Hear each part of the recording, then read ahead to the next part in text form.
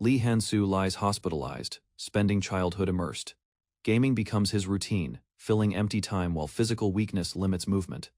Frustration rises after losing again, realizing repeated play has lost excitement. He reflects on modern games, noticing repetitive mechanics and shallow stories lacking depth. He reads discussions criticizing games for predictability. Bored, he discovers an unfamiliar game that seems different from others he played. The game presents itself as a retro-styled single-player experience with simplicity. He examines details carefully, unsure about limitations yet intrigued by unusual presentation style. Deciding to try, he installs it and prepares to begin new experience. Lee Han-soo selects Barbarian character, assuming choice holds little importance for short gameplay. He begins exploring dungeon system, observing unfamiliar mechanics. As gameplay continues, he notices unique design elements that challenge his previous expectations. Lee Han-soo becomes deeply engaged with the game experience. He recognizes the game's unique systems, requiring strategy, teamwork, and careful planning decisions. After sudden character death, he realizes progress resets completely. Initially playing casually, Lee Han-soo grows frustrated after failing near important stage completion. Despite interruption, he analyzes mistakes carefully, planning next moves with improved understanding afterward. Unable to find guides online, he commits himself fully to mastering the difficult game. Lee Han-soo resolves to conquer the game alone, committing himself. He continues playing through hospitalization, balancing life duties while consistently returning to game. Even during studies and work, he dedicates time steadily. The game becomes central to his life, consuming attention as repeated failures occur. Each death resets progress. Yet Lee Han-soo persists, refining strategies through constant repetition. Through countless retries, his skills improve, allowing gradual advancement deeper into dangerous dungeon. After 9 years, Lee Han-soo finally reaches the final dungeon. Standing before the Abyss Gate, he feels anticipation. Overwhelmed with achievement, he celebrates reaching unexplored stage.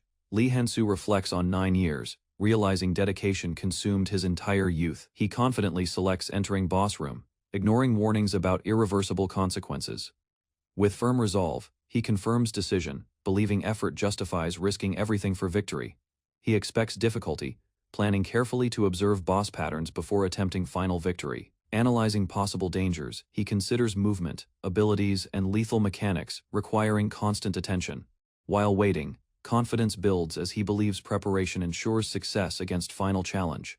Suddenly, system declares entry completed, presenting unexpected message indicating tutorial completion. Instead, strangely confused, Lee Han-soo notices language change, realizing game now displays unfamiliar Korean text. Shocked, he struggles to process situation, sensing something fundamentally wrong with entire game. A sudden system confirmation triggers intense light, overwhelming Lee Han-soo. Blinding energy engulfs him, causing unbearable pain as his body begins losing control. As transmission begins, consciousness fades quickly, leaving him stunned. He awakens suddenly, hearing unfamiliar voices announcing warriors. Confusion overwhelms him as he observes fire, crowds, and environment unlike his reality. Unable to understand situation, he realizes he has been transported somewhere. An old man demanding warriors prepare themselves and choose their weapons. Lee Han-soo struggles, mentally, questioning language, location, and situation while trying to remain calm. He decides to observe carefully, gathering information first before taking any immediate action. Lee Han-soo, noticing increased size, strength, and unfamiliar muscles. He tests movements carefully, realizing complete control despite drastic physical changes from before. Understanding dawns as he accepts new form, recognizing this body now belongs him. A voice calls participants forward, prompting Lee Han-soo to observe others stepping ahead. He watches surroundings cautiously, confused while comparing situation with familiar game scenarios experienced. Suddenly he is forced forward, pushed into action without time to react properly. The old man announces warriors loudly, guiding each participant to select their weapons.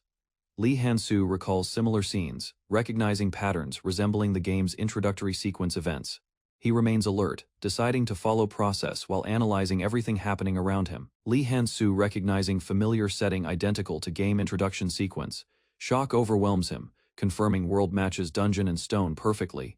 He realizes timing aligns exactly before final boss encounter he experienced previously in-game. Confusion spreads among others, but Lee Han-soo understands situation differently from surrounding barbarians.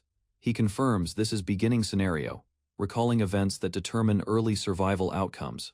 Others panic uncontrollably. Unlike him, relax. Lee Han-soo questions, situation, realizing others also possessed bodies without their consent here.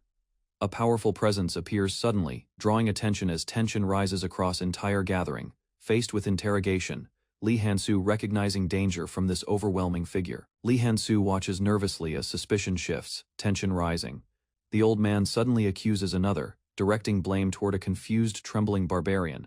Fear spreads quickly as the accused realizes danger, unable to understand sudden accusation. Without hesitation, the old man attacks brutally, killing the accused before anyone reacts. Lee Han-soo witnesses violence closely, shocked by merciless execution happening. The situation grows tense as authority asserts control. Lee Han-soo hides emotions, understanding revealing weakness could result in instant death here. The old man explains possession, warning others while maintaining control over frightened participants. Realization settles in as Lee Han-soo understands rules governing survival. Lee Han-soo realizes outsiders are labeled evil spirits, making his existence extremely dangerous. He understands discovery means immediate death, leaving no chance for negotiation or survival. Determined, he decides to stay hidden while observing ceremony. The ceremony continues as names are called, warriors stepping forward one after another. Lee Han-soo grows anxious, realizing he does not know identity of this body. Uncertainty increases as his turn approaches, leaving him unprepared for inevitable moment ahead. He considers options quickly, knowing hesitation could expose him. Calculating risks, he plans to imitate others while gathering information to avoid suspicion. Finally, his name is called, Bjorn, son of Yandel. Lee Han-soo, realizing no one steps forward after name called, understanding the rule. He decides to act before time limit triggers deadly consequence. He steps forward confidently, believing the called name must belong to him. Lee Han-soo steps forward confidently as name Bjorn is called. He maintaining composure while others watch his movements closely nearby.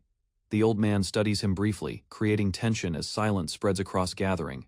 The elder commands weapon selection, signaling next stage of ceremony for chosen warrior. Lee Han-soo realizes identity confirmed, feeling relief while preparing for crucial decision ahead. He understanding weapon choice will greatly affect his survival chances here. He recalls knowledge about barbarians, recognizing their strengths differ from magical affinity users. Analyzing options quickly, he searches for equipment suited for defense and adaptability instead. He prioritizing survival and control over reckless offensive power choices. Lee Han-soo confirms shield choice, believing it provides safest starting system, confirming his identity as Bjorn officially. His attributes appear clearly, showing physical strength and combat ability suited for barbarian class. He remembering poor weapon choices led to repeated failures earlier. Testing different weapons before, he realized offensive focus caused frequent deaths during battles. He understands resilience matters more, deciding defensive approach. Reflecting further, he remembers unstable builds, relying heavily on unpredictable combat performance. He recognizing barbarians' natural durability and endurance advantages in combat situations. Confidently, he commits to balanced style, using strength and defense. Lee Han-soo, now Bjorn, realizing bombs and terrain manipulation ensured safer victories. An explosion erupts suddenly, demonstrating overwhelming power. He feels satisfaction remembering successful clears, confirming his knowledge gives strong advantage here. Massive gates open loudly, signaling next phase as ceremony transitions into labyrinth challenge. Bjorn understands objective, knowing survival depends on navigating city before entering labyrinth. He remains focused, preparing mentally to use knowledge within unfamiliar yet known environment. The destination is revealed as Rafdonia, confirming setting identical to game world progression. Warriors charge forward together, beginning journey toward uncertain survival. Bjorn moves with them, determined to survive using experience and calculated decisions. The group runs chaotically, lacking direction as confusion spreads. Some begin shouting, realizing they are lost within unfamiliar city. Blame rises suddenly, accusations targeting leader for guiding group incorrectly from beginning. The leader accepts responsibility, stepping back as another warrior volunteers to take charge. Einar steps forward confidently, gaining support from others who believe in her judgment. Bjorn recognizing leadership shift while analyzing situation carefully from distance. Soon confusion returns as even new leader admits uncertainty about correct path forward. Arguments escalate again, warriors shouting different opinions. Bjorn remains silent, realizing chaos will prevent reaching labyrinth if situation continues. Bjorn approaches Einar quietly, deciding to share knowledge, he pointing toward armored group who clearly know proper route. Einar listens attentively, accepting suggestion and preparing to guide others. Using this information, she confidently announces path, gaining trust. Warriors react positively, believing her wisdom, despite misunderstanding true source of guidance provided. Bjorn remains silent, allowing her to take credit while avoiding unnecessary suspicion from others. The group advances quickly, finally reaching labyrinth entrance glowing with mysterious energy ahead. Bjorn confirming this location matches game knowledge he remembers clearly. He feels determined, accepting new life fully as Bjorn within dangerous world now. Bjorn recalls harsh tax system, forcing citizens to earn money, knowing entering labyrinth or working city jobs are only choices. Monsters represent danger, while city work offers stability. Bjorn realizes barbarians struggle finding jobs, making city survival extremely difficult without combat success. The labyrinth gate opens rarely, creating urgency as limited time forces immediate decision now.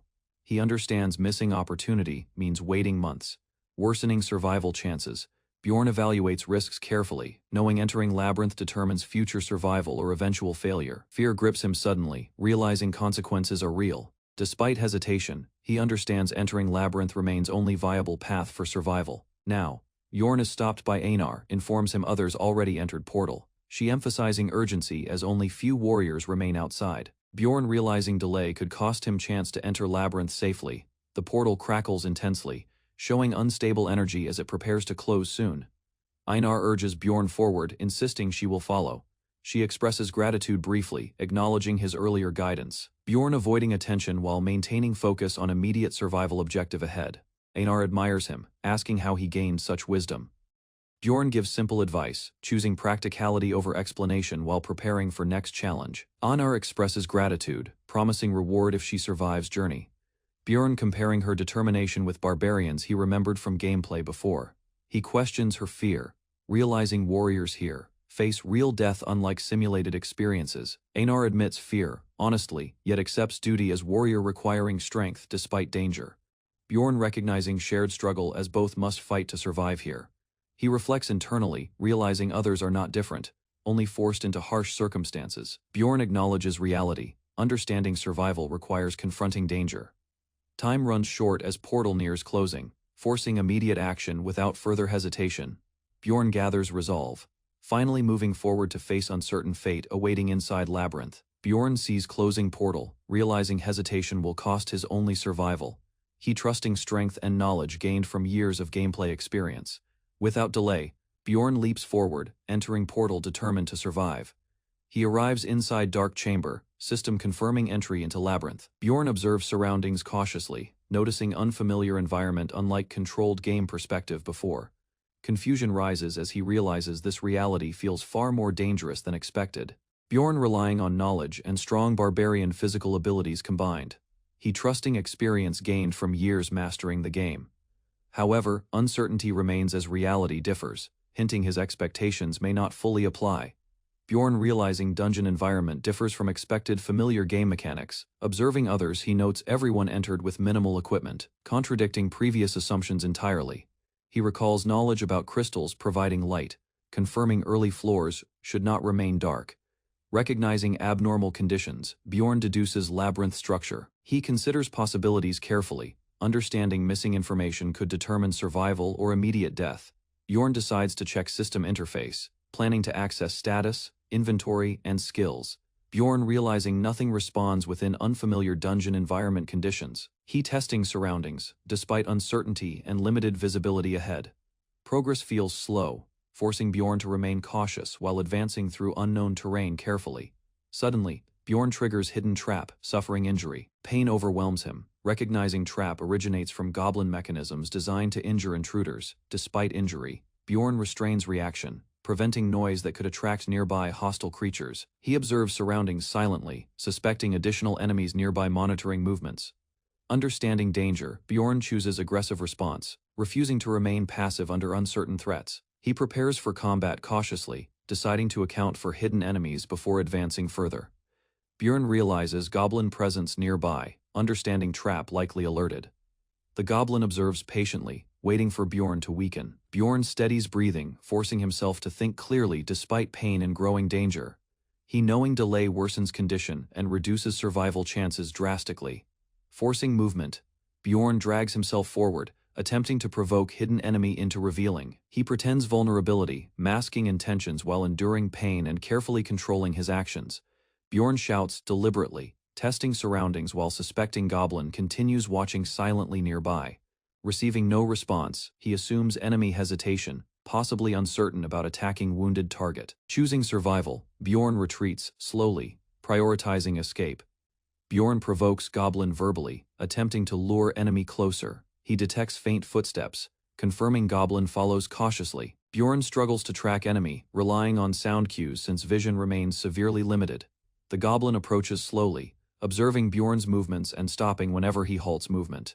Bjorn realizes enemy is patient, waiting for fear and exhaustion to weaken him further. Understanding behavior, Bjorn confirms Goblin hunts intelligently. Suddenly, object strikes Bjorn, revealing Goblin tests his condition before approaching closer cautiously. Bjorn recognizes strategy, understanding enemy checks whether he remains alive or vulnerable target. As footsteps return, Bjorn prepares mentally, anticipating imminent confrontation. Bjorn waits silently, then suddenly rises, launching attack as Goblin approaches within range. He aiming to strike first before Goblin can react or retreat. However, his attack misses, revealing miscalculation and giving Goblin brief opening opportunity. Bjorn notices strange reaction, realizing body moves faster and stronger. He adapts quickly, predicting Goblin movements while unleashing powerful consecutive strikes with precision. Confidence grows as he recognizes advantage from Barbarian's strength combined with his knowledge. Bjorn overwhelms Goblin with relentless attacks, striking repeatedly. The Goblin weakens under pressure, unable to match Bjorn's superior physical power anymore. With final blow, Bjorn crushes enemy, securing first victory. Bjorn defeats Goblin, gaining experience while observing corpse disappearing. He notices dropped item, recognizing familiar system rewarding players. The object reveals itself as valuable resource, confirming similarities between reality and game world. Bjorn identifies item as mana stone, understanding its value and possible uses immediately. He recalls information, realizing small rewards offer limited survival benefits within harsh environment. Despite effort, outcome feels underwhelming, emphasizing difficulty and resource scarcity within dungeon conditions. Bjorn reflects on world rules, understanding monsters return daily and environment follows strict system. He recognizes this world operates like game, yet consequences are real and permanent. Determined, Bjorn accepts reality, committing himself to survival. Blood continued to spill from Bjorn's wounds as he dragged himself across the cold rocky ground. Each movement burned. Yet the system kept announcing his bleeding status, forcing him to acknowledge his worsening state.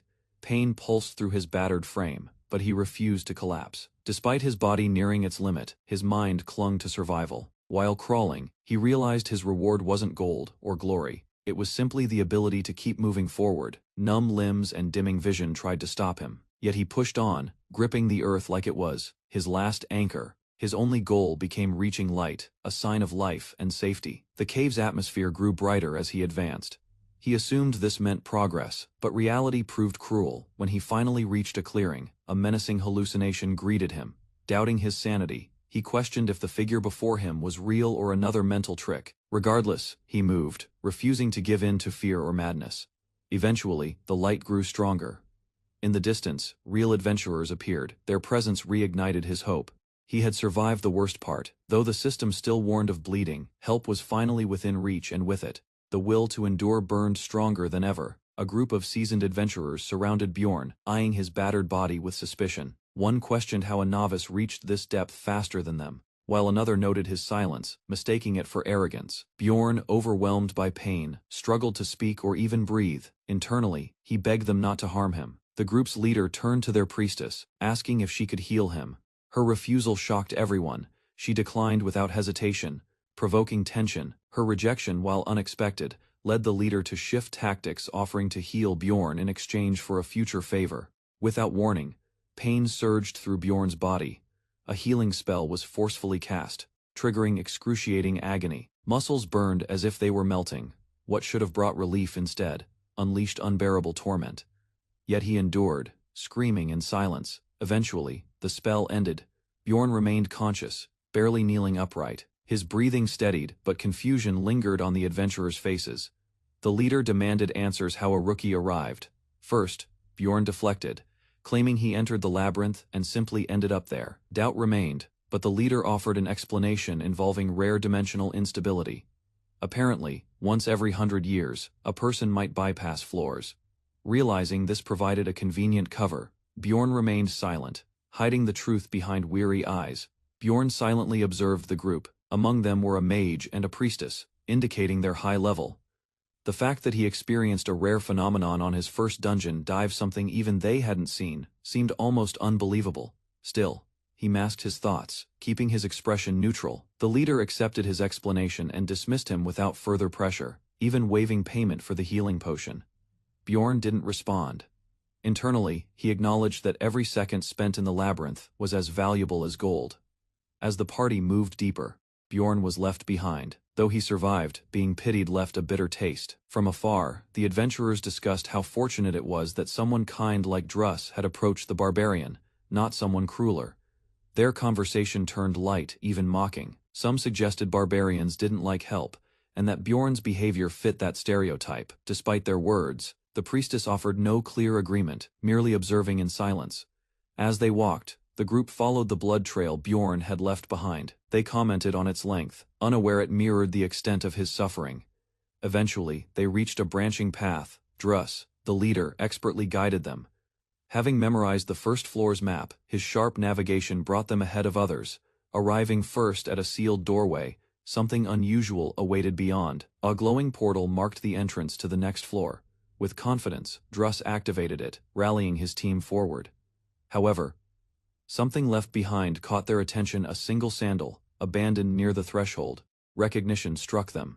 It belonged to Bjorn. Nearby, they discovered a scorched trail, evidence of a powerful energy blast. As they followed the path, realization dawned. Bjorn had ventured ahead, alone, enduring what no ordinary adventurer could survive. Whispers of disbelief spread among the party, but one member began piecing it together. Recalling Bjorn's desperate crawl and his extended arm holding a magic crystal, they understood his intention. Even while half dead, he ensured the item reached them. Despite excruciating pain, he never lost focus. Their earlier doubts faded. The group now viewed him differently, not as a reckless novice, but a relentless survivor. Druss emphasized that such individuals weren't lucky, they were dangerous. For people like Bjorn, death was never an option, survival wasn't chance. It was sheer, terrifying will. After barely escaping death, Bjorn was forced to move again. The moment he re-entered the dungeon, goblins ambushed him without pause, one after another. They attacked relentlessly, preventing him from resting. Though injured, he countered their ambushes, aware their tactics were crude and hiding spots obvious. Despite handling them, the problem lay elsewhere. Hunger had begun to take its toll. With every strike, his movements slowed, not from fatigue, but lack of energy. His body demanded food. Remembering the priestess likely carried supplies, he regretted not requesting any. Hunger clouded his judgment. Eventually, he stumbled upon discarded food remnants from fallen enemies. With no choice, he collected what he could, suppressing disgust. His earlier decision to crawl across the floor may have cost him vital supplies. Out of 7 days' rations, 5 were already consumed. Bjorn rationed what little he had, chewing stale bread slowly, savoring each bite as if it were a feast. Yet thirst began creeping in next. Surrounded by crystallized walls, he questioned where he'd find water. This world, unlike the game he once played, didn't offer convenience. The hunger system was no longer pixels on a screen, it was reality. And here, failure meant more than restarting. It meant dying. Alone in the dark, Bjorn continued forward, exhaustion pulling at every step. He stumbled upon a group, resting in the dark, but they offered no greeting. One of them recognized him from earlier, but none stepped forward to assist. Despite being in plain sight, he remained alone. Sitting down, he reflected on his progress. For someone close to death, surviving this far was no small feat. But another issue plagued him: intense fatigue. Rest was impossible in a dungeon filled with threats. He considered his options: risk sleep and trust fate, or seek allies. The second choice seemed logical. Groups could share watch, defend each other, and provide some safety. But every attempt to join a party failed. Repeated rejections, often due to prejudice against barbarians, left him standing alone again. As despair settled in, an unfamiliar voice called out. A man approached with a proposition one Bjorn misunderstood. At first, the term overnight companion carried unintended meaning, but it was actually a system role for safe resting. Realizing the offer was sincere, Bjorn agreed. This man, Haas, knew the rules and offered protection. For now, forming a temporary alliance offered a chance to survive the night. Though awkward, it was a beginning. One step closer to enduring another day in the labyrinth, despite the awkward phrasing. Bjorn accepted Haas's offer to rest together, knowing sleep was critical. The arrangement, while strange, followed a known mechanic for survival night companions, provided safety during rest. Bjorn played along, though the situation tested his patience. A coin toss determined watch order. Haas won and claimed the first shift, handing Bjorn a pocket watch to track time. He assumed Bjorn lacked basic knowledge. Rather than argue, Bjorn observed silently, masking his irritation. Though underestimated, he decided to remember this moment someday. It might serve him well. When Haas eventually fell asleep, his loud snoring echoed in the cave. Bjorn found the sight ridiculous, yet oddly reassuring. This wasn't the kind of companion he had expected, but it was better than solitude. While pretending to sleep, Bjorn monitored the time closely, growing impatient for his turn to rest. Even when Haas woke him later and offered rest, Bjorn declined. Trust didn't come easily, not in this place, and not with someone he had just met, to protect himself. He feigned deep sleep, complete with exaggerated snoring. From a short distance, Haas watched him, amused. He believed the act and dismissed Bjorn as a simple barbarian. Unaware of the truth, he underestimated someone who had no intention of ever lowering his guard. Bjorn maintained his act throughout the night, snoring deliberately, pretending to be in deep sleep. He hoped it would prompt Haas to reveal any hidden motives. No threat came, time passed slowly, but rest never arrived. Not once did Bjorn let down his guard. When dawn approached, fatigue hit hard. Bjorn hadn't slept at all. In contrast, Haas had snored peacefully for hours. Regret settled in. Despite the opportunity, he had chosen caution over recovery. Still, the thought of trusting a stranger remained unacceptable. Until proof of reliability surfaced, he wouldn't take risks. Eventually, Haas woke up and casually greeted Bjorn, unaware of the long, sleepless night. Their roles shifted, with Bjorn now tasked to rest, but he declined again, unwilling to relax beside someone he barely knew. Even when offered more rest, his instincts overruled his exhaustion. Just as a fragile sense of routine started forming, a chilling realization struck Haas. Wasn't just friendly in a split second. The man raised his blade. Bjorn, fully aware, had expected this. There was no such thing as kindness in the labyrinth. His suspicions proved correct. Trust, once again, had been misplaced, and this time, lowering his guard would have meant death. Survival demanded more than strength it required, relentless vigilance. Surrounded by hostile intent, Bjorn remained steady, eyes fixed on the traitors, approaching through the shimmering dungeon light. Without hesitation, he launched forward, intercepting an ambush midair, and hurling his attacker aside. Blood splattered across his face as the skirmish erupted, and he stood alone, wounded but unyielding. Despite his injuries, Bjorn refused to fall. The sight of fallen comrades fueled his rage as he confronted the last remaining attacker, who had fled in desperation. The coward's panic intensified, but Bjorn offered no mercy. Each step forward was a judgment, his expression silent but damning. When cornered, the man begged for his life, stammering out justifications laced with greed and fear. Bjorn, however, demanded truth, not excuses. The confession spilled out he had targeted the barbarian solely for magic crystals and gear, valuing items over life. Disgust twisted Bjorn's face. He questioned the morality behind killing for profit, receiving no answer worth the blood already spilled. Pressed again, the traitor added the barbarian's shield as another motive, still clinging to survival. Bjorn saw through the deception and struck with precision. No longer willing to tolerate lies, he issued one final warning: speak honestly, or pay the price. The coward trembled, faced with the wrath of a warrior who would not forgive betrayal. The man's trembling voice revealed a darker truth. Barbarian hearts were now commodities, harvested and sold at high prices. Bjorn stared, stunned by the revelation. It wasn't just for crystals or gear. The real motive was alchemical. His heart was worth more than his life, a rare ingredient for some arcane spell. What once seemed like senseless greed was in fact a calculated hunt. Realization settled into the attackers. He wasn't a person, he was profit. Their betrayal wasn't just desperation, it was a cold transaction. The man who cowered before him hadn't gambled for survival. He had chased a reward, disregarding the cost in blood. As the truth unfolded, the man begged for mercy, scrambling to justify his crimes. Bjorn, however, had heard enough. There was no redemption in his eyes, only the weight of necessity. He knew others would come, driven by similar greed, cloaked in the same lies. Forgiveness held no place in this world. With one final blow, Bjorn ended the man's life. The silence that followed marked a turning point. Only a day after arriving in this brutal world, he had taken a life. Yet in that grim act, Bjorn shed hesitation and finally began living with purpose. Bjorn crushed a goblin with a single blow, its body vanishing instantly. The power surging through his barbarian form still surprised him. Though unsure of his full combat abilities, he realized that wielding this strength during battle made him feel almost disconnected from the body, like a passenger in a force far greater. More goblins emerged as the dungeon shifted. It was the second day, and monster spawns were intensifying. Armed with a new weapon, his battle stats had improved, and for a moment he believed his progress would remain steady. He charged in, slaying beasts with efficiency, but fatigue crept in faster than expected. Despite the strength, his stamina waned. Worse, the wave of enemies refused to stop. The dungeon seemed relentless, and each victory only triggered the next ambush. 10 minutes hadn't passed before another horde charged, shouting in frustration. Bjorn fought back, hammer swinging wildly. Though he cleared one wave, his body begged for rest. He hoped for even a moment's pause, but sleep brought no peace. A goblin ambushed him in his rest, slipping past his defenses. He hadn't sensed a thing.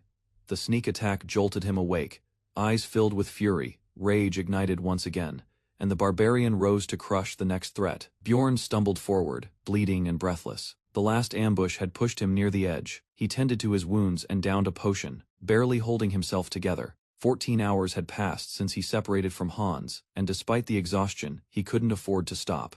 Barbarian hearts were now a commodity. He was a walking target. Determined to find safety, he ruled out teaming with humans. Their smiles were masks, and yesterday's betrayal remained fresh in his mind. Though now many sought him out, none earned his trust. They praised his strength, claimed kinship through race, but he saw through the manipulation.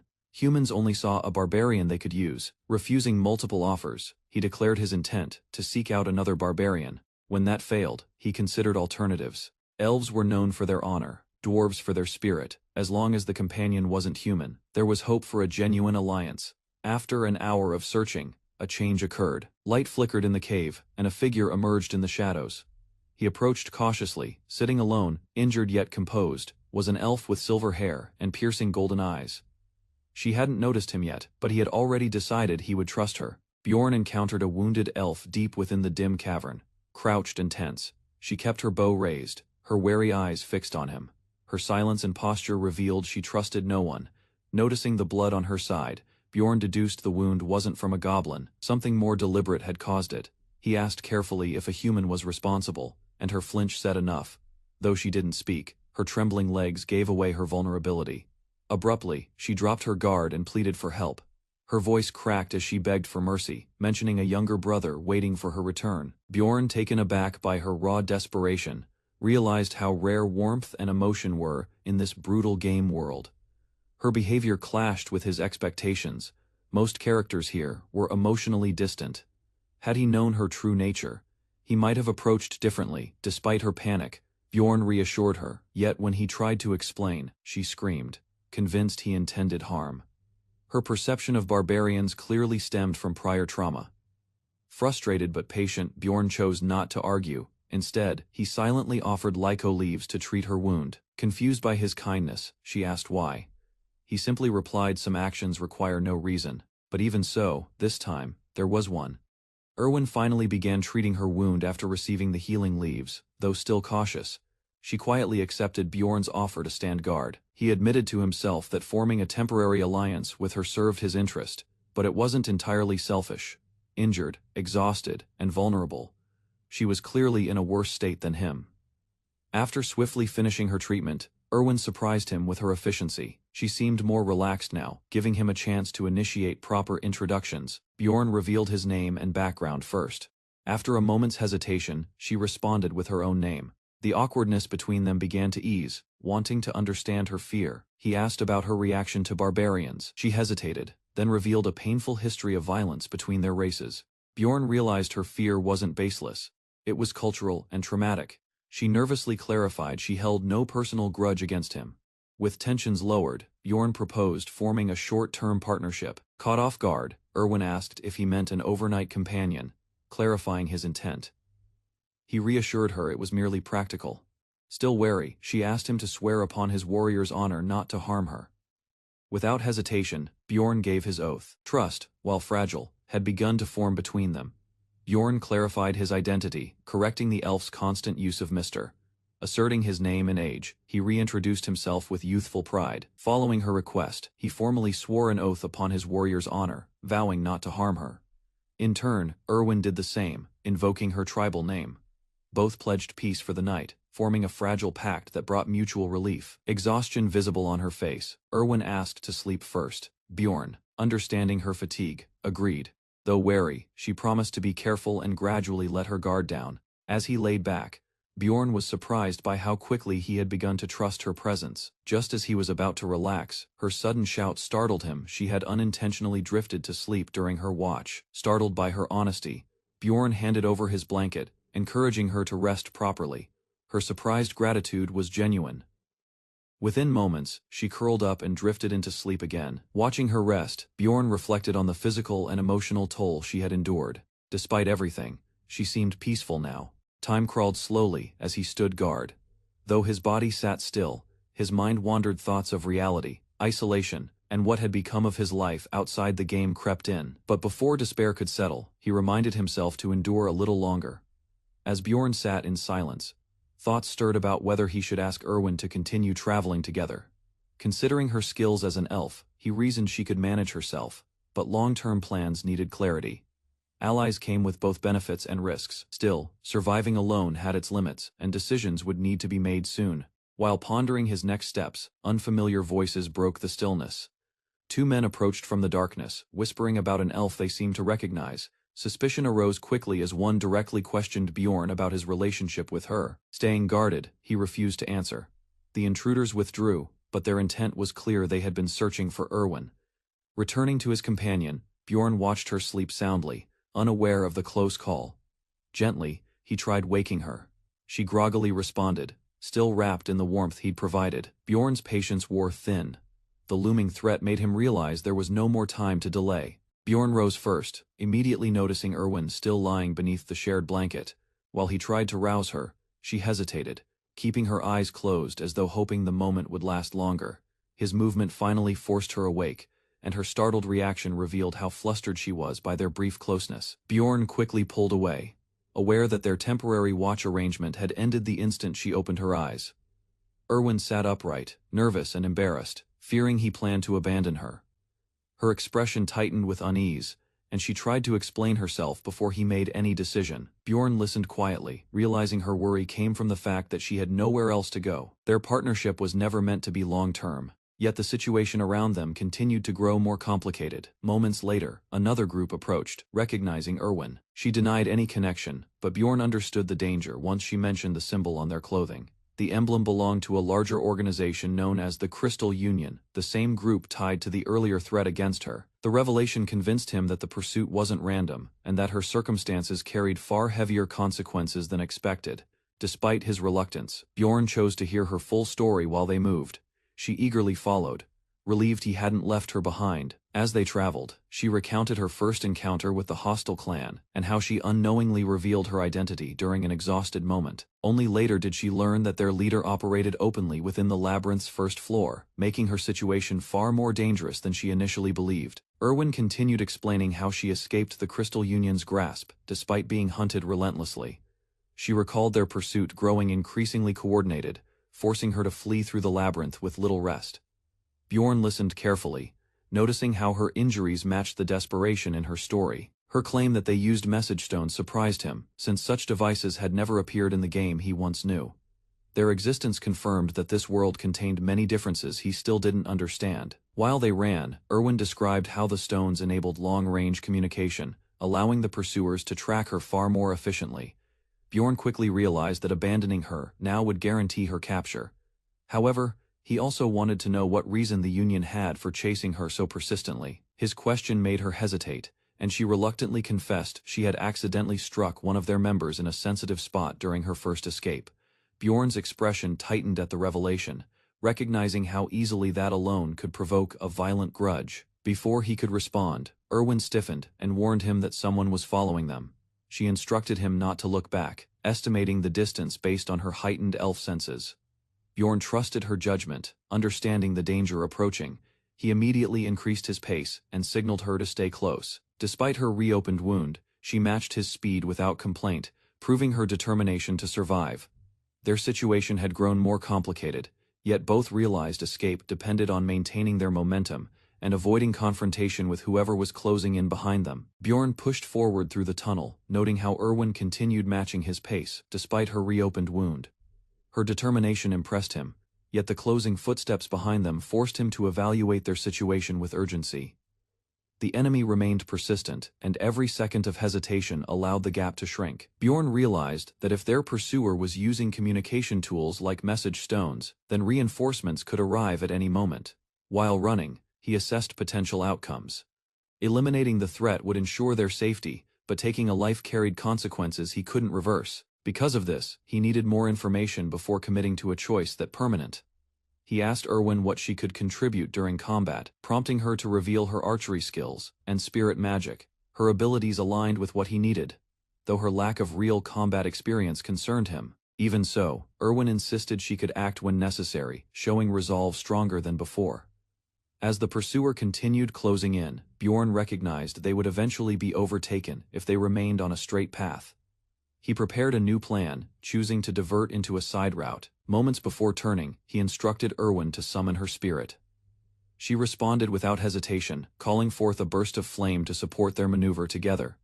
They veered sharply into the opening, hoping the sudden change would buy enough time to prepare for whatever confrontation awaited beyond the bend. Bjorn and Erwin moved into a darker section of the tunnel where the summoned flame offered their only source of light. The narrow passage forced them to slow down, yet the sound of approaching footsteps warned them their pursuer was still closing in. Erwin quickly expanded the flame to brighten their surroundings, helping Bjorn assess the upcoming terrain.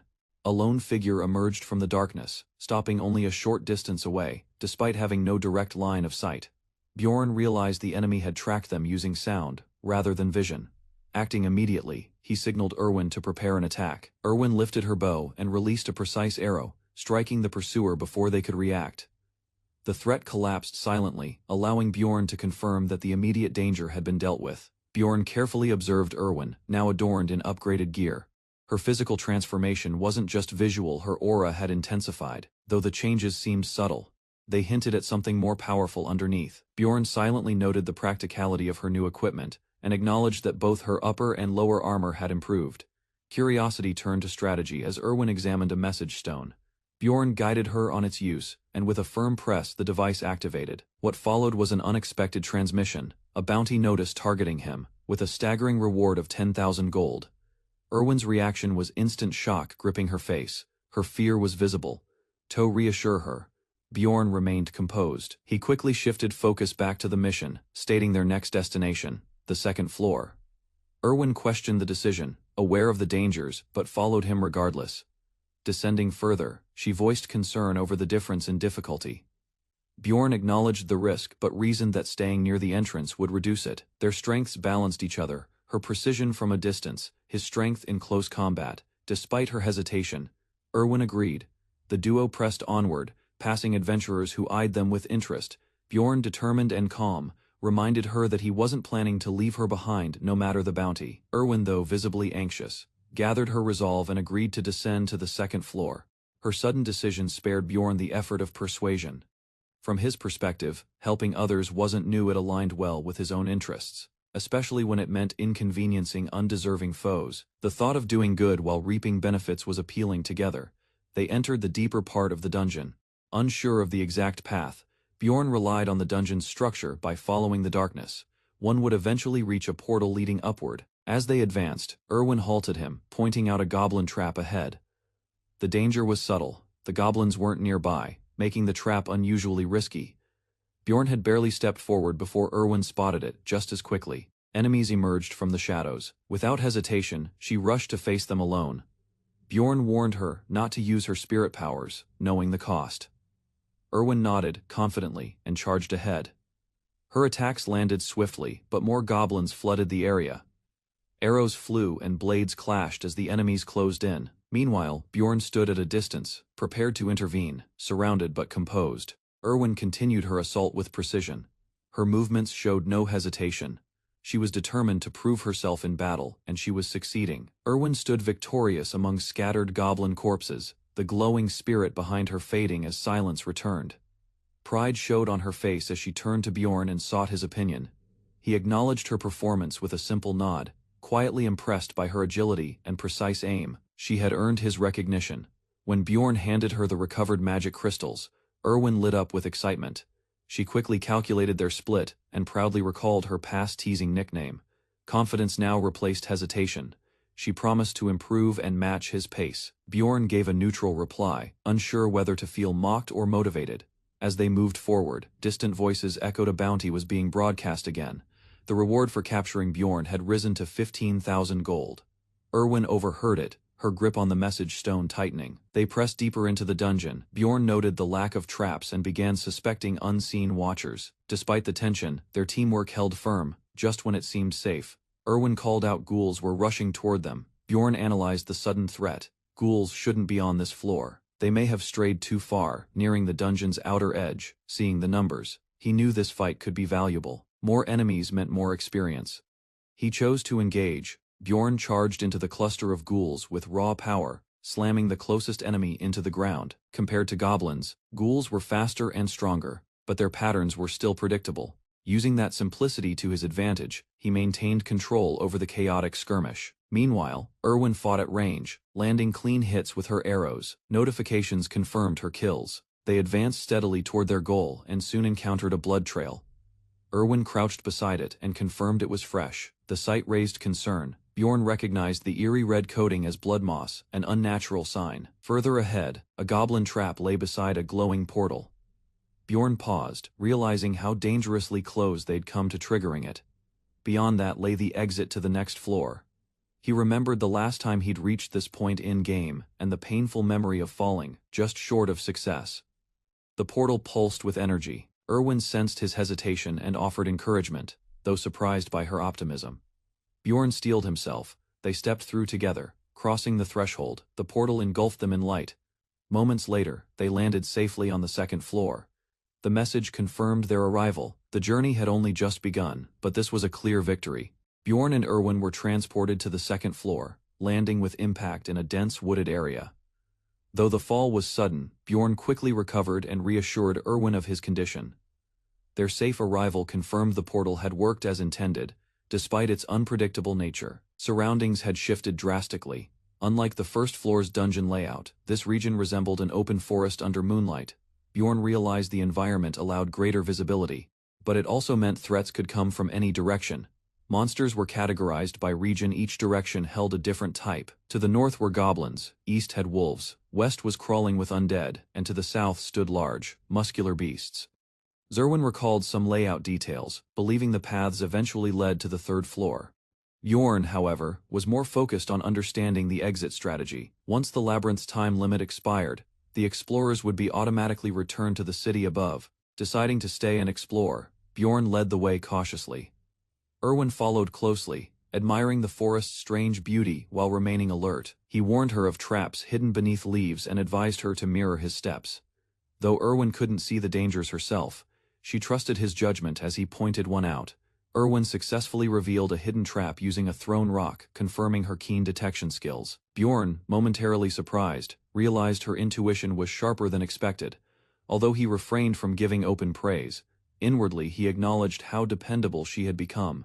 Her cheerful response to his dry compliment reinforced his perception she was easily motivated. He maintained a neutral tone, downplaying the act as her basic responsibility, but still affirmed her growth as a proper explorer.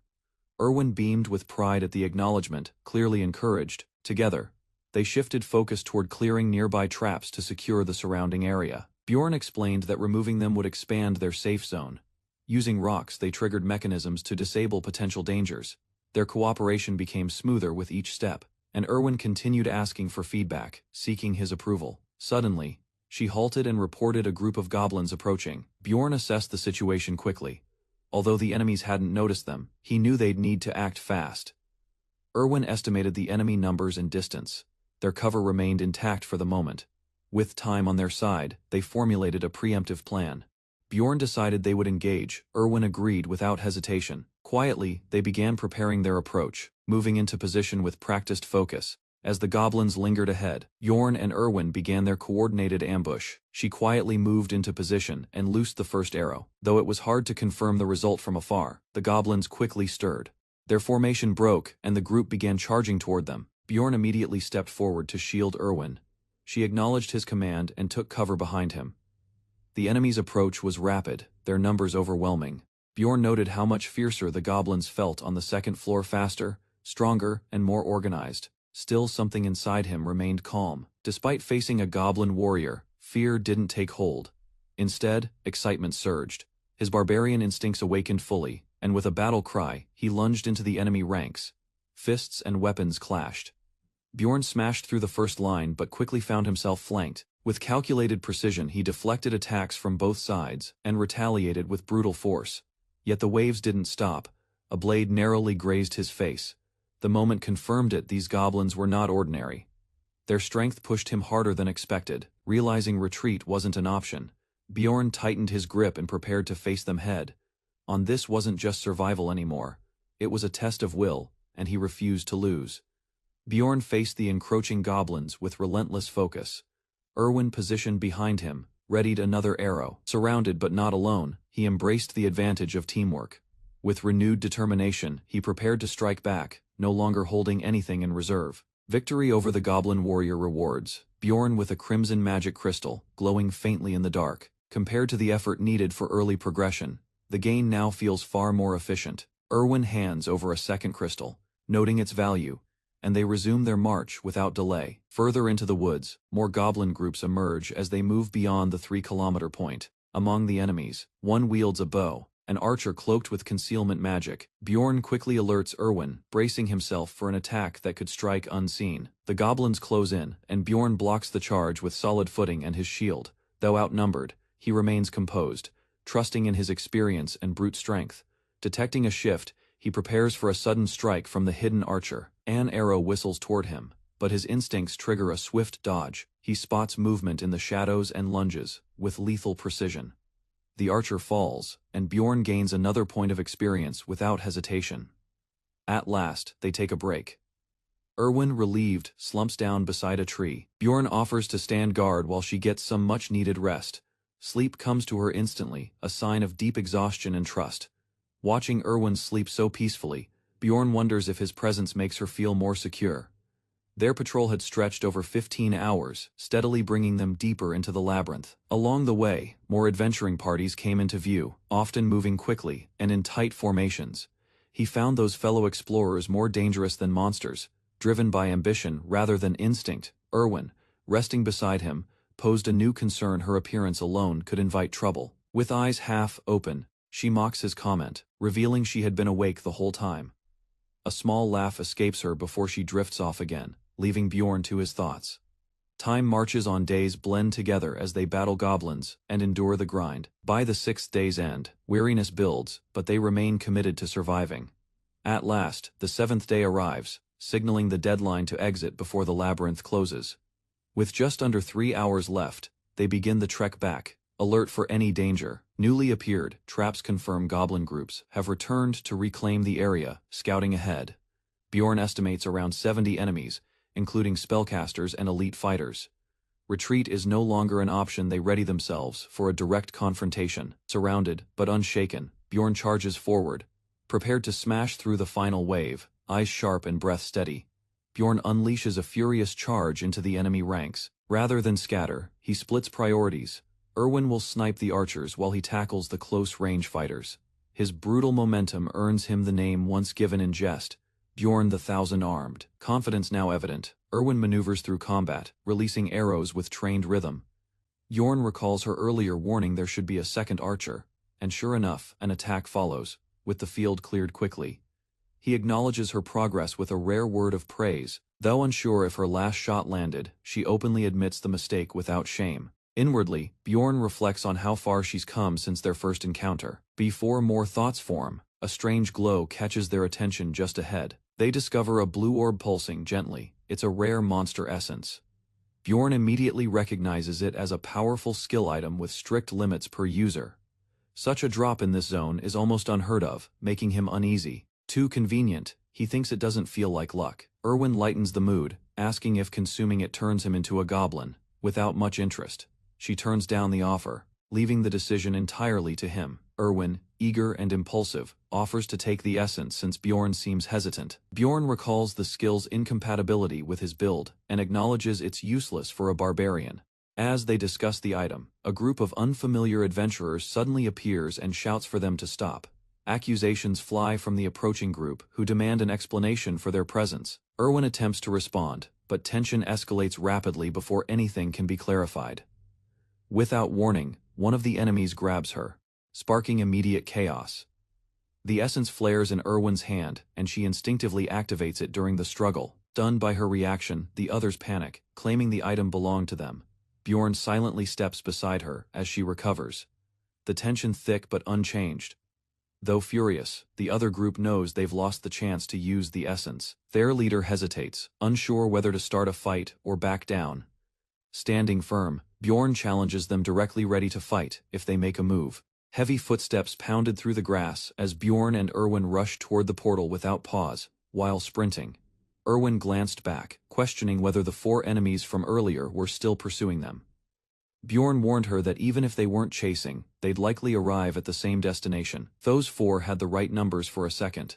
Floor-Raid Bjorn pieced it together quickly. Their movements suggested they were using the same shortcut to descend floors and bypass monsters. Suddenly, Erwin detected goblins nearby. Bjorn decided they would steer clear to avoid confrontation. That plan failed fast. Erwin shouted that the goblins were heading straight for them. Bjorn realized they were being tracked by the monster's enhanced detection, active in recent days. Without hesitation, he turned them toward a different route, hoping to shake the pursuit. An arrow sliced the air. Bjorn shielded Erwin just in time, recognizing it wasn't goblin. He understood the ambush came from their earlier enemies. They had lured the goblins in and now waited ahead to trap them. There was no escape. Bjorn called for Erwin to prepare her magic. Responding swiftly, she activated a frost-based spell, icy power circling around her. A chilling aura exploded outward. She was ready to fight. Bjorn handed Erwin a potion, entrusting her with guarding the classroom exit during the fight. Without hesitation, he turned to face the goblins alone, preparing for a direct confrontation. He warned her to wait for a signal. There would only be one chance. His decoy worked. Rustling leaves and loud steps lured the goblins into view. Moving first, he struck fast, slashing down the frontliners before they could organize. Judging their strategy, he guessed the enemy party would act once the goblins weakened him. A dozen goblins closed in, with 2 wielding swords, indicating some level of training. He fought hard, but the lack of arrows felt suspicious until he spotted one flying. Archers had revealed themselves, catching him mid-swing. Dodging blades and arrows, Bjorn stayed mobile, using his shield and footwork. He couldn't afford to forget Erwin or the classroom's location during the chaos. Fatigue deepened as wounds multiplied. A sudden double arrow assault forced him into action. One came from a hidden crossbowman, the other, a goblin's shot. Bjorn raised his shield and blocked the deadlier one, just in time. An arrow pierced Bjorn's shoulder, forcing him to retreat as the poison started affecting his movement. The wound crippled his left arm. He could no longer hold both weapon and shield. With a decision made, he kept the shield, prioritizing defense over offense, focusing on survival. He realized the real threat wasn't the goblins, but the hidden attackers. Although his hammer could crush goblins easily, it left him exposed to ranged fire. He chose caution, using his shield to defend while enduring wave after wave of enemies. More goblins rushed in. Despite injuries, Bjorn held his ground under relentless pressure. A brief moment of calm let him reassess the battlefield and spot his ambushers. 3 armed men watched from the shadows. Their trap had failed, but they were impressed. Bjorn called them out directly, confirming they were the same enemies from earlier. They mocked his strength, surprised he was still standing after fighting so many monsters. Their leader offered a deal: hand over Erwin, and they'd spare him. Bjorn silently laughed, knowing the offer was a lie. His defiance provoked them. The group prepared to strike together, swords drawn. They charged forward, treating him like a boss monster to be hunted. Bjorn noticed his left arm remained unusable, forcing him to rely solely on his right side while assessing the battlefield. He realized a signal was needed for Erwin, something easily recognizable to anyone from this world. Raising his hand, he activated a bright flash of magic, creating a clear signal to guide her next move. Chaos breaks out as Bjorn abruptly lifts an enemy and launches him overhead without hesitation. Trusting the unseen ally's signal, he moves swiftly, acting before doubts can surface. The thrown body crashes into two foes, knocking them down with brutal efficiency. Steel clashes mid-charge. A powerful opponent blocks Bjorn's path with sheer force. Holding his ground, he calculates the risks. Retreat isn't an option. Thoughts race. The enemy hadn't fallen for the earlier decision chain prediction after all. A glowing object descends, drawing attention with its unnatural light. Recognition hits. This must be Erwin's move, part of a broader plan. Bjorn keeps his stance firm, ready as the attackers shift focus toward him. A shield fighter intercepts, halting progress and taunting with smug confidence. Bjorn scowls, realizing their intent was to block Erwin from the start. Enemies converge. He knows he can't face them all alone, accepting the cost. He sacrifices his left arm to secure a strike. Pain shoots through him, but he closes in on the redhead. His attack lands, clean an injured arm for a lethal blow, a fair exchange. Bloodied and beaten, the enemy gasps out, "Monster," before collapsing beneath Bjorn's crushing grip. With no time wasted, Bjorn hurls the corpse aside, clearing his path with sheer force. Momentum surges as he charges through the smoke, closing distance without hesitation. While clashing blades, Bjorn signals Erwin to unleash the prepared attack. Flames burst behind the enemy lines, igniting chaos and splitting their formation. The surprise attack works. Erwin's timing shifts the battle's rhythm in their favor. Suddenly, one opponent breaks away, heading toward Erwin's position. Chasing him would stretch their defense too thin and invite collapse. Instead, Bjorn holds his ground, trusting Erwin to handle the threat alone. Another ambusher leaps in, but Bjorn reacts first with a brutal counterstrike. His target crashes down hard, no longer a threat. Ahead, the last warrior waits, heavily armored and clearly experienced. A swift double assault comes from both sides, forcing Bjorn to adjust instantly. Rather than strike directly, he fakes an opening swing to bait a response.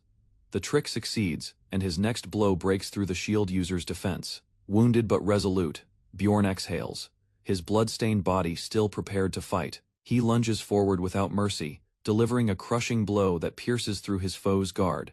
Refusing defeat, he unleashes a final barrage, fueled by raw willpower and fury. Silence settles as Bjorn stands amidst the aftermath, blood dripping from his fists. Erwin and the elf girl approach, calling out with urgency upon seeing his condition. Their arrival confirms it. Both battles are over, and they're alive, concerned. The elf quickly presents a potion and insists he take it now. Although surprised by her tone, Bjorn listens as she explains the poison's effect. After a brief hesitation, he drinks it down, bracing as heat surges through him. Pain flares through every nerve as the liquid spreads violently inside him. With effort, he checks the time. Only 10 minutes remain before the floor shuts. No time remains for rest or recovery. Commanding swiftly, Bjorn instructs Erwin to prepare while they gather supplies. Together, they sprint toward the glowing portal as seconds tick down. Just before it closes, they leap through, escaping by the narrowest margin. The group dives through the portal just before time runs out, barely avoiding collapse. Bright energy surrounds them as the system confirms their successful entry into the first floor. Landing safely, they catch their breath, surprised by the violent nature of the transition. While the elf girl cheers, Bjorn remains focused, noting only 30 seconds remained. She reminds him of a promise made earlier. Something involving the essence. He deflects the topic for now, insisting they speak, once they're safely out. With seconds to spare, Bjorn commands the team to target the Black Walker. The labyrinth begins closing as the system prepares to transport them back. Moments later, Bjorn opens his eyes. He has returned once again to Rafdonia. At the city plaza, countless adventurers returned, drawing attention with their triumphant presence and worn gear. Unlike in the dungeon, time passed differently here, forcing them to adjust to the city's rhythm. A loud voice broke through the noise, calling out to Bjorn, recognizing him as Jandal's son. Karaka was quickly surrounded as allies rushed to greet him, each relieved by his safe return. His popularity grew, with warriors praising his bravery. The excitement intensified as many declared their intent to prove their worth with magic crystals. Bjorn lingered at the back, quietly observing the gathering while clutching his large sack of loot. Nearby, the clerk announced totals. One warrior had over 40,000 stones, drawing gasps from the crowd. Karaka's name was praised again, labeled a true warrior by those impressed with his results. Without a word, Bjorn stepped forward and dropped his heavy bag, prompting swift calculations. The final count stunned everyone. 182,473 stones, far surpassing the previous totals. Shocked murmurs spread. Bjorn had broken every known record with a single submission. Cheers erupted as his name echoed, each voice chanting louder in admiration and disbelief. He raised his weapon high, proudly declaring his dominance among warriors. Guards arrived to calm the uproar, urging the crowd to quiet, as tension slowly faded. Crowds shifted and murmured as adventurers moved through the square, drawing attention from nearby onlookers. Choosing to blend in, Bjorn trailed behind the other barbarians, curious about their next destinations. Spotting someone unexpected, he paused, his eyes locked onto a woman with silver hair and confidence. Erwin stood with poise, surrounded by peers, her presence commanding more than casual attention. While Bjorn watched silently, envy surfaced. She laughed easily among mages while he remained isolated. Their eyes met briefly. Bjorn seized the moment, proposing they meet later with direct, assertive words. The women around her reacted immediately, suspicious and surprised by Bjorn's familiarity with Erwin. Questions flew, but Erwin dismissed them, clearly caught off guard and flustered by the encounter. Others began doubting him, convinced no true warrior should be close to someone of her rank. He turned away, tension building, surrounded by whispers that questioned his identity and strength. Determined to prove himself, Bjorn swore to silence them through action in the next dive. Meanwhile, joyful reunions unfolded. Sons returned, brothers embraced, emotions poured across the gathering. However, joy wasn't universal. Not all adventurers made it back from the labyrinth's depths. Grief filled the gaps where warriors once stood. Families wept, friends screamed, hope shattered. Among the mourning, Bjorn walked forward, bloodied, silent, and alive, processing real grief in person rather than pixels. Left Bjorn with a strange sense of discomfort. Shouts for celebration echoed as mugs were raised and the tavern burst into chaotic drinking. Across the room, Bjorn remained still, eyeing the frenzy with quiet disbelief.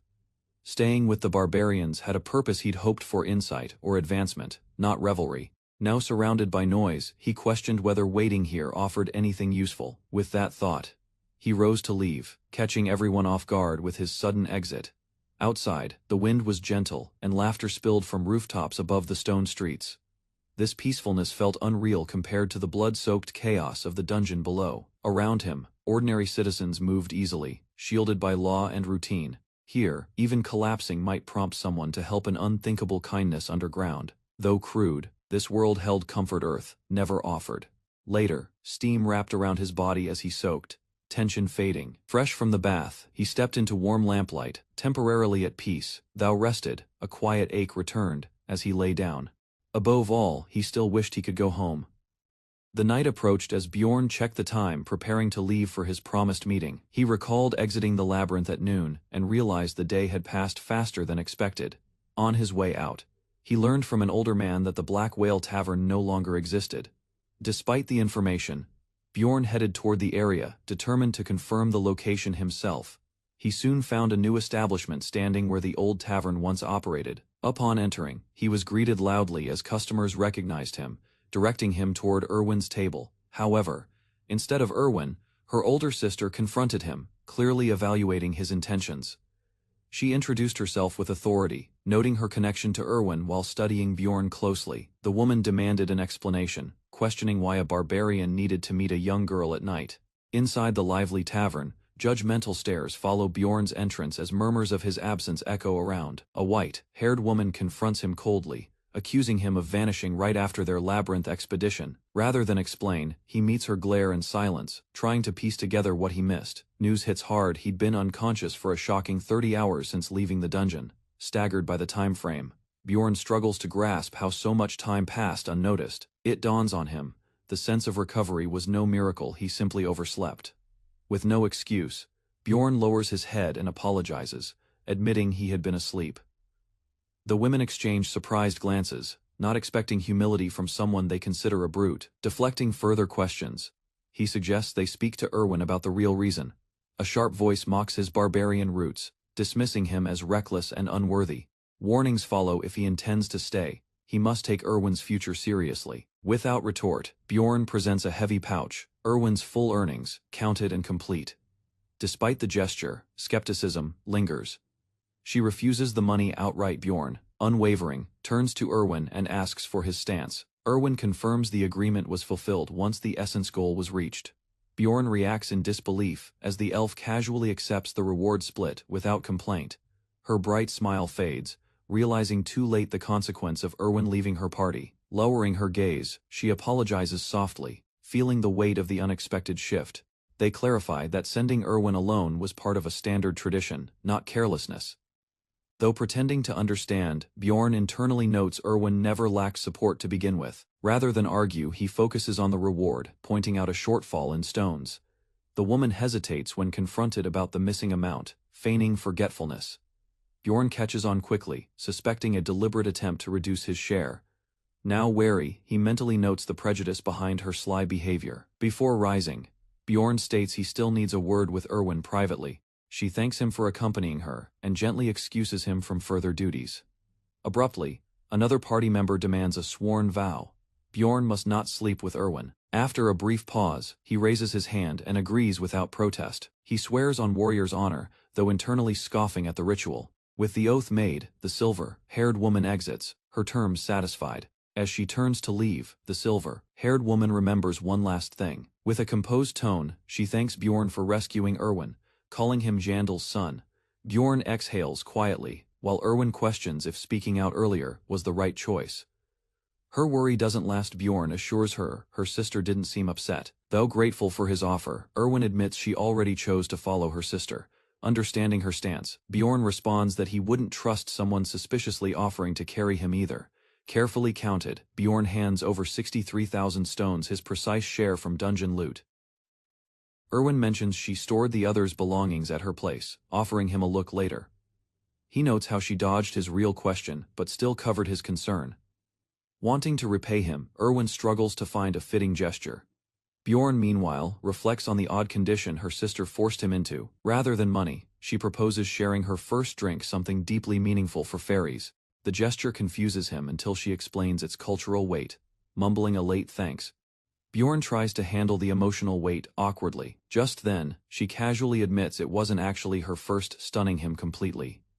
Bjorn casually reveals that it was also his first time exploring the labyrinth. A feast is prepared on the table, signaling a moment of well-earned celebration. Erwin praises his performance, and together they toast their successful mission with raised mugs. Empty plates stack up as the two continue eating and drinking in a relaxed rhythm. Erwin comments on his clothing choice, while Bjorn quickly deflects with sarcasm. He shifts the topic, reminding her about her earlier wish to repay him. Bjorn lowers his voice and says it's not safe to talk there due to security. Erwin pauses, then quietly suggests they go somewhere more private, with a smile. She agrees to head to his room, misreading the intention. Inside the dim room, Bjorn attempts to evaluate Erwin's flexibility with firm but precise movements. Tension builds as her body strains. A painful crack signals that something's gone wrong. Realizing his error, Bjorn pulls back, noting how easily his raw strength overwhelms normal limits. Erwin gasps, but assures him she's fine, swearing she can continue. Shaken, she checks her arm while Bjorn quietly observes how little flexibility shows without game stats.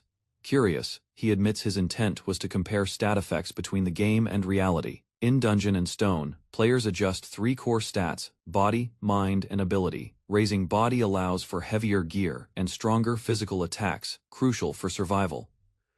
Bjorn's high stats explain his advantage knowledge earned from watching others fail repeatedly. Among all attributes, obsession remains unclear, newly appearing after gaining Erwinate's essence. Erwin wonders if behavioral shifts, like impatience or cravings, are linked to it. Bjorn recalls a sudden craving for cookies, something he never enjoyed before. Perhaps obsession alters desire. He considers other hidden stats might exist. Before he can reflect further, Erwin softly announces her exhaustion. Though still curious, Bjorn lets it go for now. Rest takes priority. Sleep breaks as Bjorn suddenly opens his eyes, struck by a nagging thought. A warning from Erwin's sister resurfaces. He wasn't supposed to sleep beside her. Seeing her resting innocently, he reasons it likely referred to something else entirely. Displayed before them lies the loot, shields, bows, and valuable gear from their expedition. Erwin requests a leather set and belt, excited to claim her share. At the market, a merchant offers 350,000 stones for a portion of their spoils. The total profit from sales approaches 180,000 stones, a decent return. Combined with earlier gains, Bjorn calculates 145,000 stones in total earnings. Even after subtracting Erwin's cut, it surpasses anything he achieved in his first playthrough. Confidence builds as he considers it a strong start. Erwin reacts with surprise when Bjorn casually suggests separating. Rather than split up, they continue toward the square together, through mourning crowds. A commotion halts their path. Something serious draws the townspeople in. It turns out to be a public execution, announced by stern guards. Shockingly, the accused aren't murderers, but individuals guilty of lesser, unclear offenses. Crowds watch tensely as officials announce that the condemned are guilty only of unpaid taxes. The city justifies the harsh penalty by emphasizing the need to sustain dungeon defenses. According to their logic, anyone unable to contribute is simply removed to preserve stability. Before Bjorn can process it, citizens rush forward to collect blood with pieces of bread. Erwin explains that many believe consuming it grants prosperity for the coming year. When Bjorn asks about taxes, she recalls that non-humans face 700,000 stones initially. Her answer continues, as she mentions the second year raises it to 800,000 stones. The steady increase mirrors the game's mechanics, pressuring explorers to advance quickly.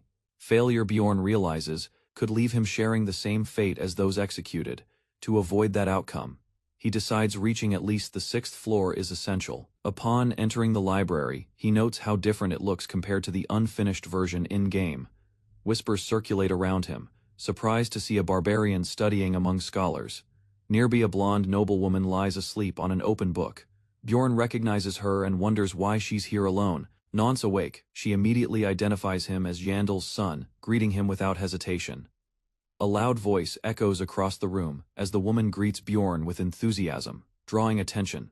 Though surprised, she explains her presence by recalling his advice to think before acting. Books spread before her. She admits, she came to gain more knowledge through study. Bjorn suspects her behavior changed after something serious happened in the labyrinth. Instead of boasting like other barbarians, she now strives to understand the bigger picture. Since reading proves difficult, she plans to visit the shrine and learn from the elders. Before leaving, she remembers a promise to repay him if they survived. Sincerely, she offers help should he ever need it. Bjorn accepts and reminds her not to forget, knowing her support might be needed soon. Left alone, Bjorn wonders how to locate the right book in such a vast library. Noticing a serious girl nearby, he assumes she's familiar with the system. After clearing her throat, she calmly responds, offering assistance without hesitation. While scanning the room, Bjorn searched casually for a book, unaware of what had triggered the event.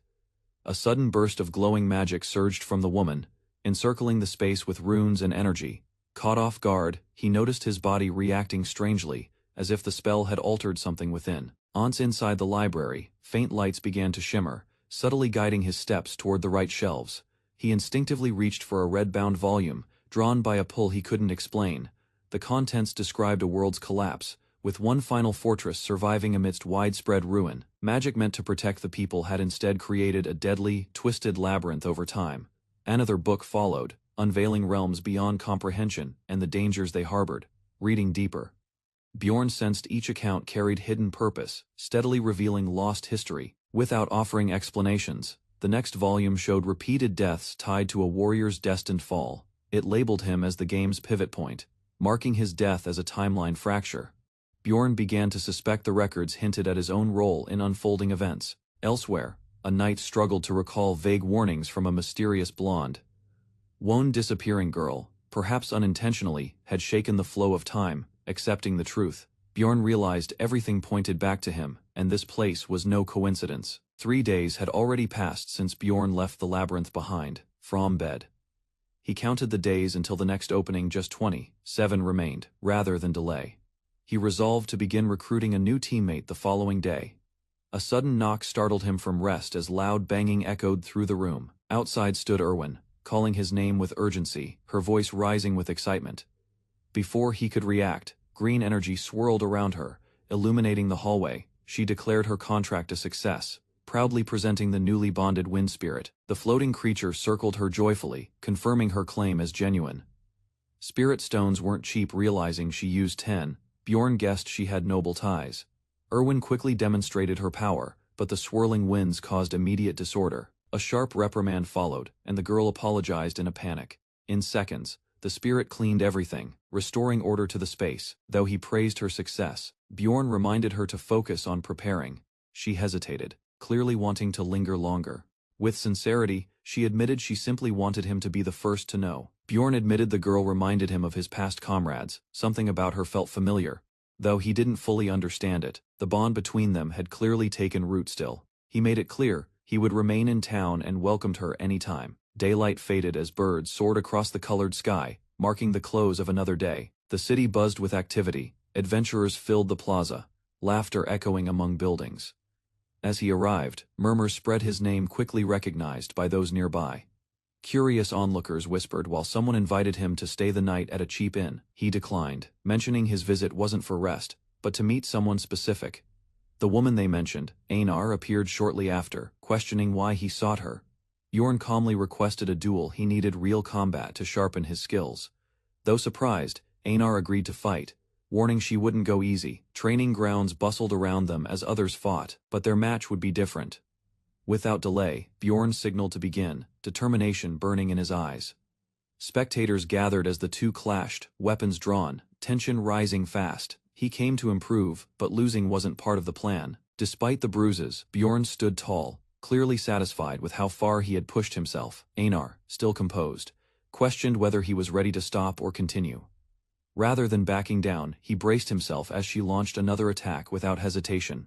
Moonlight bathed the field as the intense sparring session dragged deep into the night. Worn out, Bjorn finally admitted that hiring a party was beyond his budget. Hearing this, she casually asked if he planned to challenge the labyrinth solo again. Instead of dodging the topic, he offered a direct solution, teaming up with her. Just as he laid out terms, her sharp voice interrupted him mid-sentence. Confused, he wondered if his conditions had offended her somehow. Unexpectedly, she clasped his wrist and spoke with calm resolve she would trust him. A grin spread across his face, realizing she'd accepted together. They departed toward the next destination, the Barbarian Shrine. Welcomed by the elder, both were acknowledged as returning warriors. Bjorn ignored tradition and immediately voiced his purpose. He needed the spirit seal. Specifically, the undead seal, a skill vital for clearing the labyrinth. In this world, chosen warriors are drawn into divine spheres, governed by ancient power and rules. Fairies grant contracts to champions, empowering them with spirits, while mages summon entities for battle. Among all, only barbarians possess the unique ability to wield the rare and potent spirit seal. Bjorn shocks the elders by mentioning the spirit seal, a topic few outsiders dare speak of. Rather than deny it, he explains he uncovered the knowledge while researching at the city library. Pleased by his initiative, the elder praises both him and Anier for their worthy curiosity. The elder warns that claiming a spirit seal comes with a steep cost, 800,000 stones. Without flinching, Bjorn agrees to pay, leaving the room stunned by his certainty. He knows how hard that amount is to earn, especially under restricted conditions. Bjorn slams down bags of stones, totaling the required amount. He confidently states he planned ahead and expected the question. To explain, he says he found and exploited a wounded fairy on the first floor. Using her for magic crystal farming, he later fed her essence to another. Her grateful sister paid him in return, boosting his unexpected fortune. The tale leaves the barbarians roaring. No one had ever scammed the fairies like that. As a sign of recognition, the elder rewards Bjorn with 200,000 stones for his potential. Such generosity stuns the crowd. Receiving that much simply for promise is nearly unheard of. Rather than boast, Bjorn confidently vows to keep improving, drawing cheers from his fellow warriors. The spirit seal ceremony initiates with Bjorn seated in silence, surrounded by mystic energies. Through a method involving magical essence, his body begins absorbing power to form the seal. Because of this process, barbarians bear tattoos, visual proof of completed spiritual binding rituals. Intense pain strikes the moment the seal is applied, making Bjorn clench his teeth.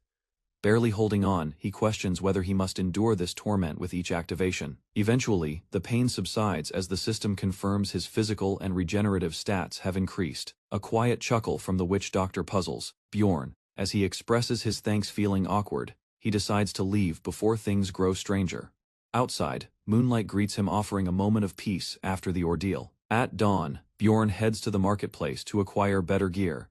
His recent training convinced him that swords don't suit his combat instincts. Instead, he opts for blunt weapons, practical tools ideal for crushing early floor monsters. A sturdy mace catches Bjorn's eye, and he gladly buys it for 220,000 stones. Next, he picks light armor that costs 360,000 stones, balancing defense with mobility. His shopping ends with 50,000 stones remaining just as Erwin waves and approaches. Together, they share a quick lunch before he heads off to the library.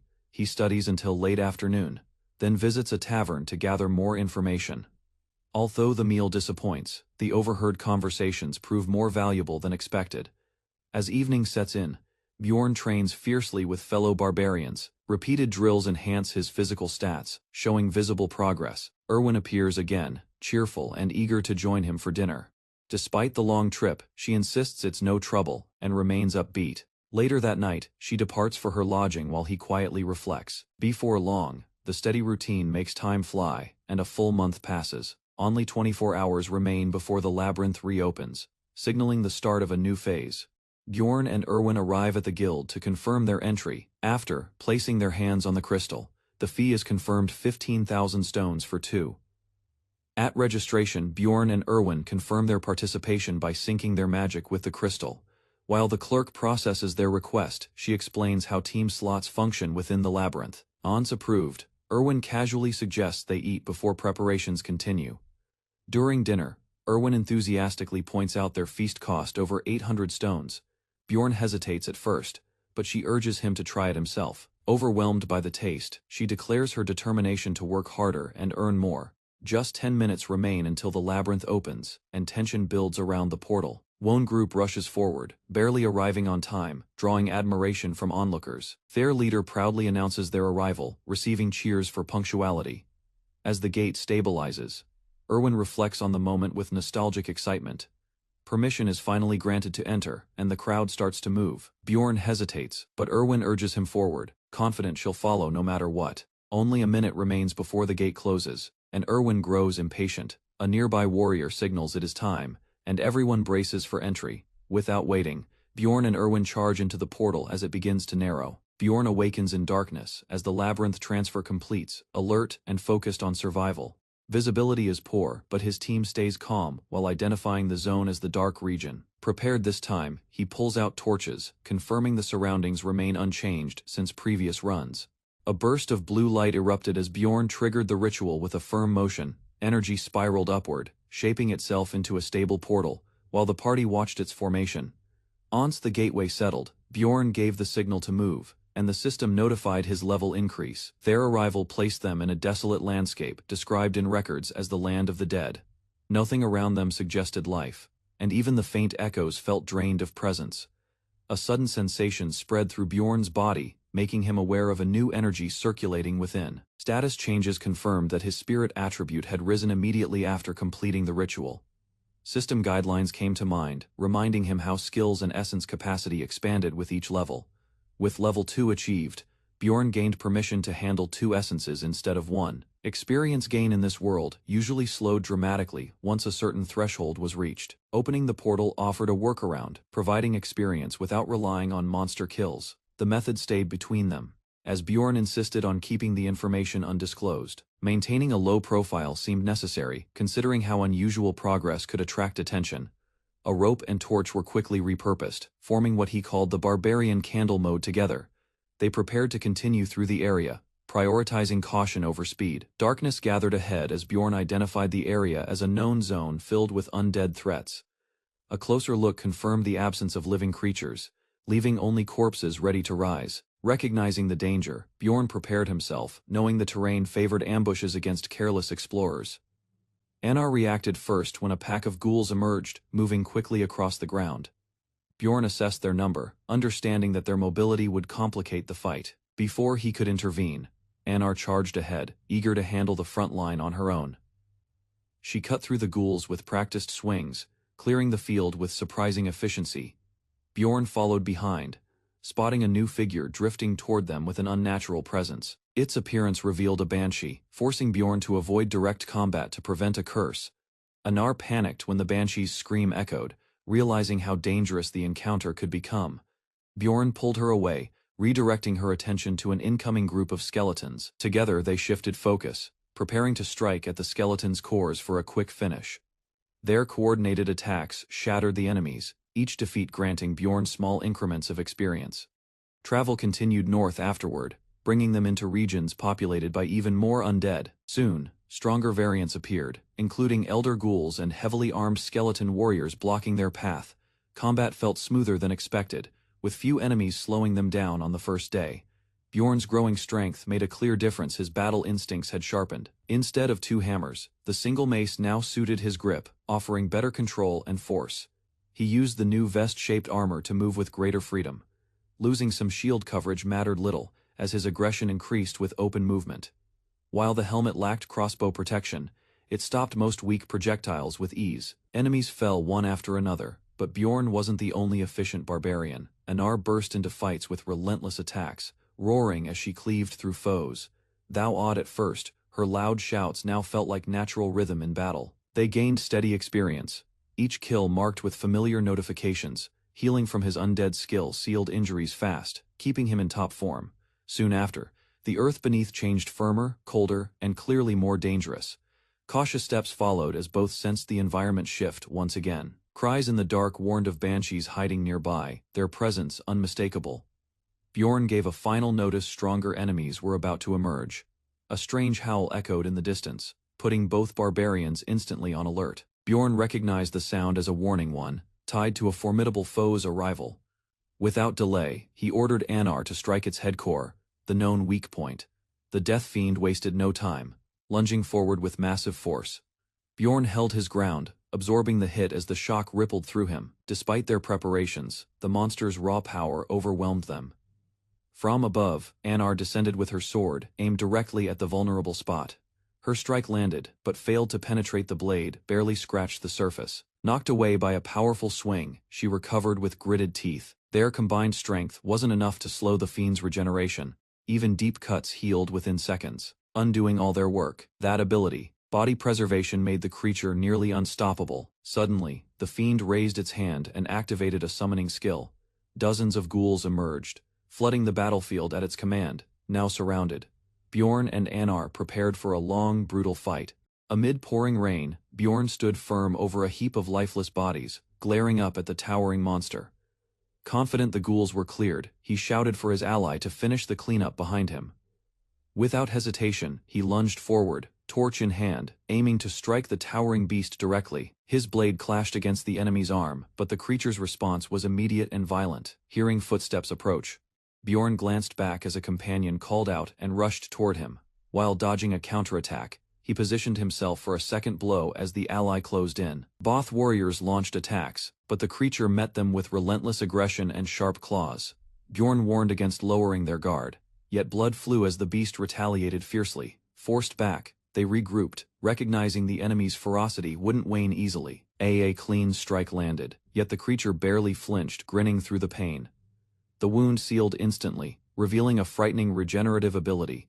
Bjorn jumped back, stunned, as the foe pressed forward without pause. Not only was the monster healing fast, but it seemed immune to lasting damage. Bjorn realized brute force alone wouldn't bring it down. It defied normal battle mechanics. Calling for Anar, he tightened his grip, ready for a desperate next move. Anar's quick thinking led to a shift in approach, focusing on teamwork over raw strength. Charging together, they struck with precision, slamming the death fiend into the ground. Dust and debris burst upward as the creature roared, refusing to stay down. Determined to end it, both fighters charged once more with everything they had. Their movements were perfectly synchronized, landing blow after blow while smiling through the chaos. A final strike landed true, and the system confirmed the monster's defeat and experience gained. A large red crystal caught Anar's eye, gleaming in the remains. Excitement faded when they learned it was valued at only 100 stones. Despite defeating a powerful foe, the reward felt insultingly small. Anar jokingly compared its value to the cream bread at the inn. Bjorn couldn't help but smirk, finding amusement in her food-based logic. They pushed forward, laughing, choosing effort over profit. Fiends kept coming, but their rhythm never broke. Over 70 fell by their hands, though few left anything behind. Even as pairs began to appear, they adapted with relentless focus. After knocking down one fiend, Bjorn and Anar lured the second closer, intending to escape. Realizing they couldn't handle both together, they turned and ran without hesitation. Since monsters never left their zone, retreating became the wisest option. They found a quiet clearing, scanning the area for signs of danger. Suddenly, 3 unfamiliar figures appeared, watching them from a distance. Bjorn grew tense, identifying the newcomers as fellow explorers, but wary of their intent. Without warning, Einar's glare silenced the group, her hostility unmistakable. The men apologized and walked away, intimidated by her presence. She urged Bjorn to relocate, explaining bluntly that other humans couldn't be trusted. While searching for a new camp, they heard someone shouting for help. The cries didn't sound like a monster attack, it was clearly human violence. Recognizing the tone, Bjorn concluded it was a murder in progress. They rushed to the scene, only to discover several corpses on the ground. Among the bodies stood a red-haired woman, calm and composed. Her words and demeanor revealed the truth: she was a plunderer. Plunderers, known for killing other explorers, lay dead among the trees, their brutal trade finally ended. Despite the carnage, Bjorn faced no punishment. The labyrinth rarely investigates the deaths of criminals. From the shadows, a red-haired woman stepped forward, her voice calm as she addressed the barbarian. Her presence unsettled the group. She looked too composed for someone surrounded by corpses. With striking red hair, a facial tattoo, and an old scar, she was easily recognizable. Yet no one knew her name. She likely ensured no survivors ever left her encounters alive. The scattered bodies wore elite gear, suggesting they operated deep within the labyrinth's upper floors. Most hadn't drawn their weapons, meaning the ambush was swift and efficient. She questioned a corpse, mockingly, then shifted her attention toward Bjorn and his companions. Silently, she pulled a massive sword from a magic storage bag with practiced ease. Observing her strength, Bjorn quickly understood they stood no chance in a direct fight. Only escape remained. As she called out again, he made his decision. "Run," Bjorn commanded. Without hesitation, the group dashed into the night. Retreat wasn't cowardice, it was survival against overwhelming odds. Behind them, the woman watched silently, unmoving amid the dead. Bjorn noted the delay in pursuit and used the chance to adjust their escape route, turning at the fork. The group followed a less familiar path to avoid predictable movement. Before they could get far, a group of armed strangers appeared, halting their advance. Relying on unknown humans was risky, but options had run out. Bjorn quickly explained the threat chasing them and pleaded for support. His oath as a warrior was offered as proof, and the leader reluctantly accepted. The man guided them forward, promising to activate a concealment skill. Using a gnome's ability, he created a field that hid everyone in its radius, remaining motionless. They relied entirely on stealth to stay undetected. Elsewhere, enemies celebrated, believing their trap had worked perfectly. Bjorn's body suddenly locked up, caught in a status effect called suppression. Struggling internally, he realized they'd been manipulated into this vulnerable position. Escaping the debuff required him to receive damage. Any injury would break the hold. Nearby enemies discussed his capture, unaware of his resilience. Focused entirely on enduring, he prepared for the moment to act. One attacker approached with lethal intent, ordered to finish the job in a single strike. Bjorn braced for impact, knowing that taking minor damage would cancel the suppression effect. The enemy lunged in, confident and unaware Bjorn was deliberately inviting the hit. Steel pierced his body, but Bjorn moved his head just in time to avoid a fatal wound. A shallow injury triggered his recovery. The suppression lifted instantly. With strength restored, he counterattacked in a flash, shocking everyone nearby. Surrounding enemies panicked as Bjorn broke free and retaliated. One of the men shouted for someone named Einar. Seeing the tide turn, while bleeding, Bjorn entrusted the rest of the battle to his ally. Einar leapt in, striking down multiple enemies in rapid succession. Blood sprayed as he overpowered them with brute force and speed. Using the momentum, Einar charged forward and continued the offensive without pause. Despite the success, Bjorn collapsed from blood loss, barely conscious. Companions rushed to his side, shouting in panic at the severity of his wounds. Amid the chaos, Bjorn gained an achievement, an increase in personal stats. Bjorn reached for a potion, knowing the wound would leave a lasting scar despite recovery. While treated, his companions remained upbeat, treating the injury as a mark of pride. Nearby, another group recovered their equipment and prepared to chase the enemy who had escaped. A sudden projectile flew through the air, catching the group off guard. It struck one of them, revealed to be a poison dart with immediate effect. The red-haired woman calmly appeared, implying she had watched everything from the shadows. Einar and Bjorn charged forward, seeing no choice but to engage her directly. Without hesitation, she readied her weapon, standing firmly in their path. Both sides clashed mid-air, each aiming to finish the fight before it dragged on. A horde of warriors charges, weapons raised, while Bjorn watches beside the cloaked red-haired fighter. She dashes forward in a blur, cleaving the front line with a blazing, arcing strike. Bjorn flinches as sparks fly. Her strength and precision are far beyond expectation. Faced with her immovable defense, one soldier shifts tactics, deciding brute force is his best chance. He roars and barrels into her, yelling for Einar to strike while he pins her. Instead, he collapses, confused and empty-handed, his push easily neutralized. Nearby, Bjorn realizes their formation crumbles faster than anticipated. Another attacker lunges, only for her to sidestep cleanly and deliver a crushing blow. He's flung through the air, landing hard as groans echo across the battlefield. Einar bleeds, frustrated, while the red-haired warrior calmly approaches, eyes locked on Bjorn. She offers him a choice: surrender peacefully or meet the same fate. To his surprise, she claims she never wanted to fight at all. Her words reveal guilt and respect for barbarians. Admitting a personal debt, though seemingly sincere, doubt lingers as Bjorn listens warily. Another warns him quietly this might all be a trap.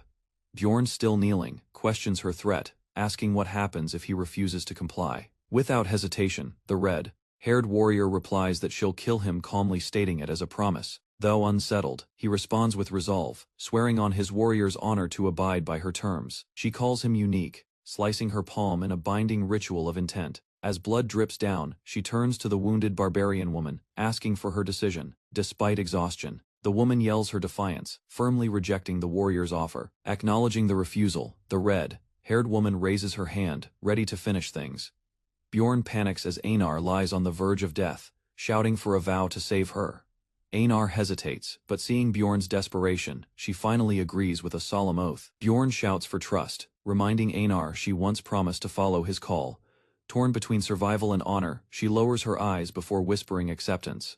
From afar, the red-haired woman prepares to leave, but demands one last answer. Bjorn sits with Einar, exhausted, when the woman asks what floor they reached. The red-haired warrior answers cryptically, declaring the truth, before walking into the distance. They activate the crystal gate, vanishing together as she vows to return next time. A blinding flash signals their arrival at the crystal room. As Bjorn holds Einar carefully, she winces in pain, but dismisses it, ashamed to speak of suffering as a non-warrior. Bjorn reminds her that surviving makes one strong, urging her not to give up. Her eyes widen slightly. She admits she understands, though not fully.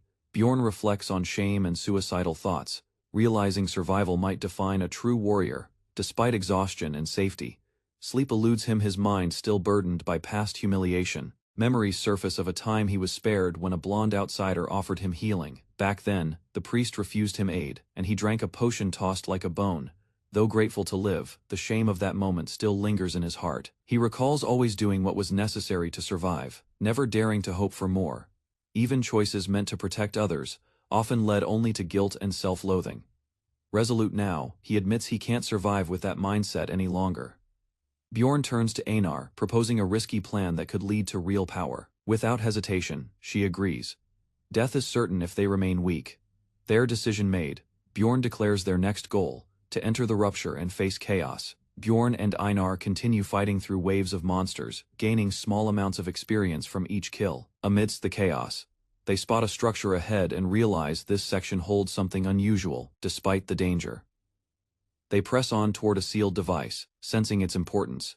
An inscription referencing a legendary wise man confirms the area's link to the game's hidden lore. Bjorn deduces the conditions are the same as the game, and prepares to open a rupture. Einar pledges silence, agreeing to follow him without questioning the secrets he holds. Using specific monster crystals, Bjorn activates a hidden mechanism within the dungeon. The ritual completes, and the rupture bursts open with overwhelming force. Together, they leap into the fiery portal as a new challenge begins. Cracks split the sky as the rupture activated, tearing reality open with ominous red light. Floating relics pulsed above the ground, signaling the emergence of interconnected dungeons known as ruptures. Among them, the blood-tinted castle appeared, a structure already on the brink of collapse.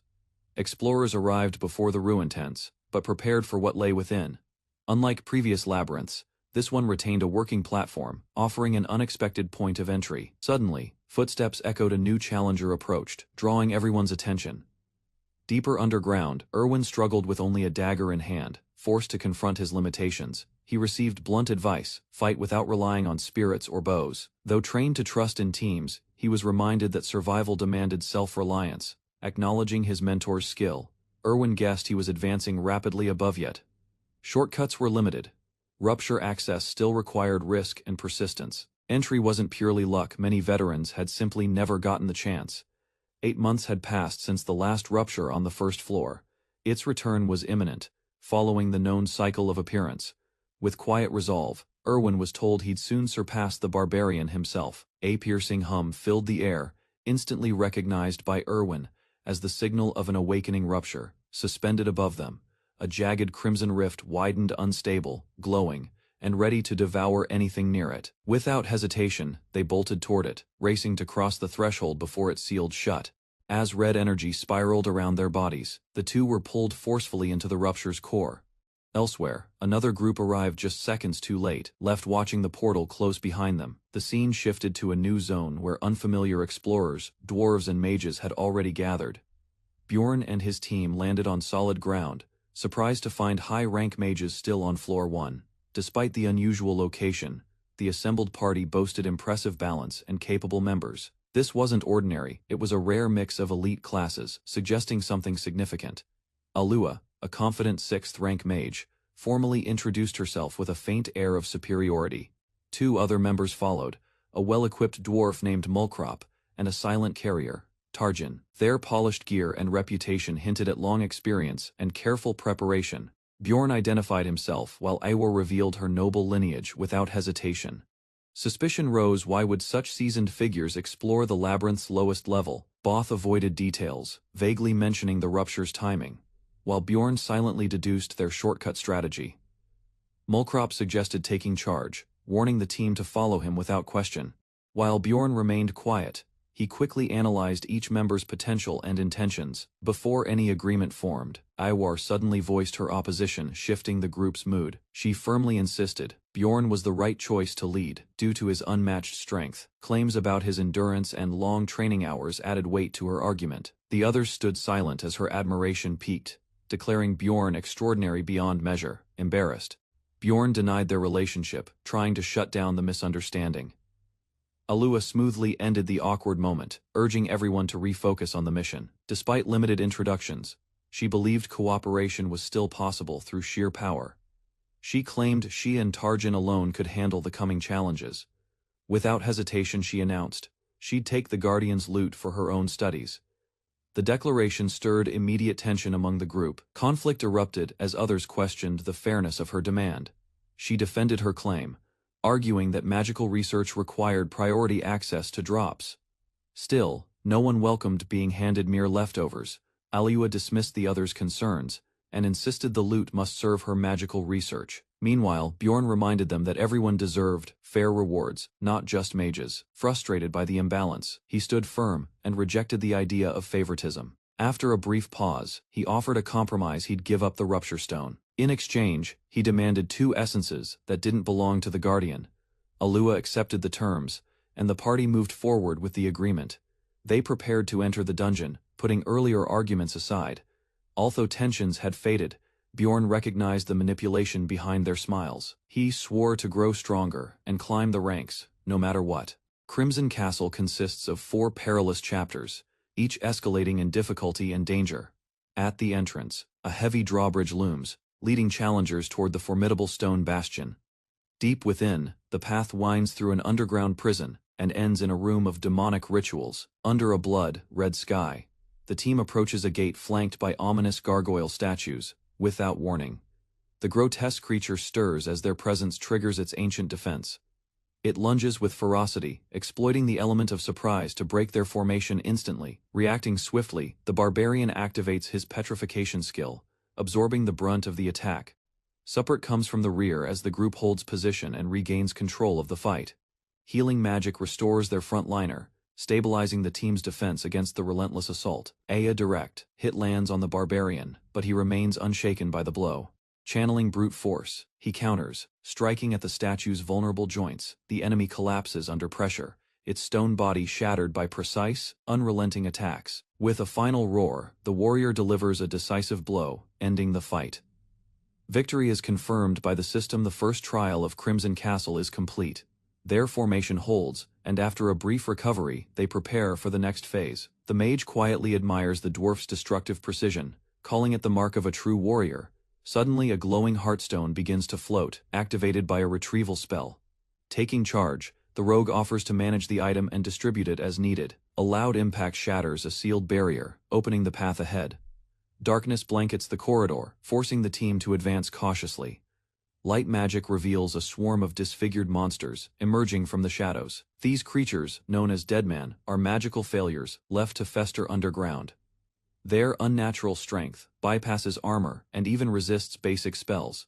As they charge, the group braces for immediate close-range combat. A brutal swing from the vanguard sends limbs flying across the room. Momentum builds as the team executes a coordinated offensive, clearing out the front lines. With enemies momentarily subdued, they take position for the next wave. Cheers erupt as the final monster crumbles beneath their combined effort. Ahead lies a sealed gate, glowing faintly with ancient magic. Without delay, they activate the rune and prepare for whatever lies beyond. A subtle hand gesture signals the group's readiness as they face the sealed chamber ahead. Once inside, magic lights swirl as the party steps onto a wide circular platforms. Smiling, the mage leads them forward, unaware of the danger that lies beneath. Positioning themselves carefully, they prepare to descend toward the lower courtyard. Moments later, the floor trembles and a grinding sound echoes through the halls. Without warning, the bridge collapses, plunging everyone into a sudden freefall. Blood begins rising from below, transforming the floor into a churning crimson lake. A voice shouts in panic. Something moves beneath the surface of the liquid. Realization sets in. This trap was designed to summon the undead in waves. Undead creatures surge upward, surrounding the group with snarls and rotten limbs, rushing to counter. They strike back while retreating to a defensible position. At the center, the mage chants, preparing another purifying spell to eliminate the threat.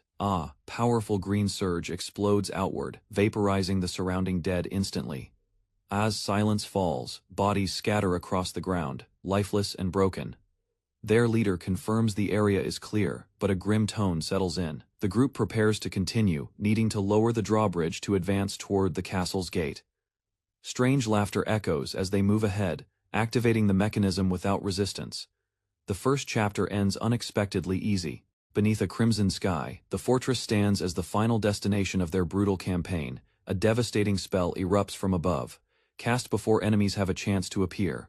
The entire field trembles as the explosion wipes out potential threats in a single strike. Roars echo as a new wave of monstrous enemies storms toward the team without hesitation. Charging ahead, the two barbarians coordinate seamlessly, ready to meet the threat head on. Their combined tackle crashes through the enemy line, clearing a path with sheer force. Dark energy gathers again in the mage's hands, forming another deadly spell. Within seconds, the Death Fiend's skull shatters under the weight of focused magic. Its body crumbles and vanishes, leaving behind only smoke and silence. Reunited, the group exchanges quick words of recognition and relief. Grateful, the mage offers to contribute further, aware of past mistakes. She now values cooperation as much as strength. While moving on, one warrior lingers with suspicion. Something feels off. She passed a statue without hesitation. Destroying it might reveal what she missed. The layout of the castle dungeon is recalled from memory, revealing a path once cleared in game. While others follow instructions, Bjorn reflects on how knowledge from the game now saves time. Soon, the group reaches the inner castle, stepping cautiously into unknown territory. As they advance deeper, the mage casually remarks that no enemies have been detected so far. Without delay, the team crosses over a fiery corridor and descends toward the next chamber. A prompt appears, confirmation that they've entered the third floor of the blood-tinted castle. Discussion begins on the monsters that inhabit this floor, from banshees to death fiends.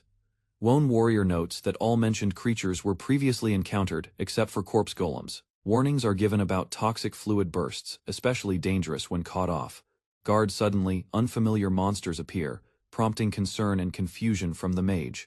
Before anyone answers, a piercing sound halts them, signaling a banshee's arrival. Tension spikes as the creature screeches toward them, at terrifying speed. The mage nervously jokes about how terrifying banshees can be for magic users. In desperation, she demands more explanation, clearly rattled by the encounter. Yet moments later, she regains composure, masking her fear behind compliments and curiosity. A blazing aura erupts as the mage activates a powerful countermeasure to stop the banshee's advance. Waves of fire spiral outward, engulfing the enemy in a violent, coordinated blast. Its scream fades into ash, leaving scorched ground and a tense silence behind. Without hesitation, she leads the party onward, unfazed by what just transpired. The others glance at her in awe, realizing her strength far exceeds expectations. Descending deeper, they cross into the prison's next floor filled with mutated threats. Chimeric beasts and undead lords now roam these halls, blocking the team's route. While discussing strategies, she reveals a secret door ahead mapped from memory. Instead of hesitation, they prepare themselves for the looming corpse golem encounter. Torches flare as the group enters a sealed room cloaked in darkness. Inside, rotting bodies lie piled high in an overwhelming sea of death. Though grim, no one turns back. Bjorn withstands the odor, but others begin to falter.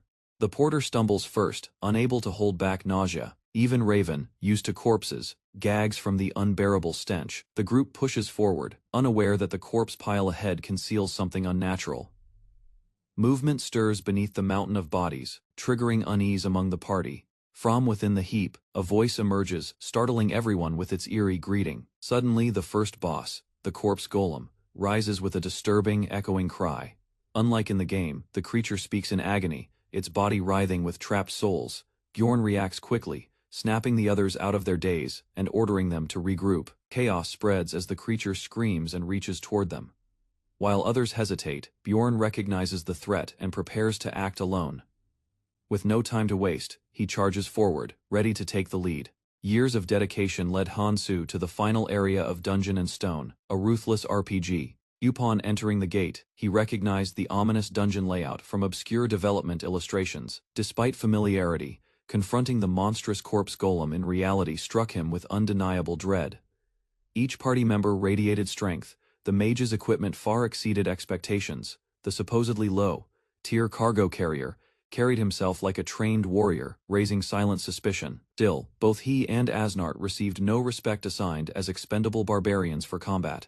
Chaos erupted when undead figures surged forward. Asnart shouted, urging the frozen team to act. Bjorn braced himself, while others hesitated. The enemy closed in without mercy. Seeing danger approach the dwarf, Bjorn shielded her instinctively, intercepting the toxic strike. Screams echoed as the dwarf clutched her burning eyes, poisoned by corpse fluids. Bjorn issued commands swiftly, instructing Asnart to retreat and guard their vulnerable mage, rather than follow.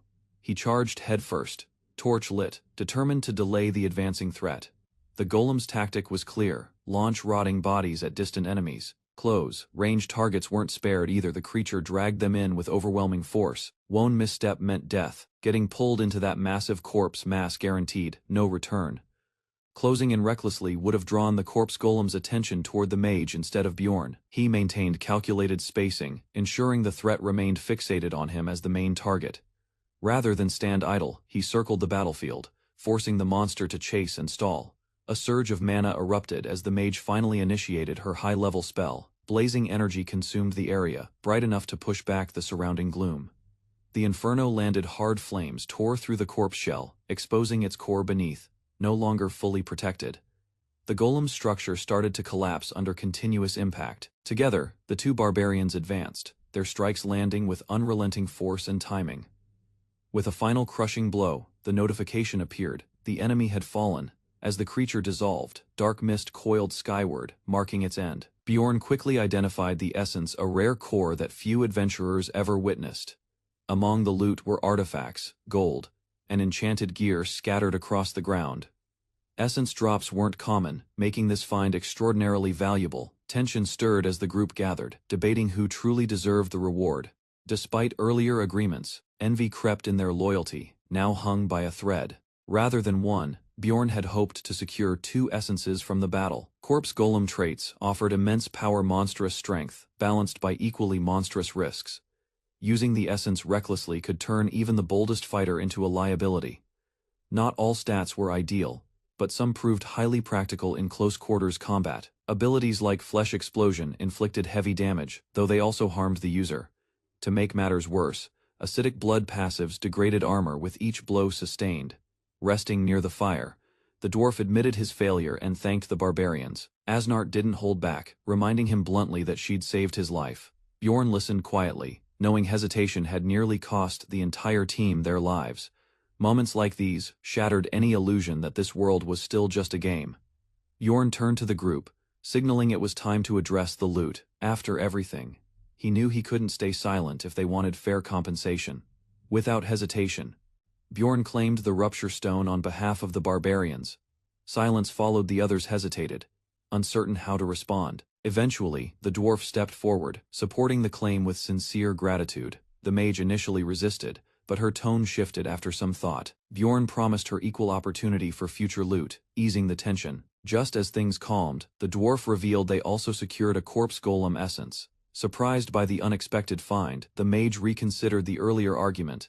She weighed the potential against the risks tied to its powerful but flawed abilities. Bjorn proposed a trade, offering the current essence if he could claim the next one. Bjorn proposes exchanging the corpse golem's essence for the guardians, drawing Raven's full attention, though the results aren't guaranteed. He assures her that he'll accept the outcome himself. Amused by the idea, Raven agrees, clearly more intrigued by the corpse golem's potential. Without delay, she prepares to collect the essence, stating it's valuable enough for research. Using her only high-grade test tube, Raven stores it with precision and care. Bjorn notes her willingness, understanding that the essence's rarity makes the risk acceptable. Satisfied with the deal, the group regathers as Raven urges everyone to leave the ruins. With no objections, they proceed out, their torches lighting the way through darkness. Still cautious, Bjorn senses there's more to uncover beyond the completed trade. Examining a ruined wall, Raven remarks that the Lord's room once stood above. Her hand triggers a hidden mechanism, revealing sealed armored knights behind the stone. Curious about her knowledge, the team questions how she knew of the location. Raven presents a forbidden tome, the Necronomicon, claiming she read everything from its pages. Though stunned, the others step back, unable to interfere with her access to forbidden magic. Smiling slyly, she declares the book's value, hinting at deeper ambitions ahead. A violent surge of magic erupts as an armored undead knight rises from the depths of darkness. Bjorn's group watches cautiously while Raven examines a nearby switch connected to the summoning. Realizing the activation is complete, she notes it's time to collect the enemy's essence. A stream of powerful purple magic bursts from Raven's staff and strikes the armored foe. Within seconds, the knight collapses under the energy assault, vanishing into a cloud of essence. Raven captures the essence with precision, while Bjorn silently acknowledges their unexpected fortune. The group gathers to discuss essence distribution, and Bjorn offers Einar, the knight's core. Though surprised, Einar accepts after Bjorn insists it suits her weapon best. Bjorn reflects that utility absorption fits swords, and his own weapon won't last forever. Einar prepares for the essence transfer ritual, while the others remain alert. Magic surges in her hand as she begins the absorption, unaware of a detail Bjorn forgot. That missing warning may affect the outcome, something Bjorn now regrets not mentioning. Initially, Einar feels no change, assuming the ritual failed. Moments later, she grows in size, shocking everyone present. Confused, she demands answers as Raven points out Einar is the one who changed. Raven clarifies that the Bone Knight's essence boosts charm drastically, but doesn't weaken Einar's stats. Displayed stats confirm boosts in agility and charisma, while physical power remains unchanged. Although Raven offers reassurance, Einar's distress grows as she fixates on her altered appearance. Frustration erupts as she fears others will no longer take her seriously in battle. Instead of comfort, Bjorn's casual comment about her beauty fuels her insecurity. To her, looking less intimidating means losing part of her warrior identity. A new threat appears, giving Einar a chance to test the essence's effects in combat. Though still unsure, she steps forward, determined to prove herself again. The monstrous foe charges as she braces for impact, sword ready. Her strike lands before the beast reacts, ending the fight in one swift blow. Cheers erupt from the party, stunned by her overwhelming strength. With disbelief in her eyes, she quietly asks if she's still a warrior. Bjorn answers confidently, calling her stronger than ever. Relief floods her face as she rejoices alongside her companions. Together, the team approaches the Guardian's door, ready for what lies beyond. Bjorn senses danger and recalls the game's warning about doors that react to player progress. He quickly notices the unusual red glow from the Guardian's chamber, signaling something has changed. The door swings open, on its own, and he yells for everyone to shut it immediately. A powerful red aura erupts as the chamber reveals an unexpected and overwhelming presence. The group watches in disbelief as a cloaked figure slowly emerges from the smoke. Raven realizes this is not the expected boss, but something far more dangerous. Instead of a Death Knight, they face a vampire, a being with higher intelligence. Raven identifies it as a named monster, a sign of extreme threat. Standing tall and menacing, the vampire Duke Cambermeyer reveals himself as the new guardian. Monsters are classified into 4 distinct types. Among them, the lowest rank includes mutant species. These consist of basic enemies like goblins, archers, and lancers, each with different combat roles. Above them are named species stronger variants that usually serve as mid-bosses within dungeon floors. Without warning, a massive vampire emerges. Its power clearly exceeds normal parameters for the current realm. Panicked, the group flees. The monster's overwhelming presence disrupts any attempt at organized resistance.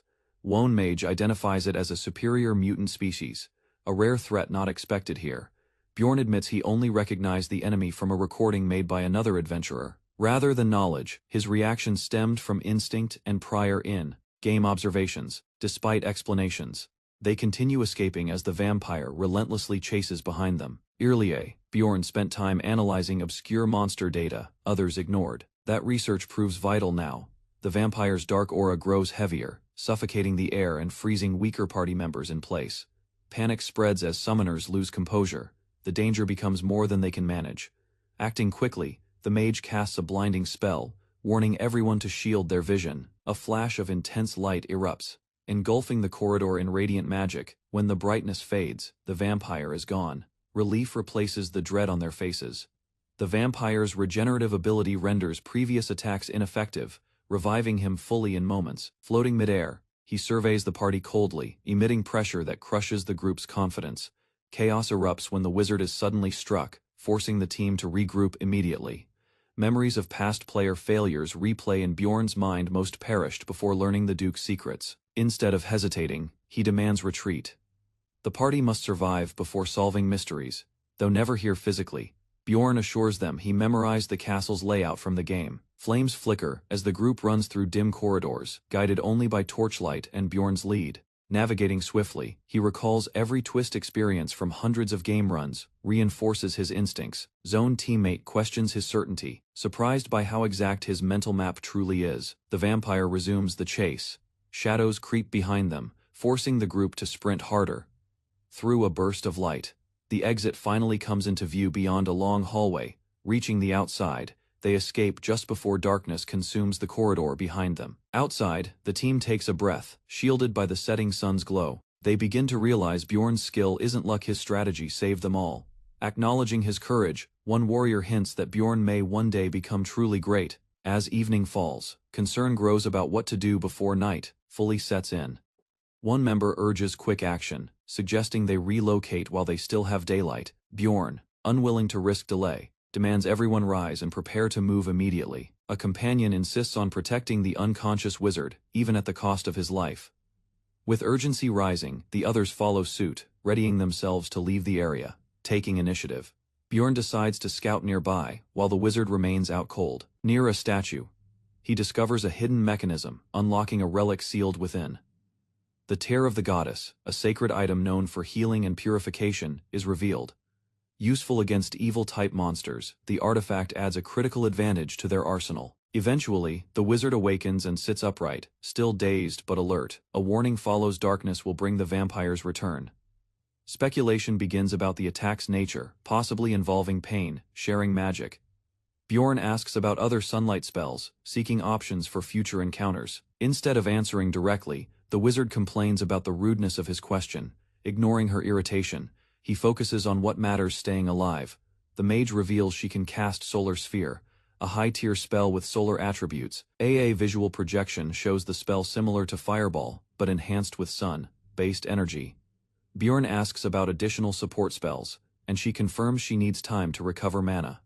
The mage agrees to assist, though the party questions why Bjorn is calling the shots. Laughing, Bjorn explains that trust matters more than position or class titles. Acknowledgement follows as night falls, signaling danger will soon return. The vampire awakens with stronger bloodlust and an urge to destroy the party. Appearing without warning, he taunts them, heightening the group's tension. Despite the threat, Bjorn declares they must endure for 30 minutes until the spell is ready. A towering demon crashes from above, trailing red energy as it slams into the battlefield. Dust and debris scatter while panicked adventurers scramble to respond to the sudden impact. Wings unfurl wide as the creature roars, prompting warriors to rush civilians away from danger. It charges again, emitting a screech that rattles the surroundings. Warning cries echo as the fiend's form barrels closer, eyes glowing with murderous intent. Without hesitation, a fighter meets the attack head, on his strike, forcing the demon to pause. Swinging with brutal force, the dwarf slams his hammer into the beast's path. His skill, weight balancer, steadies him even as shockwaves pulse from the enemy's might. Others seize the moment, converging on the monster with synchronized precision. The enemy retaliates, flinging a fighter aside with a violent burst. Its tail sweeps wide, knocking back attackers and disrupting their formation. Bjorn bursts forward, planting a devastating blow into the demon's chest. With a mocking laugh, the demon ascends, trailing crimson smoke. Pain surges through Bjorn's hand. He's affected by a shared damage curse. Before they can recover, the creature vanishes into a swirl of black crows. Dozens of shadowy figures erupt from the vampire, flooding the battlefield with terrifying speed. Bjorn immediately steps in to shield the others, issuing a firm command to hold position. A surge of energy erupts from the dwarf. His second core has awakened. Blood sprays everywhere despite his defense, staining the ground and nearby fighters. Realizing the danger, one of the mages screams that the infected are no longer stable. Suddenly, a vampire skill activates, marking a teammate with a sacrificial seal. Within seconds, the vampire's strength surges dramatically thanks to the chosen offering. Allies nearby begin turning hostile, their minds clouded by the spreading curse. Bjorn charges forward, aiming to disrupt the buff before more fall under control. Hikurad's collapse sends shock through the ranks, forcing Bjorn to reassess quickly. Only 5 minutes remain until the vampiric boost ends. He directs Aindra to push forward, then retreat once the blow is landed. Without hesitation, Aindra breaks into a sprint, weaving past enemy strikes, covering her advance. Bjorn confronts the vampire's frontal assault head. Rather than fight recklessly, he focuses on survival, waiting for the right moment. Bjorn's eyes lock onto the vampire's, glowing with determination despite the growing damage on his body. Rather than retreat, he clenches his jaw and continues stabbing, forcing himself to endure the pain. From a distance, his allies look on in shock, unable to comprehend his reckless resolve. The mage questions his plan, suspecting he's relying entirely on potions to survive. Even as his body bleeds, Bjorn continues forward, pushing through with sheer willpower. No one has ever fought like this. The agony alone should have stopped anyone else. Flames rise around him, and smoke signals structural damage spreading through the walls. Against all odds, he blocks an incoming strike, even while bleeding heavily. Survival seems impossible, yet he keeps moving, every action defying logic. Though unable to stop every hit, Bjorn protects his vital points with uncanny precision. A watching mage realizes this isn't brute strength, it's mental fortitude holding him together. This level of pain tolerance and control surpasses what they believed possible. Realization dawns on the mage. There's no way out except defeating the Guardian. Even as danger intensifies, retreat isn't an option. There's nowhere left to run. With resolve hardening, she readies her magic, questioning her own purpose mid-battle. Bjorn pushes through the pain, recognizing that survival now depends on calculated choices rather than instinct. His movements shift as he fights based on rational assessment, adjusting to every strike despite his injuries. Meanwhile, the mage realizes Bjorn's fall would doom the group and sends Taran to support their healer. She prepares new spells, understanding that a mage must provide more than distant attacks to influence battle flow. With limited time, she commits to assisting directly, enhancing accuracy and coverage for her magic. Her support spell activates, granting automatic targeting and extended projection range for the incoming potion barrage. Dozens of potions launch toward Bjorn, landing with precise synchronization to restore his failing body. The sudden surge of effects merges into him, triggering a powerful temporary enhancement. Moments later, Bjorn stands revitalized, his strength amplified as a new combat mode activates. Disoriented, Bjorn struggles to think clearly as his surroundings blur into chaos. Enemies close in fast, forcing him into a defensive stance, despite his foggy awareness. At a critical juncture, he evaluates the moment some things must be lost to protect others. A devastating strike lands hard, pushing his body beyond its endurance. Deflecting everything proves impossible, so he redirects focus to minimizing fatal damage. Survival instincts flare, as unnatural energy surges through his body, shielding him from collapse. A scroll tumbles beside him while a vampire attacks without hesitation. Fangs and claws scrape uselessly against his skin, his bones too tough to breach realization strikes. Something monstrous empowers him, likely the essence of a corpse golem. Memories of brutal training surface, echoing the pain now flooding his limbs. That preparation allows him to withstand blows, but damage still accumulates. Adjusting tactics becomes urgent. Enduring alone won't be enough to survive. Suddenly, the wizard casts a support spell, accelerating his regeneration.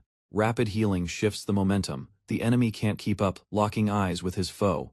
Bjorn launches forward this time, with a real chance to win. By unleashing Immortal Barbarian mode, Bjorn embraces pain, ignoring torn flesh and ruptured muscle.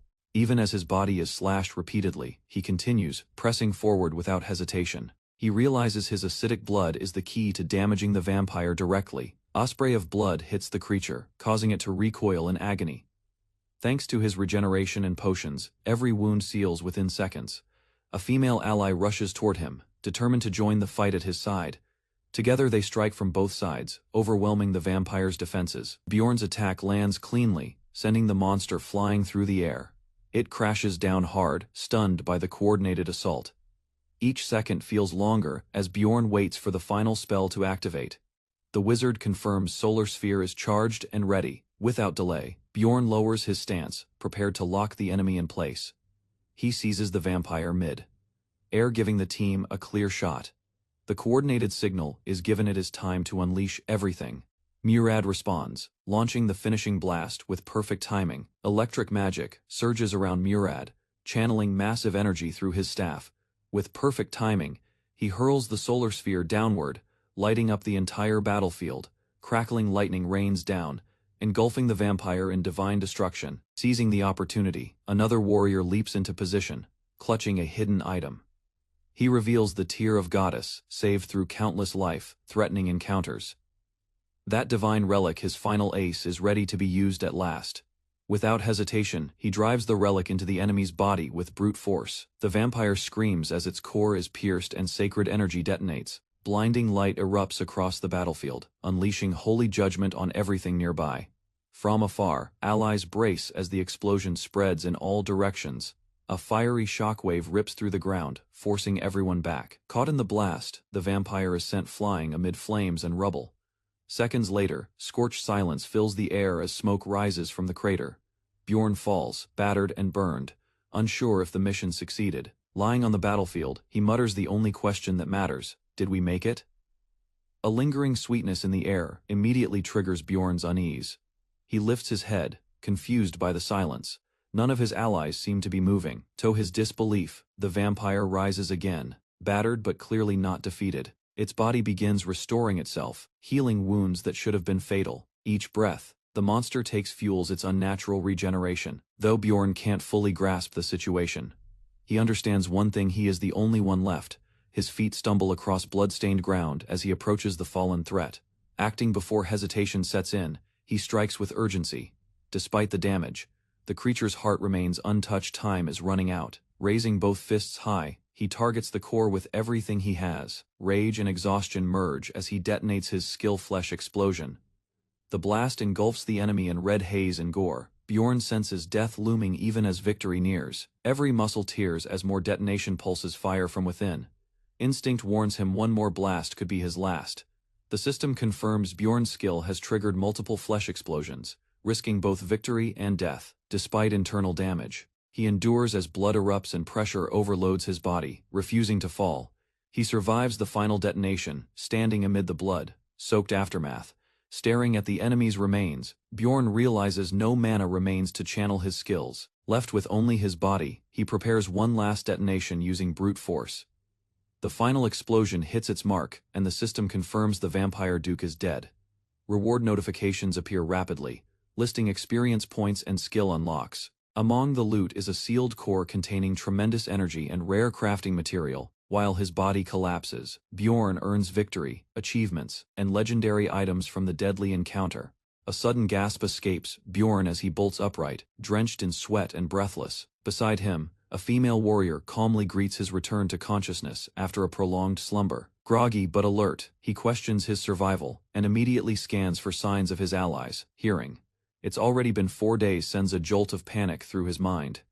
He checks his limbs swiftly, confirming there's no damage or lingering pain. Aside from confusion, nothing feels off. No wounds, no marks, no hidden trauma. Noticing his lack of pants, Bjorn turns with narrowed eyes and calls out to Einar.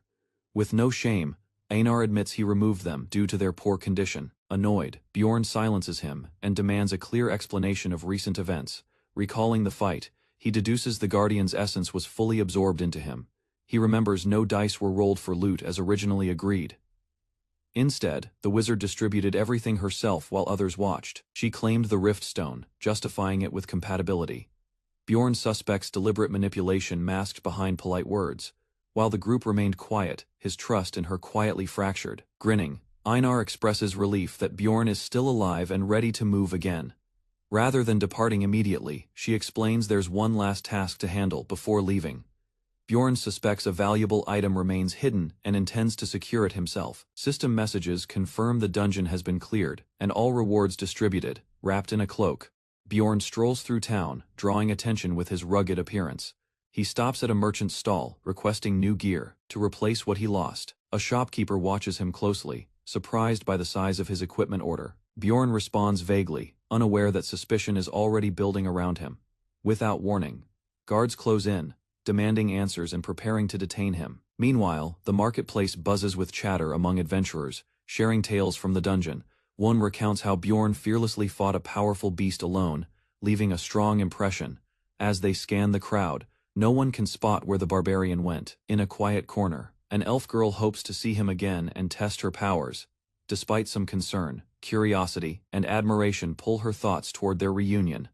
Back inside, Bjorn attributes his success to traveling with his sister, avoiding further suspicion. A document is examined closely, revealing the elf girl's name, Daryl Wittweber, D. Tertia. Holding her paperwork and a small bag, she's cleared as a verified adventurer.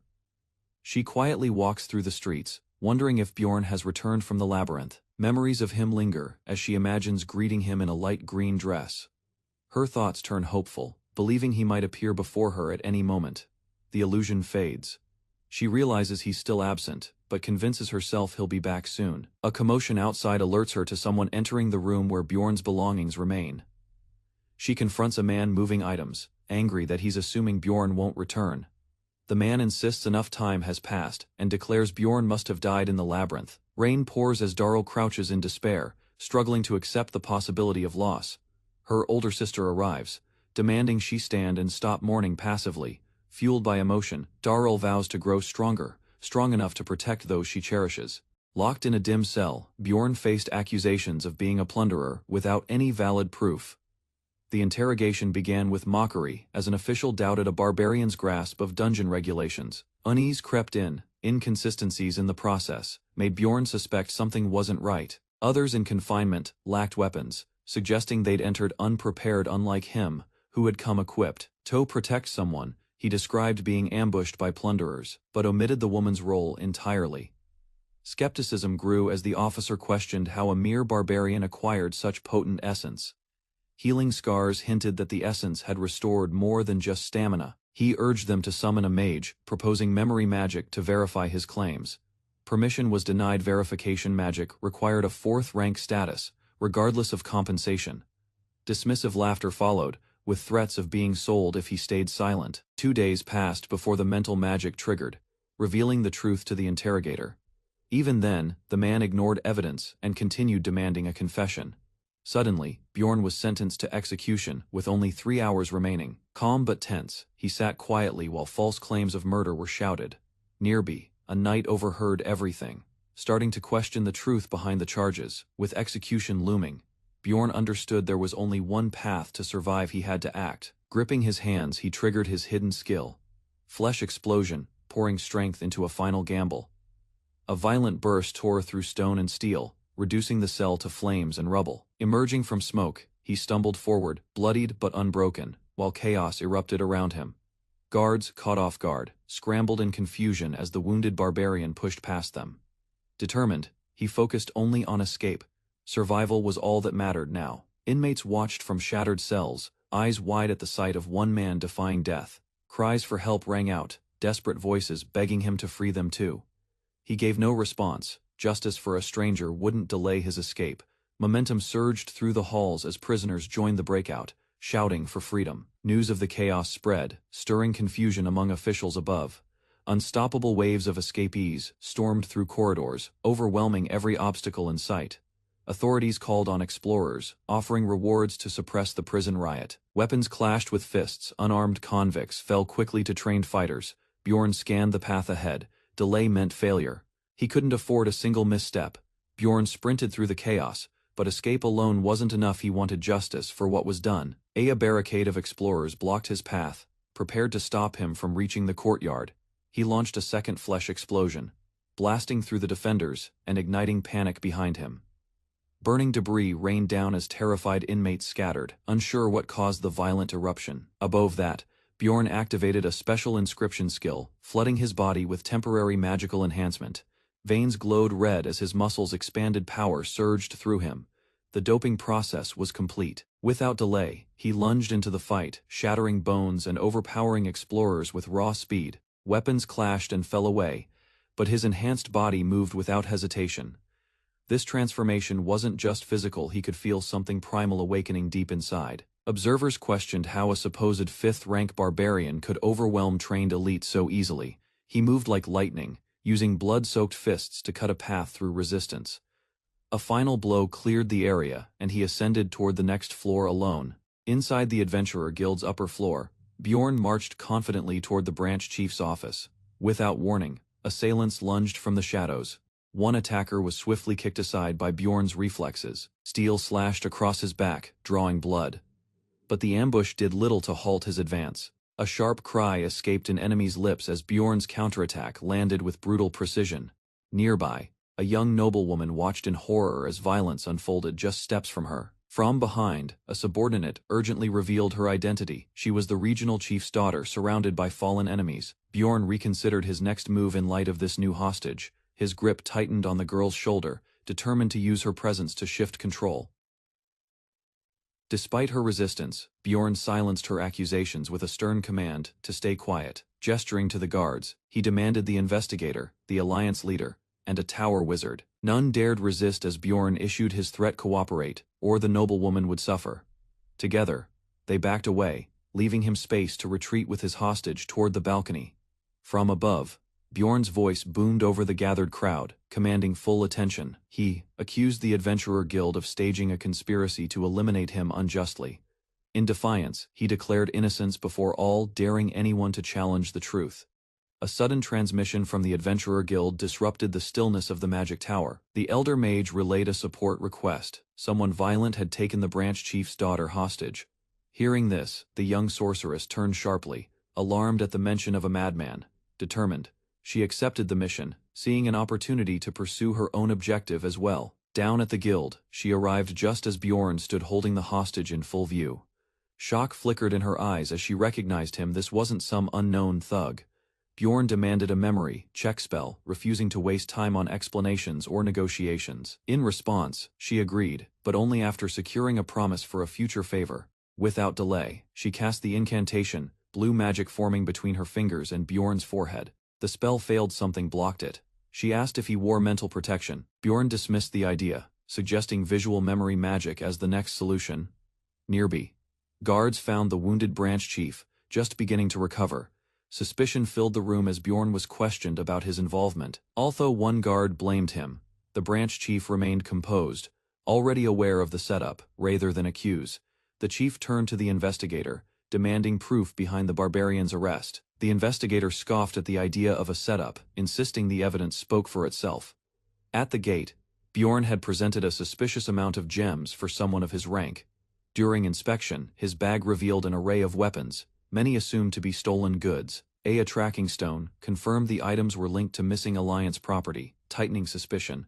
However, the wizard questioned the validity of unverified claims made by a single clan member. Frustrated, the investigator claimed the witness was unreliable, constantly lying and avoiding magical checks.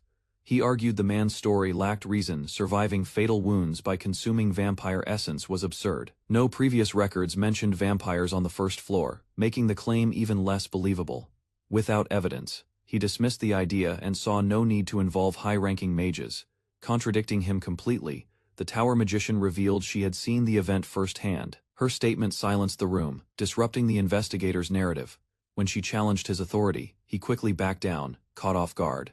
Panicked, he apologized, while she accused him of disrespecting wizards and misusing his position. Tower mages, closely tied to nobility, weren't to be questioned lightly, even she admitted. Until today, no one believed a vampire existed in that rift.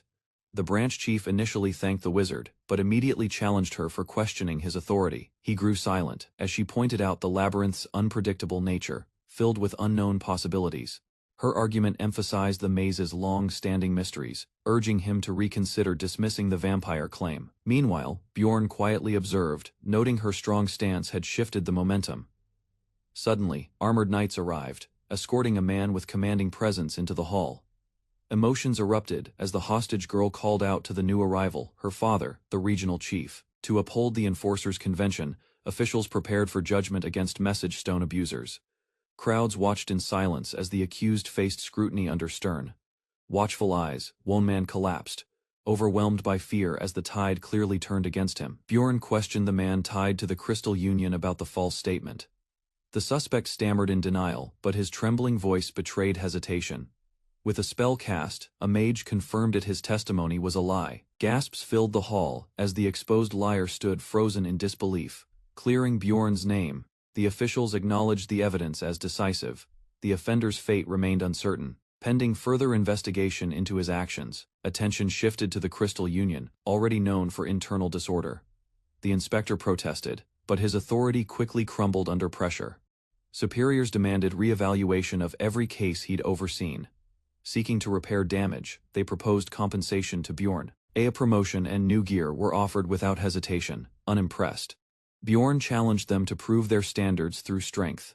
Bjorn, burning with rage, challenged them head-on, unleashing a thunderous roar that silenced the hall. Tension cracked as onlookers urged calm, struggling to contain the barbarian's overwhelming energy. The mage, Raven, recognized his strength and hinted at his past extraordinary feat. She cited a rare event consuming the essence of a powerful guardian as context. Across the room, one official smirked, finally asking what compensation Bjorn truly wanted. Rather than power or rank, Bjorn grinned and demanded money, exactly 5 million stones. Surprisingly, the official accepted the demand without hesitation, stunning everyone in the room. Raven wondered if his motivation was tied to her, while Bjorn remained unreadable. Soon after, the scene shifted to the Mage Tower, specifically Raven's cluttered private lab. Inside, she handed him a mysterious blue liquid, prompting cautious curiosity from Bjorn. He hesitated, then drank it, imagining all the strange things it might have contained. Afterward, he asked why she summoned him there, still unsure of her intentions. Raven reminded him of a favor he promised long ago, catching him off guard. Although he only agreed under pressure, Bjorn decided to honor his word. With a bright smile, Raven revealed her goal: to research the essences he absorbed. Raven explained, the research might benefit Bjorn too, revealing traits unknown from untested essences. Something shifted in her eyes, now gleaming with unrestrained curiosity and academic passion. Though she'd studied rare undead before, no record of a vampire's essence had ever existed. Bjorn sat quietly, sensing the favor might come with unexpected strings attached. In a flashback, she offered to conceal Jandal's involvement on one condition, rather than payment. She requested weekly help in her lab for half a year, refusing the lengthy demand. Bjorn countered with a 3-month limit and full disclosure. Raven reminded him that her intervention earned him survival and 5 million stones. Even so, he argued that fairness meant she should offer compensation, not just expectations. Without warning, he called out her earlier action, feeding him essence without his consent. Caught off guard, Raven failed to explain why that wasn't an issue. Bjorn pressed further, labeling the act as forceful and problematic. Instead of letting it slide, he demanded 10 million stones for the unwanted burden. Raven shouted in disbelief, unable to accept the logic of his argument. Rather than backing down, Bjorn told her to ask any real explorer for confirmation. Raven activated a magical device to contact someone remotely through the Academy's communication system. She asked a question about essence transfer between explorers and waited for a clear answer. The man on the other end responded thoughtfully, his face calm as he prepared to reply. Tension fills the room as the mage confronts Bjorn about the unauthorized use of essence. Despite the intense reaction, Bjorn appears unaffected, even as the mage rants about the rare grade 7 material. He explains the danger essence applied without proper planning could do more harm than good. When asked about compensation, Bjorn casually proposes a staggering demand, 15 million stones. The mage recoils in disbelief, but Bjorn calmly argues that essence value rises with repeated use. If the culprit had been present, he admits, violence might have followed. Frustrated, the mage blames the system and the lack of foresight in essence handling. Bjorn reflects silently, perhaps a less aggressive approach would have changed the outcome. The door opens, revealing an imposing elder mage, silently absorbing the scene. Recognition dawns. The newcomer isn't just anyone, he manages 5 labyrinth floors. Without delay, he steps in, intrigued by Bjorn's ability and presence. A living barbarian using magic properly has clearly piqued his interest. With dark humor, the elder remarks that most barbarians arrive dead or offer only their hearts. Bjorn doesn't flinch, analyzing the tone behind the elder's unsettling grin. He smirks, claiming even barbarians can understand the mood. Bjorn fires back with his own joke, mocking the elder with a fake threat of violence. Laughing wildly, he insists it is just a barbarian's humor, pushing the elder to lighten up. Offended at first, the elder forces a grin and accepts the jab in stride, amused by Bjorn's boldness. Trying to ease tension, Bjorn acts casual, though worried he may have gone too far. Surprisingly, the elder chuckles, praising Bjorn's spirit and brushing aside the insult without offense. He even jokes back, wondering if Bjorn is of noble barbarian lineage due to his composure. As a reward, the elder presents Bjorn with a rare item that boosts magic effectiveness. He reveals it's a high-value halberds item, coveted by upper-class spirit users. Bjorn accepts, realizing this tool is exactly what he needs to improve and survive deeper floors. While leaving, Pavem reminds Bjorn of their research agreement on corpse golem essences. Outside, the girl doubts Bjorn will remember. While inside, the elder hides the item's cheap value, grinning. The elder muses how shocked the stupid barbarian will be once he learns the truth. Stepping into the sunlight, Bjorn reflects on how even top intellectuals can miss simple truths. His confidence grows, knowing they failed to identify the true worth of his reward. Just as he departs, a voice calls out. Surprised that Bjorn is still alive, at his old inn, Bjorn finds the landlord surprised. He assumed Bjorn had died. The man admits to tossing Bjorn's things, claiming he believed the room was abandoned. Rather than grieve, Bjorn scolds himself. He stopped caring about losses that once mattered. Since arriving in this world, even death around him never shook his calm. Committing murder felt disturbingly easy, as if survival had erased hesitation. Breaking out of prison barely troubled him. The shift in mindset had solidified. His time with Pavem's teacher had confirmed one truth: this world rewards ruthlessness. He once feared losing his humanity. Now he welcomes the edge it gives to live here. A barbarian's resolve works better than a noble's ideals. Confronting the landlord again, Bjorn learns the man sold his things, not discarded them. Disgusted, he finds new lodging this time, more comfortable and respectable. A private bath and a window greet him, basic dignity he hadn't realized he missed. Lying in bed, he notes its convenience, closer to the plaza and quieter. The next morning brings plans to meet Einar and divide spoils.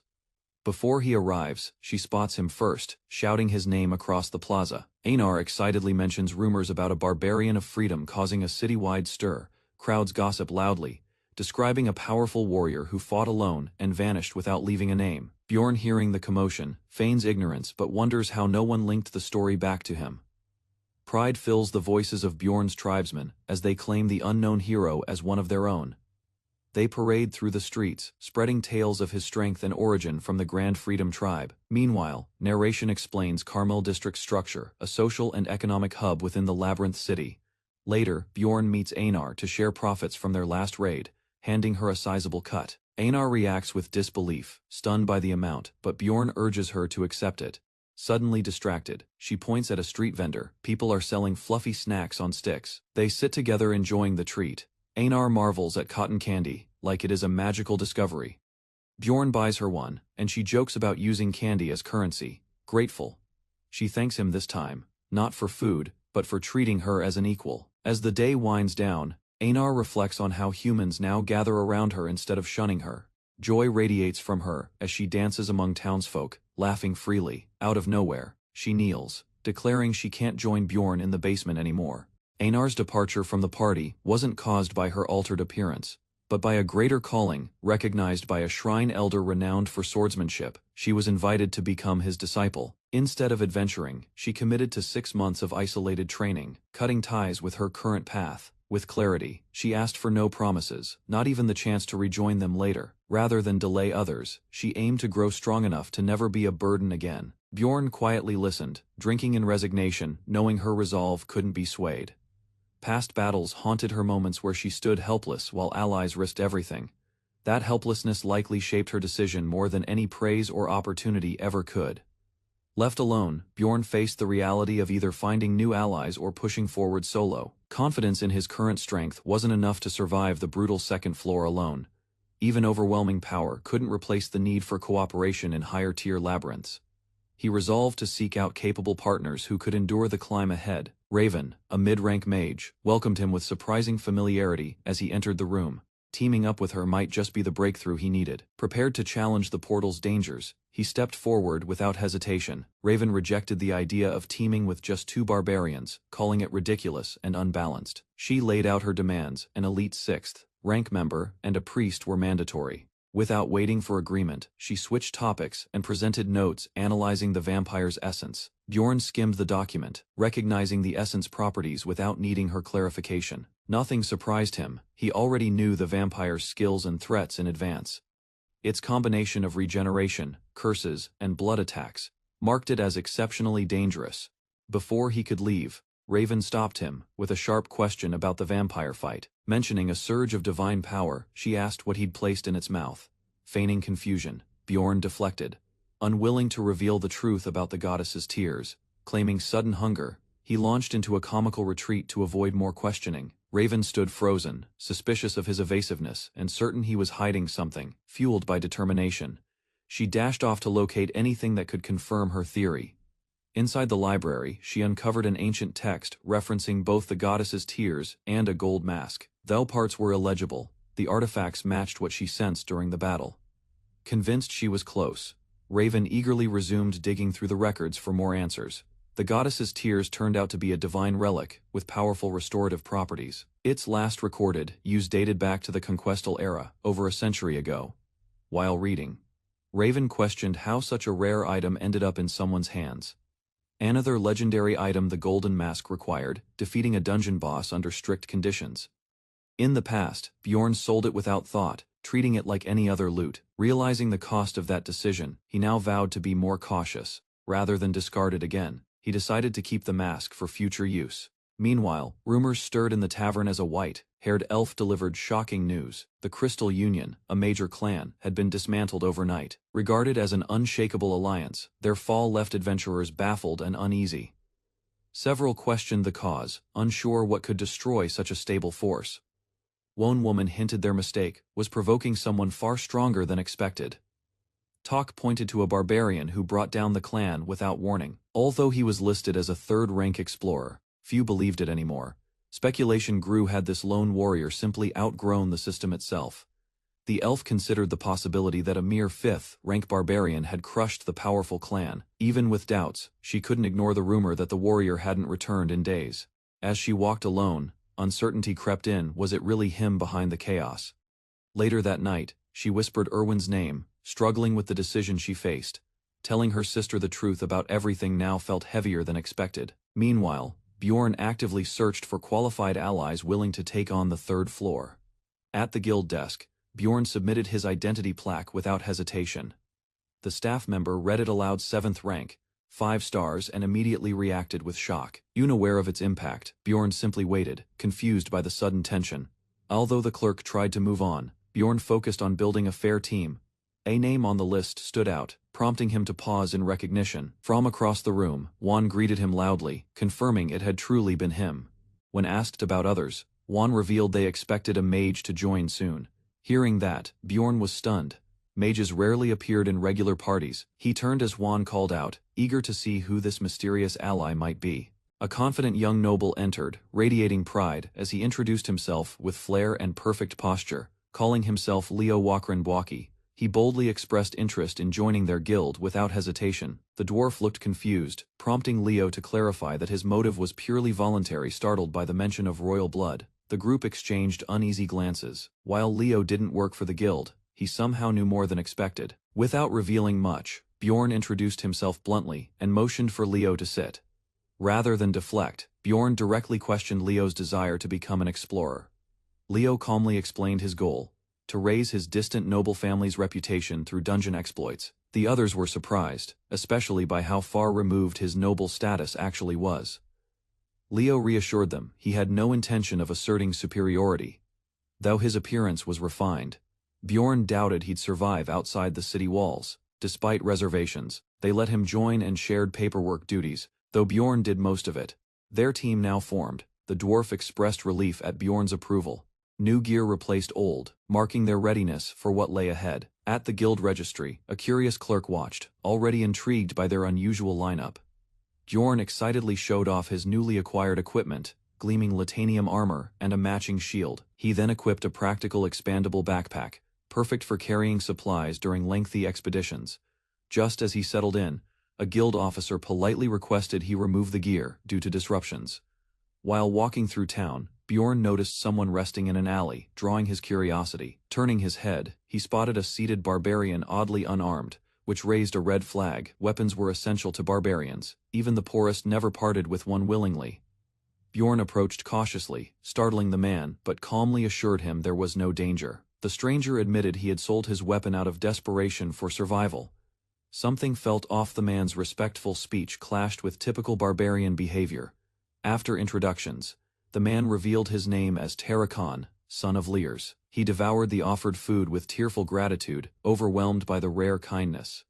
Bjorn quietly listened, learning that Terrakan had entered the city by mistake, though he escaped the tribe.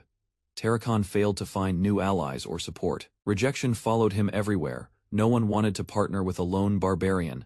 Bjorn, intrigued by his tale, pressed him to share what happened after that month. Bjorn questioned what Terrakan did after failing the previous month's labyrinth expedition. Struggling to survive, Terrakan confessed he fought hunger, rejection, and even guild officials. Eventually, he was chased away for eating food meant for someone else. Leaning in, Terrakan asked whether his tragic story had moved Bjorn's heart. Although he claimed familiarity with the labyrinth, he made no effort to re-enter it. Bjorn responded bluntly. He wouldn't accompany him but would offer a different kind of help.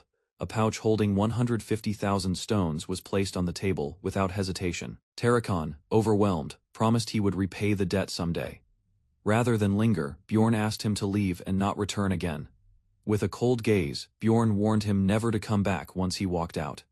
Demanding confirmation, he awaited a response from the stunned man. A quiet, "Okay," was all Terrakan could manage before stepping outside. Seated alone, Terrakan silently absorbed the weight of their exchange. Bjorn reflected on his own contradictions, torn between logic and emotion. Still, he held firm if nothing else. Terrakan must live on and survive. The team officially entered the labyrinth on the first floor, known as the Crystal Cave. Leo Dwaki, still new to exploration, looked around curiously, unsure of the next steps. Rona, a seasoned 7th rank explorer, paused to assess their surroundings before choosing the route. Harikdo, the group's dwarf lancer, maintained a cheerful mood while preparing for combat.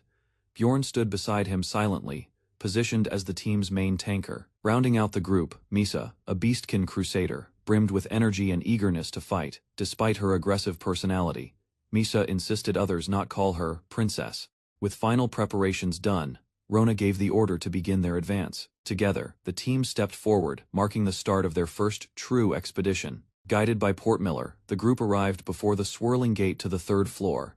Signs of earlier entrance caught Bjorn's attention, raising caution within the team. Despite lacking precise portal data, he decided it was time to proceed without delay. They stepped into a canyon surrounded by towering rock walls home to the beasts of this floor. Assessing the area carefully, Bjorn mentally reviewed what little information he had. Behind him, others joked to mask their nerves, but alertness remained high. One fighter confirmed he was experienced, brushing off concern with confident ease. Navigating the lair required intuition. The natural maze offered no maps or clues. Unlike the upper levels, this terrain promised stronger foes and tighter passages. Combat erupted quickly. Bjorn's strikes dropped enemies and rewarded him with bursts of experience. After clearing threats, the team took shelter, preparing to rest and recover. During campfire talk, a warning surfaced. Fellow explorers posed the greatest risk here. Startled, One teammate questioned if that danger was truly real. Portmiller responded, outlining how each floor grew harsher the deeper they went. Their destination now clear, the party prepared to descend into the perilous Shadows Passage. Kana confidently confirmed her past exploration of the third floor, earning interest from the others. That experience reassured the group, especially with the path ahead still uncertain. Instead of praise, she received teasing remarks about her noble background, which irritated her. Their light banter escalated, prompting Bjorn to cut in with a stern command. Startled, the pair quickly apologized, sensing Bjorn's mood had shifted. Before tension could settle, a sudden ambush launched the party into chaos. A beast's charge sent shockwaves through the formation, knocking several members off balance. Only, his shield kept Bjorn from being crushed under the initial strike. Nearby, a comrade scrambled to heal, activating an emergency recovery skill. The attackers, revealed as Tier -7 Avantro, overwhelmed the team with brutal force. While defending, Bjorn wrestled with self-doubt, questioning his strength mid-battle. To regain footing, one ally countered with a powerful balance technique. Magic flared as Dwa cast a supportive curse to weaken the enemies. Encouraged by the opening, the vanguard delivered a crushing final blow. Even in triumph, the group remained alert, sensing the fight wasn't truly over. Bjorn shouted in alarm as one final Avantro lunged forward, catching them by surprise. From above, Kana descended swiftly, gathering her essence midair without hesitation. With a powerful strike, she brought the blade down and ended the threat decisively. The system confirmed their victory, yet the mood remained unsettled. Observing the battlefield, Bjorn noted the strange placement of the creatures. To verify suspicions, Rottmiller activated his thermal scan to check for hidden figures. Discussion turned to theories, suggesting someone may have deliberately drawn the beasts in. No signs of recent activity appeared, but the party stayed cautious. Kana expressed doubt, warning they might still be under silent observation, rather than linger. The group agreed to exit before conditions worsened. Along the way, Rottmiller admitted his surprise at the repeated encounters. Kana casually revealed she had met plunderers more than a few times this year. That revelation stunned the group, especially given its implications. Though jokes followed, Rottmiller grew visibly irritated by the topic. With no answers left, the team moved forward, eyes sharp and pace steady. After a string of battles, the group gained experience from defeating several powerful monsters. They decided to rest near the region's boundary, where monster activity was lower. Kana checked on Dwaki, who admitted feeling strange since earlier that day, though unsure why.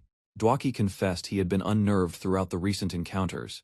He acknowledged how others might view him as na-fade-ve, or inexperienced. The danger of explorers killing each other weighed heavily on his mind. Preparing for that harsh reality, Dwaki tried convincing himself he was ready to act. Despite his firm answer, doubt lingered about whether he could follow through. His uncertainty was clear, though his courage remained intact. Bjorn silently evaluated him, thinking his honesty was better than arrogance. Rather than criticize, he asked the group to give him a moment. With everyone's attention, he offered to reveal something important he had kept hidden. One member steps forward, inviting the group to witness something unusual, hidden deep within the floor. They stop in awe as the night sky opens above them, filled with shimmering lights. Ahead, a glowing cityscape stretches beneath countless floating orbs, illuminating the quiet path below. None can explain why this phenomenon appears only on the third floor. It remains a mystery. The reason, however, fades in importance against the breathtaking spectacle that surrounds them. Turning to the group, one companion wonders if this glimpse of wonder reignites their resolve. Night falls, and the lights vanish. Darkness quietly wraps around the labyrinth. As others drift into sleep, Bjorn takes the first watch, seated alone by the fire. Only the sound of slow breathing from Dwaki keeps him company in the stillness. At dawn, progress is measured. Bjorn calculates how far he's come, in terms of experience. So far, 2 essences have been consumed. He's allowed 1 more at his current level, rather than rushing. He hopes for a powerful essence worthy of the final slot. They reach the entrance to the Orc Zone, a dangerous stretch ahead. It's packed with monsters, second only in difficulty among third-floor territories. To advance further, they must overcome this brutal domain before moving toward the 4th floor. Murad proposed a temporary alliance, leaving future tactics open depending on how things unfold. Before any adjustments could be made, orcs charged from the forest at an aggressive angle. Everion snapped into position, responding swiftly and confidently to the incoming threat. The front line clashed with the first wave, striking down several orcs instantly. Arrows of magic tore through the battlefield, unleashed by Rottmiller and Dwaki from the rear. Close-range enemies were handled by Murad and Viviana, who kept the formation secure. While maintaining focus, Rottmiller noticed an orc shaman casting a forbidden incantation. A red aura enveloped one warrior. The berserk spell had taken effect. Muscles bulging, the empowered orc roared, now capable of withstanding triple the usual damage. Breaking through the defense, the berserk orc lunged past their shield wall. Rottmiller stumbled back, forcing Bjorn to intercept with brute strength. Without delay, the barbarian unleashed a powerful counter to halt the onslaught. Viviana darted forward, using the opening to eliminate exposed enemies. Kill notifications appeared. 2 orcs and the berserk warrior had fallen. Bjorn ended the skirmish by slaying the witch doctor responsible for the spell.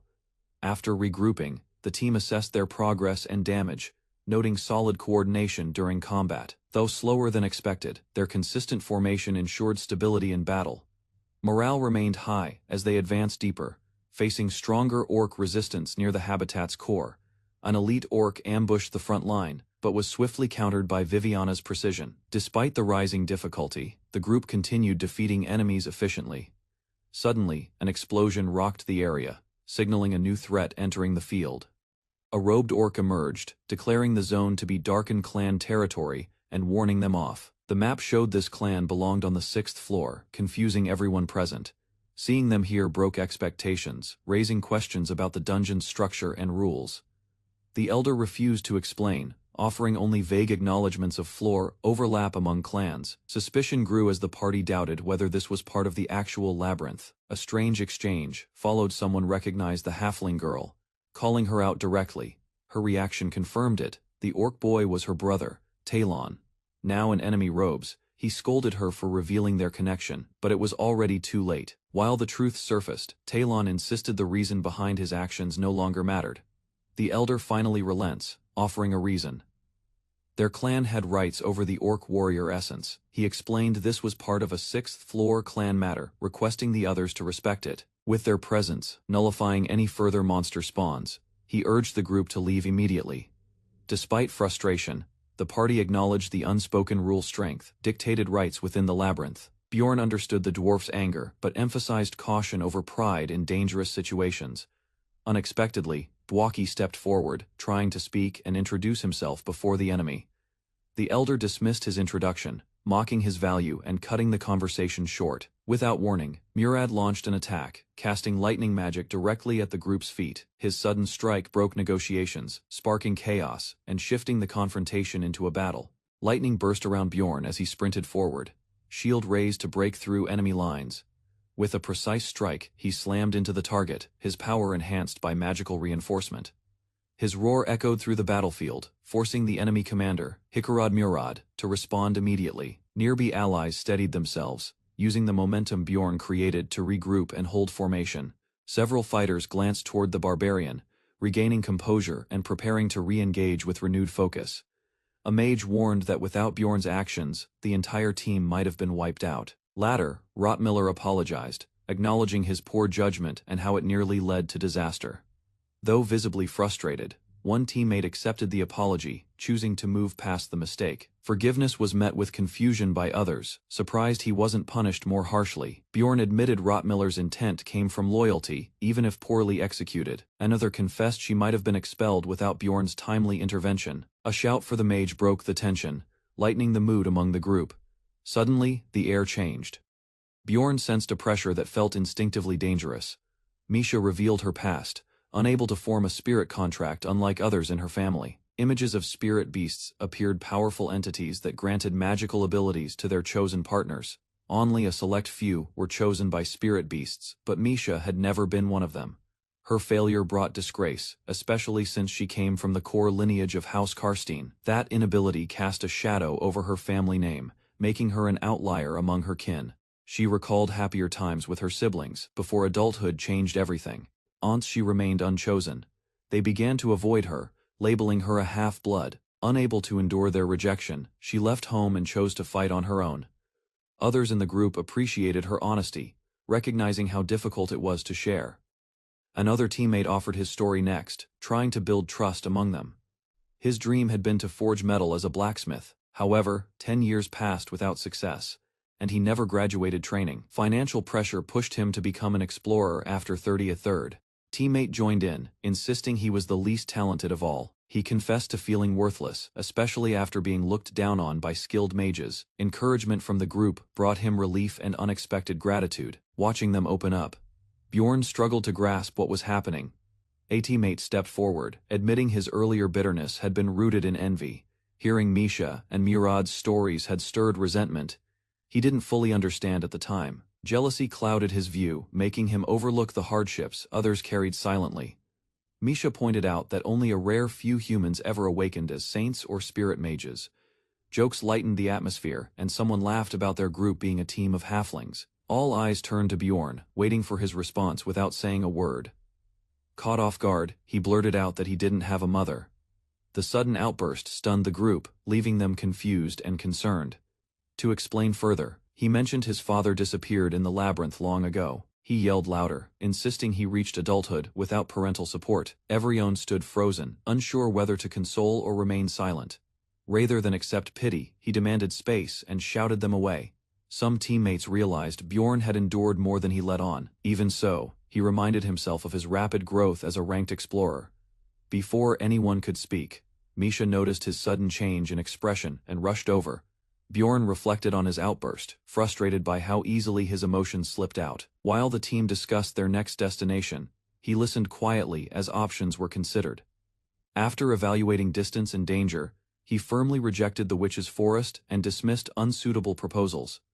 The group's hesitation pushed him to reconsider their progress and current shortcomings. Past battles reminded him how unprepared they'd been against stronger monsters inside the labyrinth. Using that judgment, he concluded the fourth floor was their best path forward and decided accordingly. Around the fire, the group discussed which dungeon floor to challenge next as tension brewed. Despite their cheer, Bjorn noted the party lacked solid warriors and consistent offensive strength. He quietly judged their chances as slim if forced into prolonged, intense combat. A vote sealed their next destination, the fourth floor. Without delay, they packed up and marched back toward the labyrinth entrance. That evening, camp was set in familiar terrain under the quiet night sky. Bjorn checked the time, 9 p.m., the same as on previous days. It became clear Rottweiler had pre-calculated the camping schedule using precise travel estimates. When asked about the next phase, Rottweiler calmly laid out the route ahead, as others prepared to sleep. Rottweiler suddenly called out to Bjorn. His alert voice halted rest. Strange noises echoed from beyond the firelight. They braced themselves, unsure if it was a monster or something worse. Screams cut through the night, drawing everyone's attention toward the darkness. Bjorn quickly sensed it was a trap, not a cry for real help. Rottweiler confirmed the footprints matched the plunderers they had encountered earlier. Fear surged as a red-haired girl shouted about the enemy's rapid approach. Spotting the firelight and confusion, Bjorn saw a perfect moment to act. After steadying himself, he rushed forward, howling to sell the illusion of panic. A black-clad man yelled threats, warning them not to take another step. Desperation painted his face as he pleaded for help, citing fallen comrades and danger. Even with monsters behind them, he insisted they drop their weapons immediately. None of the orcs advanced. Instead, they watched silently from the rear. Their inaction puzzled Bjorn, who guessed they were letting humans settle the standoff first. Offering one final ultimatum, he demanded surrender, or immediate withdrawal. Weapons were surrendered reluctantly, collected efficiently under Rottweiler's watch. Surprisingly, the orcs began retreating as if signaling allegiance. A woman in purple stepped forward and introduced herself as Elisa, expressing gratitude. Introductions followed, with Elisa's group offering names one after another. Amusement flickered in Bjorn's eyes as Murad clearly fell for her charms. Recognition struck when one man said, "Hans," a name tied to past betrayal. Hans brushed off the coincidence, casually mentioning the other Hans had already died. Elisa, visibly moved, credited divine intervention for saving their group from destruction. Asked about her role, she confidently introduced herself as a priestess of the goddess of light. Skepticism lingered in Bjorn's mind, certain she was just another liar. Despite doubts, she responded calmly. When someone requested healing for a wound, a radiant spell took form in her hands, revealing genuine divine power. Gasps spread among the group, realizing she wasn't faking after all.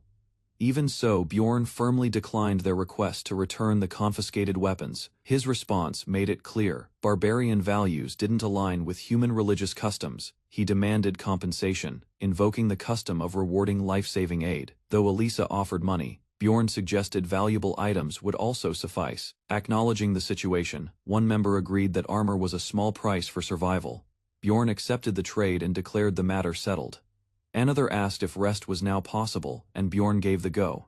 Ahead through it all, he realized rules of survival stayed the same, regardless of the world. Elisa offered healing. Unaware of the ambush already targeting her from the shadows, a sudden strike hit her directly, sending her crashing into the ground violently.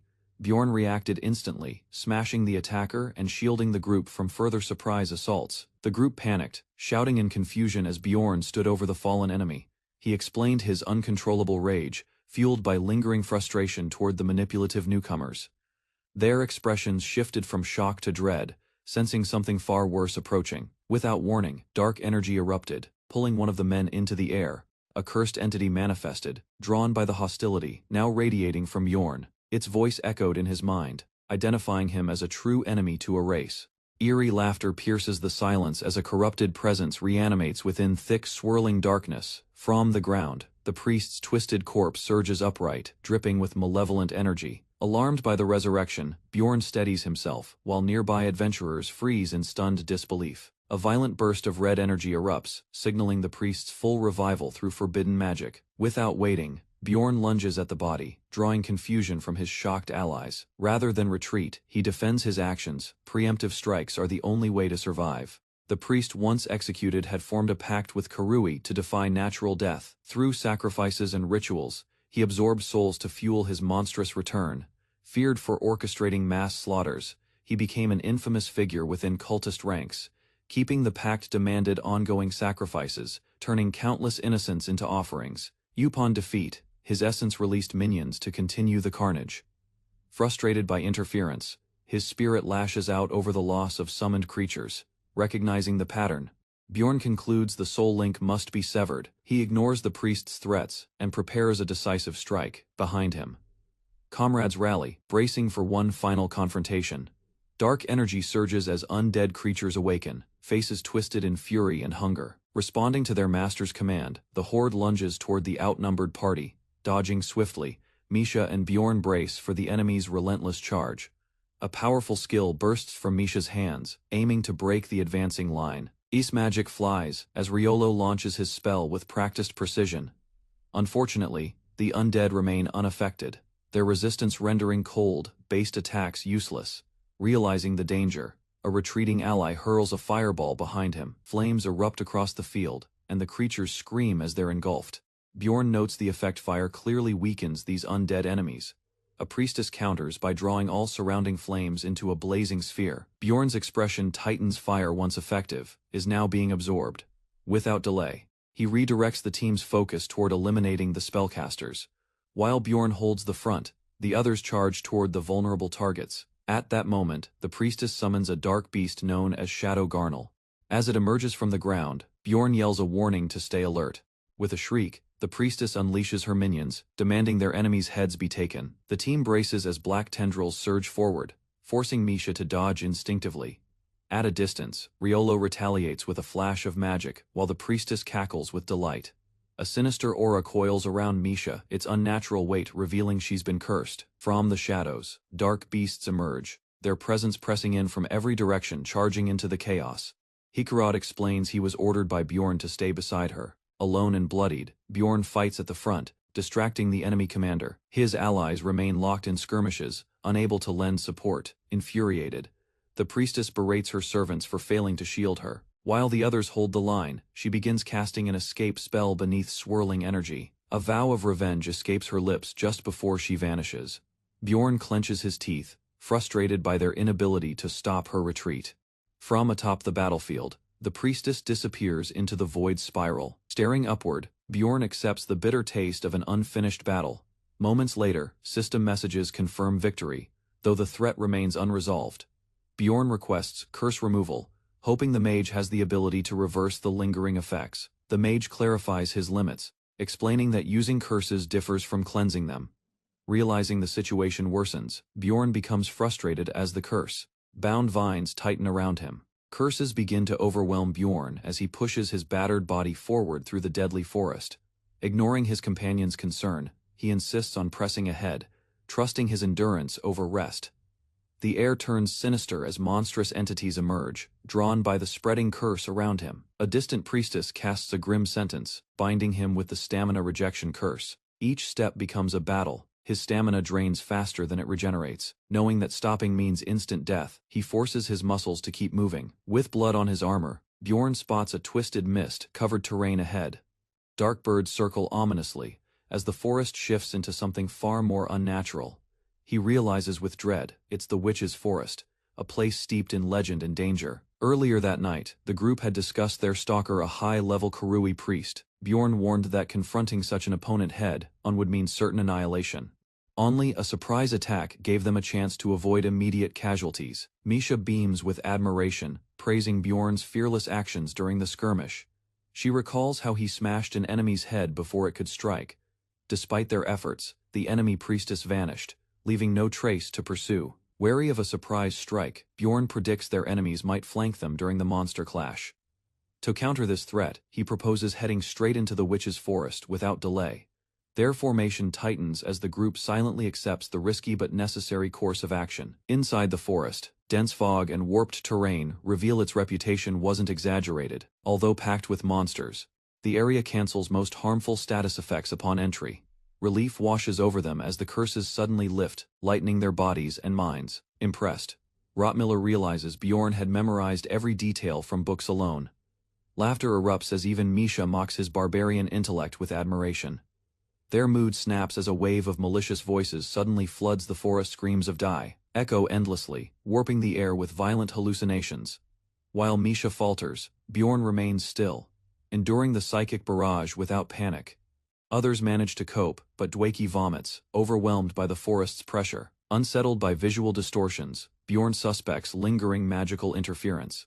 Despite the haze, Rottmiller confirms his magic remains operational. Recognizing their fatigue, Bjorn orders the group to rest before advancing further. Taking charge, Bjorn volunteers for guard duty while urging the others to get some rest. Fatigue creeps in as he slouches, whispering to himself that death feels imminent. Noticing his state, a teammate brings up an earlier incident involving a mysterious woman. At the Adventurers Guild, she had persistently questioned him during a recruitment visit. Only now does it click. She might have infiltrated the dungeon under false pretenses. A rare item she wore, the Guardian's wrist guard, confirms her deeper involvement. Bjorn fumes, silently, annoyed by how their situation keeps spiraling out of control. Even his allies begin connecting clues about her disguised appearance. Apparently, her ragged clothing had thrown off everyone's suspicion. The dwarf is teased for failing to recognize her face due to distractions. Embarrassed, he shifts the blame to the noisy bar environment. Meanwhile, the enemy woman quietly observes them, already one step ahead. Suddenly, Bjorn is jolted awake by his concerned teammates. Without hesitation, they report an unusual sight in the forest. Shining softly in the dark, a swarm of fairies hovers harmless in game but unpredictable here. Bjorn suspects the fairies' strange gathering signals the approach of something far more dangerous. Confidence returns as Dwayke stands ready, his condition visibly improved. With a sharp nod, Bjorn initiates the spell sequence to force their enemy into the open. Lightning erupts, disrupting the forest's stillness, and revealing an unexpected response. A loud screech follows as a monstrous figure barrels forward with violent momentum. Trees splinter under its charge, scattering the group into defensive positions. The creature's body glows with spores, confirming its link to corrupted fairy magic. Roaring, it lunges swift and heavy, sending allies scrambling. Bjorn braces, instantly realizing this beast requires more than brute force to stop. Analyzing its pattern, the team prepares a multi-layered trap. Their timing aligns as each member unleashes coordinated magical attacks. A brilliant explosion halts the enemy's advance, stunning it mid-strike. Brief quiet follows the battle, but tension lingers. From the shadows, several unknown figures emerge, observing the aftermath. One woman steps forward, screaming in rage. They were the ones who killed her comrades. Chaos erupts as armored knights yell for Lady Elisa to withdraw from the front line immediately. Faced with an overwhelming enemy, the group quickly realizes they can't win through brute force. Without hesitation, Hikarad pulls out a powerful relic, their only hope for survival. A brilliant surge of light explodes outward, forming a barrier and nullifying all negative effects. Enemies stumble back as Hikarad's body surges with power, giving his allies a window to flee. One figure runs in the opposite direction, raising confusion as danger still looms nearby. Suspicions grow the enemy might be coordinating a pincer attack using bait and timing. From the shadows, a grinning predator prepares to strike them both in a single ambush. Once the relic's effect ends, the group races off as hostile pressure begins to rebuild. Bjorn leads swiftly, alert to enemy movement while guiding the team with confidence. Thanks to past experience, he maneuvers the labyrinth's twists up to the 3rd floor. True navigation skill, however, will be tested deeper within the witch's territory. His heightened sense of smell picks up magical traces no one else can detect. Even through deceptive terrain, he isolates the path to the 4th floor. With an enemy scout closing in fast, he increases speed to maintain their lead. Everything now depends on who can reach the portal to the 4th floor before the others. Fatigue begins to show, especially in Misha's unsteady steps and increasingly labored breathing. Suddenly, she trips and crashes to the ground, screaming in pain from the impact. Despite claiming she is fine, her trembling hands betray the truth. Her ankle injury is no simple cramp, it's a clear sprain from the fall. Bjorn instructs her to stay still, realizing they're momentarily separated from the rest. Both pause, unsure when exactly the others went missing in the forest maze, while Misha urges them to chase ahead.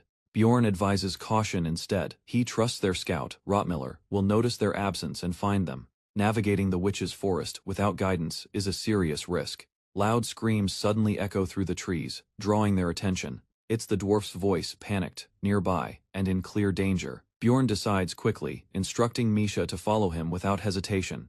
Though tempted by loot and supplies, he prioritizes escape. Misha, despite her injury, forces herself to keep moving. Bjorn urges Misha to stay calm, stressing the need to confront their current reality. She panics, blaming herself, but Bjorn's voice cuts through survival, depends on obeying orders. He commands her to drink a potion and walk on her own, shifting focus to now. After some distance, Bjorn announces a brief rest to regain strength. Misha, still shaken, recalls the difficulty of drinking a potion while riding his back. Although her injury hasn't fully healed, she confirms she can walk and fight again for now. Their situation remains critical, especially with only a melee fighter and tank in the party. Because field monsters can't be harmed without elemental skills, they're nearly defenseless. Bjorn quietly decides it's time to act and commits to a choice. Out of nowhere, Bjorn asks Misha if she's ever been married. Caught off guard, she replies, no, confused by the sudden topic. He follows up with a question about her beliefs regarding modesty and nudity. Before she can answer, he reaches for his belt, alarming her. She panics, misinterpreting his intentions, until he extends a small ring in his hand. Bjorn offers it with a vow: if she accepts, she'll stay with him forever. Misha is shocked by the proposal. Unable to process Bjorn's sudden and bold request, Bjorn pledges loyalty through the ring, asking her to do the same in return. Her expression softens as she acknowledges the sincerity but hesitates, unable to offer the same answer. Misha politely declines, explaining she never viewed Bjorn that way despite their time together. He listens, confused by her explanation, trying to understand what she means. She blurts out her strange preference for lean men with mouse-like scent, startling him completely. Frustrated, Misha yells that he holds no appeal as a man and calls him a barbarian. Bjorn quickly clarifies his intention: the ring was meant as a companion pact. Relieved, Misha laughs, accepting the idea once it's clear there's no romantic pressure. With an agreement reached, Bjorn explains the ring's cost and magical value. Its high price shocks Misha, but he assures her it's worth the long-term benefit. Determined, Bjorn prepares to use the ring's power to awaken Misha's potential. Labeled number 9425. The Frost Spirit Ring was obtained through a betrayal at Artemian School. At first, its appearance suggests it is nothing more than a useless trinket. Only upon destruction does its concealed function activate, releasing a strange magical pulse. Under specific conditions, a beastman, without a soul, contract its hidden effect finally manifests. The game reacts with a sudden event, summoning something ancient and powerful. From deep slumber, the massive ice beast Scadia emerges in a brilliant flash of light. Without hesitation, Misha accepts the creature's unexpected offer. A spiral of icy energy engulfs her as the contract ritual begins. She rises, overwhelmed by the magical surge as the pact alters her body and aura. The contract is completed, leaving those nearby stunned by the transformation. Bjorn, caught off guard, questions how such a powerful bond formed so easily. Misha, puzzled, wonders why even her father never mentioned this phenomenon. A companion suggests her father may have been unaware of the ring's true nature. Suddenly noticing her exposed state, Misha panics in embarrassment. Clothing prepared by Bjorn awaits her, along with news. Her item level has surged by 356. With a flustered tone, Misha demands an explanation for why she woke up naked. Bjorn calmly states her equipment was destroyed, an expected result of the soul binding ritual. He awkwardly brings up marriage, explaining concern for how a spouse might have reacted. That reasoning frustrates Misha, who scolds him for not warning her beforehand. Changing the subject, Bjorn asks if she has anything to say in return. Blushing, she mutters her thanks, struggling to express genuine gratitude without embarrassment. A distant look replaces her frustration as painful memories rise to the surface. She admits to once attempting to take her own life. Her voice steady but soft rescue came from her father, who found her just in time, rather than comfort. His first words were harsh, telling her to die in the labyrinth. His pride meant more than her pain, and it cut deeply. She entered the labyrinth, not to die, but to escape his shadow. Freedom from her family's expectations became her real pursuit. She believed that earning success without a soul number might win her father's respect. Now after all this, she realizes that his recognition may no longer matter. With a deep bow, Misha sincerely thanks Bjorn for standing by her side.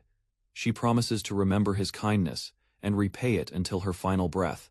Hearing her words, Bjorn realizes she's made a formal vow before the guardian spirit. There are 3 recognized soul contract types for beastman, summon, enhancement, and utility. Most who form contracts typically gain only one of these distinct abilities. Misha's transformation with Scadia, however, granted her the rare and powerful enhancement type. She strikes swiftly, overwhelming the enemy with newfound ice energy. One blow defeats a wraith, confirming she can harm even ethereal beings. Now despite the success, something about landing hits on spirits feels unsettling. Soul numbers and barbarian engravings both grow over time with experience. Though difficult, merging elemental traits with weapons becomes possible through mastery. Before they adapt further, Misha warns of incoming threats approaching fast. Both warriors break into a sprint as more wraiths surround them. While escaping, Bjorn notices ominous signs of a greater enemy's presence. Their pace quickens, reinforcements arrive, and battle is unavoidable. Bjorn reflects on their encounter with a high-grade monster and its unexpected consequences. Destroying the Frost Spirit Ring had activated a powerful sealed curse. As a result, the acidic blood from the beast corroded and weakened their gear. While hiding, they assess their progress, but realize elemental essence is still lacking. Bjorn estimates they've explored roughly 30% of the witch's forest. Time continues to pass, increasing the effects of the area's mana-induced debilitation. To avoid separation, Bjorn ties a rope between them as a safety measure. He acknowledges the danger of remaining too long under the forest's abnormal mana field. With urgency rising, they move forward, aware that stopping could mean death. A forbidden spell, Nation's Eye, activates as Bjorn's iris glows with piercing violet energy. Its effect is immediate. Monsters hidden behind illusionary veils are stripped of their disguise. Enemies begin to stir, their presence exposed, while Bjorn's team prepares for inevitable confrontation. Combat erupts across the cavern as the group battles multiple monsters in separate skirmishes. Time drags with each encounter. Misha's breathing grows heavier, her pace unsteady. Unable to rest, they advance deeper, hoping to avoid further conflict by staying alert. Signs of exhaustion overwhelm Misha, not due to wounds, but complete physical depletion. Bjorn watches closely, calculating whether she can endure the remainder of the descent. With danger increasing, he silently prepares for the worst should she collapse. Though she tries to speak, her trembling hands betray her fatigue. Bjorn lifts her without waiting, forcing her to rely on him. Gratitude replaces resistance as she whispers a quiet thank you. An ambush cuts short the pause. Violent cries echo through the passage. Bjorn confronts the attackers, eyes narrowing as dark energy builds around them. Emerging from the shadows, a sinister woman smiles, revealing herself as the true threat. Without warning, a seductive figure resembling Bjorn's ex-girlfriend appears, speaking as if she knows everything. He recognizes her instantly, yet she stands too vivid, too real to be a fading memory. While Misha rests on his back, he remains guarded, unsure whether this is illusion or trap. Every move she makes mirrors the woman he once knew, replicating her tone and behavior. Taunting words sting deeper than expected, poking at old emotional wounds still left unhealed. Rather than argue, Bjorn reflects on the past, silently questioning who truly withheld the truth. The illusion leans closer, her expression shifting between affection and control. Changes in her outfit reveal inconsistencies, yet her voice remains perfectly familiar. Disgust rises within him as he realizes his instinctive reaction was clouded by desire. She reaches out, insisting he abandon Misha and return to her side. His limbs hesitate, muscles tight. While her embrace grows firmer, everything blurs, until sensation confirms she's no harmless memory.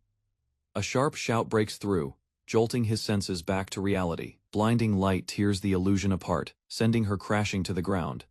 Bjorn exhales slowly, staring down at the shattered lie that nearly consumed him. Misha arrives just in time, declaring the Dryad defeated and the illusion broken. Confusion grips Bjorn as he realizes the woman he saw was never real. The truth hits hard: he'd fallen victim to a rare monster's powerful enchantment technique.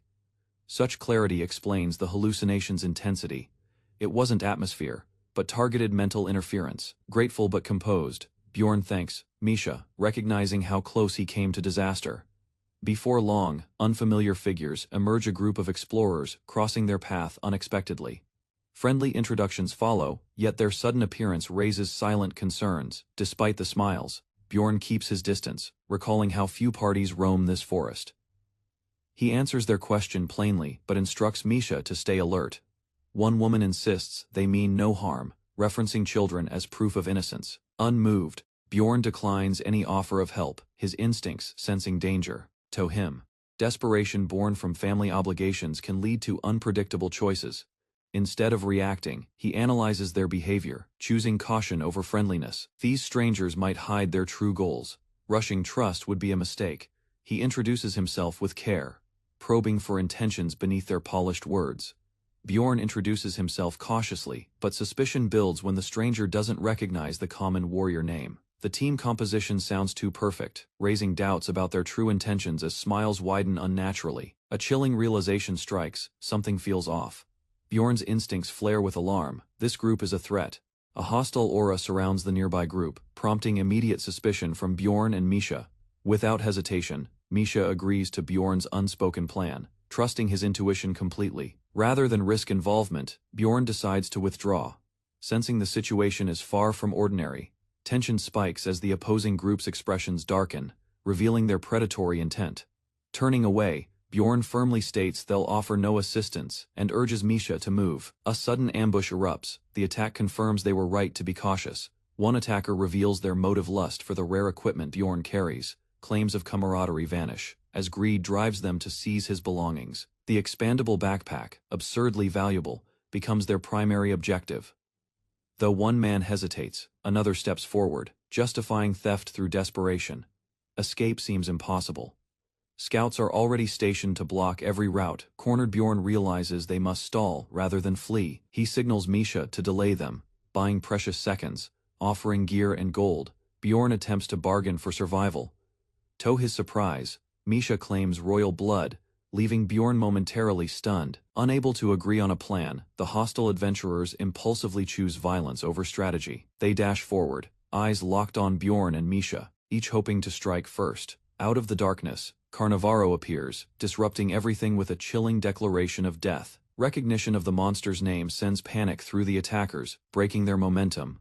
Bjorn, staying composed, commands Misha to cling tightly as escape becomes the top priority. She responds immediately, while behind them, Carnivaro begins his relentless pursuit. Confusion and fear spread among the enemies, who can't grasp why the creature is loose. The beast charges, trampling logic and hesitation beneath its fury. As planned, Bjorn leads their sprint straight through the magic minefield. Each step across the explosive traps serves only to widen the distance from their foes. Bjorn charges without pause, confident in the strategy they prepared. He never intended to avoid the mines, only to weaponize them. Carnivaro roars and summons reinforcements, intensifying the chaos behind the fleeing pair. Twisting shadows take shape, tearing into the confused adventurers. Cries of pain echo as the ambushers become victims of their own reckless greed. Frustration boils over as an attacker curses the situation, blaming the mines for their failure. Caught off guard, several are flung aside by the relentless blast radius. A monstrous beast charges forward, mauling Bjorn before he can respond. Carnivaro triggers a deadly skill. His body detonates in a gruesome flesh explosion. Shocked and bloodied, Bjorn stumbles, realizing he's gravely injured. With his foot destroyed, escape becomes impossible without drastic action. Misha receives new orders: handle the obstacles and redirect focus to Carnivaro. Without hesitation, she springs into action, blades spinning through the shadows. Her assault lands cleanly, and her eyes lock on the remaining threats. The battlefield quiets as surviving foes plead desperately for healing. Misha watches coldly, unmoved by their last-minute cries. Beside Bjorn, she worries aloud about whether healing will be enough. To her surprise, his foot begins regenerating instantly. Startled, she watches as tissue and bone reform before her eyes. Thanks to a unique racial trait and rare potion, Bjorn recovers beyond normal limits. Misha stares at Bjorn in disbelief, wondering how he suppresses pain so effortlessly. He calmly attributes it to the barbarian's mental fortitude and resilience.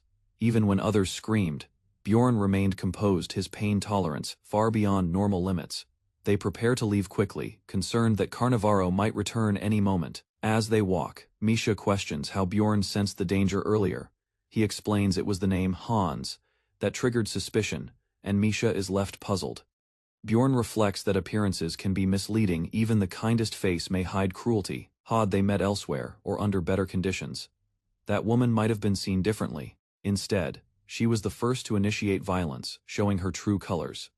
Misha comments that surviving the labyrinth demands hard choices and constant awareness. Bjorn agrees money might be the only real protection in this brutal world. Before long, the system announces they've successfully exited the witch's forest sector. A soft light glows ahead as Misha joyfully calls out to Bjorn. At last, they find the resting spot peaceful and untouched. With a hopeful breath, Bjorn enters the witch's hut, praying for a moment of calm.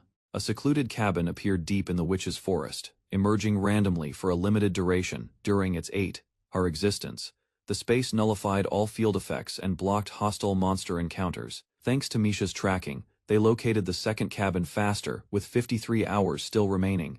Once entered, the door sealed shut, marking the beginning of their brief sanctuary. Misha greeted the calm with cheer, but Bjorn tensed, sensing something wasn't right. Observing faint traces and irregular sound, he concluded someone else was already inside. A familiar man, previously seen with Elisa, lay collapsed and barely conscious among the foliage. Before others could react, Bjorn launched an attack, aiming to eliminate any lurking threats. The strike landed, yet the man remained conscious, raising doubts about its effectiveness.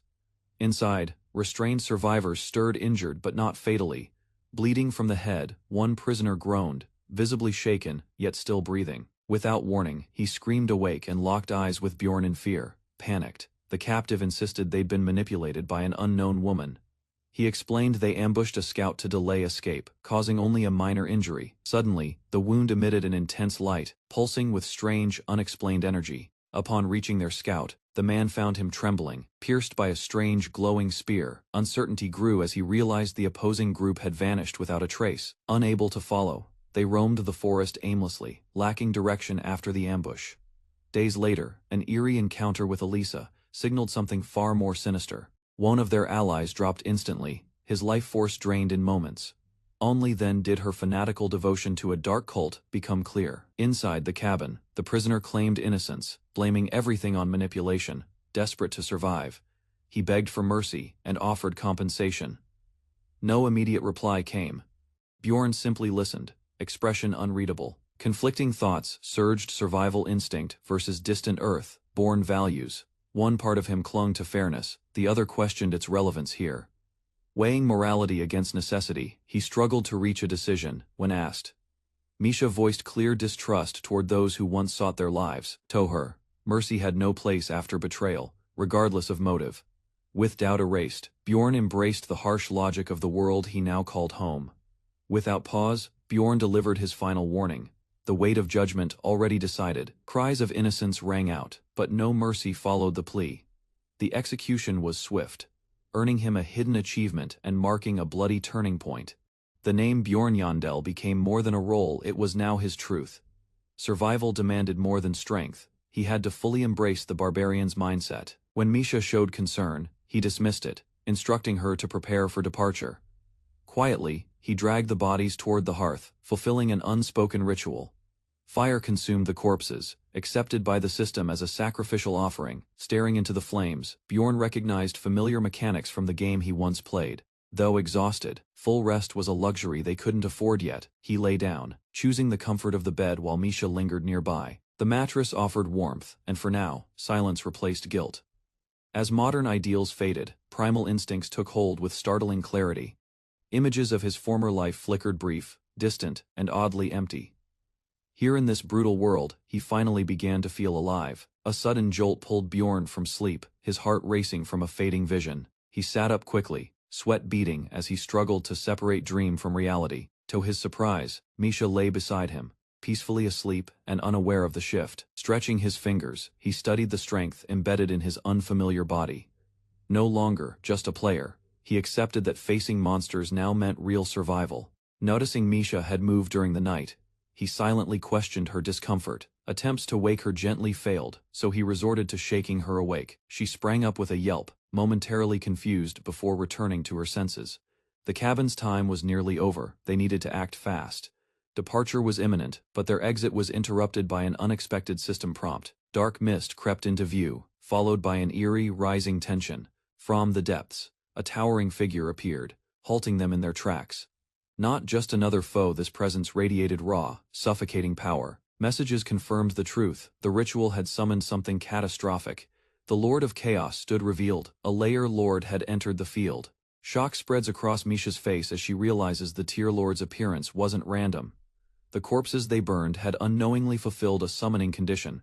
Although confident the last ritual was long forgotten, someone had already prepared the site. Misha panics, blaming Bjorn for the disaster. Keeping the incident secret becomes their priority. Misha warns that any leak could bring serious consequences. Bjorn quickly regains composure, deciding to leave the forest now that the abnormality is lifted. Rather than lingering, they head straight for the orc settlement, hoping to find stability. The Zark clan emerges as a powerful group active above the 6th floor.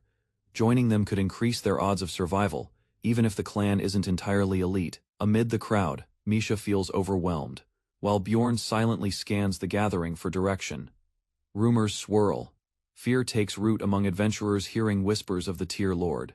Some direct their anger toward Bjorn, demanding answers and pointing fingers. A calming ritual from a priestess softens the mood, restoring order to the tense crowd. Leaders announce the dungeon's closure and pledge to escort survivors out safely. Strict warnings follow. Disobedience will be punished without hesitation. Bjorn observes the speech, noting its effectiveness. Even restless adventurers begin to settle down. A holy light spreads outward as the priest activates evil banishing, forming a sanctuary against monsters. While resting under the fading sky, Bjorn and Misha take a moment to recover. Peace won't last long. Bjorn knows the next complication is just around the corner. Curious, Bjorn asks if Misha has sharp hearing, only to receive a comment about her ear's appearance. He clarifies his question, and Misha confidently confirms her ability to catch faint sounds. Whispers from nearby adventurers reveal relief that a 6th-floor clan stepped in just in time. Admiration for the clan's swift action spreads among the crowd.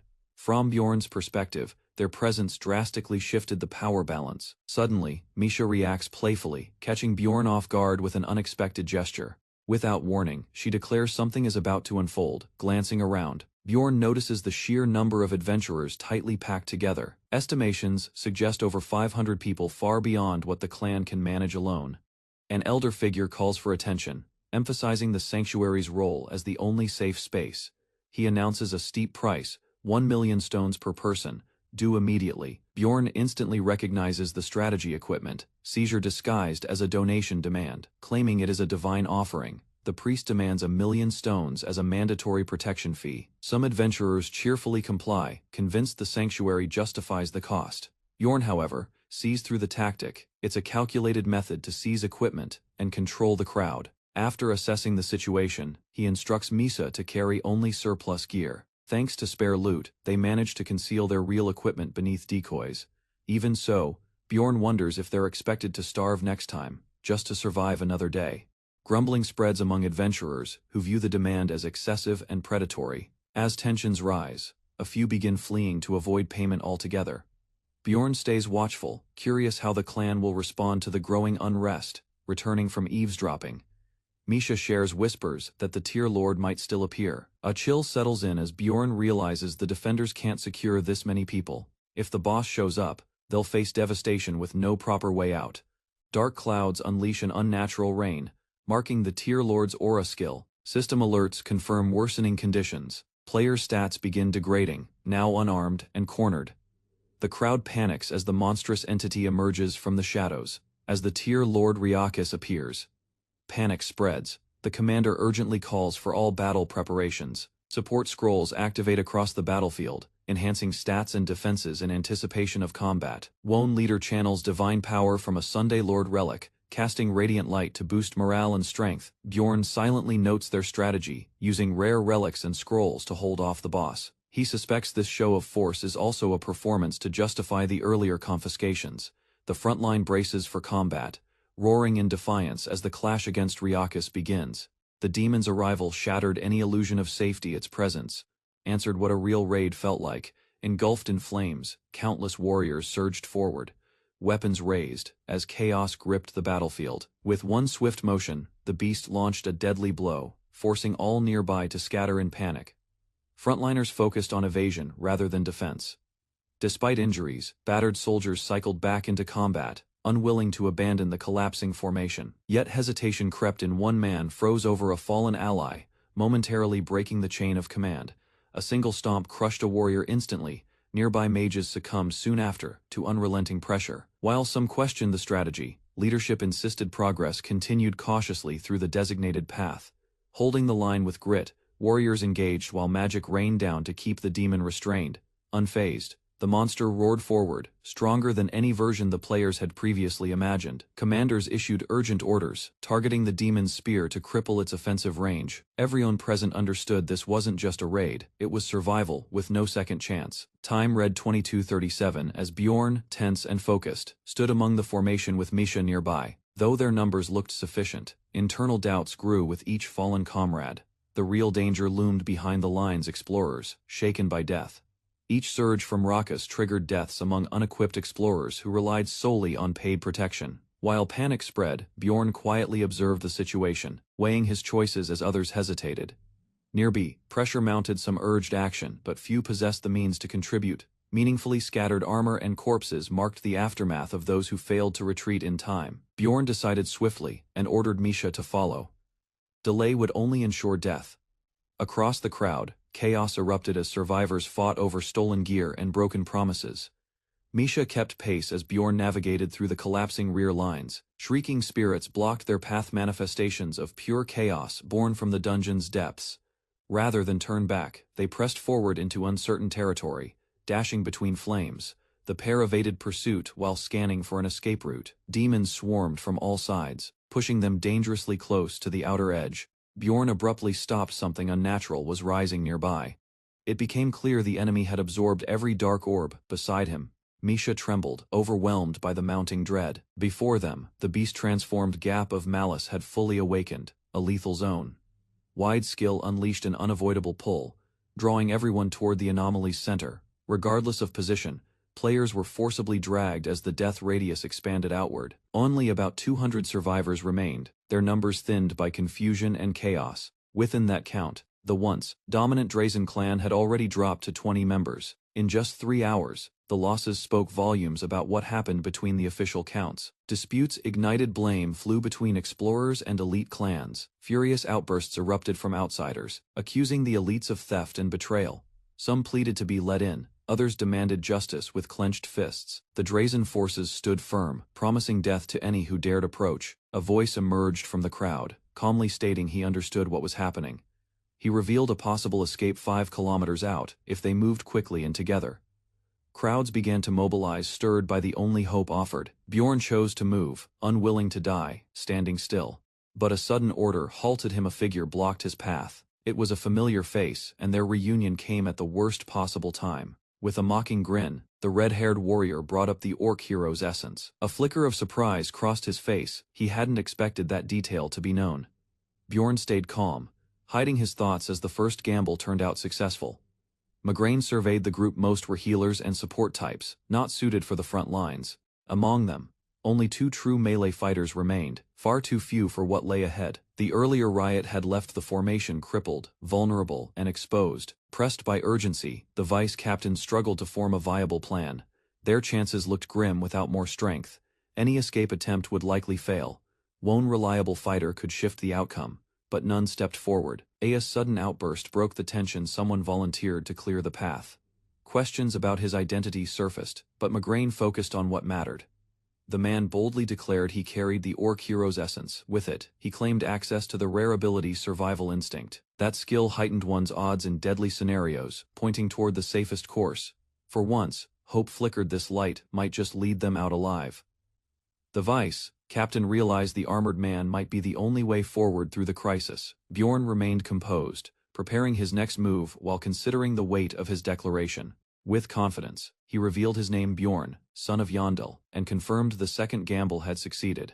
Irat's Migraine, the dwarf clan's vice chief, steps forward and questions Bjorn's knowledge of the orc hero's fall. Without replying, Bjorn's silence confirms the guess, unsettling the group. Migraine reveals their true objective wasn't orc control, it was something far more dangerous. At the center of the orc territory stood a 5th-grade monster, the orc hero.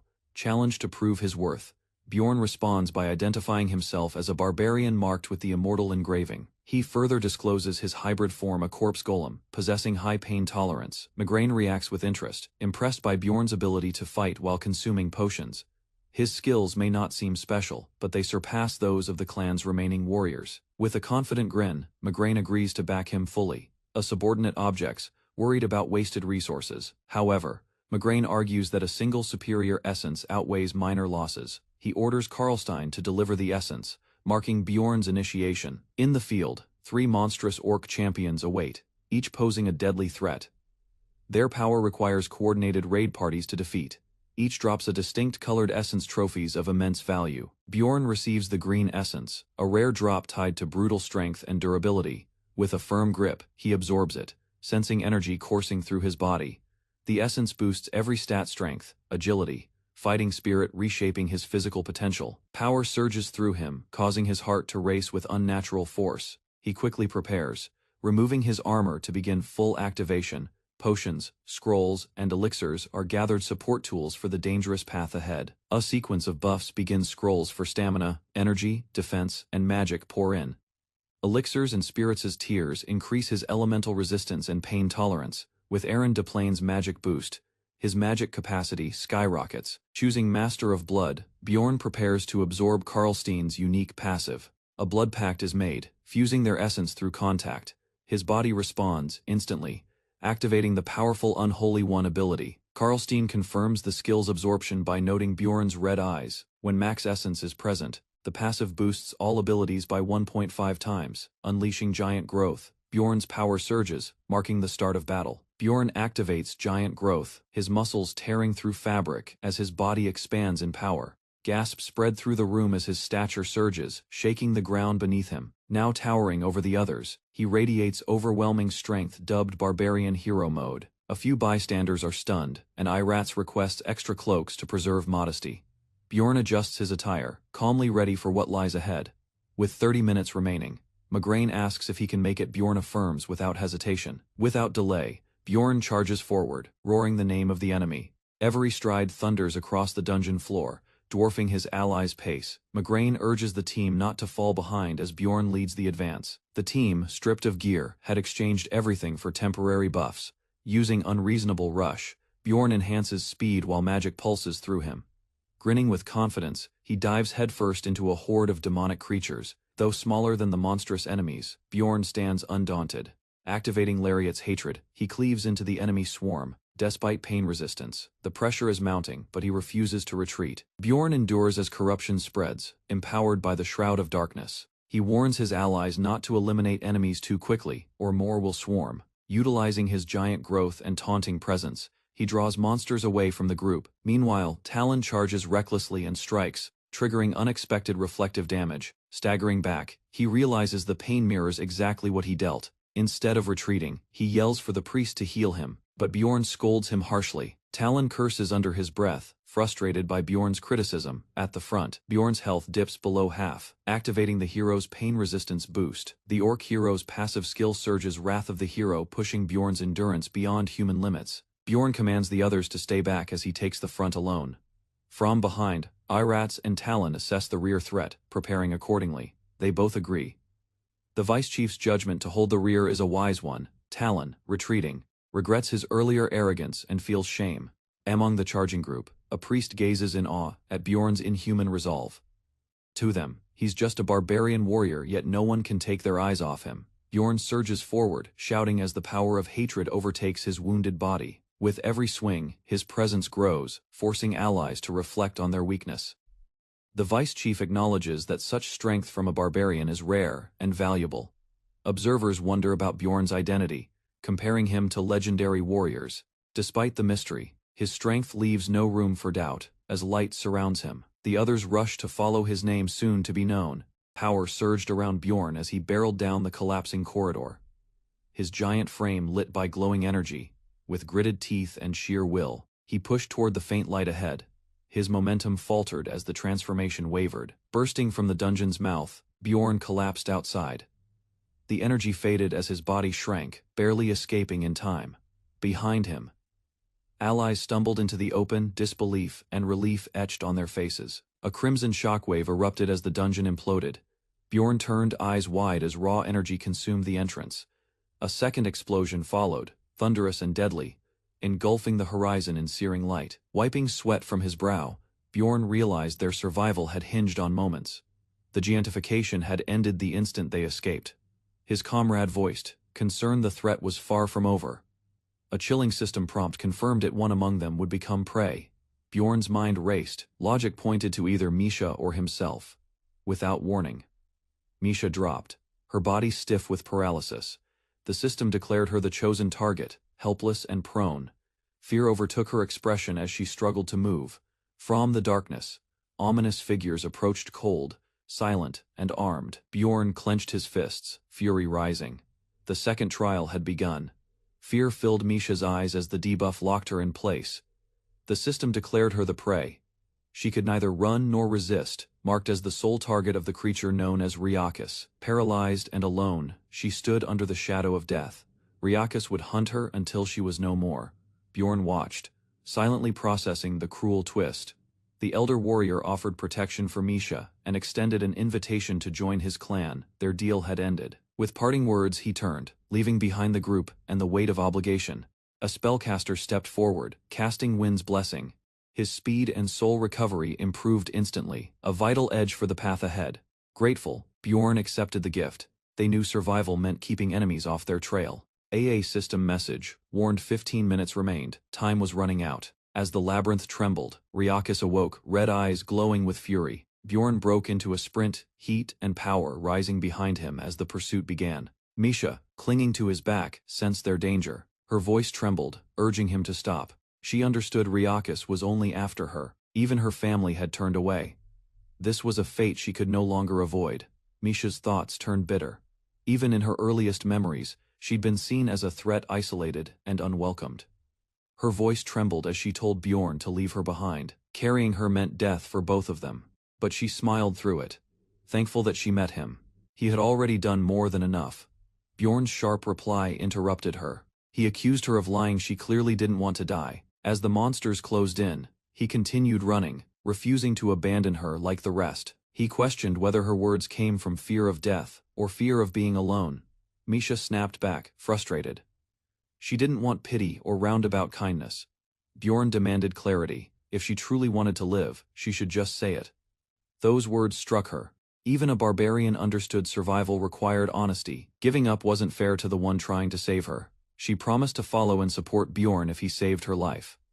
Grinning, she added a reward: she'd give him all the money from the expedition. Suddenly, the buff expired. Wind's Blessing had worn off. Rain began to fall. Their pursuers slowed, but the danger wasn't gone. With no time to spare, Bjorn activated Giantification again, ready to break through the chaos.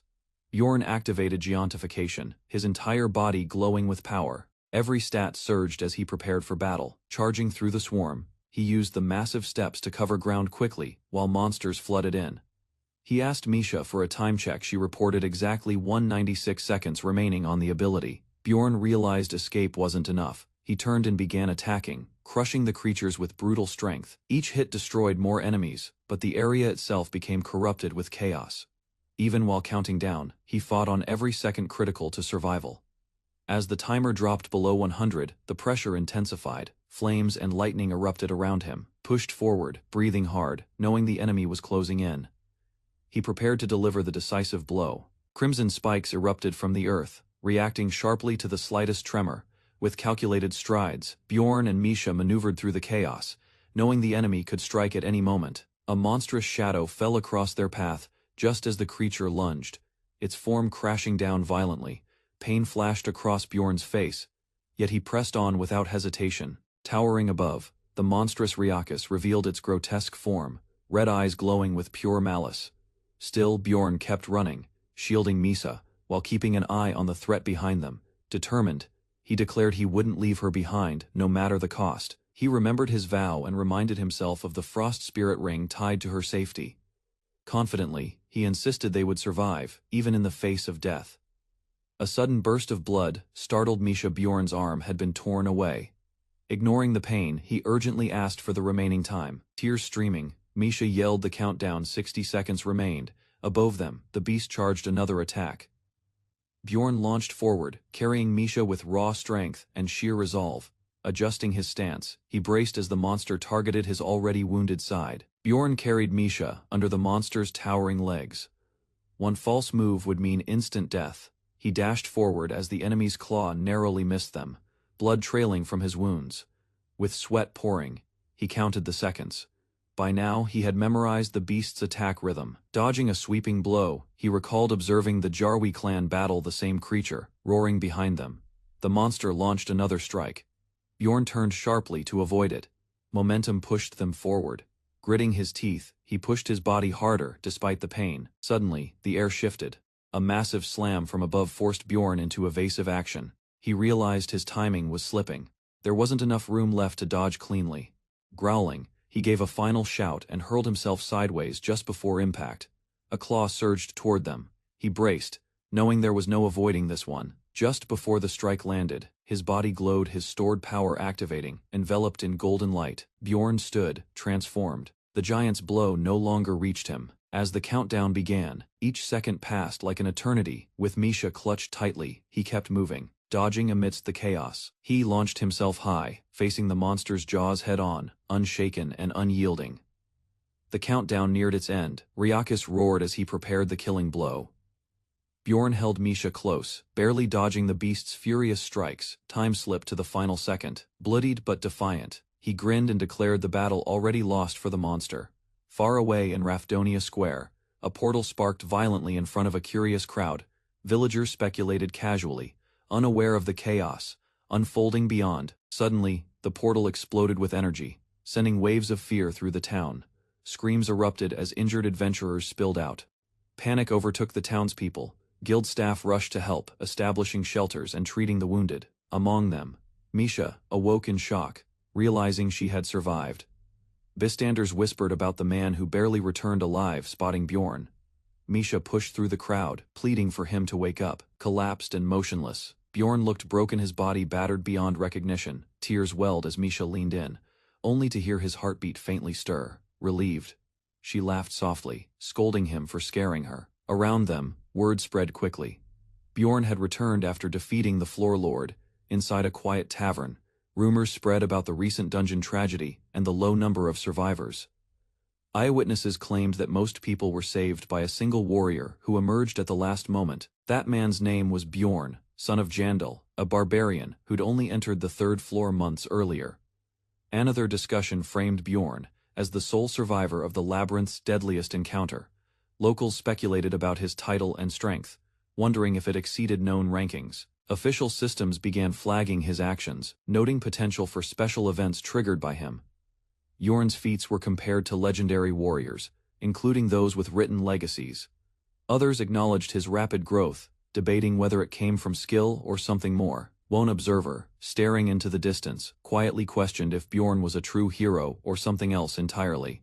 A monstrous figure erupts from the shadows, its enormous body descending with brutal force. With explosive impact, the creature smashes the ground, creating shockwaves that tear through the earth. Despite the danger, Bjorn protects Misha's fallen form. Her condition triggers a warning she's entered a near-death state. A beast leaps forward, jaws wide open.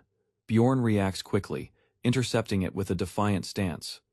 The group is overwhelmed as more monsters surge in. Desperation spreads while they struggle to hold the line. Suddenly, the labyrinth's exit closes. A cruel voice mocks them. There's no way out now. Sunlight filters gently through a canopy, casting golden light on Bjorn's face. He stirs from unconsciousness. Awareness returns as he sees the girl resting beside him. Relief replaces tension. They've escaped.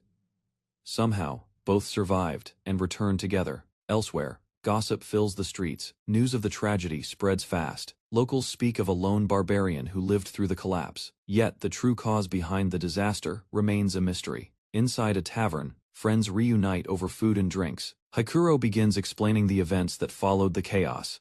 Curiosity rises as the group listens, reflecting on the choices that led to survival. Explains how emergency restoration helped them reuse a critical item. They treated Rottmiller after escaping and searched for Bjorn's team. On the third day, an unstable enemy forced them to flee through a portal to the fourth floor, barely surviving. Climbing the dungeon from the fourth floor proved risky. They couldn't return easily once past the portal threshold. The game-like system became evident.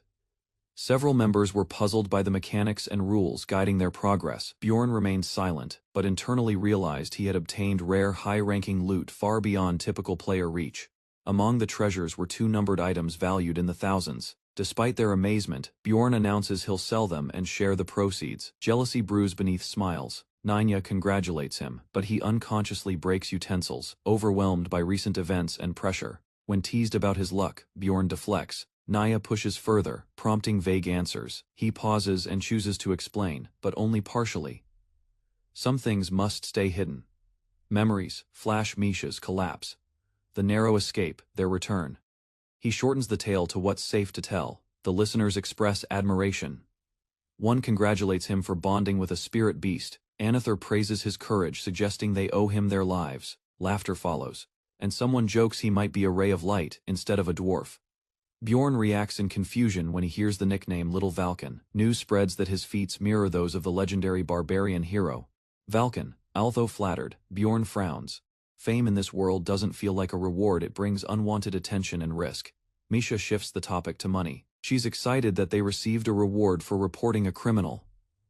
The bounty was significant, 3 million stones split among the party. Bjorn gives her the entire share, causing surprise. She snaps, but accepts it, pretending to stay annoyed. Days pass.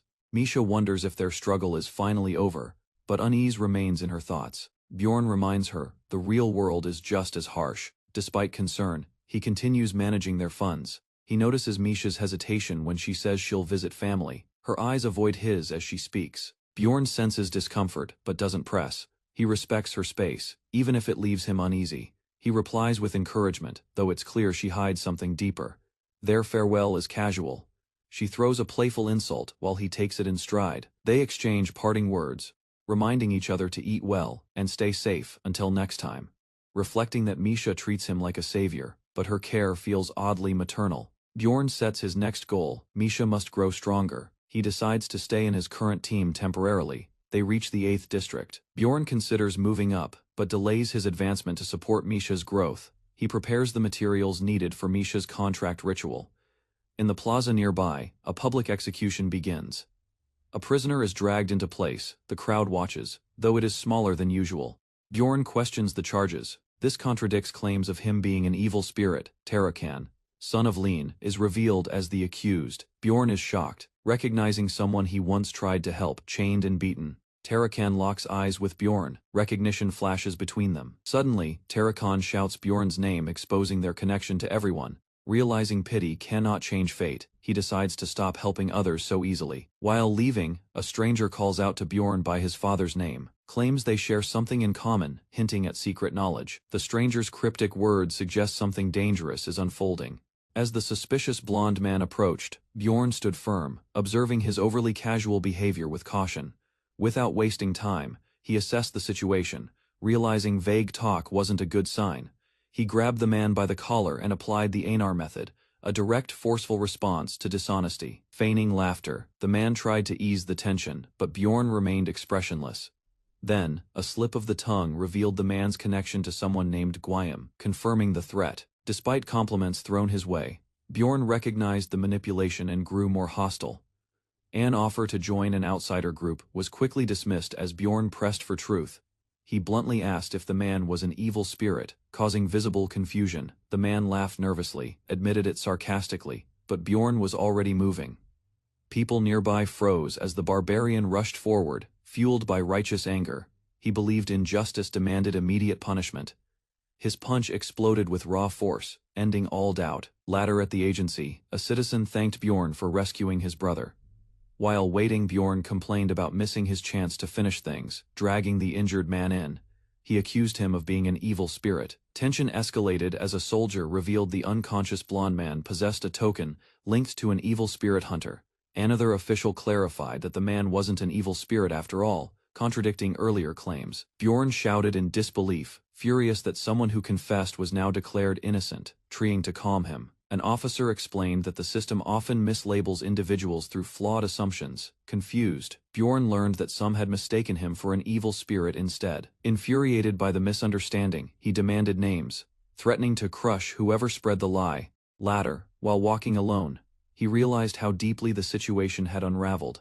The blonde man's knowledge of earthly nations made it clear he wasn't an ordinary local. Bjorn confirmed the man came from Gwaim, recognizing his pronunciation of game as a key hint. As he processed everything, the strange behavior of the city became more apparent. He suspected manipulation and realized nothing about this world was trustworthy. Upon returning, he found a note underfoot, a letter addressed specifically to him. Inside the envelope was a mysterious red pill, unlike anything seen before. The accompanying message revealed a secret society of players communicating in secret. It urged silence, offered safety, and welcomed him, signed only by Ghostbuster. A report was delivered to a high-ranking officer of the secret security agency regarding Bjorn's actions. The subordinate handed over a device, allowing his superior to view the memory recording himself. As the orb activated, it displayed Bjorn's confrontation with the supposed evil spirit. The superior observed that Bjorn hadn't run away, something an evil spirit would have done. Instead, Bjorn attacked without hesitation, defying expectations. This confirmed he wasn't an evil spirit, but someone who had earned a title through pure merit. Elsewhere, the city's need for capable individuals grew, and Bjorn's rising status began to attract attention. At the magic tower the next day, he reflected on the mysterious letter's authenticity. Inside, a mage greeted him, recognizing his growing reputation. Their conversation shifted to the red pill, which the mage identified as a tool to access another realm. The pill, crafted by a highly skilled alchemist, could open pathways into dimensional spaces. Such realms allowed mental entry while the body remained in the real world. However, the mage warned that others had died after taking the pill. Bjorn was shocked, realizing how close he came to danger without knowing. She reassured him it wasn't poison, but still cautioned against using it recklessly. The mage explained that spirit realm defenders could sever the souls of intruders, posing a fatal threat. Realized how dangerous the pill was, as unknown players might die without warning. Even visual identification failed, since users appeared differently in the city and magic couldn't expose them. She stated that joining the realm required discarding one's body in this world. Bjorn considered using it to uncover secrets and possibly find a path back home. Standing before the chair, he hesitated, unsure if he should take the risk. Inside a quiet room, he stared at the letter laid out before him. The more he reflected on the decision, the more uncertainty clung to him. Presented with a mysterious pill, he reasoned that something widely accepted couldn't be fatal. The invitation's sender might be watching, waiting to confirm the newcomer's identity. Delaying the decision seemed wise. If no urgent need existed, waiting 3 to 6 months would be safer. Outside, the evening sky loomed silently over the house. It had been 15 days since he returned from the labyrinth. Far above, within the towering research facility, others continued their work without knowledge of his internal conflict. A robed figure hovered over a glowing orb, searching for traces of the newcomer. Learning the individual hadn't appeared, the mage concluded he wasn't a known player. Resolved, he ordered the pending letters dispatched without further delay. Though he had anticipated someone else, his guess had been wrong. Meanwhile, the protagonist blended into daily routines at the guild, fulfilling explorer duties. Routine masked him well, helping time pass unnoticed. Training drained his resources faster than expected. He visited the weapon shop, upgrading gear to match his expanding strength. Remaining cautious, he masked his presence, blending into the world around him. At the training facility, weapons clashed as the red-haired girl practiced relentlessly. She adjusted swiftly, gaining confidence through constant repetition. A spark of pride flickered in her eyes. Meanwhile, Bjorn observed and credited her improvement to the second seal's influence. His attempt to reach the next level of the spirit seal subjected him to excruciating pain. Despite his endurance, the pain broke through his resistance, overwhelming even the benefit of pain tolerance. Impressed by his survival, the elder handed him wooden sticks, inviting him to draw one and learn his fate. Bjorn hesitated, unsure of what the ritual meant. Feigning confidence, Bjorn played along as the elder laughed, teasing about birthdays and destiny. The elder read his fortune a life filled with repeated trials. Bjorn dismissed fate, focusing instead on preparation and control. Greeted by his companion offering breakfast, he resolved to face the future steadily. Rumors of his rapid growth and third seal spread quickly among those who had watched. The elder presented 3 paths: the spirits of flame, ancestry, or wilderness. Bjorn sensed little difference and selected wilderness without hesitation. Agony followed. As the seal carved into him, its effects began manifesting stronger than he anticipated. The third seal's effect sharply increased Bjorn's threat level, making him a prime target for every nearby monster. By using Wild Outburst, his threat surged further, accompanied by a significant physical boost ideal for frontline combat. He considered Amplification, another skill to enhance aggression. Before parting, the elder revealed an unspoken warning from the reading, a danger tied to those with hatred. Bjorn's fate drew such people more easily, and unless managed it could become fatal. He left quietly, now aware that mastering strength alone wouldn't be enough in this world. While walking, Bjorn encountered Anar hiding in the bushes.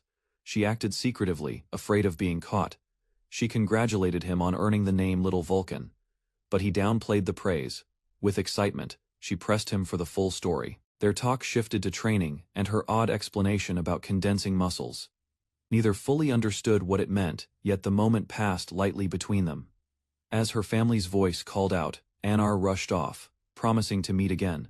Just as they separated, she shouted a final thought: how much he had changed. She noted he looked more relaxed now, possibly due to his new, trusted allies. Left alone again, Bjorn stood quietly, watching the road ahead, lost in reflection. Bjorn reflected on his own shift in attitude, realizing that he had begun to ease into this life. Inside the room, a blue-haired mage addressed him unexpectedly, noting his growing reputation. Uncertain of her motive, he hesitated. He chose to leave, deeming the interaction unnecessary. As he walked away, he convinced himself his choice was practical. He already had a mage in his group. He believed her role as a librarian made her less valuable. Still, he knew he was rationalizing. Survival had always been his top priority, which left no room for emotional consideration. Bjorn had always judged others based on usefulness or threat. He accepted and discarded people, according to their risk. But Nia's past words echoed that his thinking could lead to his downfall. Now, he found himself wanting to make decisions not based on logic. Returning to the mage, he admitted he didn't know what the right path was. In the end, he chose to act freely, no longer bound strictly by survival. The following day, Bjorn stepped into the charming cafe, Fey Promise of Flowing Waters, a setting filled with soft colors and floral decor. His arrival turned heads, as his towering frame and barbaric presence clashed with the elegant environment. From across the room, a cheerful woman waved and introduced herself as Shaven, his intended contact. When seated, Bjorn awkwardly requested beer and meat, visibly uncomfortable in a place filled with sweets. Shaven mentioned Lagna, and he realized he never even knew her full name. She clarified that Lagna wasn't of noble birth, though her behavior often gave that impression. Shaven explained that several patrol members were unavailable after a previous dungeon incident, needing a replacement. She revealed that Lagna had personally recommended Bjorn. With a grin, she added that his recent popularity made him an ideal candidate. By working together, she hoped to boost their credibility among guilds and agencies. Though surprised, Bjorn admitted it was the first official request he'd ever received. With a decisive nod, he agreed to accept the mission. As he left, silence settled around the table. Shaven, deep in thought, found his sincerity disarming and oddly comforting. Despite knowing little, he seemed genuine, and perhaps someone she could trust. Shaven quietly encouraged herself to expand her circle beyond Lagna, deciding it was time to meet others. Meanwhile, Bjorn questioned why he wasn't warned about the team he was assigned to. Gathered together, the outcast team was introduced an unusual mix, sent into the sewers for reconnaissance. During a previous meeting, several volunteers asked to join. Dwaki sought a break from studying. Rottmiller saw it as an opportunity to sharpen his sixth sense within the maze-like tunnels. Misha joined to practice her dual blades, unbothered by the danger that might await below. Though unsure of their skills, Bjorn welcomed the extra support. Inside, the group navigated the vast sewer system, surprised by its size and complexity. With Dwaki illuminating the path, they pressed forward, discussing rumors of a monster dwelling below. Talk turned toward magical waste, which could mutate beasts through toxic exposure. Some doubted the monster's existence, while others remained cautious. Rottmiller suddenly paused, sensing a hidden presence near them. Tension rose as the team realized his instincts were rarely wrong. Their fears were confirmed when Misha spotted a shadowy figure crouched nearby. Confused and alert, the team prepared to confront the unexpected intruder. As the figure was ordered to reveal himself, he screamed and lunged forward in desperation. Bjorn quickly responded, subduing the frantic man before he could land a blow. The attacker, snarling with wild eyes, was knocked down and restrained by force. Gripping his weapon, Bjorn disarmed the man and told him resistance was pointless. The group surrounded the suspect, demanding an explanation for his presence in the sewer. When the man groaned in pain and refused to speak, Bjorn gave him a choice: talk or suffer. Pleading for his life, the man claimed he wasn't dangerous, just poor and evading taxes. Rottmiller noted that the mark on the man's forehead indicated he wasn't a serious criminal. Despite this, Misha reminded Bjorn that their orders were to arrest anyone found inside. Desperate, the man offered information in exchange for his freedom. He spoke of a sinister woman surrounded by corpses, exuding dark magic.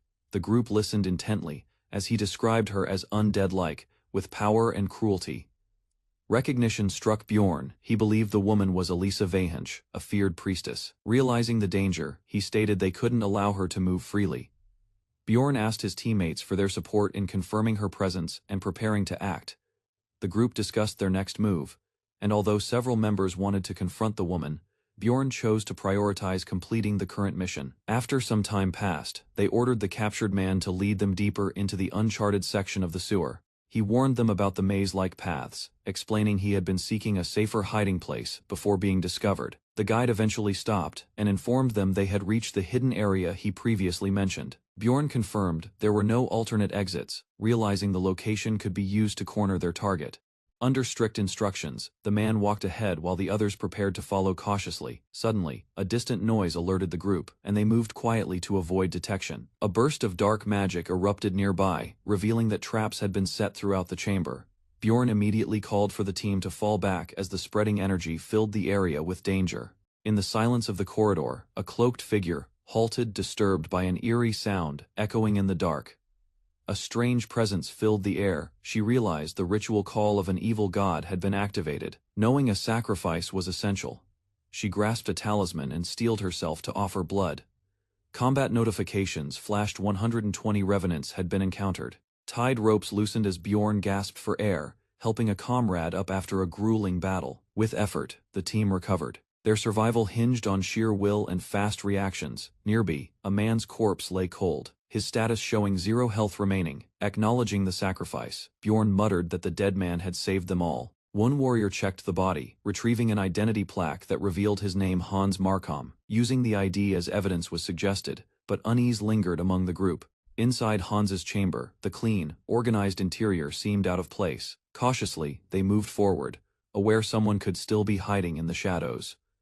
A faint mana trace beneath the floor caught the attention of a party member. Reacting swiftly, Bjorn raised his weapon and declared his intent to break through. Channeling a skill, he empowered his strike to shatter the magic concealing the truth. Bjorn roared as energy surged through him, unleashing a devastating hammer strike against the ground. The earth cracked violently, but the magic barrier remained intact. He realized brute force wasn't enough yet. Their team stared in shock, eyes wide, as the ground trembled from the repeated blows. Amid the dust, someone confirmed the attack had worked. The sealed path had opened. Another admitted uncertainty, noting that their earlier doubts had been unfounded. One of them sensed the woman's presence nearby. Without delay, the group decided to enter.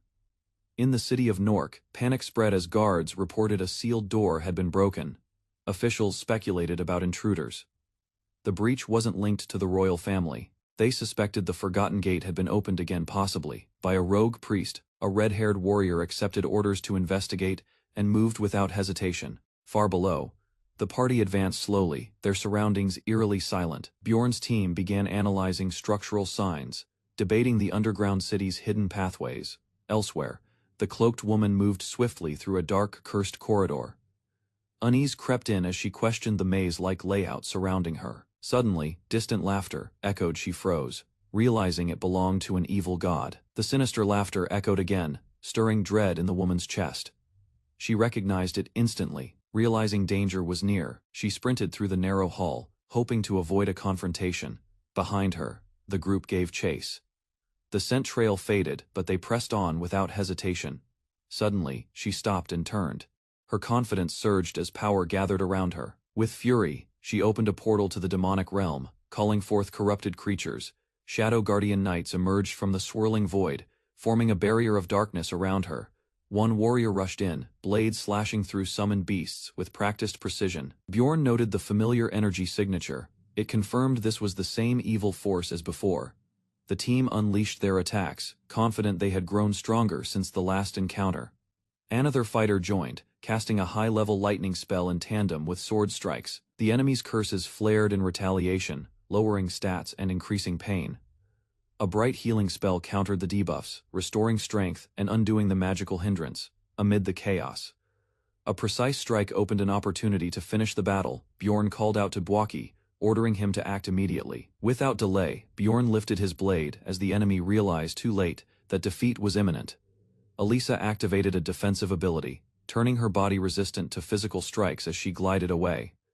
Bwaki responded with a magic spell that cancelled her resistance using precise casting. Caught off guard, Elisa hesitated. Bjorn closed in, ready to subdue her completely. Bjorn struck forcefully, knocking Elisa down with a clean blow. The group discussed whether to keep her alive for the reward, ultimately choosing to restrain her. With the target secured, Bjorn ordered the group to prepare for retreat and advance cautiously. Suddenly, a hidden trap activated. One of the group members was poisoned by basilisk venom. Thanks to high stats, the poison's effect weakened, though movement slowed. Realizing danger still lurked, they advanced carefully, suspecting more traps awaited ahead. With narrowed eyes, the red-haired woman studies the scene, her expression unreadable. A cold smile forms as she questions whether the man stayed behind out of loyalty to his comrades. Startled, he denies the accusation but glances at the unconscious girl. Bound in shadows, she recalls being pursued, believing it was a calculated attempt to ensure her silence. Accusations fly as she demands to know how he uncovered the location, feigning ignorance. He requests a simpler explanation, clearly unaware of the place's significance. According to him, a glowing device on the ground was shattered with his mace during the chase. Confusion rises when she hears this, prompting her to ask why he destroyed it. He blames the girl's sudden escape. Recognition flashes in her eyes. The fugitive is a wanted priestess. The explanation begins to make sense. He suggests leaving, assuming the misunderstanding is resolved. Her response is firm. She refuses to let them go. Regardless of intent, realizing words won't help, he prepares for confrontation. Seizing initiative, he dashes forward, feinting with words to draw her attention. His sudden swing cuts through the air, filled with raw power and resolve. Without hesitation, she counters with a forceful kick, unwilling to back down, launching his shield with force. The barbarian hurls it like a spinning blade. She watches the projectile close in, but reacts swiftly. As she dodges, he closes the distance with explosive speed, planning a decisive strike before she can recover. Their clash resounds as she blocks, the two forces colliding mid-air in a burst of raw strength. Though the exchange leaves her staggered, she regains her footing, maintaining distance just beyond his reach. Realizing her defensive rhythm, he changes tactics and begins activating a skill. His body starts to grow. With a surge of power, his gigantification completes. In a swift grapple, he lifts and slams her down, gritting his teeth as she struggles beneath him. He roars, preparing another attack, but a moment of hesitation creeps in as she starts to resist. Suddenly, she unleashes a strike, infused with aura, slicing toward his arm with deadly precision. A burst of acidic blood erupts from her wound, splashing the area and forcing him back, despite the pain. She presses forward, he counters, throwing another crushing blow her way. Connecting with a kick, he sends her crashing back. Bloodied but grinning, he thinks he's finally winning until he hears her voice again. Confused, he turns. She's behind him, unharmed, revealing the fight is far from over. The system announces Amelia's use of cataptronduction, followed by the activation of Astra Kick, a powerful finishing skill. Energy erupts as Amelia delivers a devastating kick, Despite the brutal impact, the man survives due to a passive ability. Awakening later, he lies on the ground with minor injuries. She responds calmly, noting his unchanged behavior since their last encounter. Arms crossed, she criticizes his habit of attacking before talking, urging him to try resolving things through conversation. He defends himself, insisting her past threats left him no choice but to act. Their argument shifts as he demands to know what she plans to do with him now. She insists she's not going to kill him. He admits he wasn't planning to strike, just staying ready. She reveals she can't take potions due to a reaction with her essence, noticing her condition. He hands her an item and tells her to take it without delay. It's a rare drug leets, blessing that erases an hour's worth of memory meant to ensure secrecy. He wonders why she didn't use it earlier, while she explains its rarity and value. Questioning her morals, he's surprised she didn't trade their lives for wealth. He swallows the pill reluctantly, accepting it as his only option for survival while she observes his reaction. She explains the drug causes memory loss, urging him to rest, and he realizes he has no alternative. Before the effect begins, he recalls her earlier comment about 2 ways to anger someone and tries to ask again. The drug activates, spreading through his body as his vision blurs and his senses weaken. A message appears within him, indicating the blessing is merging with his soul. He opens his eyes in confusion as the blessing is rejected. At dawn, Bjorn arrived at the administrative agency, where business resumed under overcast skies, following the sewer incident. Inside, a clerk identified Hans Narkom as a wanted criminal and completed the bounty payout in Dragonstones. After briefly stopping by the guild, Bjorn inquired about repair costs, but was told his situation fell under a special case. His thoughts drifted back to waking up in the damp sewers, still equipped, though the headlamp and recorder were broken. Strangely, the others had no recollection of what occurred. Amid the confusion, a woman's corpse was found, her identity unknown, but her death likely tied to their survival. A theory was quickly formed she had ambushed them, using monsters, causing severe injuries and memory loss. Despite the chaos, they must have managed to kill her. Upon emerging from the sewers, Bjorn was surprised by Shawan and Lagnya's arrival, both clearly worried. Though Shawan claimed she was just dragged into things, teasing followed as she blushed and denied caring for Bjorn. Explaining her role, Bjorn revealed she was a librarian he often visited. One knight praised Alyssa Vench, swearing to remember her help in their time of need. Nearby adventurers gossiped about Bjorn's rumored strength, referencing the little Valken. Annoyed by the attention, he bristled as someone suddenly slammed a hand down to regain order.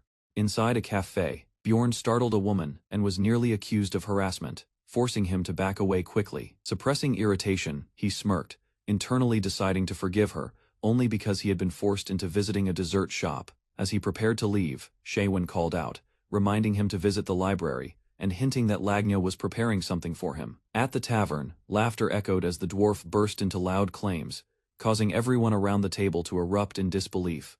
His absurd name, Dick Johnson, became the subject of mockery. Bjorn watched the chaos unfold, mentally noting how rowdy things had become before another toast broke out in his honor. When the bounty was finally revealed, 10 million stones, it left everyone speechless.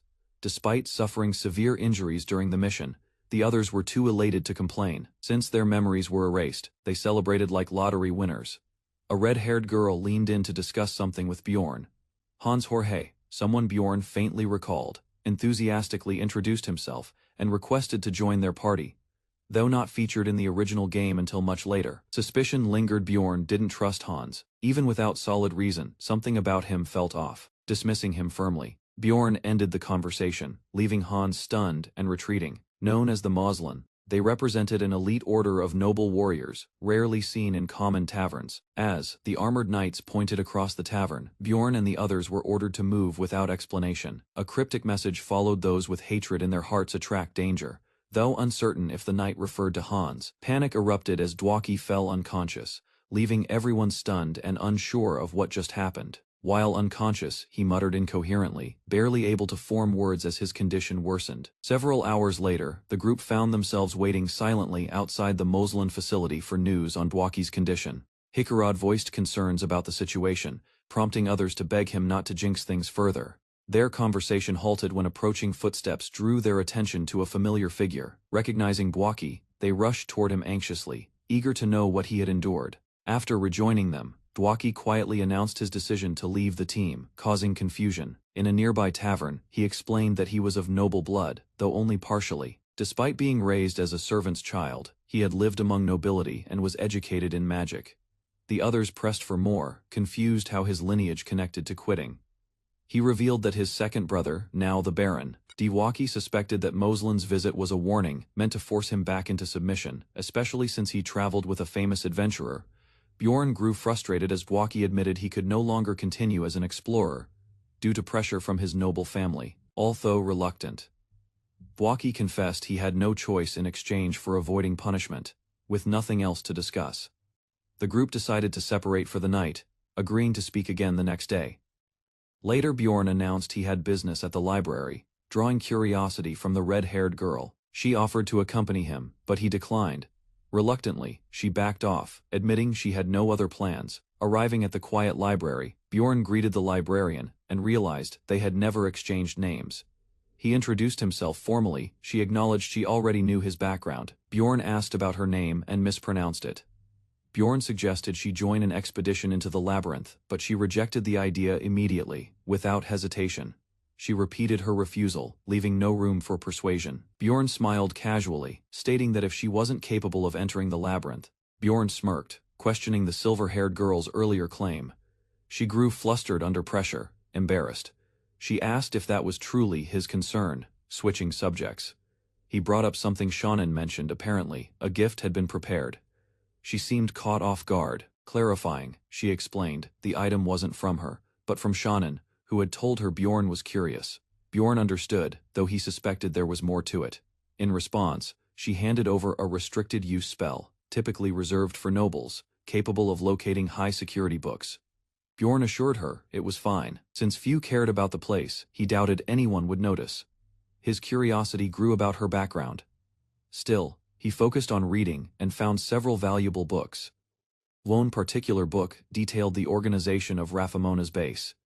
He opened a second book, World of Evil Spirits. Its dark contents shocked him. The next volume was about Riftless. While reading, a familiar name caught his eye. Startled, he froze, recognizing the author Oriel Gabus. The name Oriel Gabus matched the creator of the game itself. If the developer wrote the book, it suggested his presence within the world was intentional. Bjorn wondered if the developer was divine. Bjorn recalled the mysterious sealed door, known as the Gate of Abyss. He speculated that learning more about Oriel Gabus could reveal a path home. Deciding to avoid suspicion, Bjorn chose to investigate discreetly and began reviewing documents again for overlooked details. As sunlight filtered into the room, he realized he had been reading all night. The blue-haired girl sat silently, watching him without interruption. Bjorn offered to leave, but she claimed she was only resting due to delayed sorting work. Firmly, she insisted her explanation was sincere. Bjorn accepted it. Moments later, she questioned his hesitation to go. He paused, puzzled by her gentleness. Elsewhere, at the magic tower, Bjorn called out to another mage named Raven. Raven answered sleepily, annoyed by the late visit. Bjorn asked if she would join their team. Before he finished, she slammed the door. He mentioned a second request. Curious. Raven opened the door again when he presented a rare research paper. Letting him in, she questioned how he discovered the method to get the goddess's tears. Bjorn explained it came from breaking a statue, unaware of its real value at the time. When pressed, he admitted it was just boredom. She demanded he swear on his honor that it was true. Seeking information on a rare compound, Bjorn visited a professor but kept certain details to himself.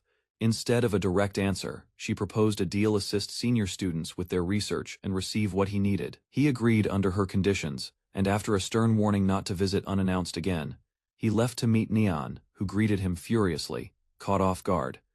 Bjorn explained he had spent the night reading at the library. Though skeptical, Neon held back, prompting him to shift the topic and ask about the previous day's conversation. Their exchange was interrupted when another teammate appeared, remarking on their early arrival. As everyone gathered around the table, Bjorn noticed Neon acting strange. Discussion began quickly, and he was the first asked to share thoughts. Rather than stall, Bjorn suggested replacing someone, and revealed he had already spoken with two mages. Muredi stepped in, claiming he and Dwaki had brainstormed overnight. They proposed contacting Baron Martuan, though others questioned the idea due to his status. To their surprise, Muradi revealed they were already at the Baron's favorite tea house. Bjorn tensed at the sudden development. but the lure of gold persuaded him to stay. A new group entered the tea house, drawing everyone's attention. One member recognized his brother among them and dashed forward to greet Baron Martoine. Lior begged Baron Martoine for a chance to explain.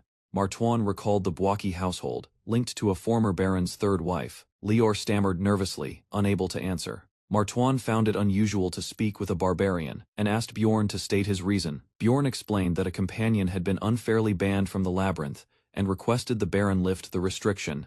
At first surprised, Martoine dismissed the issue as trivial. Another noble confirmed Bjorn's background, and the baron laughed off the misunderstanding. Bjorn persisted, requesting the ban be removed.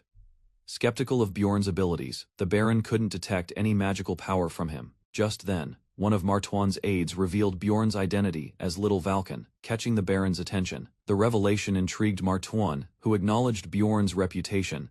In exchange for lifting the ban, Martoine asked Bjorn to accompany him to a banquet. He requested Bjorn to showcase an unusual skill, something entertaining for nobles. When Bjorn heard the reward was 1,000,000 stones, he became interested. Martoine was shocked by the generous offer, unsure how to respond.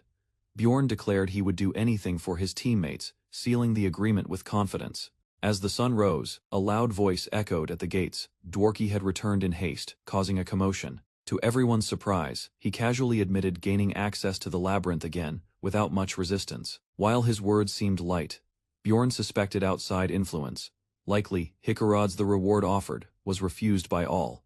Reflecting on recent events, Bjorn pondered the path he was walking, one resembling that of a true warrior. Despite Hikarod's enthusiasm to lead, the team stood firm in their decision to decline.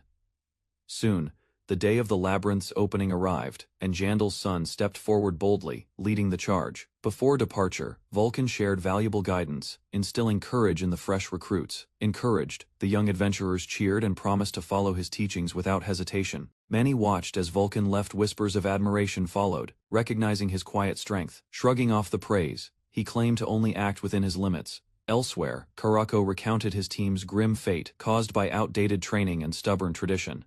His regret was clear. Proper preparation might have spared their lives. Final checks were made as the group gathered before the glowing portal.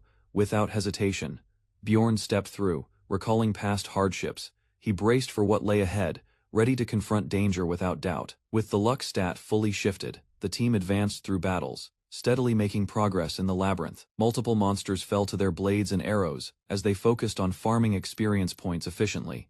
By the 8th day, they reached the 3rd floor, where higher-level monsters began appearing in swarms. Recognizing the danger, Bjorn saw an opportunity. More risk meant faster growth. He charged ahead, slaying beasts with precision while racking up valuable magic experience. After consistent grinding, the party exited with decent profit, though Bjorn remained unimpressed with the payout. While relaxing in town, Bjorn reflected on how normal his gains now felt. He used his free time to study magic theory and strengthen group coordination strategies.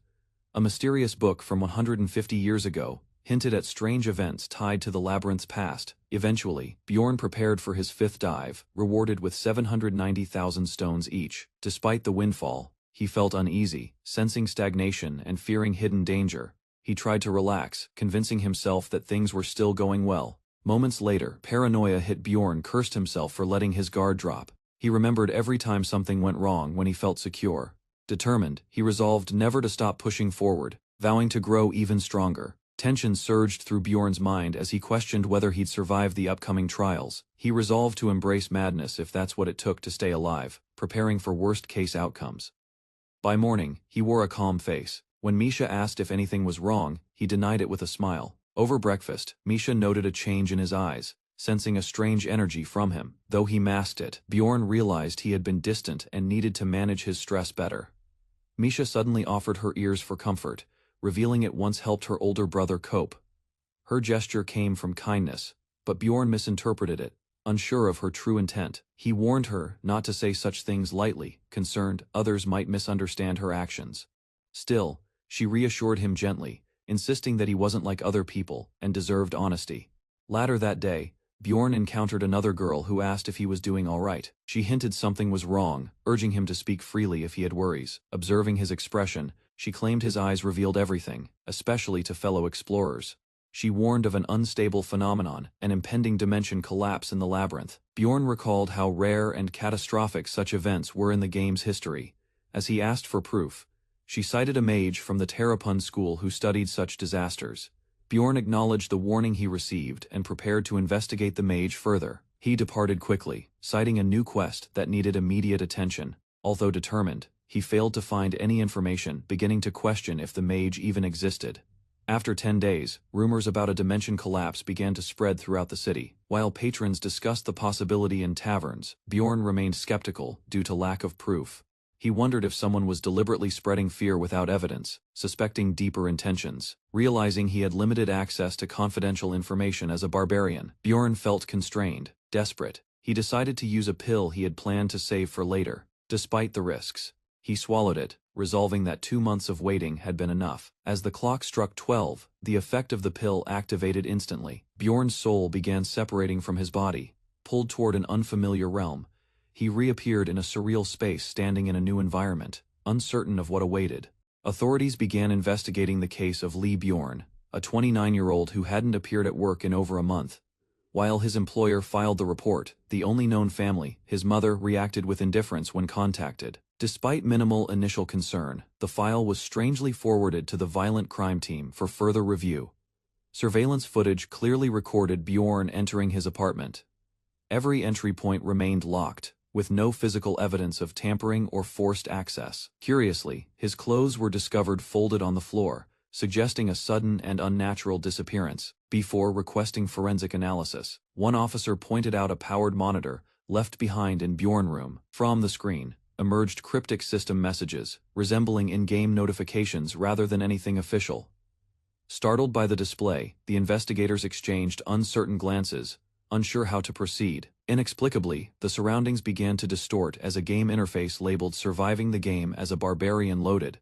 Displayed on the screen was a muscular avatar wielding a weapon. Typing rapidly, Bjorn attempted to navigate the bizarre system flashing before him. Sudden vibrations spread through his fingertips. An odd sensation filled his limbs, prompting him to check if the body was real. Moments later, the room shattered into pixels, dragging him into another dimension. Reaching into a cabinet, Bjorn's hand trembled as he discovered a familiar red can. He exclaimed in relief, puzzled that the storage was filled only with Coke.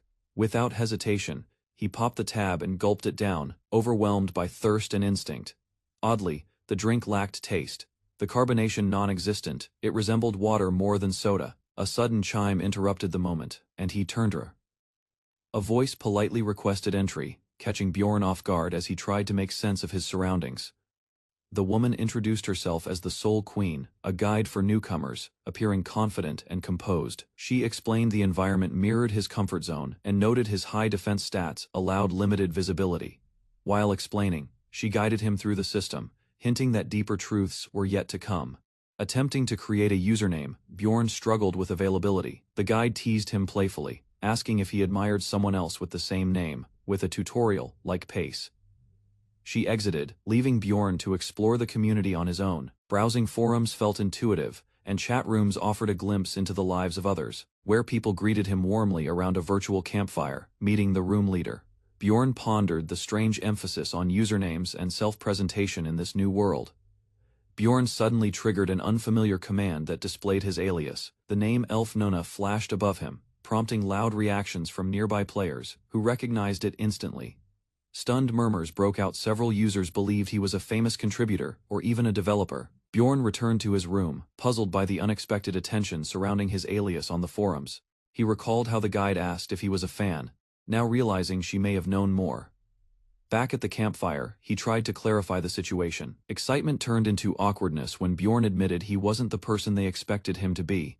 Despite the confusion, the group quickly accepted the truth and shifted focus to normal conversation. One pink-haired user approached, curious about how long Bjorn had been in the system. Their discussion revealed time passed differently.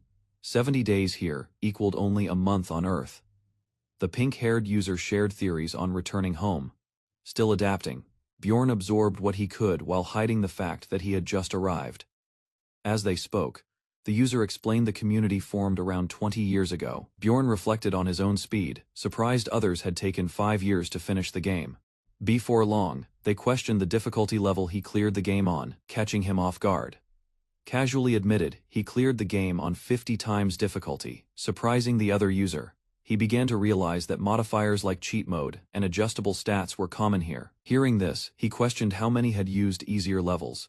Elsewhere, a secret organization retrieved Bjorn's computer, erasing all digital traces. While reviewing his background, they found nothing unusual about him aside from his gaming performance. Despite his ordinary life, he had completed what no one else could, beating Dungeon and Stone. The game's failure had led to its shutdown 5 years ago, yet Bjorn defied that outcome. His success reopened debate on whether the game was flawed or simply too difficult. Now observed closely, Bjorn continued exploring. Bjorn quietly acknowledged how conversations with the pink-haired man served more than strategy. They were a form of mental relief. As they sat near the campfire, light-hearted talk turned to food cravings. Bjorn longed for pizza, a distant luxury. His companion praised hot soup with rice as the most efficient meal, making Bjorn reflect on the comfort and simplicity. Back at his desk, Bjorn eyed the countdown. The entry to a new phase would soon open. He navigated the Ghost Point marketplace, where vital information was sold like treasure strategies, secrets, and floor data. To save time, he filtered listings by price. With deep experience, Bjorn felt untouchable. Inside a quiet lounge, he met a seller to buy rare knowledge about the rumored dimensional collapse. Trading ghost points for truth, he leaned in, fully focused on absorbing every detail. The informant revealed a school of labyrinth studies had sparked the rumor. Their failed experiment had triggered speculation and panic across the city. A magical projection illustrated the dimensional instability caused by the research. To stall interference, the school spread false warnings, hoping to deter explorers. Soon, the royal family would intervene, ending the misinformation for good. Bjorn sealed the deal, ready to turn hidden knowledge into his next advantage. Showing composure and quiet strength during the exchange, the man realized Bjorn wasn't bluffing, tossing around ghost stones like nothing. To Bjorn, this moment recalled his early struggles, when knowledge like this cost him days of effort. This world wasn't a game anymore. It followed the brutal rule of survival, where only the strong endured. Even now, with all his progress, Bjorn knew he stood as just one among many still. An unexpected thrill filled him. This challenge, it was fun. Others chased the same goal. One sought secrets to defeat the first-floor boss. Another pursued knowledge of Skull Island, while some had climbed over years of grinding. Yet the thought of them surpassing him never entered Bjorn's mind. Far away, analysts watched Bjorn's progress, stunned by what he had achieved. His stats defied explanation. No player with his handicaps had ever reached such levels in 2 months. Luck couldn't explain it. His success was no accident, it was something unprecedented. Even veterans were shocked, whispering rumors of the monstrous Barbarian's rise. For the first time, the impossible was unfolding in front of them. A warning appeared. Bjorn's health had reached a critical state. The countdown began. As a hand slammed the desk, an alert was triggered. Bjorn's growth was too fast to be ignored. A moderator began observing him closely. His progress had now drawn eyes from above. Elsewhere, a man recalled the past when an experiment once deemed a failure left behind one final message of belief. Bjorn regained consciousness. His mind adjusted as he realized time had resumed. The world around him aligned with what he'd learned. 1 second here equaled an hour there. While cautious of the 12-second vulnerability, Bjorn felt satisfied that his advance intel had paid off. A yawn escaped him. After hours of focus, sleep was overdue. By morning, he was to attend a gathering at Baron Wateren's estate. Later, in the imperial capital, a caravan moved through the street. The Baron's presence made heads turn. One loud command halted the procession. Accusations followed immediately. The Baron dismissed the noise and kept walking, unbothered by the attention. Ahead, the Count's mansion stood 8 kilometers away. The summer sun bore down on them. Excitement stirred. Onlookers murmured as Bjorn's group passed. Few knew he was walking alone. Though misunderstood, Bjorn endured the stares. His silence hid deeper thoughts. Aya Noble praised his resolve. Bjorn, calm, remained focused on what came next. His composed manner impressed Karls, who responded with his own name. From their first exchange, Bjorn sensed Karls was genuine, an exception among nobles. Just as things felt comfortable, a butler suddenly interrupted, questioning Bjorn's right to sit. Karls defended him, asserting it was by his order that Bjorn rested. Despite Karl's authority, the butler continued pressing, insisting a barbarian resting would invite mockery. Bjorn, annoyed, yet remembering his reward, steeled himself to endure 1 day of humiliation for 1,000,000 stones. declaring himself a savage warrior. Bjorn amplified the performance. Charging forward, he startled the guests with wild energy, sending a clear message of dominance. While others watched in shock, Bjorn declared his antics were done, simply because he felt like it. At the banquet, Bjorn began tearing through food like a beast, drawing gasps and fearful reactions. The nobles recoiled at his brute strength, whispering in awe as bones shattered in his hands. Ironically, the butler was thrilled. The chaos aligned with the image he hoped Bjorn would portray. Internally, however, Bjorn seethed. His forced performance fed his urge to retaliate. Barely containing rage, he threatened the butler through clenched teeth. His voice sharpened. This wasn't a joke anymore. It was a warning. A brutal memory surfaced in Bjorn's mind, twisting his face into a grimace. That look mirrored the violence once seen in the depths of the guild's darkest moments. Instead of escalating, Bjorn suppressed the tension with a rough remark, easing the atmosphere, while others exchanged anxious glances. Bjorn now seated, feasted with confidence, embodying the image of a carefree barbarian. His presence drew attention. Curious nobles, especially the young women. One lady asked to touch his muscular arm. With a nod, he allowed it, unconcerned by the growing interest. Another request followed a reenactment of his earlier roar. Bjorn agreed without hesitation. He lifted both arms and bellowed, his voice echoing across the field with theatrical exaggeration. Their eyes misting with memories stirred by his act, they pulled at him, treating him more as a novelty than a warrior. Amid the fanfare, he began to feel reduced, a sideshow surrounded by shallow praise. One crude comment drew Bjorn's cold, unblinking stare. Well-dressed noble approached and cut through the noise, commanding the barbarian to follow him. Bjorn complied without protest, knowing this shift in attention served a greater purpose. Though mocked, he walked with intention. Bjorn's composed responses earned praise from nobles, elevating his reputation one conversation at a time. His name and fame increased with each exchange, like points stacking quietly behind the scenes. Among the dozens present, only a few individuals held actual influence. A distinguished paladin approached. Introductions confirmed him as Paul Kravitz, a respected leader among the Holy Knights. To Bjorn's surprise, Kravitz expressed gratitude for an earlier deed. The moment stirred interest. Observers noticed that even high-ranking officials spoke to Bjorn with sincerity. Kravitz assured everyone that the order valued their connection with Bjorn. His words carried weight. Impressed, the Baron's gaze softened. Fame notifications popped quietly in Bjorn's mind. Then came news of Count Ferdihilt's arrival. The hall shifted as attention turned. The Count greeted Bjorn directly. It felt unusual this meeting shouldn't occur so early. Their conversation hinted at deeper motives. The Count appeared eager to establish rapport. Proposal followed. Bjorn would be offered something rare but unpredictable. A sudden quest appeared. The Count asked Bjorn to participate in an event. The reward was a low-numbered necklace, collectible, not powerful, yet symbolic. Despite its modest value, the item hinted at influence. Accepting could shift future outcomes. An ominous presence lingered. The necklace event wasn't just symbolic, it concealed a hidden quest yet to unfold. Surrounded by nobles, Bjorn couldn't shake off the unease. Despite fear and the voice of caution, he dismissed hesitation. Retreat meant ruin. A challenge emerged. One noble tested Bjorn, making light of his strength, confident in his own reputation. Without hesitation, Bjorn declared he could end most fights in 10 seconds. Surprised, another noble offered a fortune if Bjorn succeeded. That sudden wealth sparked a new drive. Tension rose as rival knights mocked him. While the Baron was absent, insults flew freely. Bitter resentment from earlier returned. They questioned his pride, belittling him in front of the gathering. Taunts escalated. One threatened to slit his throat. Another smirked, completely unaware of the storm building. Bjorn's fury reached its peak. Cold anger replaced his usual calm, igniting a fierce presence. He confronted the knights directly. Their bravado vanished as they realized the danger. Charging forward, he declared their cowardice. His sharp voice cut through the confusion. Their doubts shifted to concern as Bjorn's seriousness became clear. One knight tried to flee, but stumbled. Bjorn caught him without hesitation, grinning.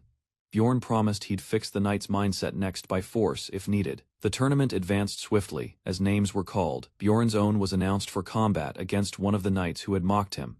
With calm steps, he moved to the field. His opponent, Sylvana, stood with formal confidence, declaring pride and honor. Bjorn recognized him instantly, the most obnoxious of the three. Sylvana raised his sword, ready to speak more. But Bjorn rushed him mid-sentence, showing no interest in pageantry. Blades clashed before the match could settle.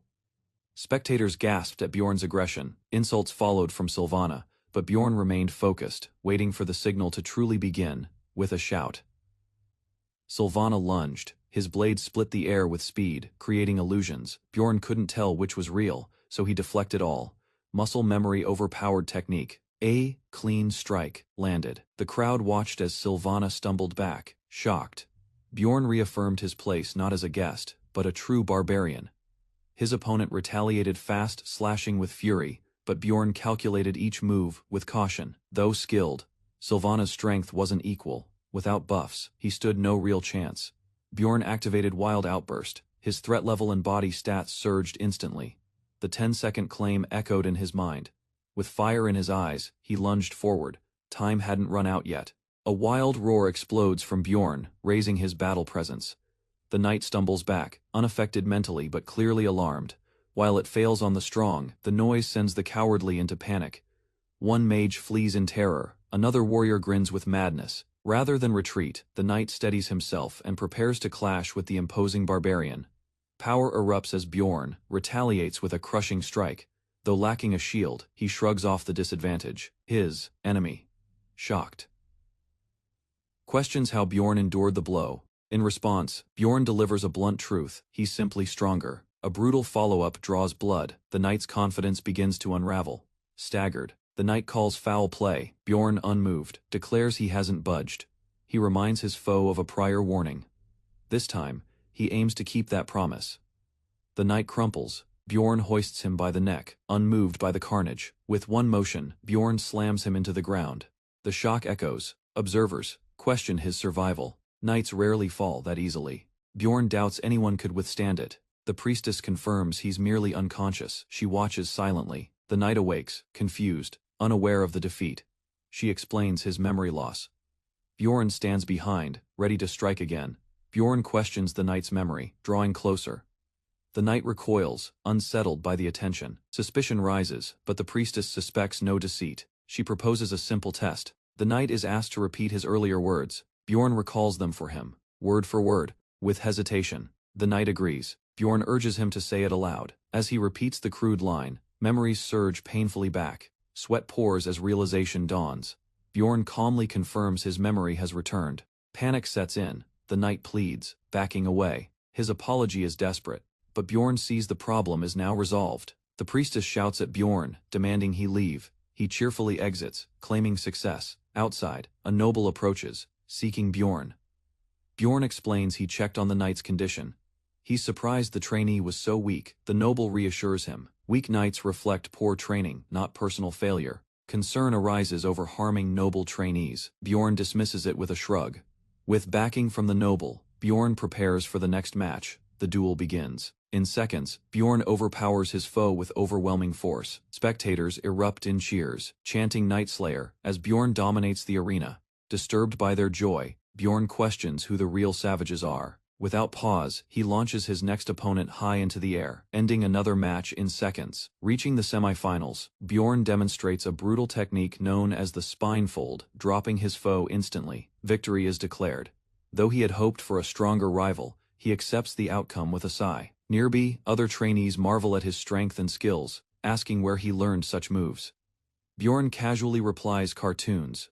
Now facing the final round, Bjorn recognizes his opponent, a powerful knight named Albatross. He recalls observing the knight's earlier fights. Bjorn sees no equipment on him. Albatross explains it restricted his movements. Confidently, Albatross invites him to attack. Bjorn quickly reads through his obvious ploy. Patience gives him the advantage as Albatross drops his guard during a feint. Bjorn wastes no time, readying his response with measured fury. A deafening roar signals the activation of two powerful abilities, Gigantification and Wild Outburst. The transformation terrifies the crowd. Bjorn's body swells in size and power. Glowing with energy, he towers over his opponent, now a true barbarian juggernaut. Bjorn unleashes a terrifying roar, engulfed in flames, his face twisted in fury. His opponent, overwhelmed, trembles as the pressure mounts. Not only his aura but his physical stats soar. The knight panics, dropping his sword in fear. Fleeing across the field, the knight shouts for help, abandoning the match entirely. Bjorn observes the retreat with indifference. He ends the transformation, unbothered. The referee declares forfeit. The knight's fear cost him the match before a single strike landed. Inside a quiet room, Erwin mutters a single word stronger. Her thoughts spiral as glowing energy swirls around her, echoing the same phrase over and over. I need to get stronger. Eyes wide and dazed, she stands consumed by the power, until a voice calls out from the doorway, breaking her trance. Feigning calm, Erwin smiles, and claims she's simply training with spirits, though reassured. The visitor senses something unsettling beneath her cheerful tone. Doubt lingers, as she steps away, debating whether to share what others are saying about Erwin's strange condition. Rumors swirl. Erwin's strength has advanced at an unnatural pace. She's acquired several rare essences, far more than expected for someone of her experience. Her combat skills rival elite fighters, despite lacking formal training. Connecting the clues, the observer recalls Erwin absorbing an essence recently. A search through the library reveals a tome detailing essence effects. Zone. Canabero. Increases power, but dangerously boosts obsession. Anather. Goblin archer. Causes similar traits. The truth clicks. Erwin's behavior is driven by these essences. She vows to find replacements before Erwin loses herself completely. Erwin rests uneasily, unaware of what stirs outside. Her obsession may shift if she discovers he is alive. The moonlight casts shadows as the carriage rolls through the quiet town. At 2 a.m. he steps back into his home. Nearby, someone watches in silence, ready to act. Bjorn reflects on the absurdly large payment from his latest quest. The noble client praises him, predicting social fame. He remembers how Count Fedor looked displeased, watching everything unfold with quiet irritation. Afterward, a warning comes from someone else. Ignore all contact from other nobles. Understanding the risk, Bjorn silently agrees. He's not foolish enough to cross the wrong man. He receives a rare pendant, something nearly impossible to acquire in the game, without luck. By morning, his table is flooded with invitations, evidence of growing attention. Though tempted by the offers, Bjorn recalls the Count's advice and rejects them all. He senses a deeper plan at play and decides to observe the situation carefully. Suspicion rises. What interest would a noble have in a mere barbarian explorer? Bjorn plans to investigate during the next community meeting and rejoin Erwin's case.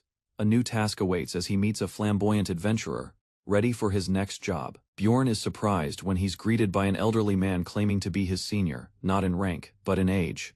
Despite his confusion, Bjorn quickly realizes this meeting was no accident. The elder reveals he created a magical tool that can detect evil spirits, and he wants to test it on Bjorn.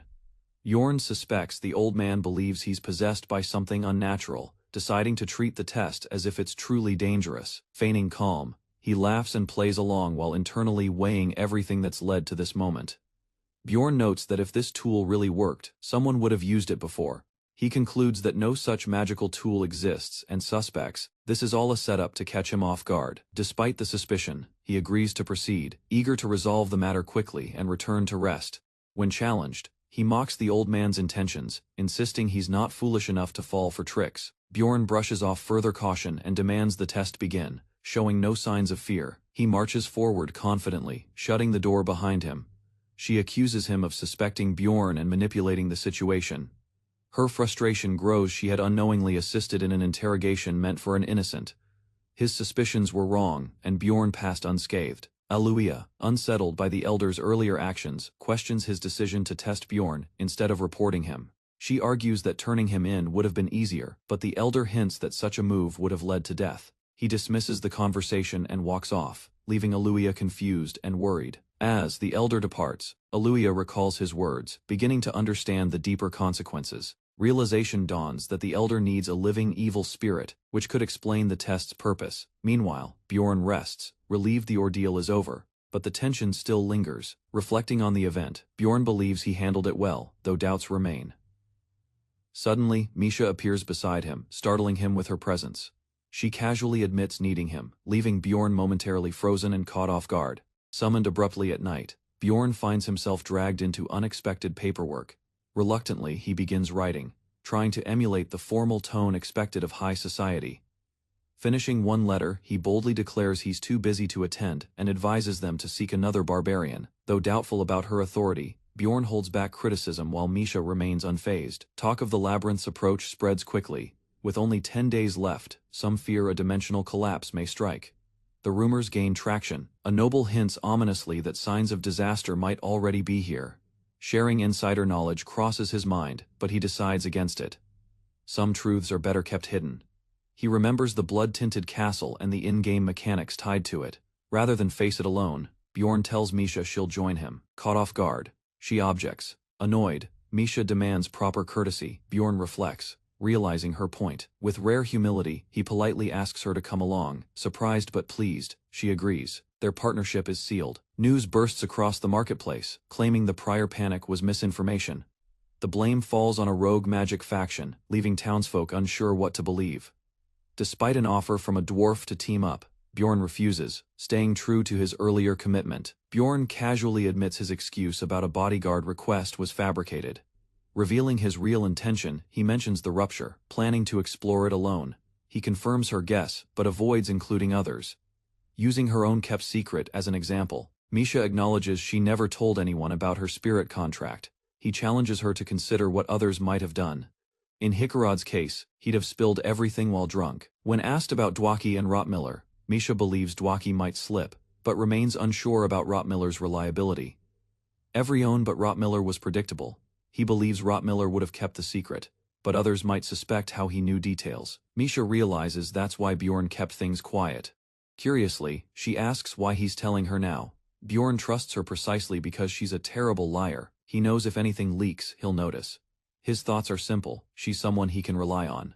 The sentiment catches her off guard. As Misha hiccups in flustered surprise, Bjorn mentally notes the labyrinth is now only 8 days away. On day 8, the team visits the armory for equipment upgrades. Misha questions their frequent visits. Their gear undergoes lightning enchantments, adding temporary elemental power. Justifying the expense, he mentions the shared budget and his contribution. Bjorn's magical stats and skills increase significantly from intense training. Misha brings food, concerned for his health. Despite fatigue, he enjoys a moment of rest and nutrition, though surprised. Bjorn allows it, and soon a familiar spell envelops them both. A blue-haired mage reveals the spell was meant only for Bjorn. Creating tension with Misha, he senses complications. He avoids overthinking the situation, brushing past any awkwardness. The following day, Bjorn thanks the blonde mage for assisting. In turn, she hints she may call on him again soon. Within the labyrinth, a party thanks Bjorn for his earlier guidance. While others praise Bjorn, he remains cautious of overly friendly behavior. As the group departs, Rottmiller prepares to enter. Bjorn stalls, calculating how best to benefit from the delay. He chooses to wait, knowing entering later boosts experience gain. After a short delay, they activate the portal. It grants bonus experience for being the first to open it. Shocked by their shortcut to the second floor, Misha presses him for answers. He explains it vaguely, calling it a dimensional glitch he exploited. Misha's excitement grows at the discovery. Unable to provide a real explanation, Bjorn admits he is using knowledge he can't share openly. His companion feels pity for Rottmiller, who unknowingly missed the advantage. Bjorn and Misha discuss how Rottmiller would feel if he learned about the shortcut. Realizing the scout took his class seriously, they arrive at the second floor, only to find the destination is the stone desert. Their objective requires a return trip after. Backtracking, they re-enter the crystal cave. Bjorn estimates a 2-day journey to the target location.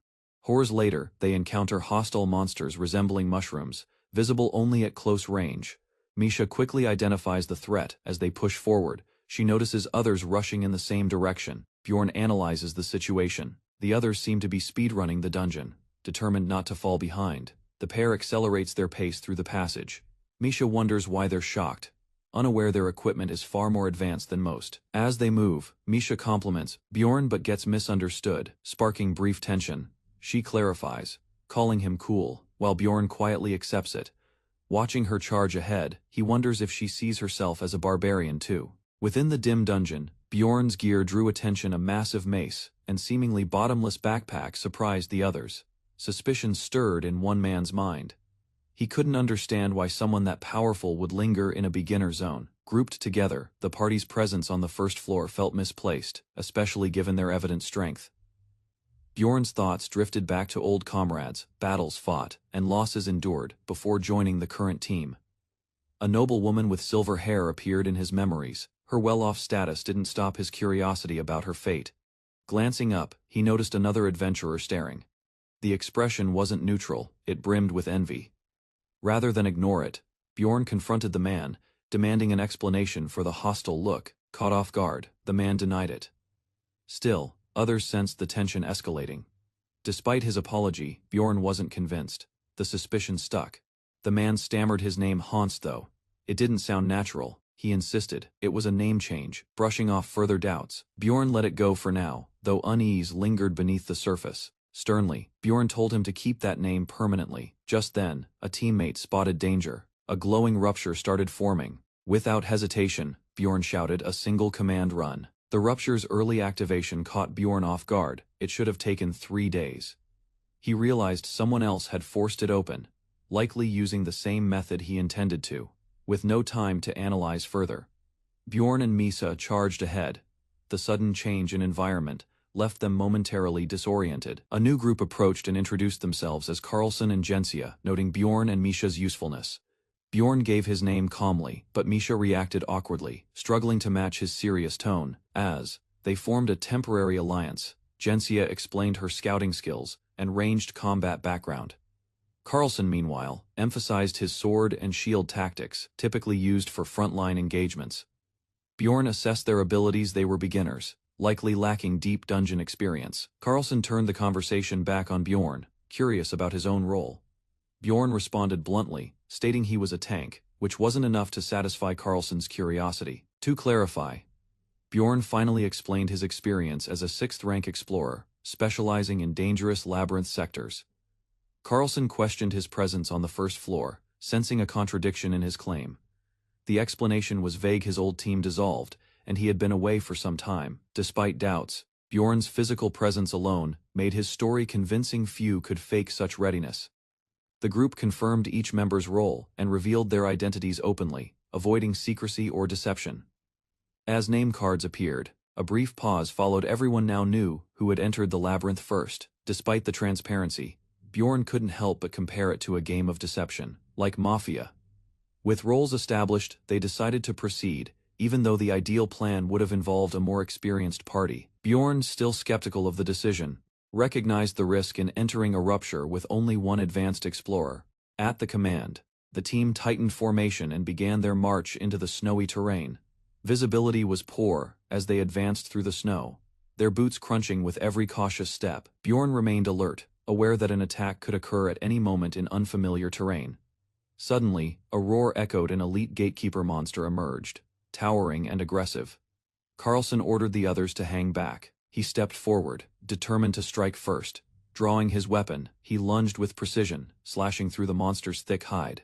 Despite the hit, the beast resisted, only mildly wounded, but far from defeated. The creature thrashed, blood marking its snowy fur, but the arrow lodged in its body disrupted movement. Carlson, calm and calculated, issued instructions for the rest to finish the job. Misha, poised for battle, prepared to follow through as the team closed in on the weakened beast. The monster lunged forward again, but the team's earlier strike left it slower and more exposed than before. Bjorn closed the distance, using his shield to push the creature back while keeping its attention on him. Meanwhile, Michelle hesitated for a moment, unsure if engaging the beast directly was the safest option. Carlson signaled for Michelle to move, prompting her to leap high above the monster's guard. She descended rapidly, landing on the creature's shoulders to disrupt its balance and restrict its movement. Her attack forced the monster to stagger, creating an opening Bjorn needed to maintain control of the fight. Michelle repositioned herself, showing precise coordination as she distanced from the creature after striking. Bjorn watched her landing and assessed her abilities carefully, recognizing her efficiency in close combat. The others observed in silence, understanding that if they recognized her skill. With a final strike, the frost wolf was slain, its body falling limp as a system message announced gained experience. The group ventured deeper into the icy lair, repelling wave after wave of savage beasts that leapt from the shadows. While others joined in, it was Bjorn and Misha who bore the brunt of the fighting. Though one man boasted of his single kill, before them stretched a mysterious staircase, descending into the earth. The sound of shifting stone echoed below as their boots touched the next level, suggesting danger was close. Tension gave way to awe as they entered a radiant cavern lit by gleaming crystal walls. Drawn toward a glowing structure, the group marveled at its beauty. The moment it was touched, the pillar reacted. Trusting his game knowledge, Bjorn expected the awakening of a powerful enemy sealed within. Frost wolves burst forth, summoned by the artifact's activation. Reacting swiftly, the party moved toward higher ground. Dozens of wolves attacked, their speed turning the battlefield into chaos. Misha intercepted just in time to protect Niang from a fatal strike. A towering ice golem emerged next, slowing movements with a chilling aura. Its defeat became the immediate priority. Bjorn shattered the ice golem with a precise blow, earning experience as the system acknowledged the kill. From deeper within, a mutated yeti appeared, Frost Lord Cthulhu, radiating power and aggression. Its first move was suppression, a skill that paralyzed multiple team members instantly. Several allies froze, helpless. Fear crept in as they realized their bodies wouldn't respond. Misha bit her tongue to stay bleeding and resist. Bjorn, relying on his stats, endured the status without issue. Letting out a fierce roar, he launched into wild outburst, charging into battle with renewed strength. He tore through enemies surrounding his allies, clearing a path with brutal efficiency. In return, Cthulhu unleashed cold outburst, sending icy waves crashing through the chamber. Bjorn gritted through the cold, counterattacking with relentless force. Others joined the fight, blades flashing as blood splattered across the ice. Bjorn engaged Cthulhu directly, trading devastating blows in a brutal clash. Despite his wounds, he pressed forward, refusing to fall. Suddenly, Aemon activated reinforcement, enhancing his combat abilities through raw mana.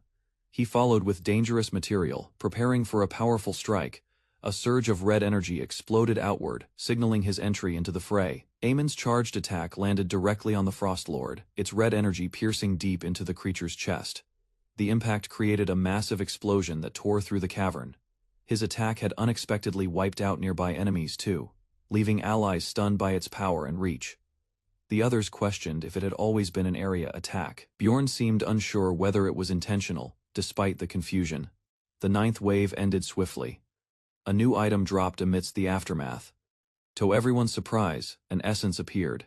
Its glow hinted at high value. While two essences were offered, one was claimed without resistance. Sharing proceeded without dispute. Bjorn chose the Yeti's essence. No one objected as the others took the lesser reward. He confirmed his choice, facing no protest from the group. The atmosphere remained respectful, surprising him by offering the essence directly. He hesitated, unsure if she truly meant to give it up, but she insisted it was his. Misha clarified there were no hidden expectations. Still unsure, Bjorn awkwardly asked if he owed her anything for using it. She reacted with shock, questioning what kind of person he thought she was. Meanwhile, the essence's stats were revealed: high stamina, agility, and cold affinity, but with bone resistance penalties. Bjorn examined the essence's traits, noting how its affinity strengthened existing elemental abilities. Misha received information about its passive and active cold skills. Bjorn reflected on how balanced the system was, recognizing that her improved skills would benefit the team's future battles. Curious about its value, Misha questioned Bjorn again, unsure how rare the essence truly was. Reassured, she accepted his explanation and absorbed the essence. The transformation left her startled, but Bjorn explained the sensation was normal, something every explorer experienced with their first essence. Bjorn asked the remaining members about their choice, but both declined to take the leftover essence. Their refusal surprised him, as the essence carried considerable value and potential usefulness. He realized they were about to waste a rare resource, leaving him momentarily speechless at their decision. Discussion begins around the Frost Wolf essence, Genessa identified, prompting curiosity among the team. Rather than use it hastily, she and another member cite high removal costs and prefer to wait. Suspicion creeps into Bjorn's thoughts. Their answers are too coordinated to be coincidence. Intending to narrow down suspects, he finds no one claimed the essence. A sudden noise from above halts all investigation, shifting attention sharply. Inven is alerted as a threat descends rapidly toward the group. The creature crashes down. Its enormous size and icy form mark it as dangerous.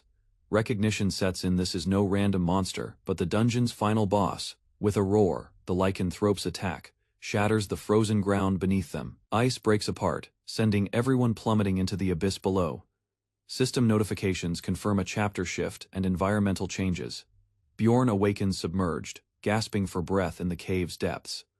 Unlike a game pause, the fall was real and painful. He barely escapes being swept off a waterfall's edge. From nearby, Envan calls out, checking that he's still alive. While recovering around the campfire, Bjorn assures the others he's fine. Nearby, Misha checks on a groggy companion. Envan, already by the flames, calls others to warm up. His preparation draws curiosity due to the firewood he carries. He explains his habit of traveling alone, justifies the burden. Despite the fire, some members feel an unnatural chill, shivering.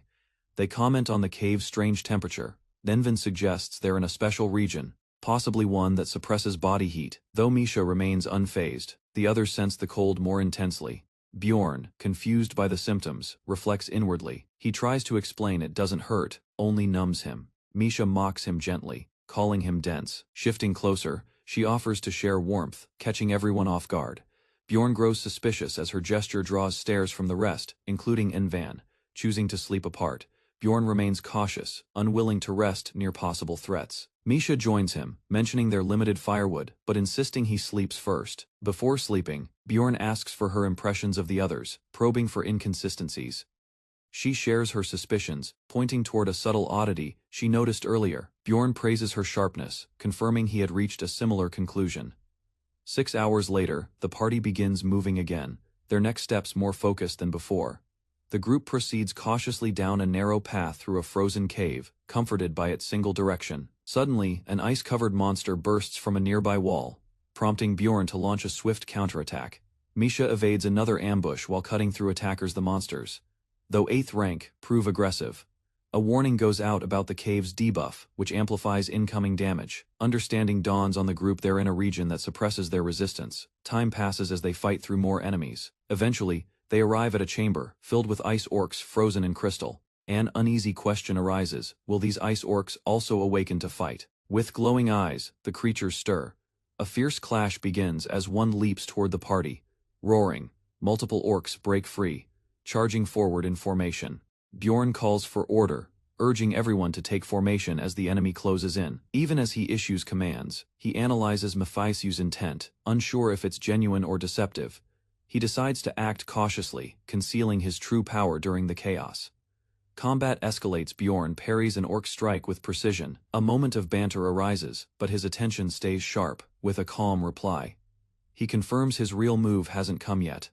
As chaos unfolds, 2 adventurers panic under pressure, while struggling to hold position. Inven, seeing the disorder, prepares to intervene personally. Deciding the others can't manage alone, he summons Iron Bear Irathun, a massive beast that charges forward to assist in battle. The summoned creature engages the orcs, overpowering them with brute force and halting their advance. Bjorn quickly assesses Envan's capabilities, and concludes the man plans to finish the fight alone. With the threat active, Bjorn readies himself to act before Envan completes the clear. An ice orc lunges, striking one adventurer before anyone can react. Misha flinches as the blow lands, while Bjorn observes the scene intensely. A loud impact follows. One adventurer is thrown violently across the room. Fueled by desperation, Misha charges forward, her voice echoing with intensity. Tears mix with adrenaline as she pushes through the chaos. Her eyes reflect urgency as she prepares to carry out the next move. Meanwhile, Bjorn lies bleeding but alive. His helmet, resilient bones, and natural recovery slow the damage, keeping him conscious just long enough to nod at Misha. From the rear, an ally dashes in, eyes wide with fear at the sight of Bjorn's injury. Before the orc's hammer lands, an arrow pierces its skull, silencing the threat in an instant. As blood erupts, a game message confirms the kill you have defeated the ice orc warrior. Relief sweeps the group. Dark energy spirals upward as the sorcerer conjures a volatile spell. With the atmosphere crackling, the team scrambles, dodging the incoming wave of destruction. Notifications flare dangerous substance and iron ice wall, signaling both danger and entrapment. The magic erupts, freezing terrain and halting movement. Reacting swiftly, a crossbow bolt lands a fatal hit, toppling the sorcerer. Bjorn steadies his breath. The essence is theirs. The plan remains intact. A warrior triggers armor change, transforming instantly for enhanced defense. Next, Beastly Walk grants explosive speed and fluid motion. The strike lands clean, ending the threat with brutal efficiency. Bjorn and his ally prepare for the next phase, confident. He calculates the profit from the chaos, estimating a massive reward. Suddenly, the enemy's summoning is disrupted.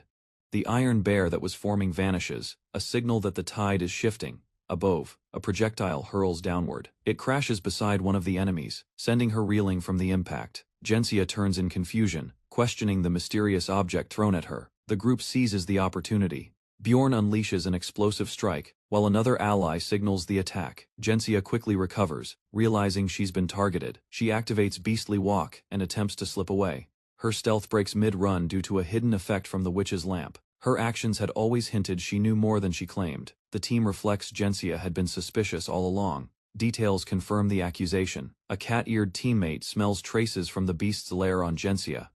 Even the dirt on her shoes connects her to the forbidden zone. She couldn't have reached the ice cave otherwise.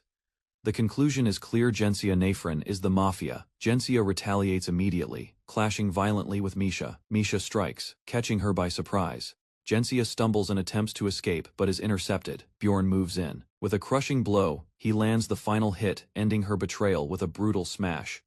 Despite her injuries, Gensia grits her teeth and rises again, blood dripping from her lips.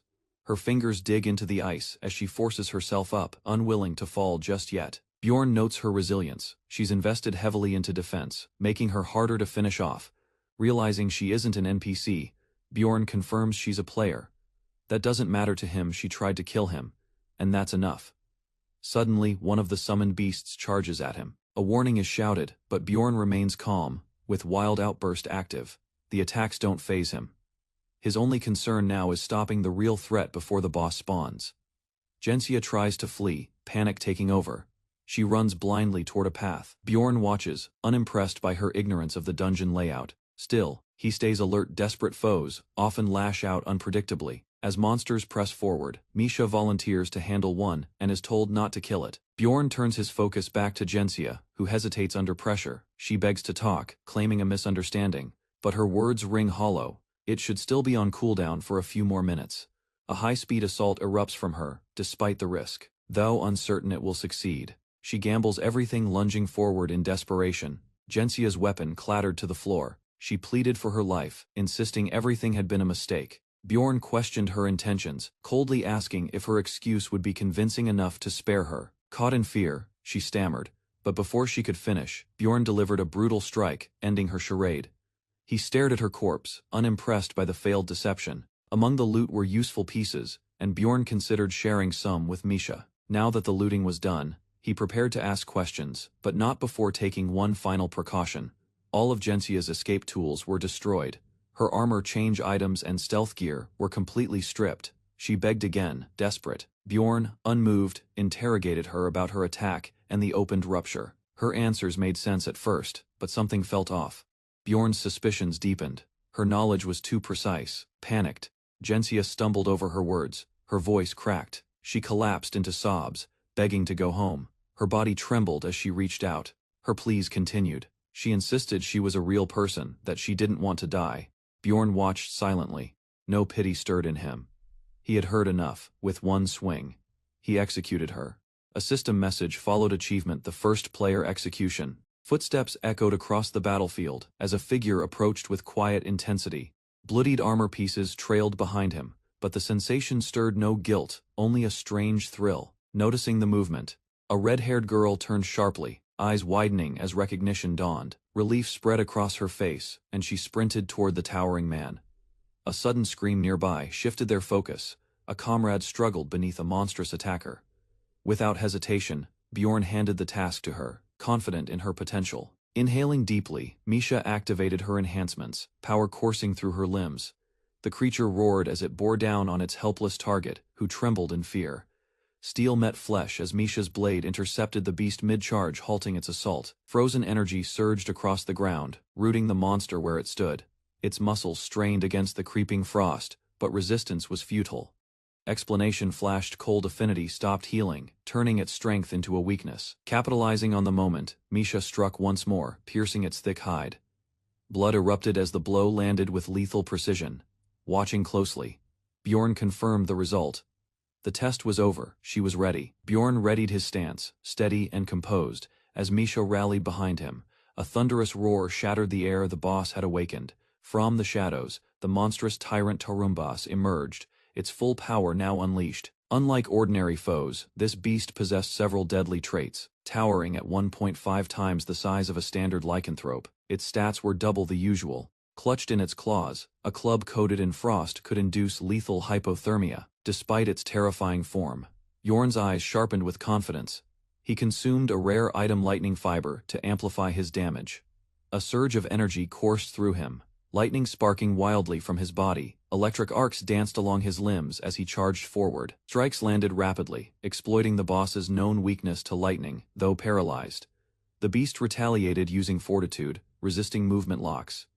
Bjorn continued his assault, ensuring no pause between attacks. Lightning burst across the arena, leaving the monster immobilized and scorched. With the battle won, he reaffirmed a core truth: lightning-infused gear made even tyrants fall.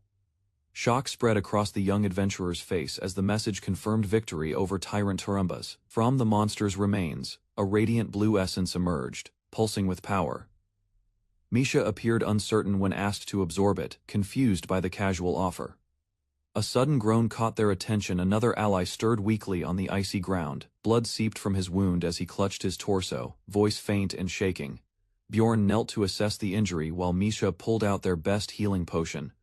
Crimson liquid still flowed freely, defying the potion's effects as panic crept in. Bjorn deduced the blade must have been laced with a toxin that blocked regeneration.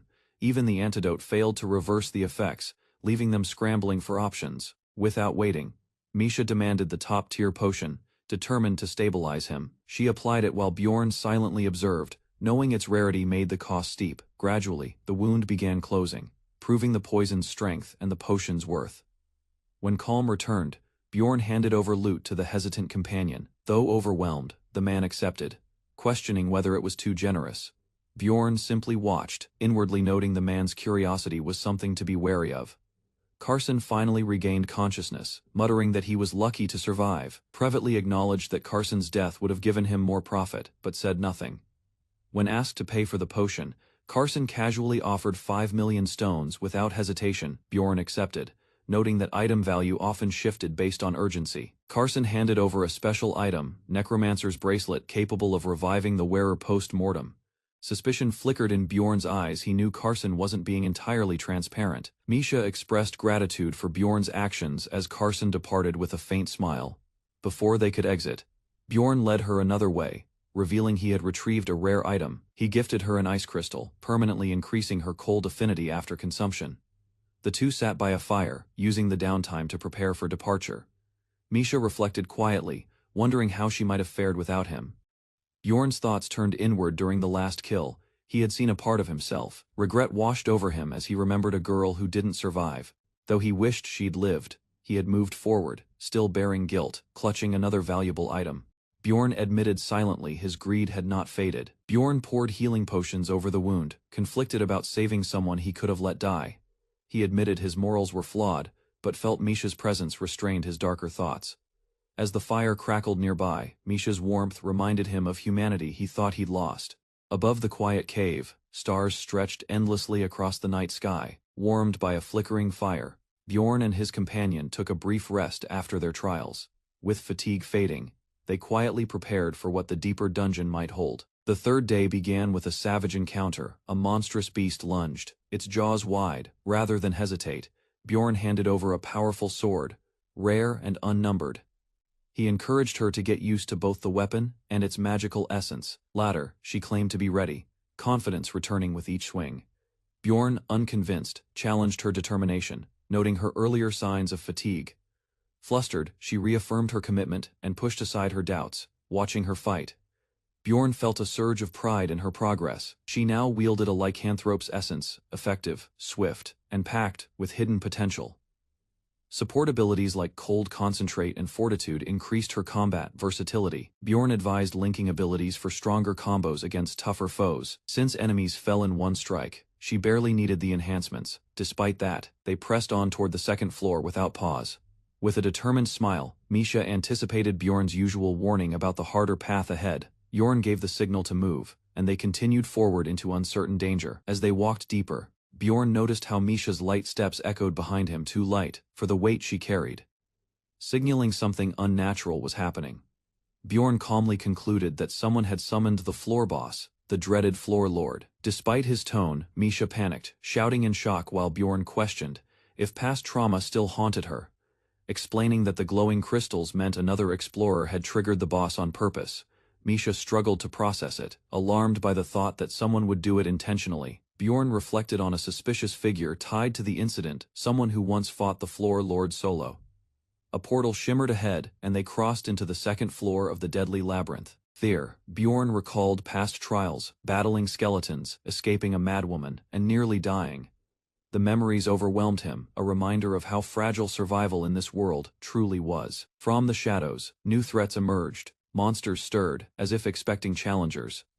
Misha voiced her suspicion. Someone had drawn these creatures deliberately to this area. Suddenly, the ground trembled, and a horde of enemies descended upon them in unison. With a fierce cry, Misha launched into combat, unleashing cold energy with precision. Bjorn followed swiftly, cutting through the wave of monsters swarming their position. Enemies struck from all sides, but both warriors moved with practiced coordination. One creature froze mid-charge as Misha triggered Cold Concentrate with icy destruction. Her skill held firm even as the Death Fiend activated a summoning ability. A horde of undead erupted from the darkness, drawn to their battle. Misha warned Bjorn of danger, but the Death Fiend had already closed in. Claws slashed and fangs tore into his armor before he could react. Despite the ambush, Bjorn retaliated fiercely, tossing foes aside without hesitation. Worried, Misha shouted his name, but was stunned to see him standing unharmed. She questioned how he healed so quickly, bewildered by his endurance.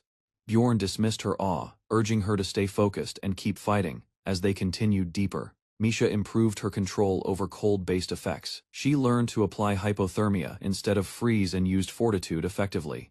Thou warned about MP costs. Misha proudly assured she could manage just fine. After the battle, Misha leaned weakly on Bjorn, her strength fading quickly. Though she insisted on walking, Bjorn told her to focus on recovery as they moved ahead. Time passed, and by nightfall, they rested near a small campfire alongside strangers. Nearby, unfamiliar explorers discussed their encounter. Unaware of Bjorn and Misha's presence, Bjorn observed from a distance, realizing the others had camped unknowingly beside them. He approached Misha quietly, ready to wake her, without alerting the other group. One man spoke with intent to harvest fresh bodies, hinting at sinister motives. Bjorn, now alert, couldn't ignore the threat implied in the casual talk. Rising from his spot, he prepared to respond as the danger became clear. During the ceremony, Bjorn stood among a sea of new barbarians, all eager to prove themselves. Time has passed, and now fewer than a third remain. The rest didn't survive the harsh trials. He questions whether monsters were truly the only cause behind so many deaths. As night falls, a teammate turns in for rest, leaving Bjorn alone on watch. A dangerous thought crosses his mind. Eliminating the others might simplify everything. Before he can dwell on it, Misha's voice brings him back to the present. The campfire crackles quietly, while the group rests under the night sky. A sharp sound slices through the silence, snapping everyone to attention. Lone girl steps forward from the darkness, her sudden arrival unsettling the group. From the trees, two strangers approach, casting long shadows in the torchlight. Camp members react fast, shouting warnings, and waking the others. Bjorn jolts awake, unsure what threat awaits him this time. Still groggy, he demands an explanation, irritated by the interruption. Recognition dawns. One of the newcomers is clearly a barbarian like him. Relieved, Bjorn waves with a grin, welcoming the familiar face. Karen proudly introduces himself, gripping Bjorn's hand in a powerful shake. Bjorn responds with equal enthusiasm, stating his identity as Thor's son. Laughter echoes as the two barbarians bond, confusing the rest of the group watching nearby. Karen urges the others to lower their weapons, insisting Bjorn isn't a threat. The explorers, still cautious, acknowledge Bjorn but struggle with his full name. Bjorn corrects them sternly, emphasizing they're not close enough to shorten it casually. One of the men forces a smile, asking them to move along since the group was resting. Bjorn, unfazed, claims they were also looking for a place to camp for the night. Confusion spreads among the explorers as they realize the barbarians plan to stay. Talk shifts to watch duties. The barbarians suggest splitting shifts for efficiency. Their idea is simple: with 7 people, everyone gets more sleep. Bjorn shouts in frustration, unable to believe they hadn't thought of this earlier. The explorers are stunned by the obvious logic and feel embarrassed. With the discussion going nowhere, Bjorn decides to ignore them entirely. As Misha approaches from behind, one man finally notices her presence with surprise. Misha's appearance catches one explorer off guard. His eyes widen as he takes in her figure. A single word forms in his head: pretty, as he stares, unable to look away.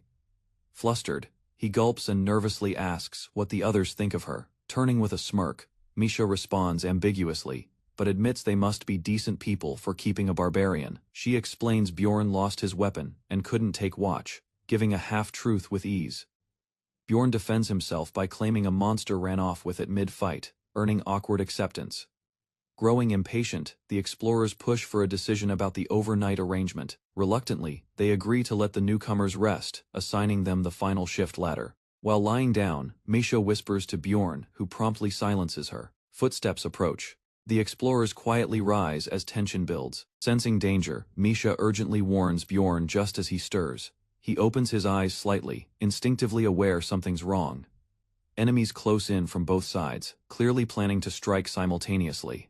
Bjorn abruptly sits up, confused by the shouting and movement, thinking it's a misunderstanding. He offers food beef jerky. The attackers flee, stunned by the absurdity. In a sudden move, one explorer swings his weapon, narrowly missing its intended mark. The attacker nervously stammers, pretending it was an accident. Confusion spreads among the group. Feigning innocence, he claims his hand slipped, attempting to mask clear aggression. Before anyone can respond, a second explorer lunges and stabs Karen without hesitation. As the blade lands, the attacker mutters an excuse, claiming hunger made him act. An ally of Karen draws his bow, prepared to retaliate without question. Bjorn, startled, grabs his weapon and rushes in, roaring with fury. Blood splatters as he lands a devastating blow in response to the betrayal. He demands answers from Lewis, who struggles to explain his partner's actions. Tension explodes as Lewis is tackled and restrained.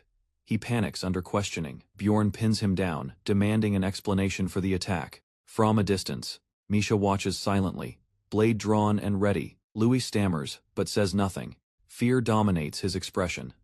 Misha steps in, confirming what they suspected all along. She calmly states the truth. They really were plunderers, just as Bjorn feared. A man nervously offers food, attempting to curry favor with the group. His trembling fingers betray unease, despite his forced smile. Bjorn and his companions arrive, exuding quiet intimidation. Without speaking, they draw tension into the air like a blade. Gathered around the fire, their silence crushes the mood. The man's growing panic is visible in his strained expressions. Rather than retreat, Bjorn urges him to speak. Commanding eyes hold him in place. Within seconds, the man realizes the truth. These people don't hesitate, they devour opposition. As his thoughts spiral, someone confronts him aloud, demanding to know who dared insult them. Victor lies bound, silently observing the tension. One woman questions Bjorn's savage instincts. Criticism follows, calling him overly blunt. The red-haired girl agrees, but her eyes flicker with unrest.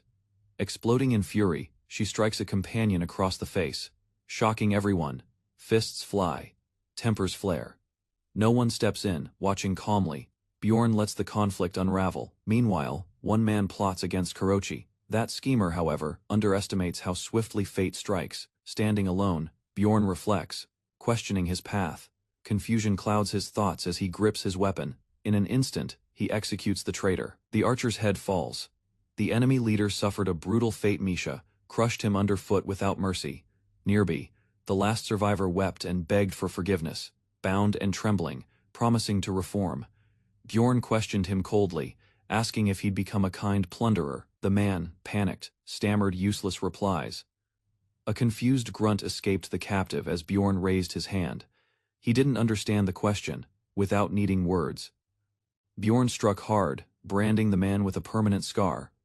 His blow was deliberate. Barbarians believed scars were messages, symbols of survival and consequence. Loot was distributed among the party. Kurochi hesitated, feeling unworthy of spoils. Encouraged by the others, he accepted a blade, resolving to use it when axes weren't enough. Not everyone took much. Some gear didn't fit, and others planned to sell extra items later. A formal introduction followed. Bjorn finally revealed his true name, Yandel's son. Not Thor's. His companions reacted with surprise and admiration, recognizing his status. Grinning, Bjorn vowed to sell loot and grow stronger. Proud of his barbarian identity, the narration shifted to a broader truth. Barbarians, though capable, remained the weakest race. Despite raw strength, they lacked support, dying young and failing to reach potential. Yet, a new path was forming: smarter, longer-living barbarians. A new cycle of change emerges as barbarians begin to unify and evolve. Kurochi reflects on his own barbarian status, realizing his future may benefit from this growing influence. Elsewhere, the Mage Tower looms, its arrogance emblematic of how far magic society has strayed from humility. Bjorn warns Karen understanding others means seeing how they act when pressured. With a fierce smile, he declares that disloyalty or treachery won't be tolerated in his party. His words unsettle the group, but his intentions are clear. He'll crush betrayal without hesitation. Bjorn's unhinged grin cements his message. Anyone who targets his people will answer in blood. The others step away cautiously, letting the tension settle in the cold air. Meanwhile, Kurochi doubts himself, pondering if abandoning the path of magic is the right choice. She tries to lift his spirits, reminding him that books can't replace real experiences. While walking, they both suddenly freeze. An ominous sensation chills their spines. System alerts appear. They've been exposed to resentment, reducing healing and regeneration. Kurochi quietly counts his pulse. His wound isn't closing, a terrible sign. Confirmation follows. A death knight is near. Footsteps rush in the dark. Its skill resentment is already active, meaning it was summoned in combat-ready state. Bjorn inspects a cracked token, realizing it confirms that a player initiated the Death Knight encounter. While panic sets in among his allies, Bjorn processes the unfolding chaos, weighing the risks instantly. The Death Knight charges without warning. The group braces for impact as battle erupts in the dark. Bjorn leaps into action, swinging with precision. His blade collides with overwhelming force. The Death Knight is defeated. A message confirms its elimination as the group regroups.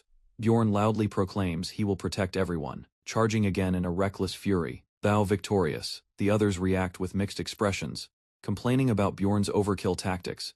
Suddenly, a cloaked man recognizes Bjorn by his title, Little Valken, causing surprise. More adventurers gather, unsure if the rumors about Bjorn's strength and past are true. While some remain skeptical, Bjorn's reputation diffuses suspicion before tension can escalate. Bjorn introduces himself formally, prompting the stranger to respond with a name Hans. As Bjorn reaches out to greet him, something unusual occurs just before contact.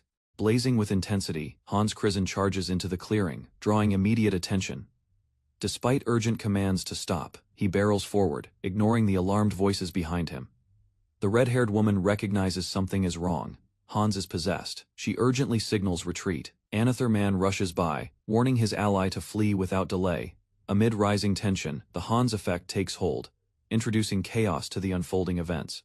Meanwhile, in Lafdonia, peaceful scenes emerge as families reunite in relief and joy. Crowds cheer at the arrival of a familiar warrior, once presumed lost.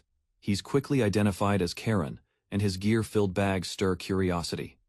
Refuting any wrongdoing, he calls for everyone's attention, promising something important. Barbarians raise their voices, defending their honor and demanding respect as warriors. Bjorn is hailed as a mentor whose guidance led to survival and victory. Yet, some remain unimpressed, muttering criticisms from the sidelines. Juan declares a new beginning, vowing to pass on Bjorn's teachings to others. Reality sets in. Bjorn, son of Yandel, commands real influence among his people. As he leads, preparations quietly begin for deeper trials ahead. Emerging from the portal, the team advances cautiously. The red-haired woman questions whether returning from the first floor might have been wiser, doubting the danger of Hans's name, despite her uncertainty. She concludes that finishing the mission is safer than returning empty-handed. Bjorn lightens the mood, suggesting hardship feels easier when shared. Though she snaps at his blunt comment. Jokingly, he deflects her frustration, while she blushes at her own unexpected reliance on him. A brief moment of sincerity passes between them, interrupted by Bjorn's usual teasing nature. Suddenly, a threat is spotted, prompting the woman to raise her weapon and yell for a halt. They descend toward a riverside rest stop, narrowly arriving before the safer spots were all taken. Bjorn jokes again, downplaying the close call, as they secure a temporary place to stay. Familiar faces spark smiles and greetings. Hikuro's presence marks a reunion, and Bjorn naturally becomes part of the team. Aya's tasks are exchanged. Updates reveal some clients had already returned after finishing their lower-floor missions. With everyone assembled, Hikuro's third-floor request becomes the group's next mission. They complete it quickly, succeeding in under 3 days, and celebrating the teamwork. Others believe Bjorn's presence is the true reason behind their swift victories. At the edge of the third floor, the group debates whether to advance further or end the expedition. Unanimous agreement leads them to push toward the fourth floor, knowing time is limited. For 3 days, they press forward without rest. The portal glows with energy. It's now or never, and the team steps through without hesitation. Bjorn leads the charge into the swirling light, determined to continue the mission. Suddenly, a voice calls to him from within the light, catching him off guard. The fourth floor reveals a warped battlefield. Memories blur as visions of the past flash before Bjorn. A familiar face appears briefly, before reality snaps back and battle erupts around them. Monsters descend instantly, without pause. The team engages in fierce combat.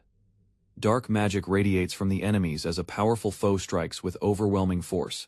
One by one, teammates counterattack while Bjorn surges forward to break their formation. The red-haired warrior lands a critical blow, shifting momentum in their favor. Bjorn warns the group to stay focused, as the enemy may have reinforcements below.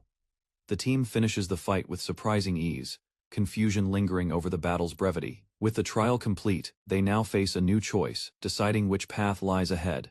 The group reaches a branching path where the correct route must be chosen to continue the expedition. Bjorn selects the Stairway of Wisdom, a challenging route known for mental trials and monster ambushes. As they step into the portal, Bjorn briefly wonders what outcome might have awaited if he'd chosen another path.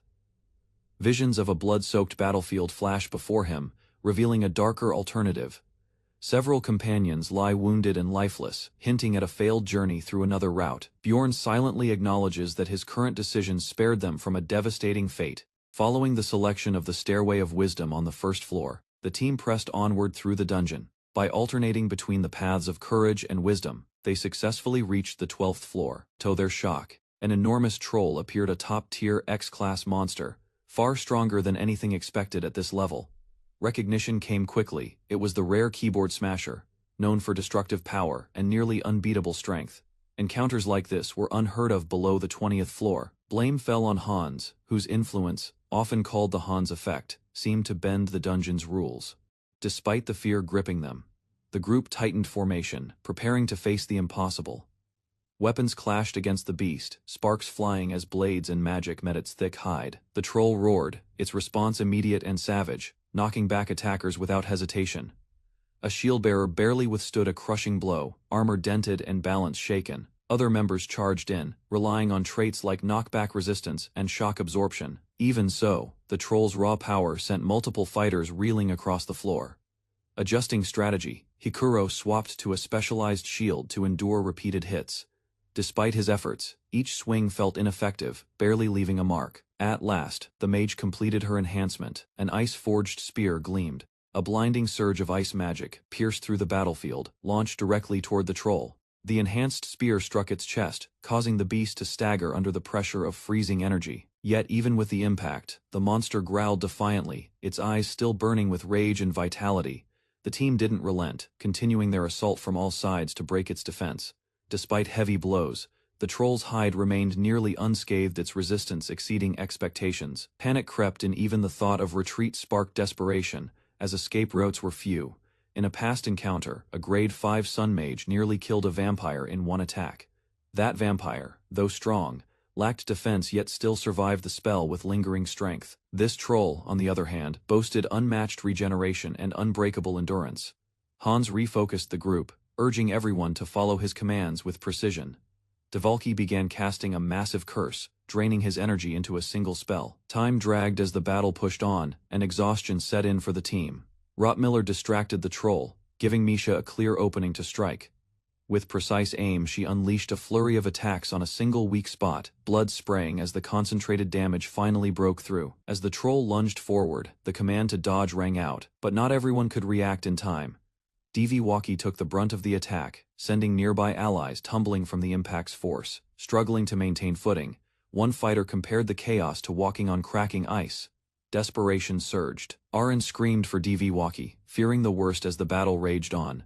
With strained breath, Diviwaki estimated his remaining magic, barely 2 minutes, maybe 3 if pushed. Hans proposed cutting slow from the spell rotation. That could stretch the limit to 7 minutes. Instructions were clear: no slow. Misha dashed in again, unleashing attacks with precision. Though the troll's skin held firm, responsibility shifted to Hikarad. With a nod, he stepped forward to carry out Plan B with ferocity. Hikarad charged in, his mace crashing down with brute force. The troll responded by casting Frenzy, boosting its speed and strength for a deadly retaliation. A brutal strike knocked Hikarad aside, but he rose again, gritting through the pain. Momentum built as attacks landed. Magic and might clashed in violent rhythm. The troll lashed out in rage, forcing Misha into a direct exchange. Her allies cried out as she was hurled through the air, yet she braced for another charge. The troll, wounded and enraged, triggered its skill hyper-regeneration, flooding its body with dark energy. This ability allowed the monster to rapidly heal damaged areas, restoring specific limbs with terrifying speed. Even so, it required 2 full minutes to complete, offering a small window of vulnerability. During that cooldown, the skill couldn't be reactivated, limiting the troll's recovery options. With a clear target, the team focused on destroying vital organs before regeneration finished. As the timer began, the fighters moved in formation. Blood sprayed across the battlefield as a towering beast howled, its eye split open from a brutal strike. Bjorn's gaze locked onto the scene, urgency surged through him as he recognized the danger. Driven by instinct, he hurled himself forward, jamming his blood-marked weapon toward the creature's eye. Misha leapt with fierce determination, her blade slashing down through the chaos. Grappling the monster's torso, Bjorn held it in place, allowing her to strike repeatedly from above. Nearby allies coordinated, shouting instructions as Misha delivered relentless blows. Despite her efforts, the blade refused to sink in the skull was too dense. Bjorn quickly redirected her aim, calling out to target the brain instead. Another fighter entered the fray, boosting their attack as the monster buckled. Suddenly, the beast broke free, roaring as it locked onto a new target. It surged toward Dworki, guided by sound rather than sight. The mages froze, but one ducked just in time as the creature's arm smashed down. Bjorn intercepted again, hammering at its side with focused rage. He noticed it reacting solely to vibrations, not vision. Before anyone could stop it, the beast struck another soldier, crushing him instantly. Bjorn stood firm as the beast rampaged, swiping its claws through soldiers. Limbs and weapons scattered in the chaos. Amid the slaughter, he shouted for focus. His voice cut through the panic as he urged Misha to ignore the fear. Misha responded with a scream, hurling herself forward again while energy flared around her weapon. The enchantment on the monster's body faded. A chance finally opened. Bjorn's cry pushed Misha onward. She didn't hesitate and surged forward.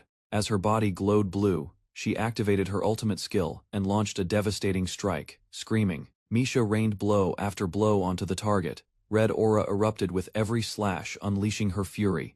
She cursed the beast, pouring all power into her attack. The giant form shattered. The monster collapsed as the transformation was undone. Its massive frame convulsed before crashing into the ground. Bjorn kept his eyes locked until the final tremor faded. A red magic stone rolled from the corpse. The threat was over. Silence followed. Bjorn stood amidst blood and stone, breathing heavily, across the floor. Misha trembled beside their fallen allies.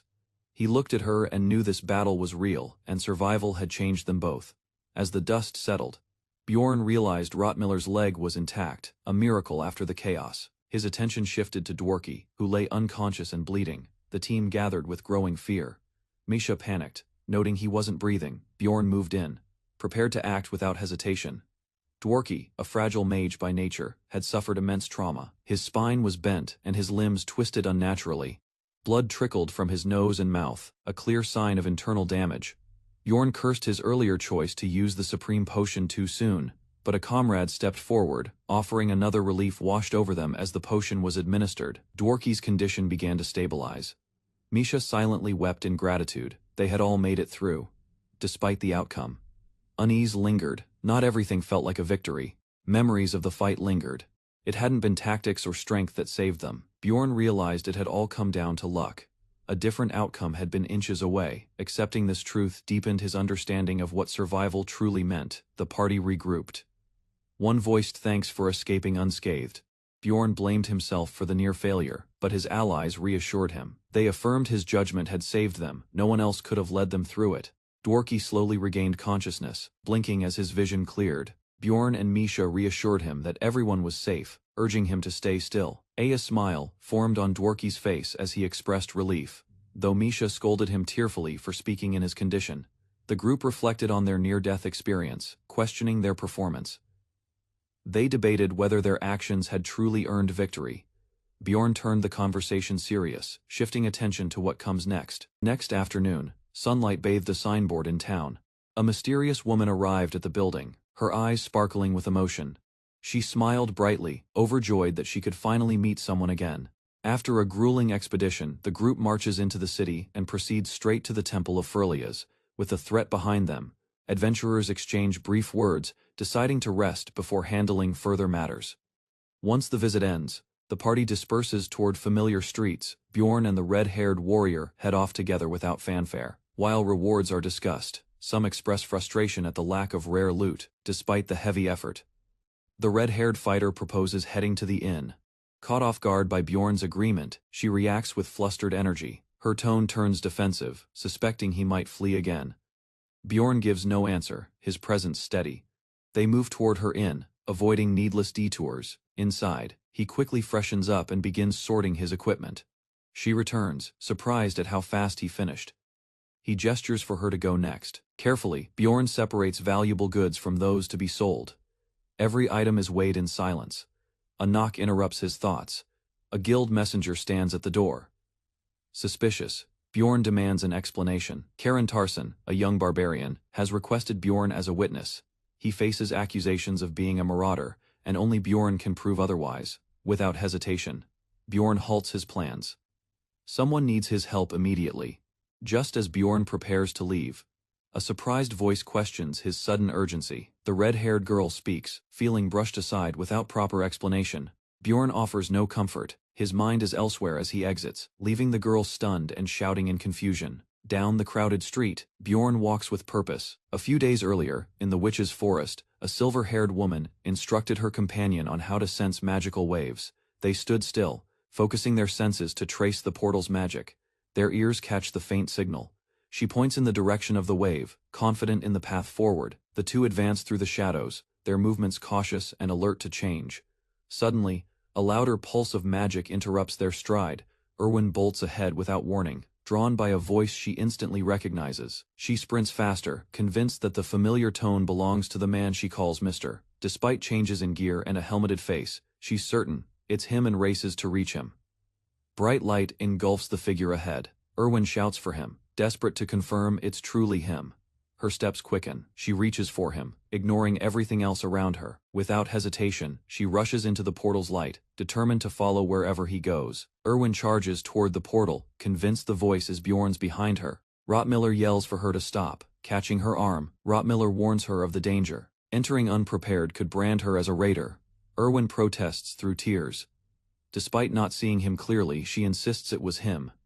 Fellow adventurers recall him as Little Vulcan, remembering stories tied to him.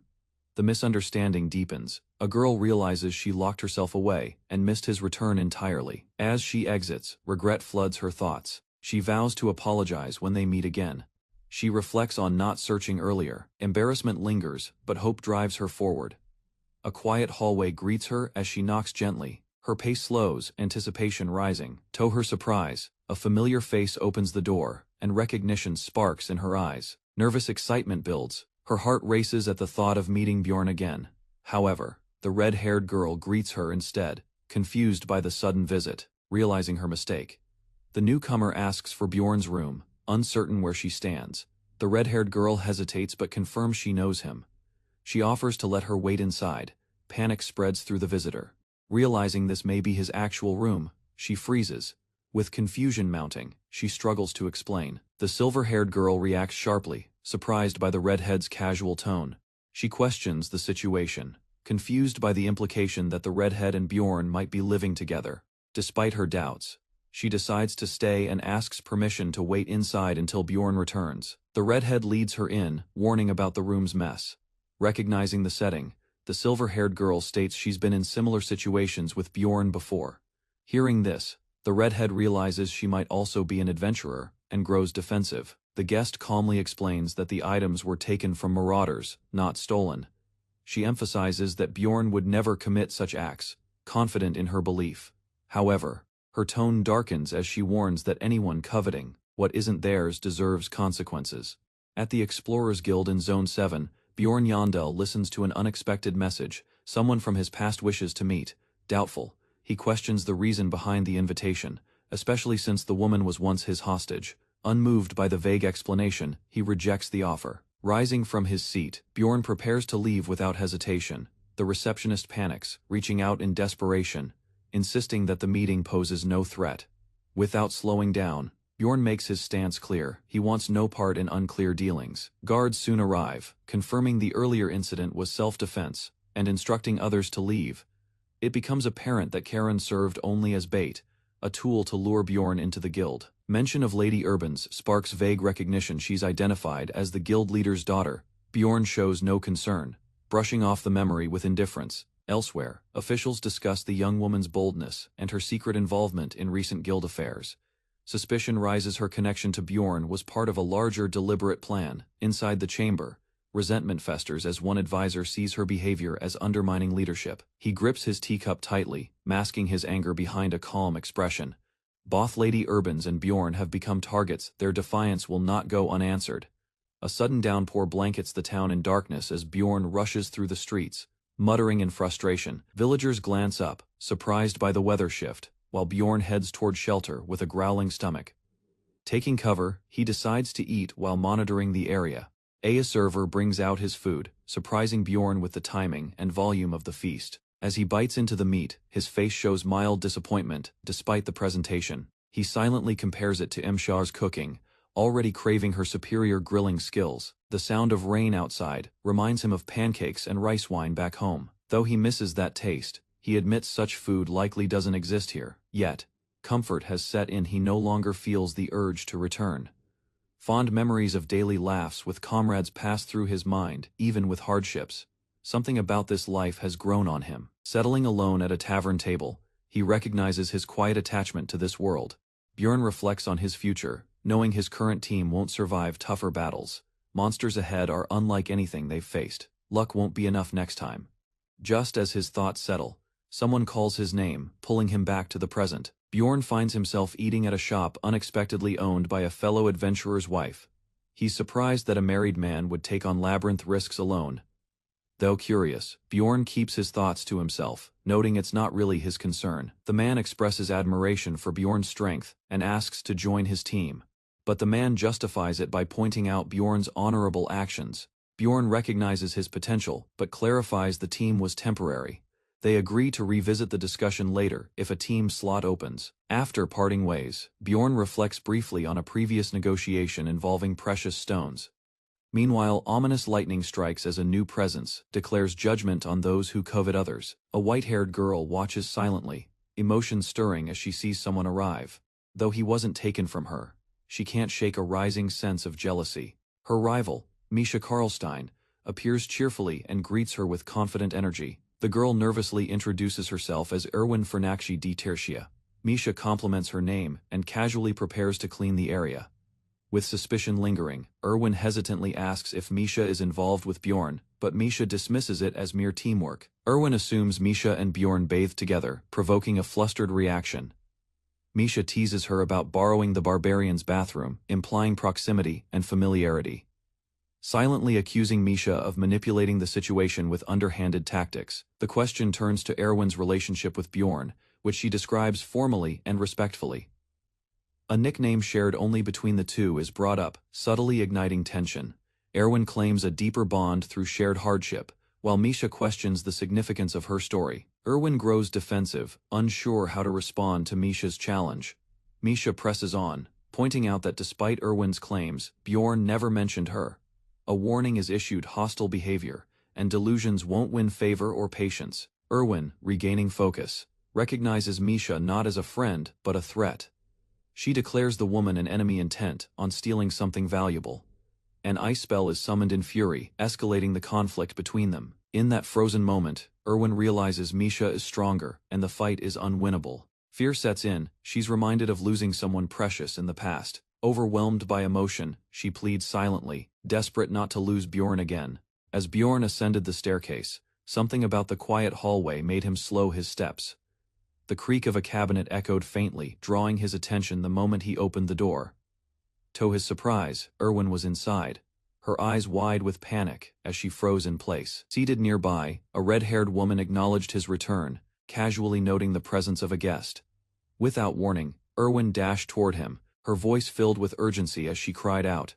Confusion took over her expression as she stopped short, glancing toward the unfamiliar woman. Bjorn furrowed his brows, unsure why Erwin appeared upset. Attempting to diffuse the tension, he briefly explained the earlier raid incident. With a bright smile, the other woman complimented his efforts and placed a hand on him. Questions surfaced as Bjorn noticed the sudden shift in tone. Erwin recalled bitter remarks made about barbarians, her frustration quietly building. Breaking the awkward moment, he admitted he had planned to visit Erwin. He reminded her of their shared past in the labyrinth expedition. Her eyes lit up, hope restored by his words. Overjoyed, she began sharing her progress with the elemental spirits. Bjorn listened, as Erwin proudly described her progress. 3 elemental spirits had already awakened. He questioned if it was raw talent. Few ever reached such a milestone so quickly. Erwin smiled brightly, unaware of the hidden thoughts forming around her potential, and her sister's shadow. Despite her achievements, tension lingered, as Bjorn deflected the reason for his relocation. Erwin hesitated, gripping her sleeve, while the red-haired woman chimed in with casual cheer. They joked lightly, but Bjorn noticed Erwin watching the other woman closely. Troubled though her voice agreed, Erwin's tone lacked conviction, and something in her eyes shifted. Bjorn suggested they leave now that the rain had passed, masking his fatigue. As he walked off, the girls exchanged uneasy glances, each hiding suspicion. Doubt clouded the air when Erwin said she'd follow later, but the redhead laughed it off. They walked side by side, the tension simmering beneath silent expressions, choosing peace. They agreed to go together, avoiding further conflict. With every step, Erwin's thoughts replayed their earlier meeting. She remembered the desperation, how close she was to begging to stay by his side. Though embarrassed, she wondered if she appeared foolish yet couldn't regret the choice she made. While walking together, Erwin felt relief when she learned the red-haired woman was heading in the opposite direction. Curious, the woman asked if Erwin would return tomorrow, to which she simply nodded. Internally, frustration surfaced. This wasn't how she wanted things to go. She just wished to be with Mr. before parting ways. Erwin quietly thanked her for not revealing anything to Bjorn. The woman suggested a promise, sensing Erwin's stubbornness wouldn't stop her from returning. She insisted they keep the earlier events a secret, not wanting to trouble Bjorn over it. Back home, Erwin was asked about her visit. She confirmed the man was indeed alive. With conviction, she declared she would grow stronger, her tone no longer hesitant. At the same time, the red-haired woman hardened her resolve. Determined, Erwin sought her sister's help, pleading for continued support. Her sister's response was blunt: if she wanted him, she'd have to earn him. The next morning erupted with banging as Bjorn was jolted awake by loud shouting. He groaned, realizing it was barely 6:30 a.m. Far too early for chaos. Opening the door, he was met by the energetic redhead, already demanding his attention. Smiling brightly, she urged him to get ready today, was going to be busy. Later that night, Bjorn parted ways with his guest, exchanging a brief farewell outside the building. As he turned to head inside, footsteps echoed behind him, catching his attention. He found Erwin at his door, smiling and calling out to him with excitement. Bjorn asked how long she'd been waiting, and she assured him it hadn't been long.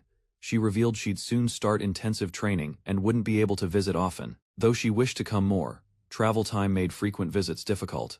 Erwin waved goodbye and promised to return the next week. Bjorn watched her leave, sensing a strange weight lingering in the air.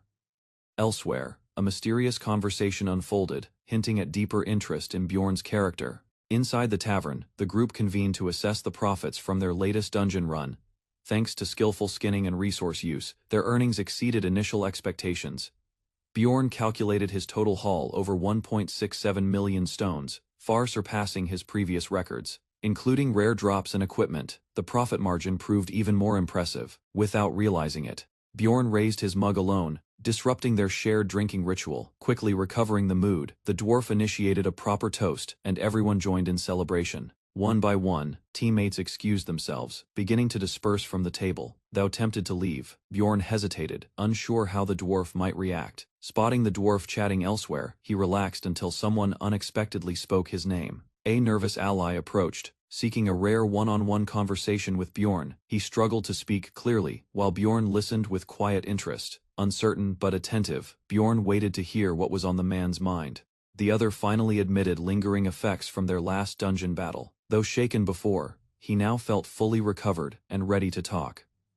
Curious, he asked about Bjorn's rune-covered transformation witnessed deep in the labyrinth. A vivid memory flashed in the young man's mind, facing death beneath a towering golem's crushing force. He believed his final moment had come, fear swallowing reason. Gripping his drink, he admitted that despite the trauma, Bjorn recalled the man's earlier claim his motive had once been to honor his late father's values. With a somber tone, the man revealed that story was a lie, created to earn attention. After his father's death and being ignored by his brother, he had felt invisible, drifting without purpose. Yet, with trembling hands, he confessed that companionship pulled him out of that emptiness. Moved, the dwarf responded with rare sincerity, then promised to stop asking about the past. Bjorn smirked, impressed by how much his companion had matured through hardship. Suddenly, Bjorn leaned in with a casual question: was he dating Misha? Caught off guard, the man stuttered, his thoughts spinning in embarrassment. Realizing that was Bjorn's real reason for staying, he watched him leave, shaking his head. Elsewhere, a district manager reviewed performance reports, comparing his own stagnant growth to Bjorn's swift rise.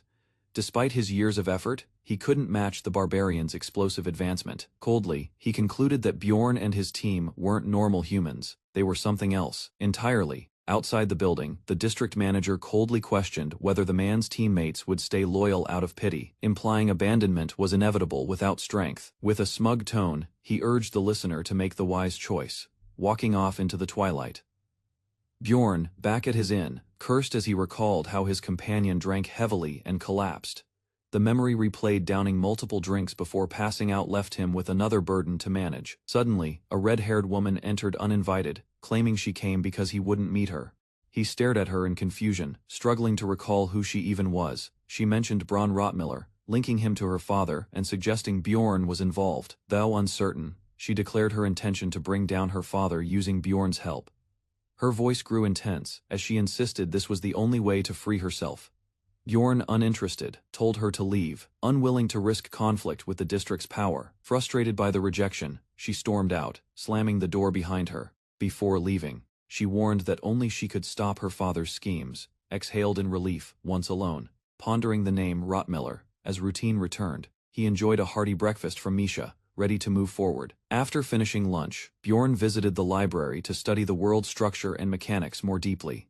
He later met his companions, including Erwin, and they shared a meal while discussing recent updates. Alongside team meetings, Bjorn confirmed receipt of a large payment from Mr. Bear, advancing their preparations. As time passed, the 15th night arrived, triggering a shift between the real world and the game. Bjorn's soul temporarily separated from the game, returning to his original world and computer desk. He reviewed chat rooms, monitoring activity. Spotting a Korean chat group, Bjorn instinctively entered without hesitation. He was surprised to find the room styled elaborately instead of the standard layout. A familiar voice recognized him. His real-world identity had been exposed in the game. A close-up of the uniform revealed the name Sergeant Lee Baiko, stirring vivid memories in Bjorn's mind. From across the room, a man in a business suit approached hastily, stunned by the familiar face before him. That day marked Bjorn's official release from military service. A moment now tangled in unexpected reunion. Laughter broke out between them as disbelief gave way to shared frustration over fate's timing. Once their emotions settled, the two took a moment to formally exchange introductions. Bjorn mentioned he was 29, while Baiko revealed he had been 23 upon arrival. Baiko admitted he had lived in this world for over a decade, shocking Bjorn. Though Bjorn preferred to use his original age, Baiko casually dismissed the notion. Without warning, Baiko changed the subject, asking to try a small experiment. Despite trusting Bjorn, Baiko explained he needed to confirm something personally. The verification involved a reflex test, commonly used to expose imposters. Bjorn was instructed to respond with the first word that entered his mind. Baiko triggered the test with a sudden clap, signaling Bjorn to begin. Kimchi, Bjorn blurted, followed quickly by JJ Gay and Cowhead. He ended with soup, answering without hesitation, proving his instinctual familiarity. A sudden outburst from Baiko echoed through the room as Bjorn mentioned Saudi Arabia, triggering a dramatic military chant.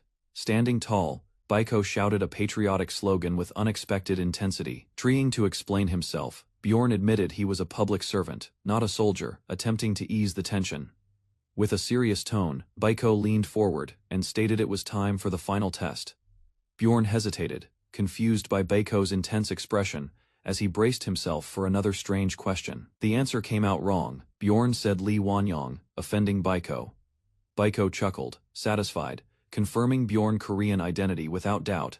Still tense, Bjorn watched Baiko's odd behavior and began questioning his emotional balance. Recovering, Baiko admitted he'd fantasized about this reunion and expressed relief at meeting someone after so long. Years of isolation had taken their toll on Baiko, who lacked any community when he first arrived. Bjorn agreed to help him, but quickly realized Baiko expected him to provide guidance.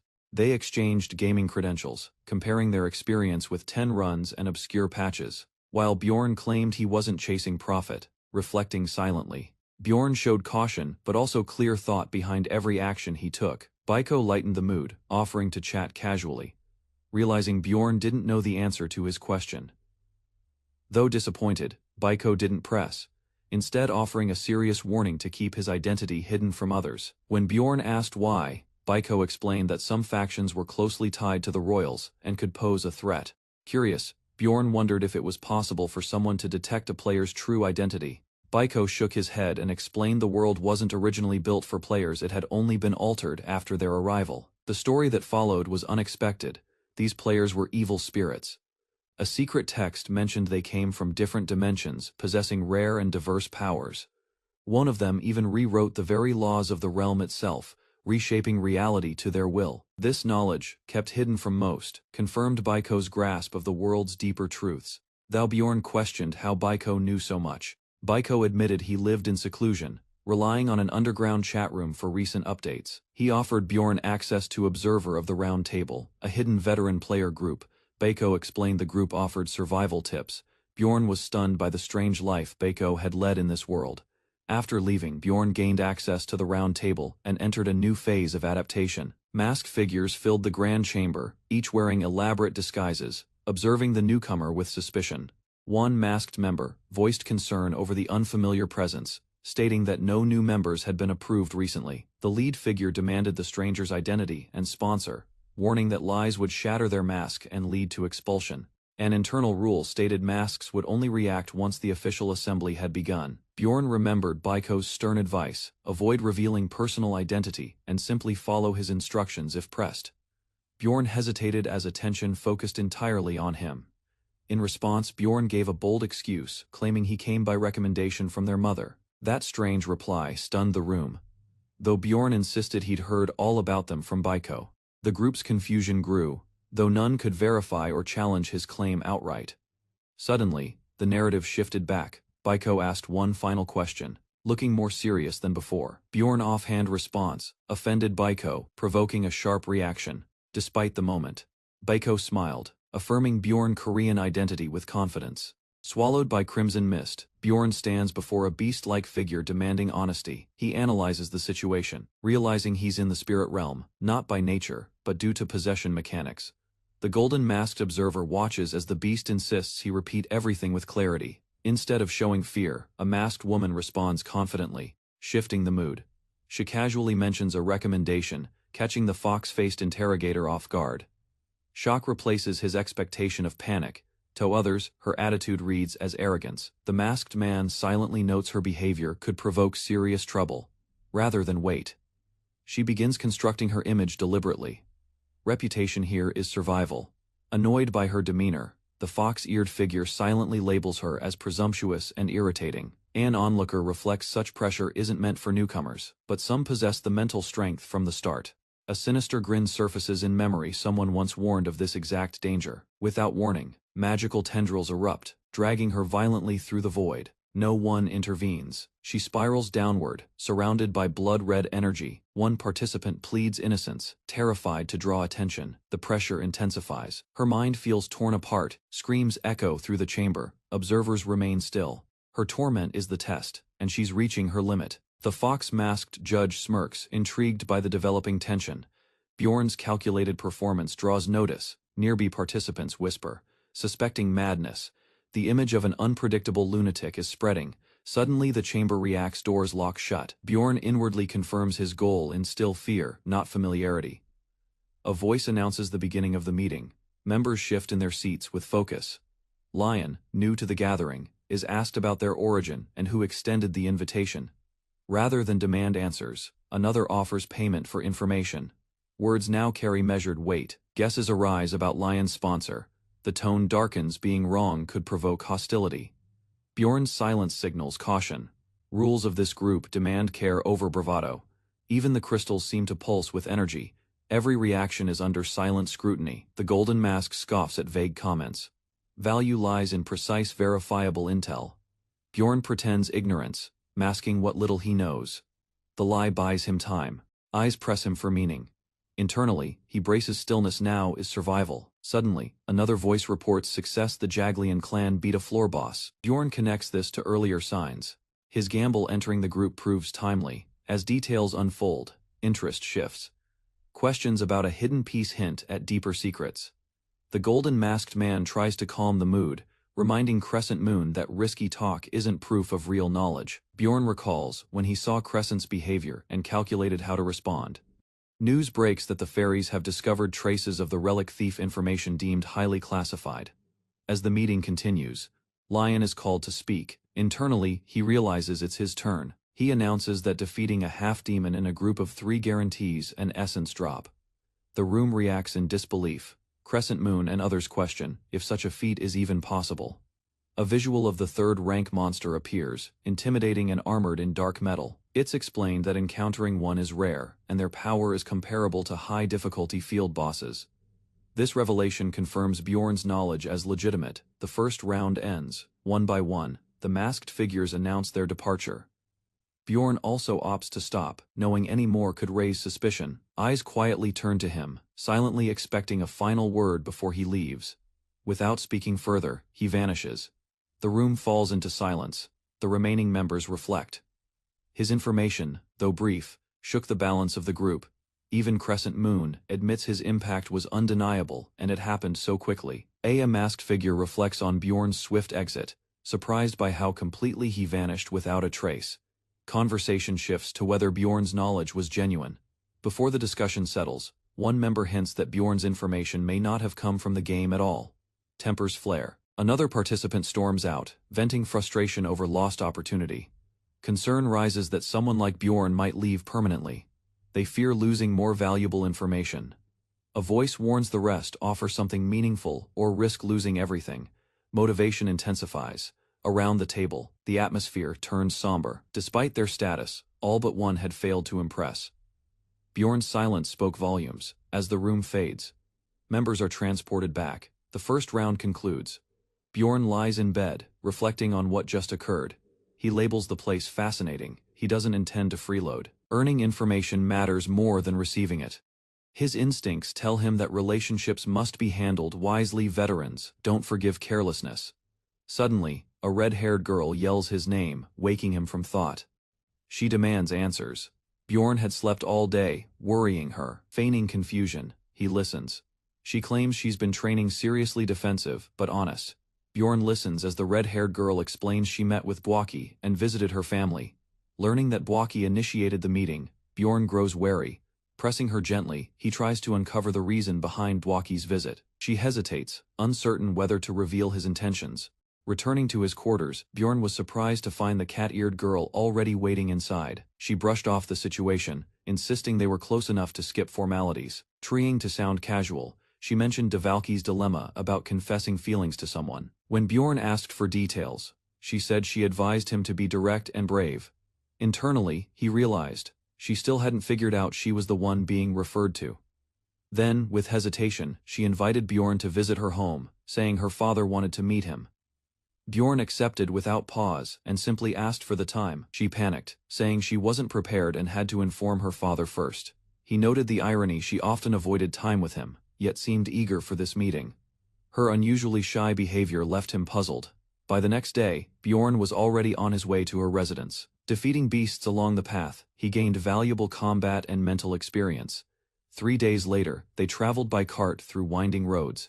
As they neared the village, she happily announced their arrival.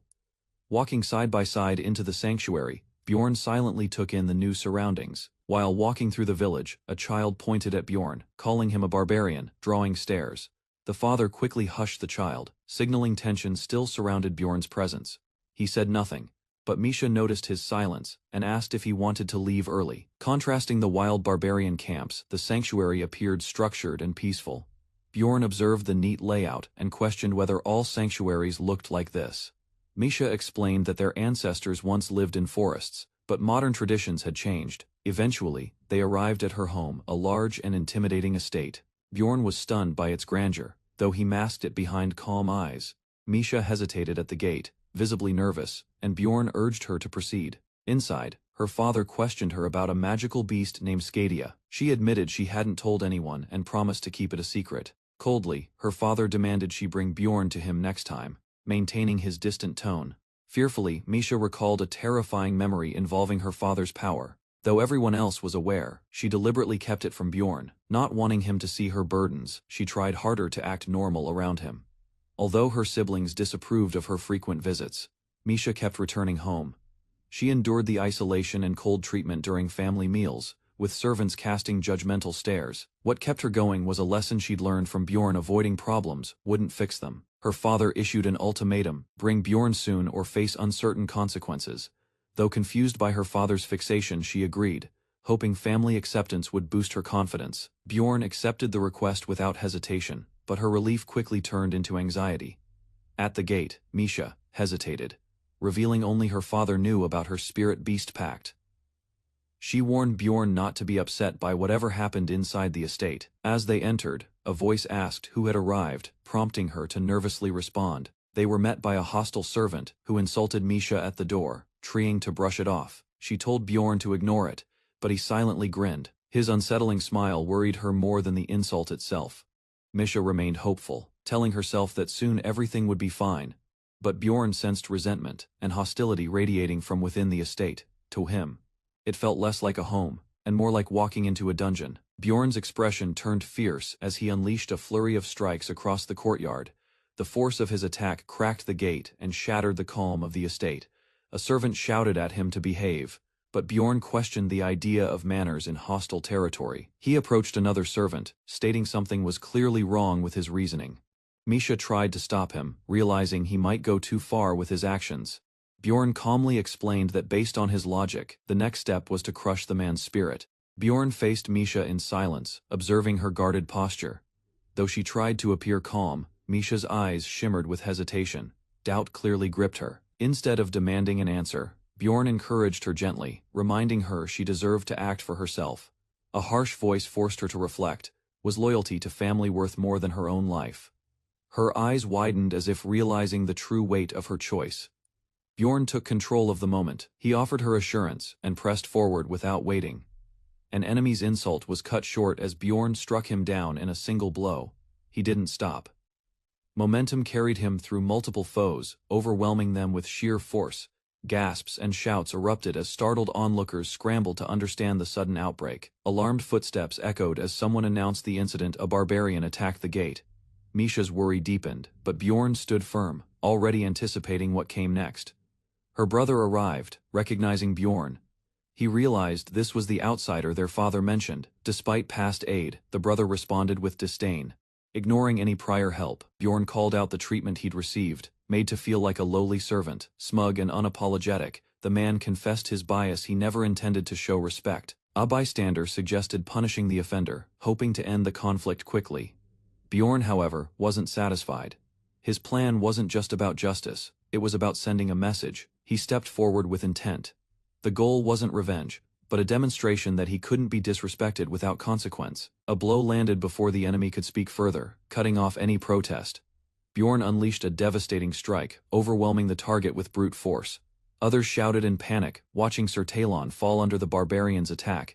Bjorn turned the crowd's attention to how Misha had been treated. His voice held fury. He laid out a challenge: if they wished for peace, they had to accept Misha as one of their own.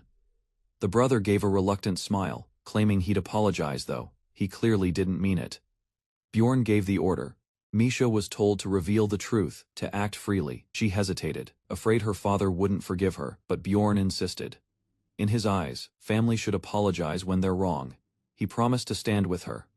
The group walked forward, tension rising as they neared the mansion. Misha stumbled, overwhelmed, but her voice rang out in defiance. Bjorn recognized him immediately. This was the man behind it all. He stepped forward, unleashing a powerful aura in response to the patriarch's pressure. The patriarch erupted in rage, declaring Bjorn's actions unforgivable. Dark energy surged from his body. Fear gripped the room. Bjorn remained standing but acknowledged the heavy intimidation, understanding now why Misha feared him.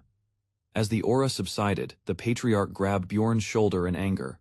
Without hesitation, Bjorn retaliated with force, landing a solid blow. He reminded them of basic decency. His thoughts drifted to his initial reason for attending, preventing Misha from being forced into the party system. Situation risked exposure of Misha's powers. Bjorn knew her awakening would draw attention. To cover for her, He needed an excuse and hoped the visit would help justify it. Despite that, the family's cold treatment hadn't changed. The patriarch now tried to dominate him directly. The patriarch demanded fear, warning Bjorn of death. Bjorn responded without hesitation. He doubted anyone would dare kill him, especially after the events in the labyrinth. Inside, Bjorn knew the truth. His death would only spark something worse for them. The patriarch accused Bjorn of using a forbidden item. Bjorn realized he had noticed, feigning ignorance. Bjorn kept calm, pretending not to understand. Bing's contract, the confrontation was far from over. The patriarch made a vague promise, claiming truth would be revealed if acknowledged. Bjorn sensed deceit. He had faced enough manipulators to know when someone was lying. Despite the calm expression, the patriarch's intent was clear. His words served a hidden motive. Bjorn realized the man aimed to extract information, even if Misha suffered for it. His internal rage grew. The patriarch's manipulation crossed a line. Positioned perfectly, Bjorn prepared to use his skill one that defined his choice of class. He made a bold declaration, swearing falsely on honor he didn't possess. The patriarch hesitated, seemingly fooled by the tactic. Bjorn kept his focus. He would uncover the item's identity and protect Misha.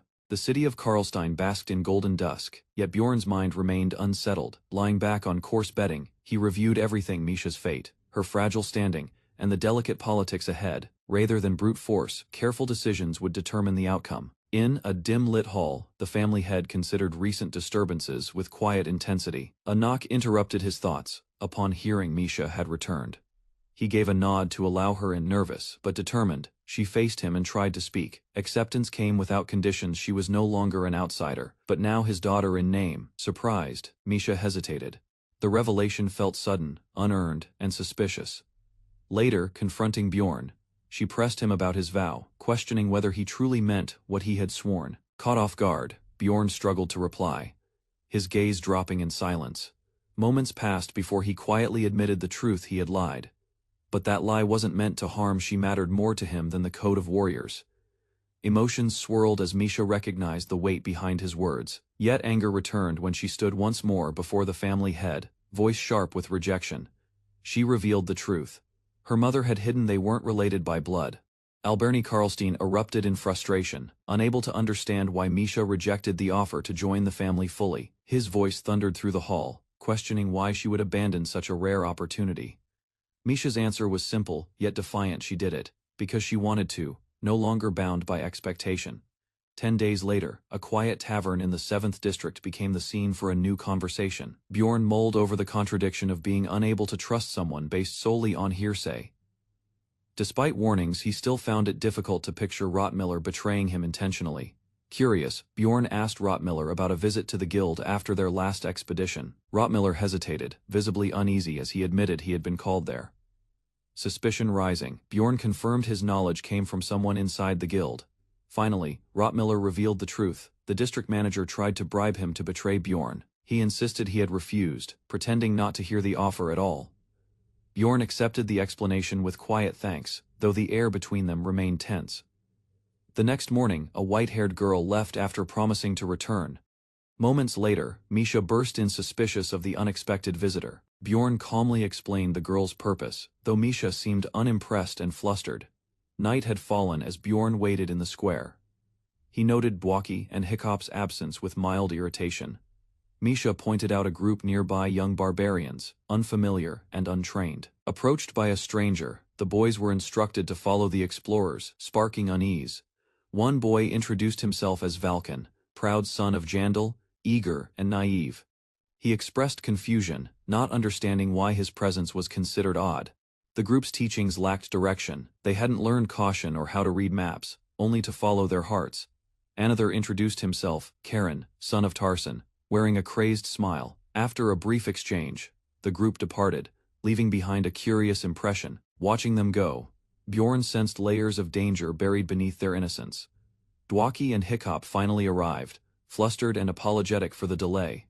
While banter flowed, the group made preparations and stepped into the glowing dungeon. They crossed the threshold into the first floor's crystal cave, the air shifting with tension. Inside, footsteps echoed. The challenge had begun. Earlier, Rottmiller proposed a speedrun, seeking to prove himself by leading the charge. As they advanced, the pace quickened. For Bjorn, speedrunning in reality carried a strange thrill. Suddenly masked enemies ambushed the team inside the dungeon, forcing them to react quickly. Rottmiller broke into a sprint, urging the group to follow him deeper into the cave. Misha, alarmed by his recklessness, pushed the others to increase their pace and not fall behind. Without waiting, she leaped forward, cutting down threats that blocked their path. The group advanced through waves of goblins, with Misha leading the charge. Despite the chaos, she maintained momentum while shouting for Rottmiller not to stop. Instructions echoed through the tunnel: cover left, shift right, push center. Orders were followed with urgency, every step planned to hold formation. Though their stamina surpassed normal limits, the non-stop run still took its toll. Between gasps, a teammate teased Bwaki for his weight gain mid-run, embarrassed. Bwaki confessed he bulked up thinking Misha preferred stronger men. Bjorn had only told him that to delay an awkward confession, now regretting it slightly. The party pressed on, facing glowing lights, signaling the next floor's entrance. To everyone's surprise, the portal to the second level had already been opened. Confusion struck Bjorn. Someone else had reached it first, leaving him unsettled and frustrated. Upon arrival, the team discovers they've fallen behind multiple groups already passed through the gate. Despite the setback, Bjorn remains composed, analyzing the likely strength of those ahead. As doubts arise, Brain Rotkiller mocks the group's determination, dismissing their chances entirely. They press forward into the third floor, stepping into unknown terrain without hesitation. The layout reveals a vast, ominous zone, much more open than previous stages. Darkness settles as they camp, each member reflecting on how far they've come. Following custom, the group pauses briefly to take in the strange beauty of the environment. A towering structure looms ahead. Bjorn instantly identifies it as the Sky Tower. He explains the path ahead is single-directional, requiring full commitment without retreat. There are 4 stair types, each offering a distinct challenge: bravery, wisdom, patience, or fate. While bravery demands combat and delay, wisdom trades risk for faster progress. Speed and unpredictability make wisdom a preferred yet perilous option. Few willingly choose patience, which drags adventurers through emotional trials. Fate remains a complete unknown, its path is chosen at random. As they rest, one quietly announces departure after this expedition. Sitting alone, the man admits his reasons aren't about the team, they lie elsewhere. He speaks of a tempting offer from a larger clan, realizing it's time to move on. Though hesitant, he accepts the truth. Excitement about new opportunities signaled his departure was overdue.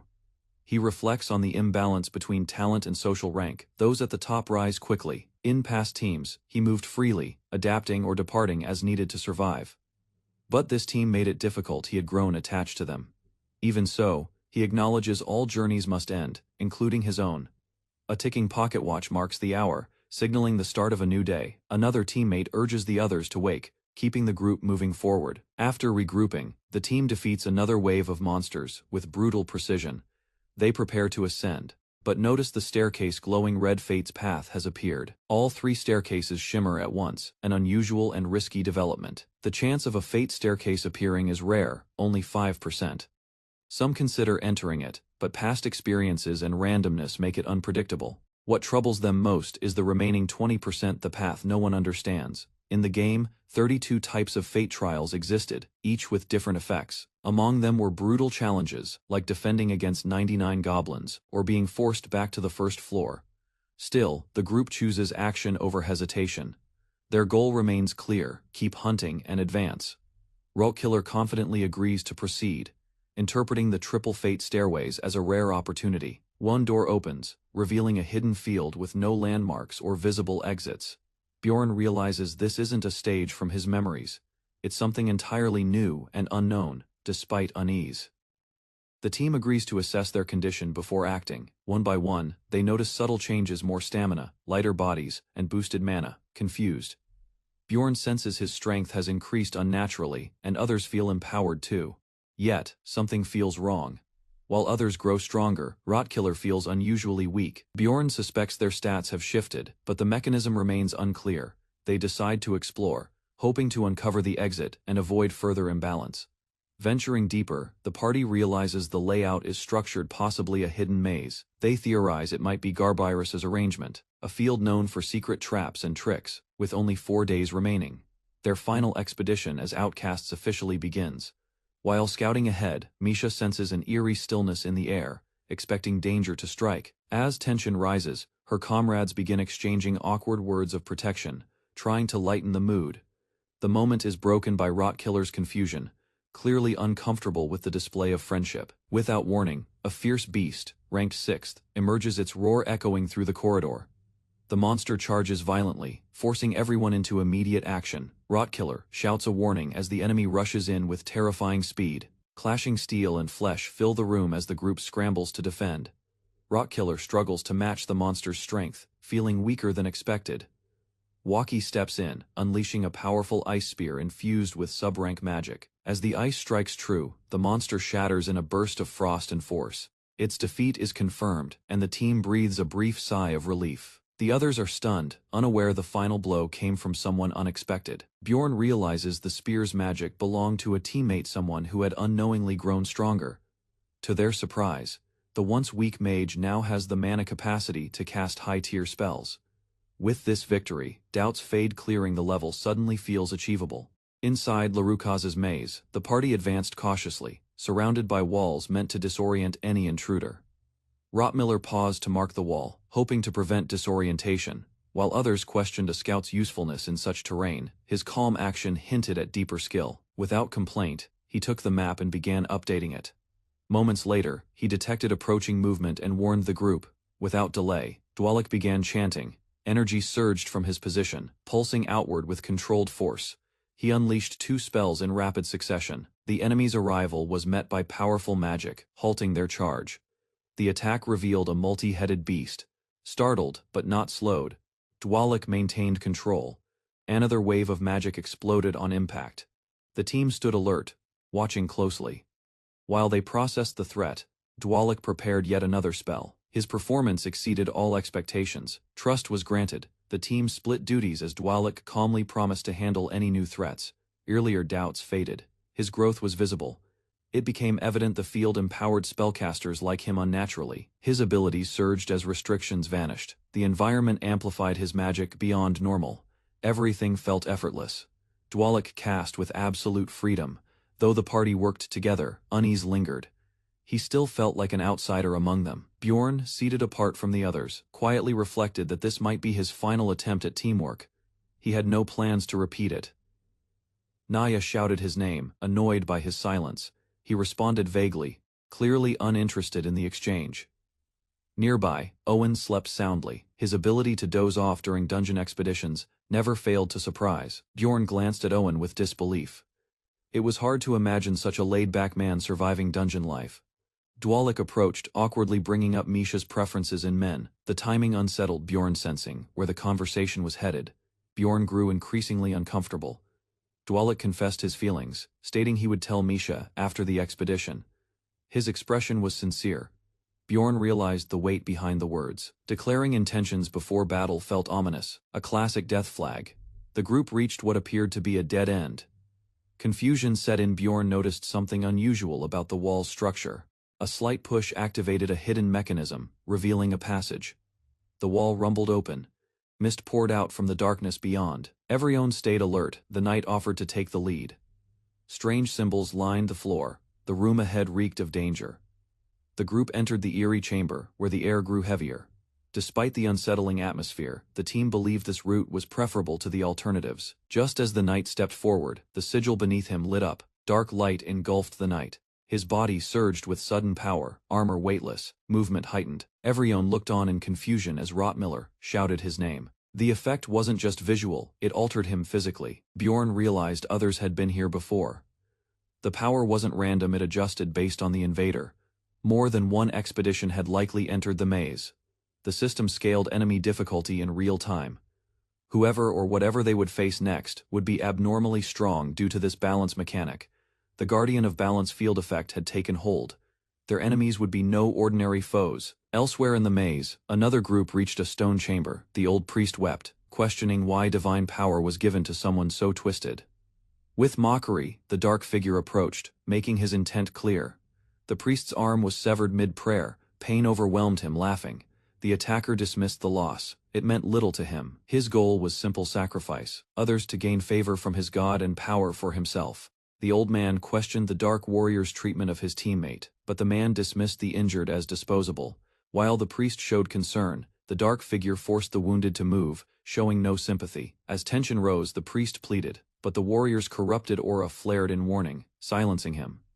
Suddenly, the dark warrior noticed something wrong with his power. Shock crossed his face. He asked the priest if divine power had changed. The old man confirmed it had decreased. Confused, the warrior considered this an odd side effect, especially under the guardian's influence.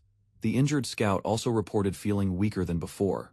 Grew suspicious, wondering who was interfering. He sensed intruders, smiling coldly. He activated a power to locate the enemies. His identity was revealed: Lagar Vagos, a dragon slayer. Sensing immense strength from the nearby group, Bjorn estimates their stats far exceed his former capabilities.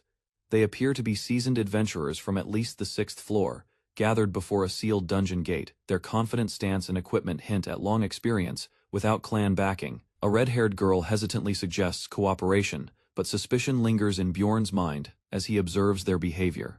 While some members display cheerfulness, others remain detached.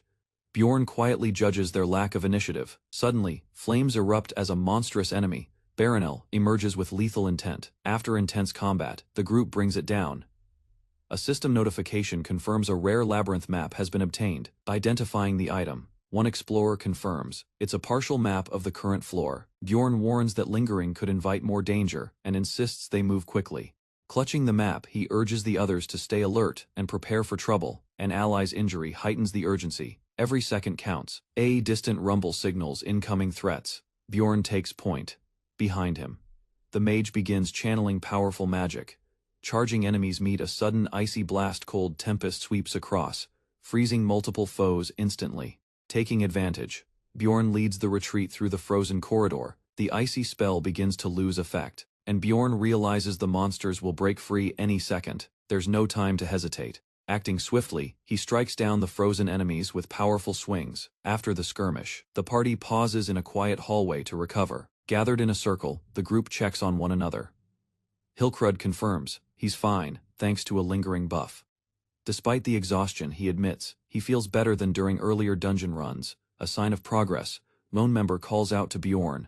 His sharp reply startles the others. Bjorn confesses something feels off. Though rested, unease continues to gnaw at him. He pleads for the group's trust, convinced danger still stalks them. The party hesitates, but eventually agrees. One teammate questions their destination. He reveals that Bjorn's chosen path may lead them toward the final boss. Despite this, a deep sense of unease pushes them to rely on Bjorn's instinct again.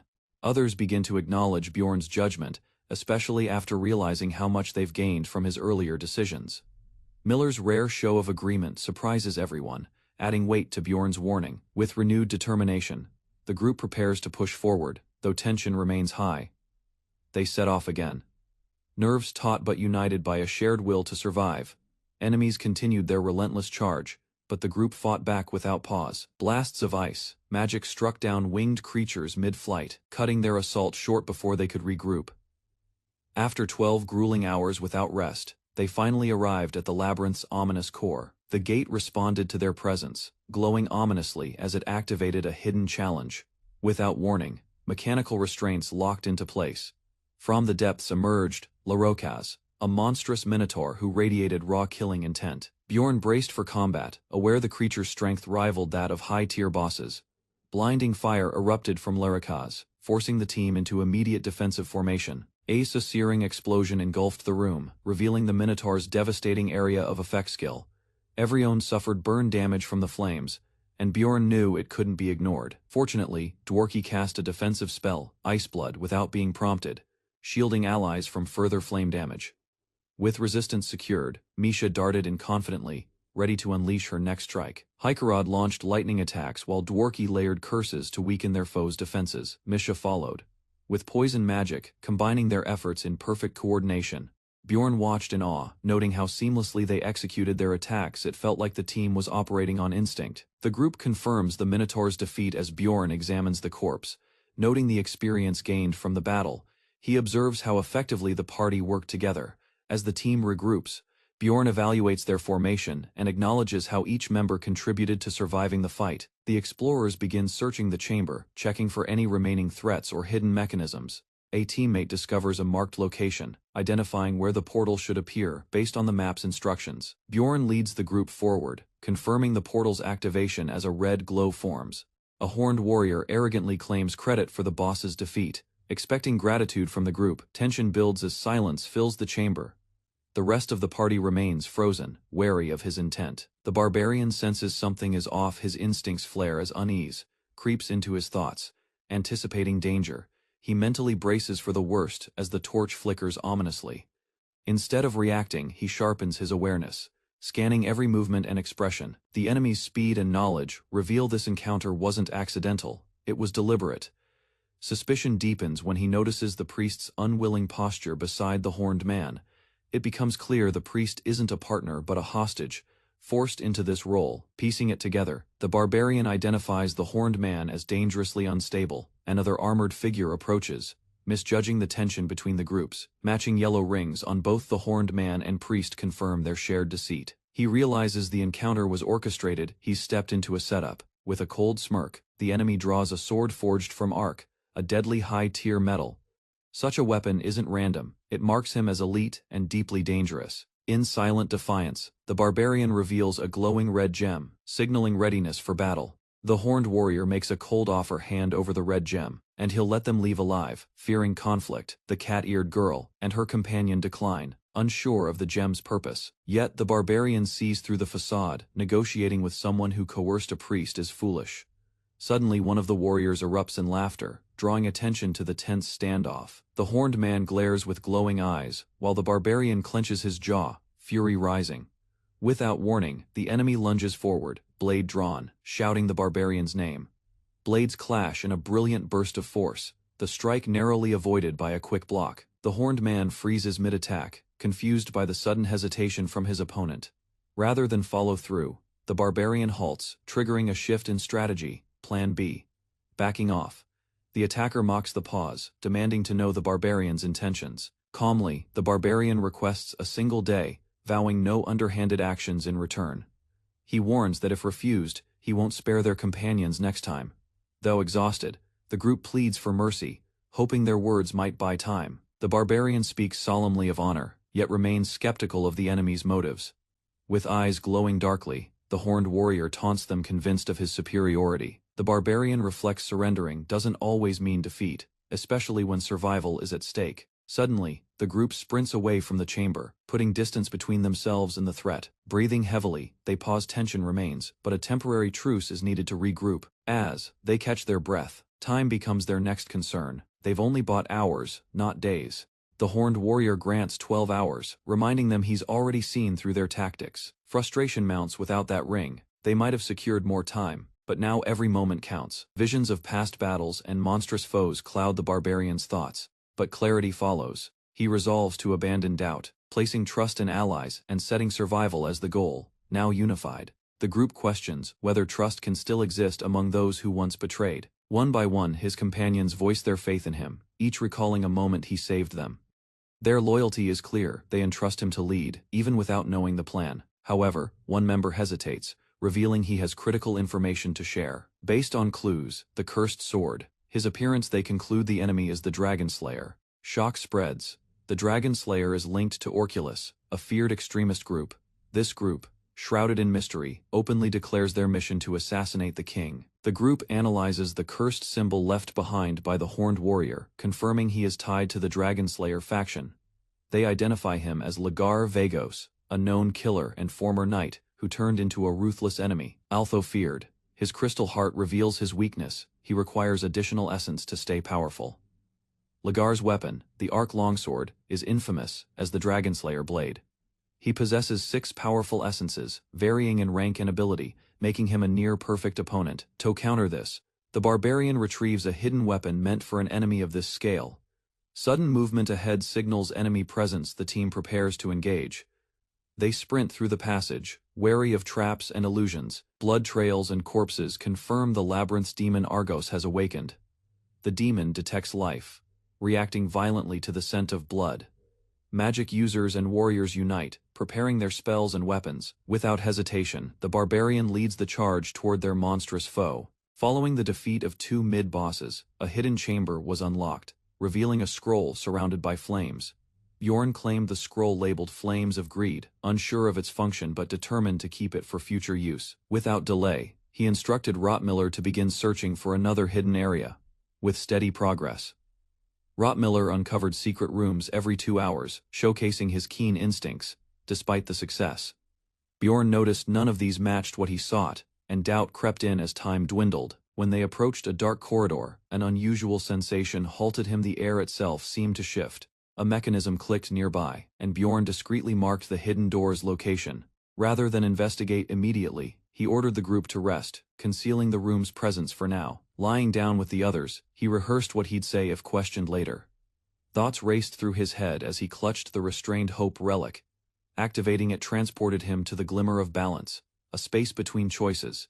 Confidence grounded him. Surviving took priority over explaining everything. Within crimson mist, a figure watched him with interest. This wasn't just a game anymore. Exchanging essence now carried real consequences. He approached without hesitation, already knowing which path to take. The vampire's essence wasn't an option Bjorn would discard. It was essential to his final build, despite being only 5th rank. Although the corpse golem held promise, he dismissed using a high-rank swap on it. Instead, he selected the vampire's essence, which suited his needs as a frontline tank with rare compatibility. He didn't hesitate. The restrained hope relic activated, and offered a guardian's essence in return.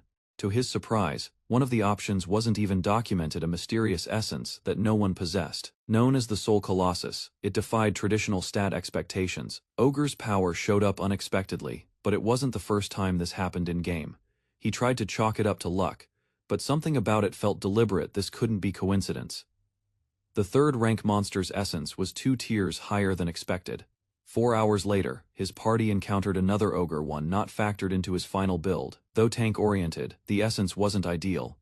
Drop rates were unforgiving, and targeting a specific type made it nearly impossible to plan around. If someone obtained a master-tier defensive essence, Bjorn always prioritized defensive power. He trusted his instincts and reached for the door with firm resolve. Bjorn silently noted the improved odds of survival, now closer to 40%, but the tension remained high. A teammate alerted him as something rapidly approached through the shadows of the corridor. The group braced for impact, just before a new arrival entered. The warrior who had vanished earlier. His unexpected return came with harsh words. He'd assumed someone had died, restoring his own power. That cruel logic revealed a chilling part of his plan, one that hinged on his allies' deaths. Amid the tension, he deduced someone must have absorbed an essence, triggering suspicion and confrontation. The armored man demanded the promised jewel from Bjorn without preamble. Feigning innocence, Bjorn claimed it broke by accident. That answer enraged the man, who saw through the lie and glared with violent intent. Before Bjorn could react, the man lunged. Only his shield blocked the incoming blade in time. A counterattack followed. His ally unleashed Cold Tempest, consuming the space in icy winds. In response, the enemy cast Blast Furnace, igniting flames against the swirling cold. The conflict escalated, but the icy storm began suppressing his opponent's fire spells. Bjorn's scroll, Flames of Desire, automatically targeted flame skills within its detection range. He was engulfed in the tempest and pulled into its frozen heart. Bjorn observed how smoothly the enemy's plan unfolded, though it revealed a crucial skill. Dark Curtain. Realizing it matched Rottmiller's past descriptions, he confirmed one of the mysterious changes to enemy abilities. Without hesitation, Bjorn launched a fast counterattack, hoping to disrupt his opponent's rhythm. The enemy retaliated aggressively, forcing Bjorn back with a flurry of shadow blades. Bjorn endured the darkness, waiting for a clear opening to strike with precision. Identifying the enemy's predictable pattern, he prepared Iron Leader, his first major offensive skill. Without delay, Bjorn lunged at the caster, determined to keep the pressure relentless. In defense, Lior Woodery unleashed a dark curse that warped space and pulled enemies toward him. Reacting instantly, Bjorn triggered advanced acceleration, cutting through the distortion with a blinding charge. Every ounce of strength was poured into his next strike, ignoring pain to maintain his assault. Lior tried to retreat, but Bjorn activated Autumnal, propelling himself forward with enhanced momentum. With another fierce swing, he forced the Dark Mage to his knees. At that moment, Misha attacked from behind, catching the enemy off guard. Bjorn seized the chance and followed through, their combined assault overwhelming Lior's defenses. Frustration cracked the mage's focus, as Misha taunted him without restraint. Lior's retaliatory strike missed its mark as chaos intensified, Lightning tore across the field, Mukrad's spell arriving just in time. Crackling energy split the air, forcing the mage to stagger backward. Refusing to fall, Lior invoked Seal of Terror, drawing on forbidden strength. The red eye glowed, amplifying his power with each flicker of fear around him. Unmoved, Bjorn advanced resolute and fearless. Mukrad activated the spell Berserker's ward circle, generating a powerful force field. The effect repelled enemies and shielded all allies from incoming magic attacks, knowing time was limited. Bjorn triggered Wild Outburst, boosting his physical stats for a direct assault. Lior Vagos prepared a counter, shouting as he summoned his skill Holy Blade. A radiant sword of energy sliced through the battlefield, forcing everyone to scatter. Bjorn barely dodged as the massive wave of light cut into the stone floor behind him. Despite taking a hit, one ally confirmed they were still standing, refusing to fall back. The enemy roared, proud of taking someone down, then rushed forward with reckless speed. A storm of arrows interrupted the charge, forcing the Dark Warrior into a clumsy retreat. Bjorn observed the chaos, quickly analyzing the pattern of attacks. The ongoing fight wore on, but he realized his potion timing had been perfect. He refocused, relying on instinct and brawling skills honed in countless battles. Lior's battered face twisted in frustration as he glared at Bjorn. Recognizing the fight's turning point, Bjorn readied for the final strike. He decided to end it now before reinforcements could arrive. Bjorn's eyes sharpened as he spotted the red light blinking on the enemy's ring. Without hesitation, he launched a surprise punch aimed straight at Lior's exposed flank. Recognition flashed across the enemy's face. Bjorn's trap had worked perfectly. Lior staggered under the force, barely managing to block with his cursed blade. Bjorn closed in, locking him down and shouting the activation of his final move. Using instinct, he pushed his body past its limits, slamming Lior into the barrier's core.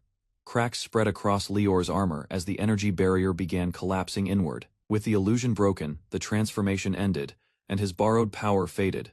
Bjorn didn't pause, he prepared for what he knew was still coming. Suddenly Misha staggered, weakened by an unknown field effect. The Guardian of Balance equalized everyone's stats, leveling the playing field completely. But Lior revealed he had sealed a 4th rank essence to stay ahead.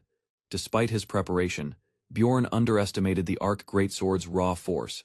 He launched his strongest strike, powered by Ogre Essence and perfect timing, but his energy drained. Stats dropped sharply, leaving him breathless. Bjorn stood still, breath ragged, as despair began to surface behind his focused gaze.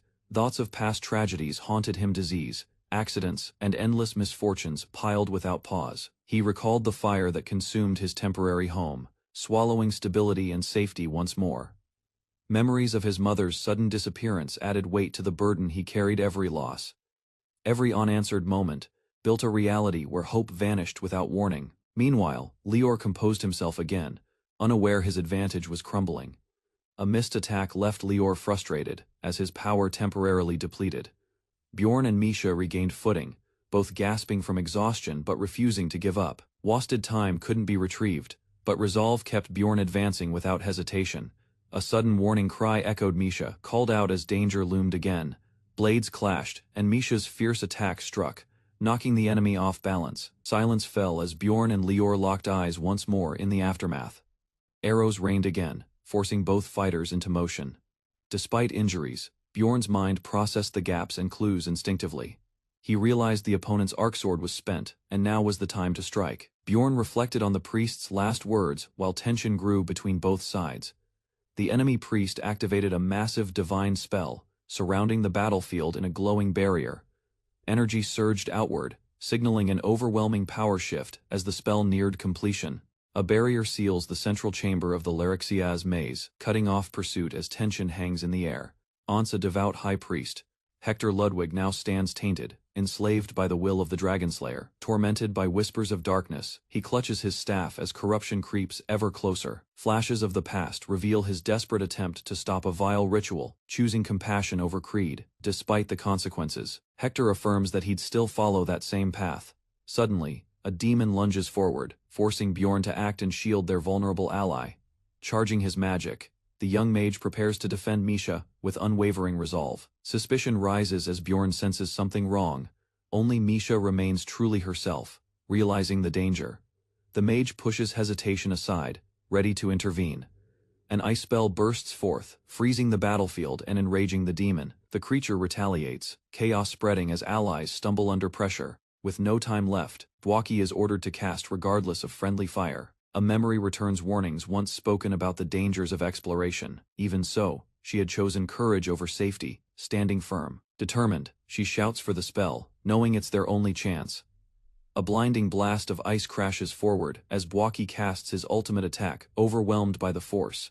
The enemy is sent flying. Electric sparks crackle in the air as the monster reels, its limbs flailing before it crashes down, screaming in pain.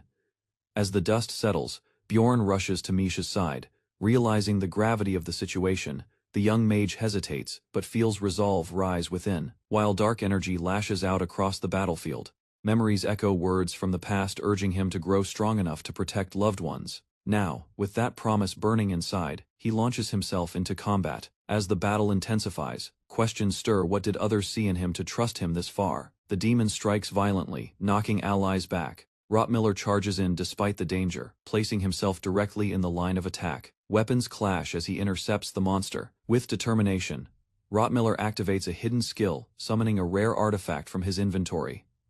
The Viper's Fang is stored, its venomous power held for the right moment. Bwaki casts again, this time unleashing mana until, as magic collides with monstrous fury, fire blasts scatter across the floor. As combatants race through the crumbling chamber, Bjorn and Misha sprint forward, intercepting the enemy's advance in perfect sync. Just as Misha tries to warn Bwaki, she takes a direct hit, collapsing from the impact. Bloodied and fatigued, Bjorn barely holds the line, dodging a surge of dark energy. Despite his efforts, the lack of technical mastery becomes obvious as his defense falters. Taunts from the demon sting deeper, as the mage's weapon is belittled as worthless and ineffective. Harsh words from a memory resurface, accusations of unworthiness, rejection from his own kind. Though once cast aside by other mages, he had continued training with quiet resolve. Still, doubt creeps in as he watches the enemy speak confidently of their victory. A grim prediction echoes claims that their struggle is already lost, but encouragement from teammates ignites a flicker of hope. Their faith begins to shift his outlook. Grasping that belief, he remembers why he joined the team in the first place. With determination rekindled, he rises and sprints across the battlefield once more. He refuses to let despair take hold, not while the others still resist. At the front lines, Bjorn keeps fighting alone. The mage grips his staff again, ready to follow. Two figures speak privately, one offering a deal. The boy reflects on his bond with teammates, but a warning looms. Determined, he activates powerful spells: acceleration, mana amplification, and heart acceleration. More layers of magic ignite perception expansion and sensory enhancement. Power builds further with mana control and blood resonance. Weapons fall from the air as Bjorn rushes in, embracing raw instinct. Fear flashes in his eyes, but he doesn't stop. Power explodes outward in a storm of mana and steel. The spell is unleashed, Thunderstorm Shell awakening. A surge of energy explodes as Bjorn descends, cutting through magical beams with unrelenting force. The brutal impact sends his enemy crashing into the ground, rattling the entire battlefield. Blinding light bursts outward, scattering allies and foes alike in the chaotic aftermath. Despite severe injuries, the enemy staggers to his feet, body riddled with wounds. Bjorn observes closely, noting his strikes were deflected from lethal zones. Reinforcements finally arrive as another warrior steps into the fray. The mage quickly evaluates the wounded, demanding immediate support. Bjorn admits the healing potions are inaccessible in his pack. Instead of wasting time, the group decides to end the threat first. With cold certainty, the enemy warns them that time has run out. He unleashes a colossal spell, awakening Ice Spear, swirling power into form. Bjorn grimaces, activating his cursed arm, despite the dangers it brings. Dark energy coils around his fist as he lunges ahead. The incoming spell shatters from his blow before release. Shock spreads. Bjorn has just nullified the magic with brute force. A violent blast sends the fighter's body flying, caught within a swirling storm of magic. Lior unleashes a 7th-rank spell, Cold Tempest, covering the field in a deadly ice vortex. Despite the danger, Bjorn is pulled upward into the core of the spell's force, tightening his grip. The brawler braces for the next move without hesitation. Recalling his role as a tank, he charges in to defend his allies once more. Leaping downward, he strikes with fury while the enemy prepares a fatal blow. Panic sets in as one warrior questions if death is inevitable. Bjorn, bleeding and furious, launches a counter using cursed strength. The corrupted power surges, his weapon breaks through magical resistance. A comrade shouts a warning. Lior has cast back-to-back curse spells, thou injured. The team believes they still hold the advantage. Yet unease creeps in, something about the situation feels wrong. Desperation rises as time runs short. Bjorn demands Lior use Cold Tempest, again despite the risk. With no choice left, the mage obeys, unleashing one final, devastating attack. Snow swirls violently as silhouettes emerge from the white haze, dragging injured allies behind them. Bjorn, barely standing, pulls his comrade out of danger while clenching his wounds. Blood trailing down his face, he forces himself onward, determined not to collapse. A burning red light erupts from the battlefield, signaling a new phase of chaos. Lone warrior charges through the bloodied snow, unleashing a brutal finishing blow. System messages confirm it. One character's death triggers the awakening of another. The red-haired berserker revives in a monstrous form, covered in thorns and rage. He had secretly kept a hidden number and healing item, defying expectations. Fueled by hate, he launches verbal fury at his foe with renewed strength.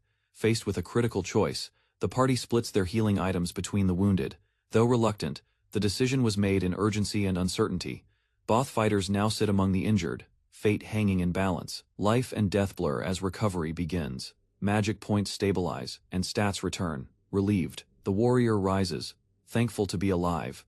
Attention turns to Dworki, whose silence leaves the group in dread. Bjorn assures the others that the worst has passed, though tension still lingers. Misha checks on the wounded, insisting he only needs rest and minor aid. Even so, one warrior reveals that the damage is too deep for potions alone. Leaning beside the fallen, he listens closely to final words meant for Rottmiller. A flickering lantern marks the solemn moment as the mage begins his confession. He speaks of his mother's dream to see the ocean, an image that guided him. The mage explains how something he never had, belonging, was finally within reach. His voice trembles with gratitude as he calls his comrade something precious. Tears well as Misha pleads for him not to speak, as if it's goodbye. Bjorn responds with sincerity, calling Lior a noble mage and treasured ally. Overwhelmed, Lior reflects on being remembered by someone he admired. He finds peace knowing he became part of another's legend. Sorrow floods the room, death now feels real and permanent. Bjorn offers space, ready to leave if needed. But Misha, sobbing, begs Dworki not to die, gripping him tightly through tears. Blood drips from Lior's mouth as his fading strength clings to one final truth. He looks at Bjorn, urging him to understand something left unsaid until now. Bjorn finally responds, but before anything more is exchanged, the cursed seed pulses nearby. Lior assures Bjorn that with him alive, the others will survive. His eyes soften, accepting his fate after fulfilling his role. With peace on his face, Lior worried Dworki dies a heroic death. Bjorn stood frozen, trying to silence the world around him. Even with eyes closed and ears blocked, the sounds of violence refused to fade. Around him, others fought with reckless desperation. Their bodies bled, but their spirits clung stubbornly to survival. At first, their efforts felt meaningless. Watching them struggle seemed like witnessing suffering for no gain, despite broken limbs and pain. They pressed forward, not one of them retreated. He couldn't understand their strength. What gave them the will to keep going? That defiance stirred something in him. Doubt turned into curiosity, then quiet admiration. A sword swung toward him, he dodged by instinct. The margin was inches. Memories returned. He had been warned, act too late, and you lose everything. Bjorn finally realized his flaw. He waited too long. Always reacting, never leading. Clarity struck. He never committed fully when it mattered most. His allies fought for others. He fought only for himself, and that was never enough. Now, he knew this time, he must kill, or they would all die. Battle orders echoed. Hikarad stepped up, rage flickering behind his helmet. Their armored enemy waited, surrounded by corpses, his blade eager for more. Bjorn passed a shield to his comrade. Fury wasn't strategy. Survival demanded control. A blue aura surged as Hikarad activated emergency restoration. Magic pulsed around his armor, signaling renewed strength. With calm certainty, he reassured his team. Dworki's intentions were clear. They had to act now, not later. Without hesitation, they charged forward. It wasn't just retaliation, it was a final push to end it. Clashes erupted immediately. The enemy fought like a beast, cornered, refusing to fall back. In a brutal exchange, flesh exploded, and blood spilled. Bodies collided with relentless force. Despite his refined title, Their foe fought like a savage, driven by blind fury and survival instinct. Neither side held back. Each move was lethal, a dance of desperation and rage. The wounded didn't retreat. Blood loss meant nothing. They fought to rip each other apart. This wasn't a knight's duel. It was a feral struggle, stripped of all honor and restraint. She ally dashed forward, joining the assault with deadly momentum. Bjorn and his team struck in unison. Blades met flesh. This was the endgame. As his health dropped, a passive skill triggered. Strength surged from within, refusing collapse. His sword gleamed with divine energy. He activated Holy Blade. Light erupted skyward. The battlefield trembled beneath its weight. All eyes turned. He lunged forward, screaming his final command. His blade fell, aiming to destroy everything. Lagar's Holy Blade missed its mark as the old man launched a desperate interception. The sword spun through the air and landed harmlessly in the distance. Bjorn shouted in disbelief. The old man had stepped forward alone, his body trembling but his intent resolute.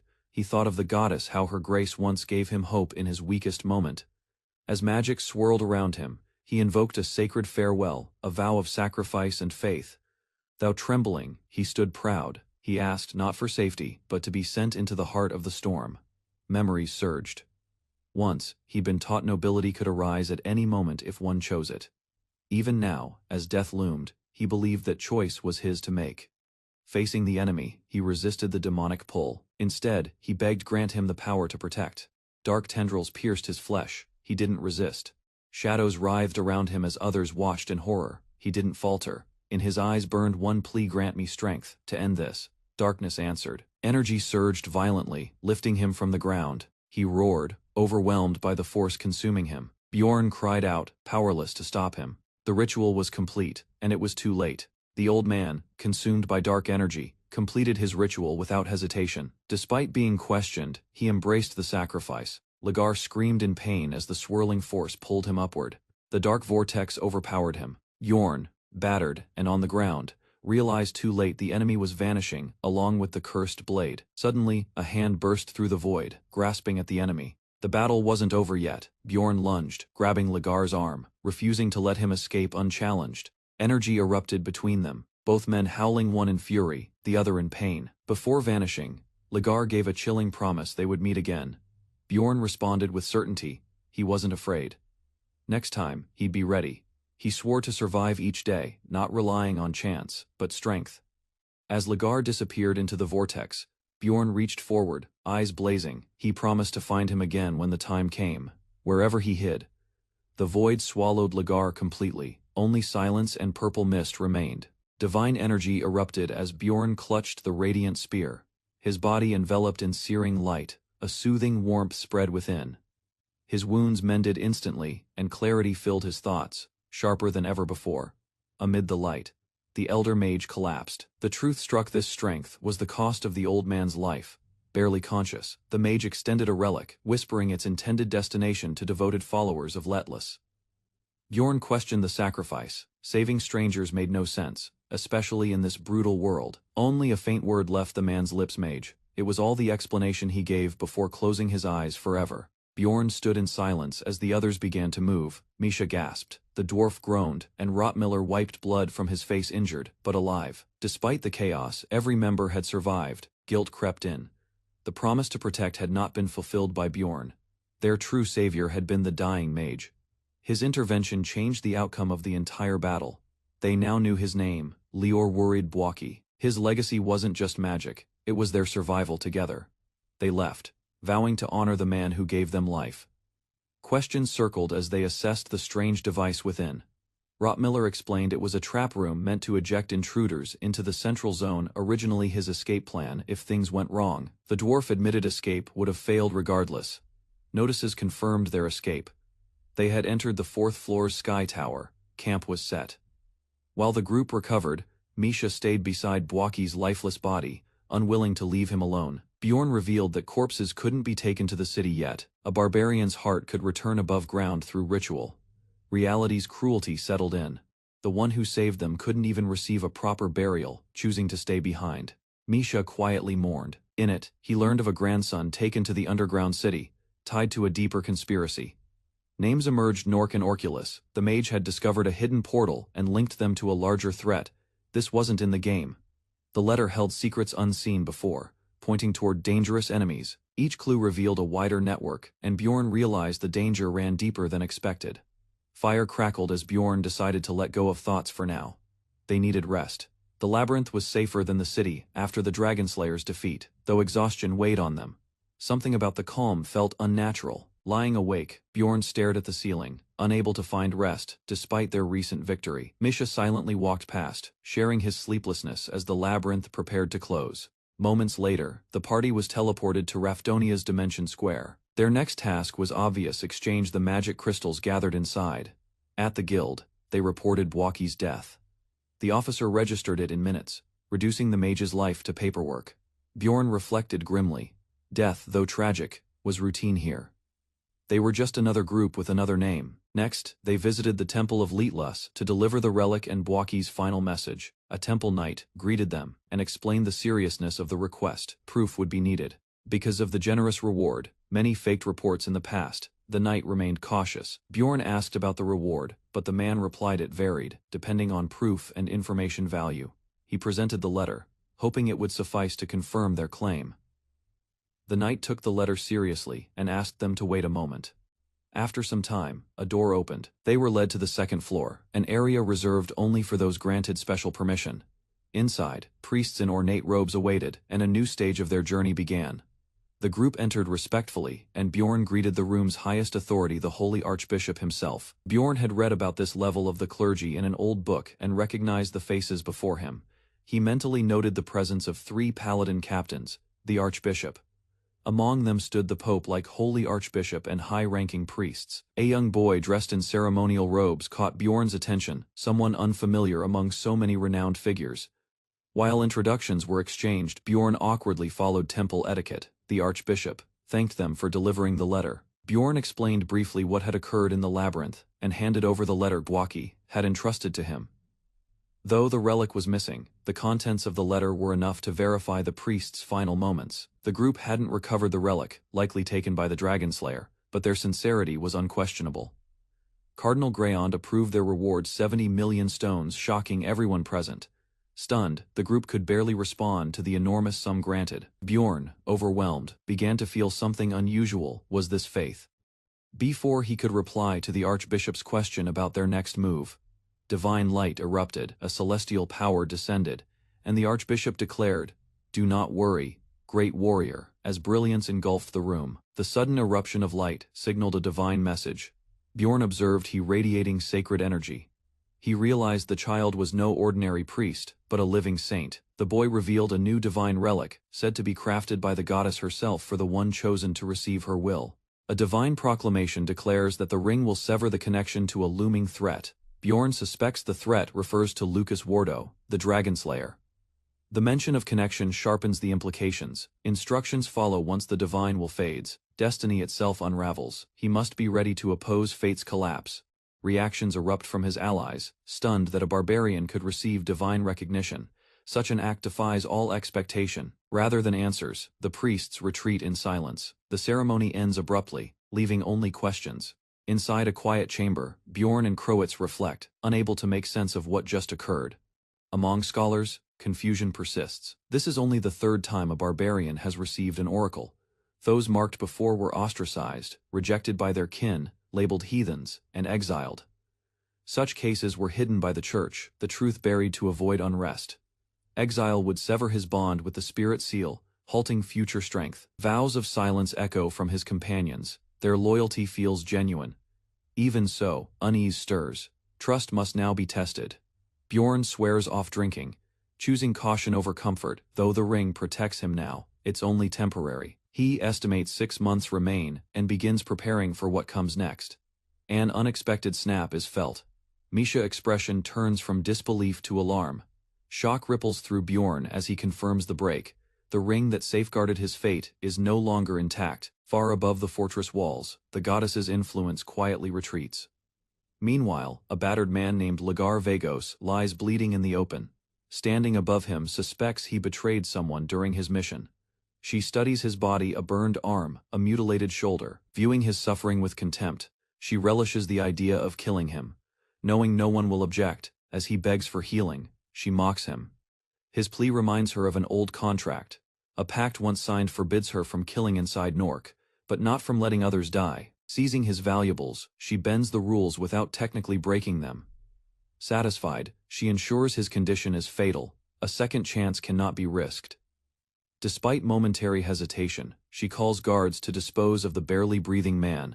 His survival now hinges on luck. Before departing, she activates Life's Blessing, a rare artifact that alters memory. A week's worth of events will be erased. He'll awaken thinking he was robbed, unaware of who left him to die.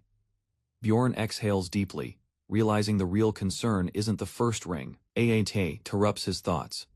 Curious, he looks toward the door as a voice asks for entry. She requests permission to come inside, catching him slightly off guard. Her visit isn't personal. Instead, she merely wants to talk about the previous events in the labyrinth. As their conversation drags, Bjorn ends it, insisting she leave. She protests, but eventually accepts his decision.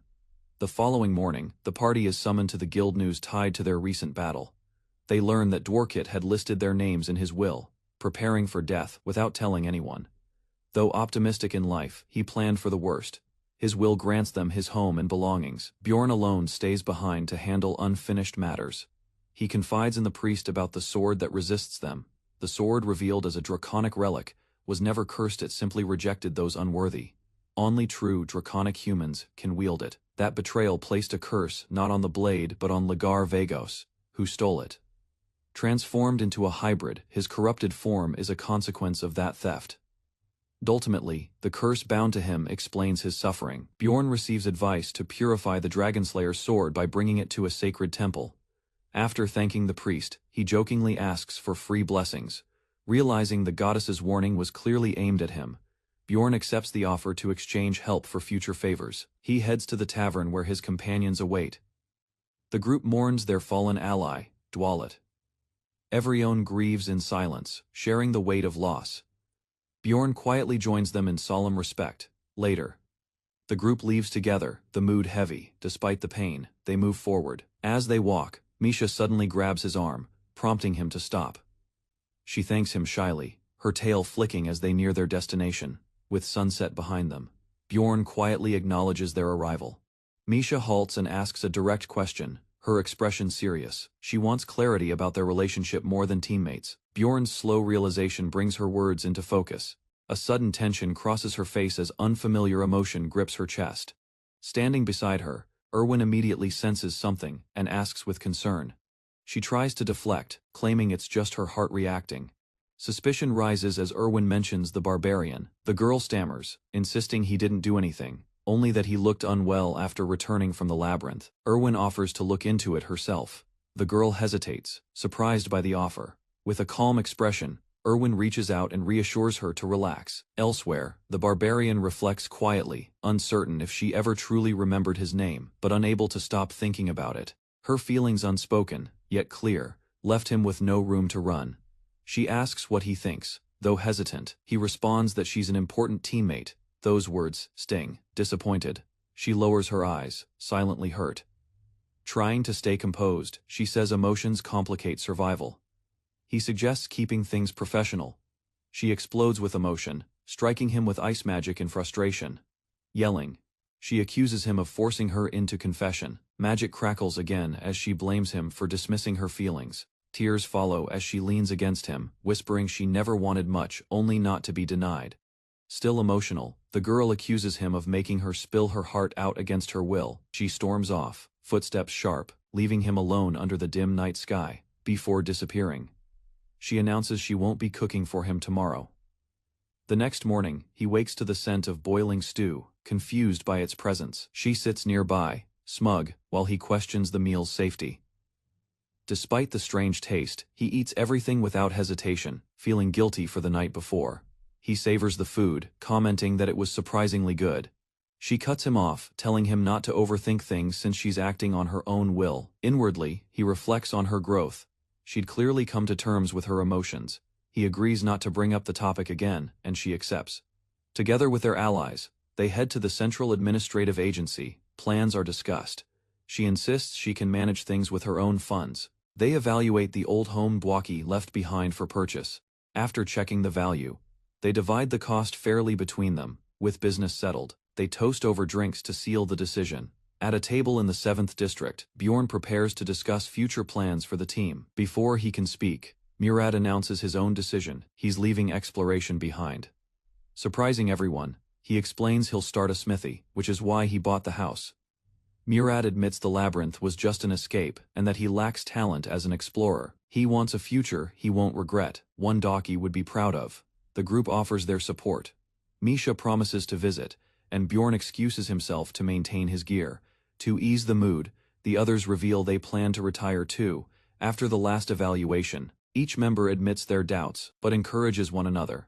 Bjorn raises his mug and declares a new goal. He and Misha will form a new team, and aim higher. Misha jokes that she might struggle to keep up, but is ready. As stars glow above, they agree to toast together. With everyone's approval, the toast is raised for the graduation of the outcast team.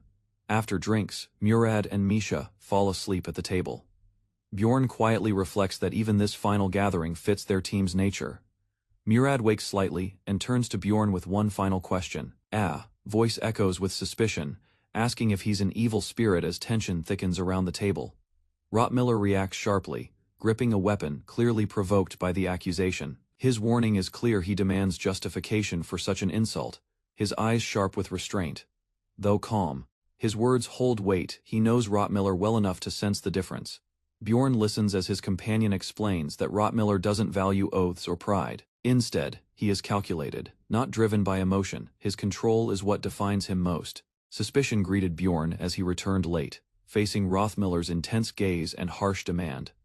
Despite the accusation, Rottmiller held back judgment, trusting the Bjorn he had come to know. Realizing mere words wouldn't suffice, Bjorn shifted his strategy, abandoning simple deception for a deeper plan. Rottmiller admitted that even he didn't enjoy doubting a close friend without reason. Rather than pressing further, he watched Bjorn's quiet reaction unfold with curiosity. A small smile formed as Rottmiller acknowledged what set Bjorn apart. He was simply too unusual. Reading books, showing restraint, and acting with reason were traits rare for a barbarian. A fellow explorer pointed out the inconsistencies in Bjorn's divine claim, questioning his story. Though skeptical, the man stopped short of condemnation, unsure what to make of him.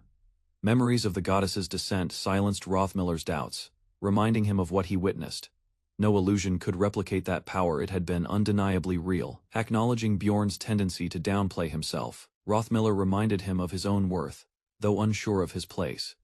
Bjorn heard Rottmiller call him a hero. Joining a new party came with danger, and his reputation made him stand out. Blending in, Rottmiller warned, might be his best defense against future trouble. Standing before the statue, Bjorn searched for meaning in the silence of the divine. No answers came, only the weight of expectations he barely understood, rather than explain. He kept his thoughts hidden as Misha walked beside him in concern. Dark memories resurfaced, visions of the goddess, and an encounter with death still fresh in mind. Explaining such events risked disbelief, so he chose secrecy over confusion. Instead of talking, he trained with Misha, masking truth behind routine. Evening arrived as they returned home, fatigue trailing quietly behind them. Misha's question about teammate preferences caught him off guard. Her blunt rejection of fairies left him silently puzzled. Rain began to fall while Bjorn reflected on her surprising bias. Rather than confront her, he let the moment pass without comment. Moments later, the guild's familiar noise pulled him from thought. Questions about his past party brought casual answers, hiding deeper thoughts. He listened more than spoke, watching others with cautious interest. Choosing to move forward, he focused on what tomorrow might demand. Doubts filled Bjorn's mind as he pieced together his sudden connection to the name Jandal. Nearby guild members shared rumors, leading to unexpected recognition from a stranger. Without realizing it, Bjorn had gained the reputation of a barbarian with ancestral ties. News about forming a new team spread quickly, triggering a strong reaction from the tavern couple. Laughter echoed from the woman, pleased her husband would join Bjorn's party. Despite appearances, the muscular man seemed more carefree than responsible, shocking Bjorn with his YOLO mindset. The next day, Bjorn arrived at the barbarian sanctuary, confused by the empty surroundings. A fellow warrior mentioned a funeral, revealing a ceremony Bjorn hadn't known was today. Caught off guard, he hesitated as others gathered for an event he hadn't prepared for. As they entered the forest, the ritual had already begun, drawing attention from the gathered clan. A familiar woman noticed Bjorn's solitary arrival, questioning his absence of companions. His quiet response masked confusion, unaware of the deeper meaning behind the gathering. Among barbarians, half a year of intense training was known as tempering. Once completed, it led to spirit succession, a sacred right to inherit strength. This powerful ritual could only be performed once, at the cost of the giver's life. Bjorn stood among the crowd, learning the elder had chosen him for a sacred reason. Shock overtook him as he realized no one had told him the cost of the ritual. Tension rose when the vice chief called Keduva a coward, drawing a strong objection from another warrior. The vice chief challenged the warrior's anger, questioning whether she truly accepted the elder's will. She lunged forward but was swiftly restrained, the room growing heavier with emotion. Silence followed as an elder reminded her of the warrior's path, one that demanded clarity and strength. Tears mixed with blood as the elder's expression hardened, grief burning deep behind clenched teeth. A solemn silence spread while the tribe listened. Aluna's spirit had returned to the forest. In quiet reverence, warriors stepped forward, each seeking to honor the fallen through ritual. Inside a small hut, the masked shaman greeted Bjorn, fully aware of his arrival. The young man placed the ingredients down, admitting they were purchased rather than gathered. Amused, the shaman scoffed at his spending, hinting that sacrifice held greater meaning than gold. Bjorn avoided the deeper question, his silence earning a cryptic lesson on strength through loss. Without hesitation, he demanded the spirit seal, proving his resolve to proceed with the ritual.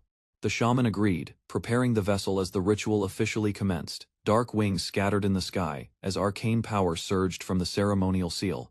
Energy coursed through Bjorn's body, awakening stats, senses, and a new physical threshold. Now reborn, he stood firm, one step closer to mastering the barbarian path. With armor bound to his spirit, his gear would now grow with his transformation.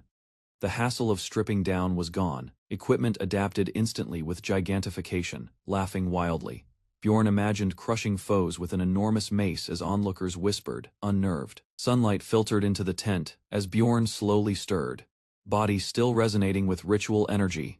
Breaking the stillness, the shaman questioned him about tampering with human souls. Caught off guard, Bjorn was shaken by how accurately the shaman sensed the truth. Legends passed down through generations spoke of a great journey guided by ancestral spirits. Barbarians once left their homeland behind to embrace a new era of learning and cities. Through that transformation, they came to know civilization and confirmed that gods truly existed. Confused, Bjorn pressed the shaman, unsure what deeper meaning lay beneath the tale. Rather than clarity, he received a veiled warning. Power invites conflict and rejection. Defying the chief meant facing exile or death, the price of challenging authority. Races like dwarves and fairies survived by discarding tradition when survival demanded change. Even Earth's history mirrored this cycle of abandonment and progress. To remain, one must evolve or take command to shape the future. Unconventional as it sounded, the answer fit a warrior's logic: eliminate the obstacle. Bjorn envisioned himself as chief, armored and towering over the tribe. The more he thought about it, the more reasonable the madness became. Through the shaded forest path, Bjorn moved with purpose, his mind weighing recent revelations. Before making any bold attempt, he recognized the need to build support within the tribe. To his surprise, Einar lay asleep nearby, undisturbed and unaware of his approach. Waking abruptly, she blinked in confusion as Bjorn called out her name, scrambling upright. She rushed to explain, claiming she didn't mean to fall asleep. Once settled, she admitted she felt somewhat annoyed but physically much better. Memories of past humiliation flooded her mind, the sting of betrayal still fresh. Trust had been misplaced, leaving her exposed and ashamed in front of others. In her eyes, Keduva's deception had reduced her to something less than herself. Sensing something was off, Einar gently asked if Bjorn was dealing with his own trouble. Though he tried to hide it, she noticed his expression lacked the energy it once held. Eventually, he admitted a teammate's death had left a void he hadn't processed. Softly, she asked what exactly had happened in his absence. Bjorn explained briefly. Lior, a comrade, was now gone. Rather than mourn alone, Einar proposed a sparring match, hinting at moving forward together. Bjorn reviewed his new team composition, confirming they had covered every essential role. The final slot, meant for a mage or long-range support, remained undecided. Facing Einar, he explained the position was open, though initially reserved for someone else. As the spar began, Einar lunged with full force, testing her strength without restraint. Momentum shifted between them as fierce blows clashed, neither yielding ground. Observing her performance, Bjorn considered pushing her further to assess her potential. Bjorn activated his abilities, unleashing a sudden combination of raw power and combat skills. Spectators gasped as the ground cracked, sensing the escalation wasn't just for show. Now forced into a real trial, Einar faced Bjorn's overwhelming pressure without hesitation. Training concludes as Bjorn raises his hand, signaling the end with a sharp and silent gesture. Thou Einar questions her performance. He bluntly confirms she is good enough, offering no extra praise rather than retreat.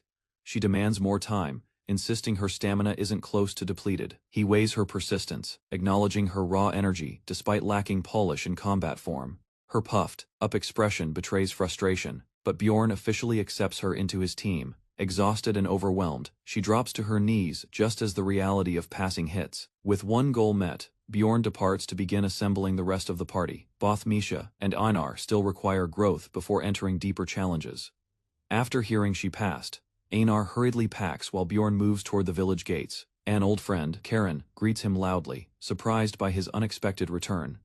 Talk shifts to tribal politics. Karen aims for leadership and invites Bjorn to observe training. Sensing advantage, Bjorn agrees, knowing influence comes through visibility and strength. Drills begin harshly, framing all outsiders as threats needing immediate destruction. The lesson blurs into intimidation, more about control than education. Bjorn remains silent, aware that resistance now could jeopardize future plans. Karen gestures proudly, introducing Bjorn as a shining example of true tribal strength. Chants erupt as the trainees echo his name, caught up in the display of unity, rather than revel in it. Bjorn quietly blends in, maintaining the image they expect. Raising his fist, he shouts. Slogans crafted to rile them against outside threats. Warnings about the guild and strangers spill out, casting doubt on familiar systems. Without warning, a chill runs through him, instinct sensing an approaching threat. A rogue warrior suddenly charges in, disrupting the gathering with wild aggression. Reacting instantly, Bjorn knocks the attacker back in a single devastating blow. Moments later, the chief appears, demanding an explanation with stern authority. Bjorn doesn't flinch. He challenges the tribe's ideals, calling their training misguided. Appeals to reason follow, pointing out that blind courage leads only to death. Unsettled murmurs rise. His words strike deeper than expected, even shaking the chief. Citing grim numbers, he explains most novices die within their first months. When asked if weakness is to blame, the chief's answer is firm. No, true danger, he confesses, lies in monsters wearing human faces within the labyrinth. One warrior voices frustration, comparing their treatment to that of goblins. Bjorn snaps back, rejecting the idea that it is due to bias. He blames inaction and silence. Preparation, he argues, should have been the elder's duty, not something left to chance. Cries rise from the crowd as someone demands the chief acknowledge their struggle. No longer predators, they admit they've become hunted in the labyrinth. While traditions are questioned, Bjorn urges the chief to offer at least basic survival guidance. The chief's loud rebuke shakes the air, but doubt lingers behind his anger. Standing tall, Bjorn vows to act if leadership continues to hesitate. His declaration is clear. He'll protect the tribe, not for glory, but to ensure their future. Morning light creeps across the camp as Bjorn wakes up unexpectedly. Surprised, he finds himself resting inside the chief's private quarters. Flashes of past battles flood his thoughts, anchoring him to past failures. Following his speech, the chief offered no response, only silence. Memories of a deadly skirmish resurface, replaying his helplessness in vivid detail. Even with resistance, the outcome was defeat-proof. He still had far to go. Bjorn wakes early and prepares to leave the tent, still processing the previous day's events. The chief notices him and invites him to sit, revealing a more relaxed demeanor. They share a quiet moment, where the chief asks if Bjorn truly hates the humans. The conversation shifts as the chief recalls a past conflict involving a powerful relic from the labyrinth. Suspicion from the fairies led to the warrior's capture and eventual death during interrogation. His resistance sparked war, which ultimately cost the former chief's life and many others. Bjorn suggests things could have improved with direct negotiation, but the chief dismisses it as nafedve. He insists that hatred will only deepen the divide and ruin any chance of coexistence.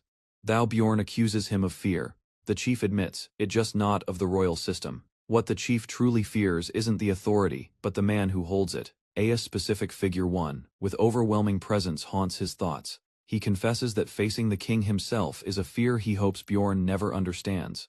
As the sky darkened, a heavy voice reminded Bjorn that true strength must be earned. Rather than offer praise, the elder placed a challenge before him. Prove his worth through growth.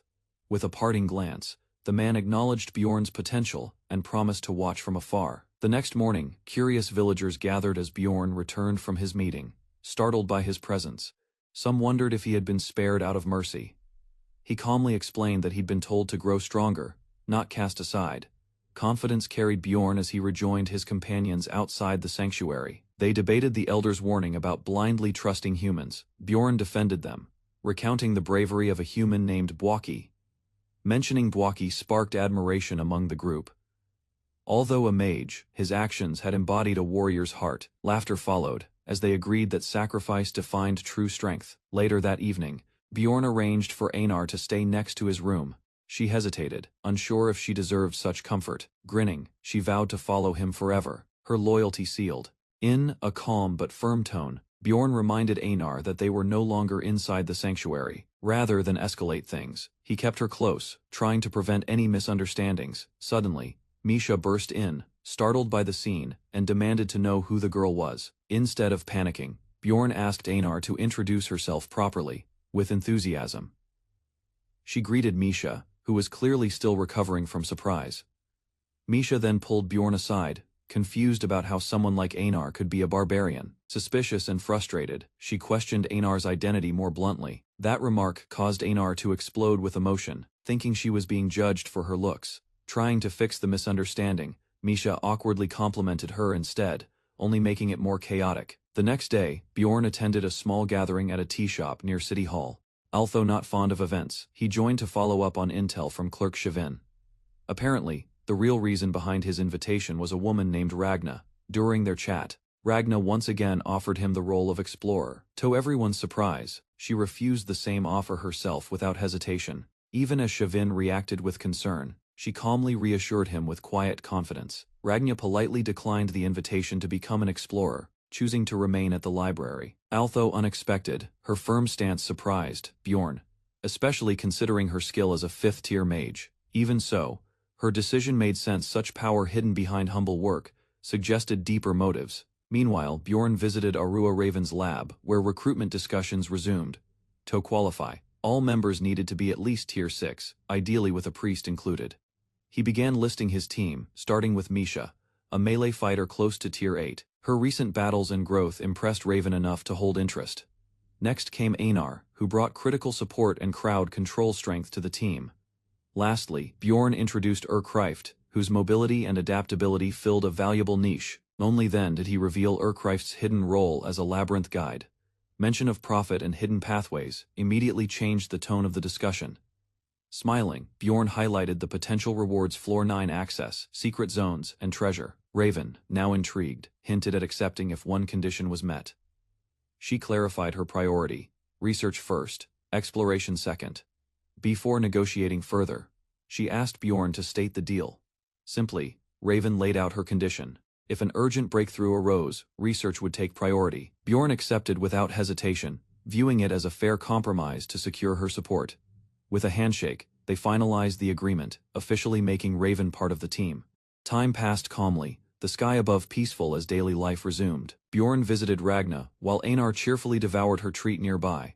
In the hallway, Misha ran into them, surprised to see Einar living in the same building. Trouble soon arrived when a deceitful man from the labyrinth was caught lying. Despite his pleas for mercy, Bjorn and the others delivered swift judgment. On day 15, a clock struck midnight, marking the opening of a new gate.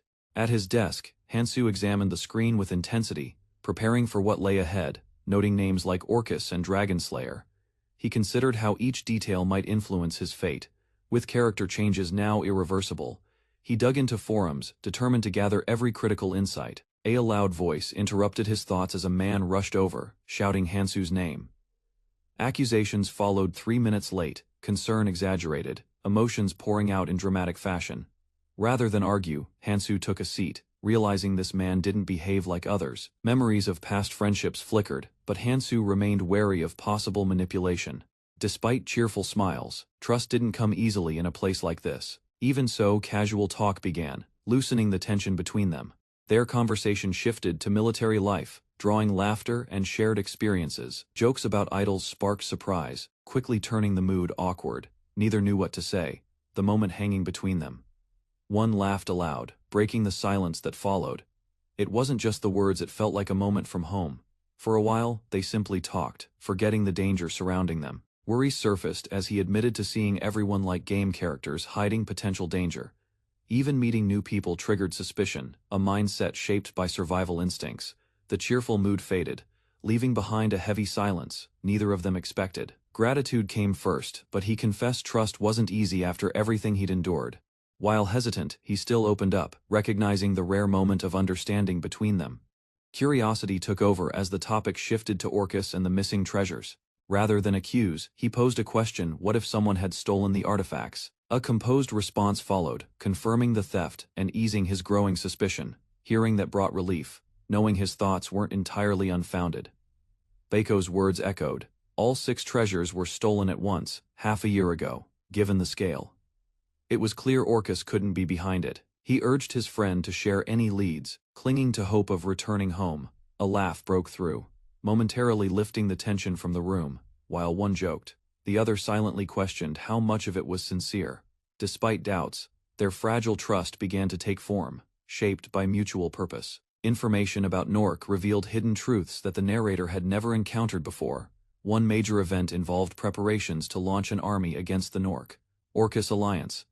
A warrior named Dragonslayer vanished after losing both a hostage and his memories. Events that once felt real were exposed as carefully scripted illusions. Warnings followed. Joining the rebellion blindly could lead to disaster.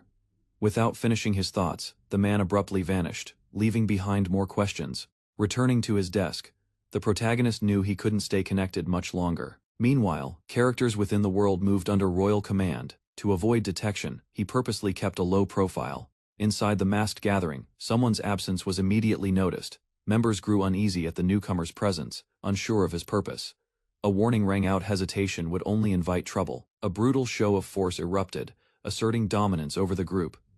Rather than panic, the newcomer stayed composed, observing carefully. Though labeled a rookie, he had returned with experience and wasn't afraid to show it. The masked group watched in silence as tension from earlier slowly turned into mild curiosity. Each member observed the newcomer, unsure how to judge him, some dismissive, others intrigued. One member hinted at upcoming chaos, while another quietly anticipated the unfolding events with excitement. A solemn chamber fills with masked figures, tension rising as towering doors signal the gathering's commencement. One member urges urgency, while another mocks the group's past failure, stirring unease among the attendees. Anxious glances spread as masked individuals braced themselves, some dreading another repeat of humiliation. Dark thoughts momentarily grip the lion, masked man, haunted by the pressure and weight of expectations. He apologizes stiffly, regaining control as the others observe him with mixed concern and suspicion. Rather than begin, he insists on going last, claiming his role is most significant. The first speaker reveals a priest's disappearance, pointing to a kidnapping that occurred weeks earlier. Confusion strikes the protagonist. Most seem aware already, yet he only learned of it recently. A fox, masked figure downplays the secrecy, suggesting such things are typical for this circle. Others admit ignorance, proposing a deeper alliance between temple and royalty this time. Suddenly, the lion interrupts, accusing someone of violating their rule about revealing informants. An apology follows, and the group silently agrees to maintain stricter discretion moving forward. The protagonist questions whether the lion's outburst was genuine or intentionally manipulative. Suspicion deepens. Was the disclosure meant to expose a clue about his identity? If so, he might hail from the temple, or perhaps the hidden underground city instead. The paladin hesitantly brings up an oracle from the goddess, though details remain frustratingly vague. Others press for answers, even offering payment, but no one seems to know the oracle's target. That even a paladin is left uninformed raises concern that the temple is hiding something deliberate. Apologies come half-heartedly after a rule is broken, brushing off the slip as insignificant. Amid the tension, a sudden announcement points to a newcomer's presence, shifting the group's focus. Without delay, the meeting resumes with coded updates about events unfolding across the continent. A powerful relic is set for auction next month, drawing quiet ambition from some attendees. The Dragonslayer's gear surfaces on the black market, but his famed sword is absent. This absence leads to one conclusion: something unknown has happened to the legendary warrior. Initial confusion gives way to analysis. Baiko might have suffered amnesia from a past incident. Based on old reports, a memory-erasing drug is suspected to be the cause of his condition. Samani likely erased his past on purpose, a calculated move to mask his identity. Taking his turn, the clown boldly claims a new spell will unite 6 minds as one, quiet. When the crystal glows green, it is clear he's not lying, or at least believes he isn't. A dramatic shift is introduced, a system change that could redefine party composition entirely. Players who once couldn't coexist in the same mode may now join forces in unified roles. As a result, the odds of clearing the game skyrocket, drawing everyone's full attention. The lion-masked figure casually passes the spotlight, prompting the next participant to speak. Though prepared, the blue-cloaked man struggles to select information worthy of the group's rising standards. Eventually, he offers one detail, viewing it as a fitting token for their earlier amusement. News of a newly born divine relic stuns the assembly with its unexpected importance. The paladin reacts with disbelief, frustrated that such critical knowledge eluded even him. However, the clown demands a trade. Only valuable intel earns more details. Hints about a return to the tower are dropped, but specifics remain deliberately vague. Gasps and chatter fill the room, some impressed, others skeptical of his cryptic tone. To their disappointment, he dismisses the reaction as dull and unworthy of further reward. Deer Mask clarifies their identity, not tied to any guild, only business through secrecy. The room resets for another round, anticipation building among the cloaked members. This time, topics range from auctioned artifacts to royal schemes, each bolder than the last. The clown considers his turn, revealing that each mask reflects the fate of its wearer. He explains that Goblin's weakness isn't random but symbolic of his cunning, not strength. Though the claim sparks debate, the group allows the topic to pass after brief objection. Another member reveals rare intel. The mythical stone of resurrection truly exists within the world. Its presence draws immediate interest, but confusion arises as someone interrupts the discussion mid-reveal. The speaker clarifies that the stone can revive the dead once, then permanently vanishes. A tense breath escapes the red-haired woman as she reveals the rumored item said to revive the dead. Across the table, several explorers doubt such a miracle could exist in their unforgiving world. Their skepticism falters when the masked informant confirms the item's power. Any attempt to ask for more details is shut down as the informant abruptly ends the explanation. Driven by desperation, the lion-masked man tries shifting the topic, hoping to earn clues through negotiation. Maintaining his disguise proves difficult as the protagonist struggles to match the aloof persona he plays. He eventually claims uncertainty about his own interests, adding to the mystery around his behavior. Observers exchange wary glances, unable to predict the intentions behind his vague answers. Their confusion grows while they debate what information might even appeal to someone so unreadable. Rising from his seat, he ends the discussion with an intentionally brief remark. The sudden movement startles several members, forcing him to improvise a calm exit. With a polite farewell, he concludes the tense meeting and steps away from the council. Once he departs, 2 members quietly speculate that the newcomer could belong to their secretive faction. Another veteran dismisses the assumption, criticizing the careless leap in judgment. He reminds his companion that reckless conclusions can be dangerous. Unspoken tension hangs in the room as the council reflects on the masked man's presence. Consensus begins to form. His actions align too precisely with unfolding events to be accidental. One figure leans back, admitting they may have underestimated the stranger's true capabilities. Suspicion intensifies when someone recalls his awareness of a confidential raid plan. Fox Mask speculates he has access to palace-level intelligence, or perhaps the power to rival it. With a grim voice, another remarks that such confidence only belongs to those drenched in blood. A theory surfaces they might already know who he is, without realizing it. The moment he mentioned the resurrection stone, his gaze locked onto one individual. That deliberate look now feels intentional, almost like a personal message hidden in plain sight. Others remain skeptical, questioning whether they're overanalyzing the situation. Still, past moments, his silence, timing, and reactions continue to feed their doubt. Attention shifts to the unique mask, a potential clue to the man's identity. Meanwhile, a dim tavern hosts a quiet gathering of new allies. Introductions are made, and tension eases into casual conversation over food. Talk soon turns to business, how they'll divide loot fairly in the days ahead. Tension erupts when Egfried insults a teammate's ability, prompting a loud emotional reaction from her. She feels betrayed, believing their bond had grown beyond mere cooperation. Chaos rises around the table as others try to calm the situation and return to discussion. Shifting focus, the mage justifies her value with technical skills that enhance essence collection. She confidently argues her knowledge of distortion magic boosts team profits through better byproducts.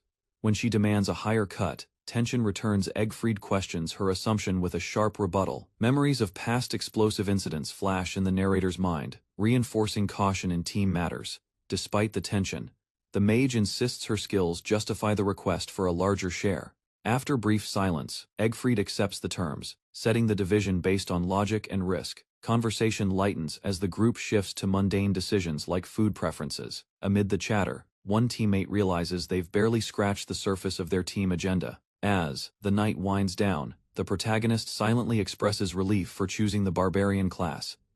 Morning arrives with team registration complete, and the group heading home to rest. On the way in, a mysterious letter bearing Lethal's seal captures their attention. Its contents hint at a coming conflict with the draconic warlord, and a new threat looms. A glowing letter triggers a sudden surge of magical energy, engulfing Bjorn in bright light. Within moments, a teleportation spell activates, transporting him to an unfamiliar structure filled with arcane symbols. Bjorn realizes the letter was a summoning tool, likely sent from the mysterious dragon temple. Darkness surrounds him as a voice confirms he is the first outsider to enter this sacred domain. A colossal figure known as the Dragon Fear manifests, its form crackling with malevolent energy. Bjorn prepares himself as the entity warns that entering further will require paying a deadly price. A surge of dark pressure enveloped the area, clearly designed to provoke fear rather than flinch. Bjorn calmly analyzed the intent behind the outburst. He dismissed the fearsome aura without hesitation, unaffected by its overwhelming presence. An enormous spectral dragon appeared above, silently staring down at those present. Unimpressed, Bjorn stood his ground while others watched in confusion, with a light laugh. The horned figure apologized, explaining the display wasn't intentional. Bjorn introduced himself as the son of Jandal and questioned the being's identity.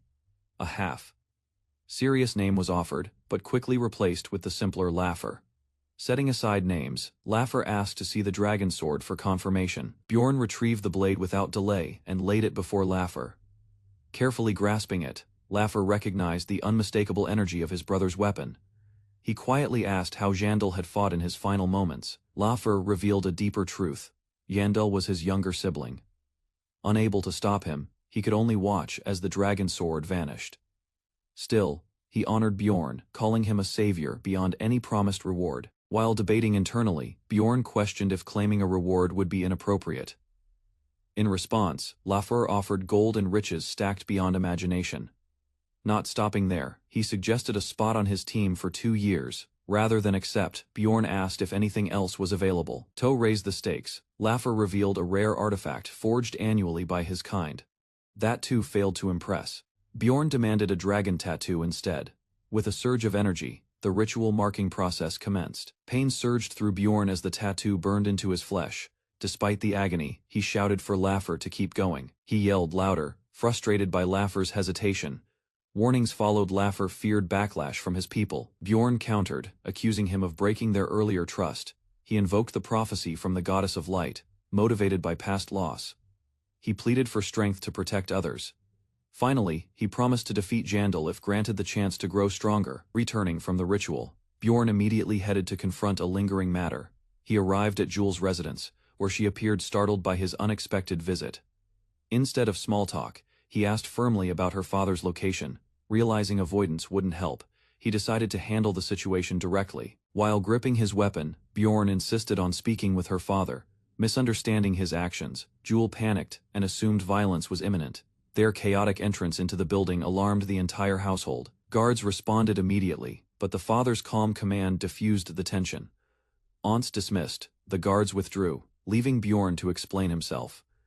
He clarified Jul had approached him first, not the other way around.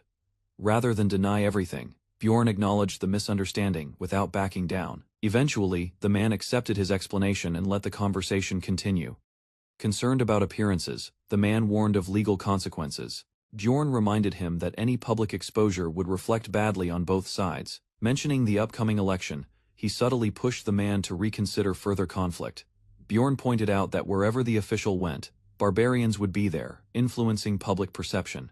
He declared himself the new heir, forcing the district manager to reassess the situation. With firm authority, Bjorn demanded unconditional surrender without engaging in violence. Despite his anger, Bjorn chose to issue a warning instead of acting on it. He made it clear that betrayal would not be forgiven a second time. After ending the discussion, he left calmly, stating only that he was hungry. Following an uneasy agreement with the district manager, Bjorn moved on to preparing for the expedition alongside his new allies. One pressing task remained: reviewing Raven's exhaustive list of 31 essential preparations before anything else. Rather unexpectedly, the group shifted focus to selecting a team name, sparking a chaotic exchange of ideas. Raven's loud suggestion, "apple pie," caught everyone off guard, drawing awkward reactions from Bjorn and the others. With a more serious tone, Ayana proposed Narak, meaning those who walk in darkness in an old language. In the end, both names were merged into the odd but accepted team name, Apple Narak. Their training sessions took place at the city's skill-authorized facility, where combat drills became routine. Each member gave full effort, responding to commands and refining timing through repeated strikes together. They slowly forged real teamwork through sweat, speed, and shared purpose. During free moments, Bjorn frequented the library, digging into books for knowledge. Unexpected visits from acquaintances like Hikarad provided minor distractions, but nothing disruptive. Eventually, the day of the labyrinth's opening arrived, marking the start of their true challenge. Inside the crystal cave, the group stood before the great sage's monument, ready for exploration. Confusion struck quickly as one member's terrible sense of direction led them off course. They wandered aimlessly for 15 minutes, frustrated but still intact. A penalty was issued for their late arrival, and the guide's weak excuse didn't help matters. Claiming it was her first time navigating at night, Ayana only deepened the group's doubts. Rather than complain, Bjorn decided to lead himself and prove a guide should have direction. He stepped forward, requesting Ayana simply point out the portal's location while he handled the route. With that settled, they moved forward through the cave. Trusting Bjorn's judgment, thou leading for the first time, he drew on experience and survival tips from Rottmiller's training. Soon, the group descended to the next dungeon floor without incident. They discovered valuable mineral stones, used later for forging equipment, and quickly gathered them. Venturing farther, they remained alert, searching for the next portal through dim forest paths. To improve visibility, Raven conjured more light spheres without hesitation when asked. Her flawless execution impressed the team, especially those used to less capable mages.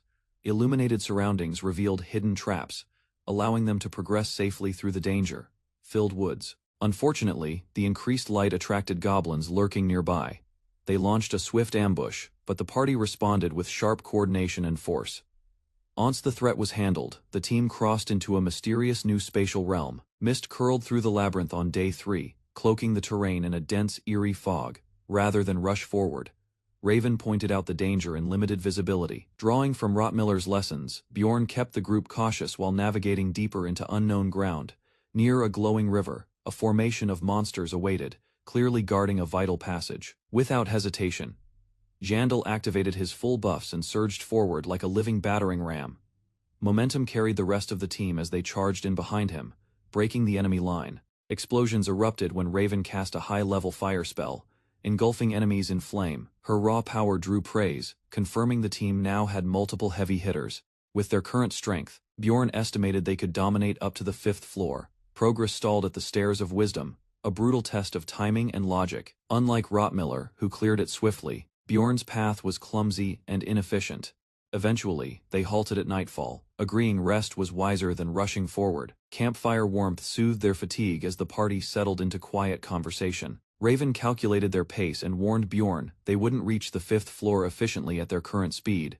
Bjorn insisted the team would improve with experience, though Raven's stern reaction made him uneasy. Raven calculated their pace and warned Bjorn they wouldn't reach the 5th floor efficiently at their current speed.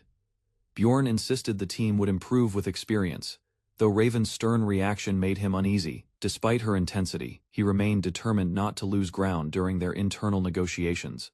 Later that night, Bjorn sensed something unusual while recovering and called Jandal's attention to it. He realized another presence was hiding nearby and instructed caution before acting. The hidden figure stood directly behind Raven, creating immediate danger for the entire group. An unexpected presence within the cave disrupts the silence, activating a detection barrier spell nearby. Without hesitation, The woman claims to have cast a tracking spell that punishes any hostile move. Trust becomes leverage as she warns the intruders that rash actions could lead to death. Bjorn considers the possibility that the enemy used stealth items to bypass the barrier earlier. He rules out high-rank stealth skills, thinking their detection now reveals a lack of combat confidence. After assessing the situation, he gives Raven a discreet signal, setting a plan into motion. Momentum shifts as Bjorn bursts forward, fists raised, aiming to eliminate the threat by force. His surprise attack lands with brutal precision, sending one enemy flying across the stone floor. Nearby allies react in confusion, their ambush ruined by Bjorn's sudden and violent intervention. With a roar, he activates blastification, sending a shockwave crashing through the enemy formation. He quickly secures Raven, shielding her while chaos unfolds, and attackers scramble for cover. One masked foe vanishes into the shadows again, evading Bjorn's relentless pursuit. Though the threat retreats, Bjorn remains alert, warning the group that the enemy is still present. Weapons drawn, the entire party prepares to defend Raven and face professional-level assassins. Confidence rises as Bjorn's swift action earns recognition, proving vital in uncovering hidden threats. Raven's senses fail her as the enemy's presence slips beyond detection once again. The team quickly deduces only one hostile remains hidden, likely relying on stealth for survival. Instead of chasing shadows, they remain alert, anticipating a strike that will expose his position. Time stretches as the group waits in formation. Tension thick in the quiet chamber. From within the group, a challenge is issued urging the hidden foe to surrender peacefully. At last, Raven activates her spell, lighting up the figure crouched near the portal's edge. Recognition flashes as the masked man appears, narrowly dodging a deadly spear. Without hesitation, he bolts toward the portal, leaving destruction and confusion behind. Bjorn, unfazed, tells the team to regroup and prepare calmly for pursuit. Access to the next floor remains locked until the entire party gathers. His exit is blocked. On the ground lies an expandable bag, possibly dropped to mislead them. Raven studies it closely, noting signs of expert-level preparation. Shuffling footsteps echo as the enemy moves deeper, his intentions unclear. Doubt creeps in, he might be setting a trap instead of escaping. Cautiously, one warrior slips through the door, unaware of what lies ahead. Upon entering, the team spreads out while Raven prepares her detection magic. Suddenly, monsters burst forth, forcing the group into a chaotic battle. Once the skirmish ends, Raven senses the same mana from the fallen enemy. A staff pokes the corpse, confirming it's not a decoy or illusion. Although the method remains unclear, the man appears to have died intentionally. No identity plaque was found, reinforcing the theory of a planned disappearance. A brief exchange recalls Raven's earlier reaction to a foul-smelling golem. She insists this case is different, unfazed by the current situation. Despite close inspection, nothing more can be extracted from the body. Later, the group rests, each processing the odd outcome differently. Bjorn contemplates whether the enemy was defeated by dungeon forces or something worse. A shadowy vision suggests the involvement of a horned figure tied to the labyrinth. Morning discussion turns to the enemy's motives and what he was guarding. Raven suspects the man chose death rather than reveal critical information. Bjorn concludes the sacrifice was a deliberate move to erase traces of his mission. A quiet reflection begins as he admits the journey isn't always cruel, despite its hardships. To provide comfort, he shares the outcast team's past, including Dwalt's struggles after his first encounter. He recalls how Rottmiller once revealed a calming view to lift a teammate's spirits. While lying down, the girl recalls a dismissive explanation from her seniors about that same phenomenon. Despite others' skepticism, she expresses interest in witnessing it herself one day. As she drifts to sleep, he promises to wake her before the dungeon resets again. Morning discussions began with speculation about a lone figure spotted nearby. Concluding there was little to do, the group turned to inventory checks, curious about the item's value. The mage explained its cost and hinted at her expertise in field appraisals. The party learned that normal item evaluation differs from special evaluator roles, where knowledge must replace skill-based insight. While the mage recommended studying for the license, Bjorn brushed it off, boasting about his debating confidence. With no scout among them, they resigned to blindly navigating the stairs. Despite doubts from the feline-eared girl pushing forward through magical gates, they continued. Despite growing exhaustion and repeated mistakes during pathfinding, over 4 hours passed with slow progress. Frustration grew as the party realized their inefficiency. Bjorn assured them they'd improve. Meanwhile, the mage silently began timing every future run, Timings improved slightly, but occasional mishaps like Anar triggering a trap reset their gains. Each new attempt brought better coordination. Still, small delays drew subtle reactions from their strict mage observer. On the 12th day, the group finally felt safe enough to sleep without rotating night watches. Bjorn received a warning for blocking the entry gate.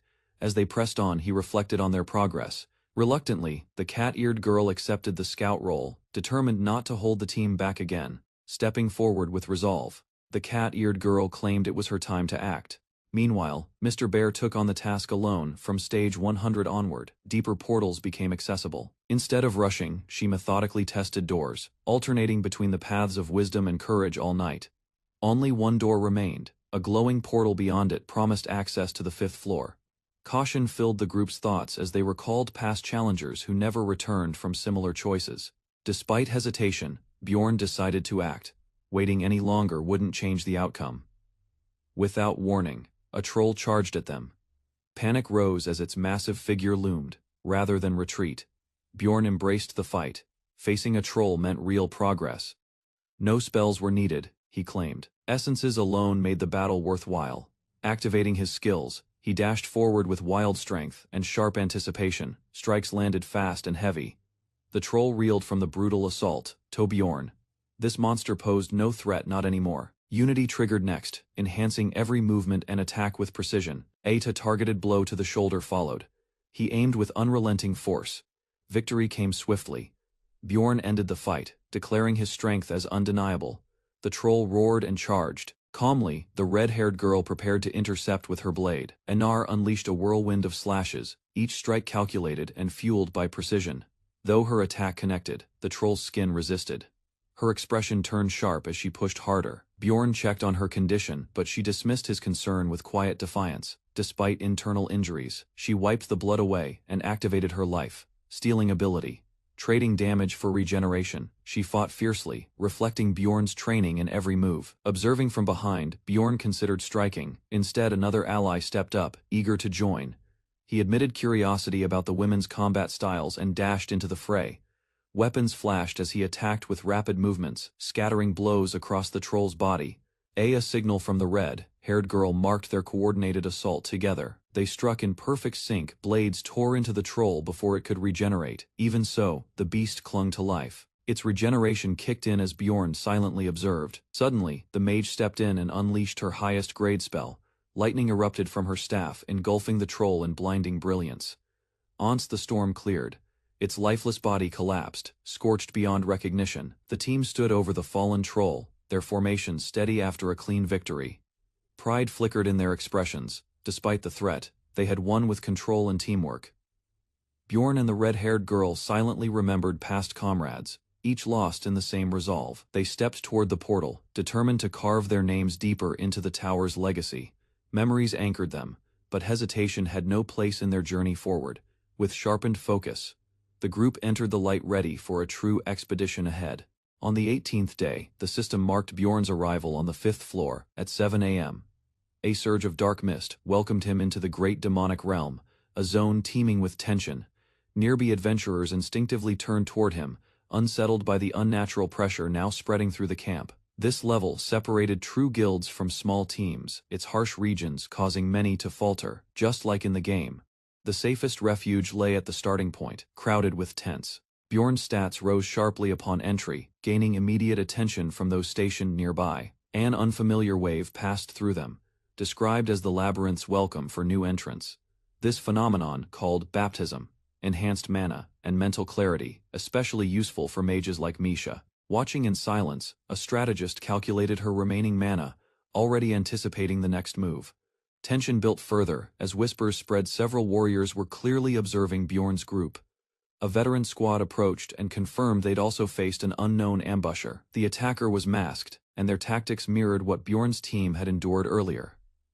The stranger they fought had ended his own life before capture. Of all parties that escaped, only 3 returned alive. Bjorn's team was the sole unscathed group. Suspicions of Nork's involvement grew, hinting at an escalating conflict against the royal kingdom. Grateful for the warning, Bjorn assured he would consult with his group before sharing anything further. The team moved out without delay, aware that lingering might only attract more attention. Rather than dwell on it, Misha focused on preparing for the path ahead. They soon stepped into the scorching hellfire rift, triggering a harsh environmental field effect. Heat surged instantly, weakening their resistance and doubling their stamina usage with each step. To counter the pressure, Alyssa cast an ice blessing, enveloping them in a cooling aura. Twin Ifrits emerged from the flames, their appearance signaling a high-threat ambush. Bjorn charged forward while support spells activated behind him in rapid sequence. Despite the danger, coordination held firm as blades clashed and magic surged. A critical blow struck the first Ifrit, cracking its fiery form. Following up, the group overwhelmed it and turned quickly to the next. Victory came, but not without draining nearly all their mana reserves. From afar, another party observed, estimating the fight would drag on. Complaints rose as exhaustion spread among them, prompting talks of retreat. Before they could act, a surprise attack interrupted, catching them off guard mid-escape. A sudden pulse in the air alerted Bjorn, his instincts sharpening as the ground began to stir. Without warning, a fiery essence erupted, its presence unsettling everyone within view. Nearby adventurers readied themselves, one leader instructing his team to stay put and let him handle it. Misha voiced her worry, but Jandal reassured the group with a calm assessment. Rather than panic, he noted the threat consisted of only 5 humanoid figures. Tension thickened as weapons slid free from sheaths, signaling a fight might be unavoidable. The two groups stood locked in a standoff, each unwilling to back down first. Victory would go to whoever held their ground longest. Retreat meant defeat. After one final warning, Bjorn received only smug defiance in return. He outlined a strategy: isolate the leader, then use force to knock him from the cliff. Disapproval surfaced immediately, Alyssa calling out the plan's unnecessary risk. Internal arguments flared as frustration spread within their own ranks. To ease rising tension, Alyssa introduced herself formally, prompting her counterpart to do the same. Talk shifted toward shared knowledge. Mention of classified research stirred unease. Faced with mounting evidence, the mage faltered. Alyssa subtly advised surrender over resistance. Faced with mounting pressure, the enemy mage hesitated, swayed by Raven's confident stance. Velrod, realizing the situation was hopeless, backed down, stating they would retreat without conflict.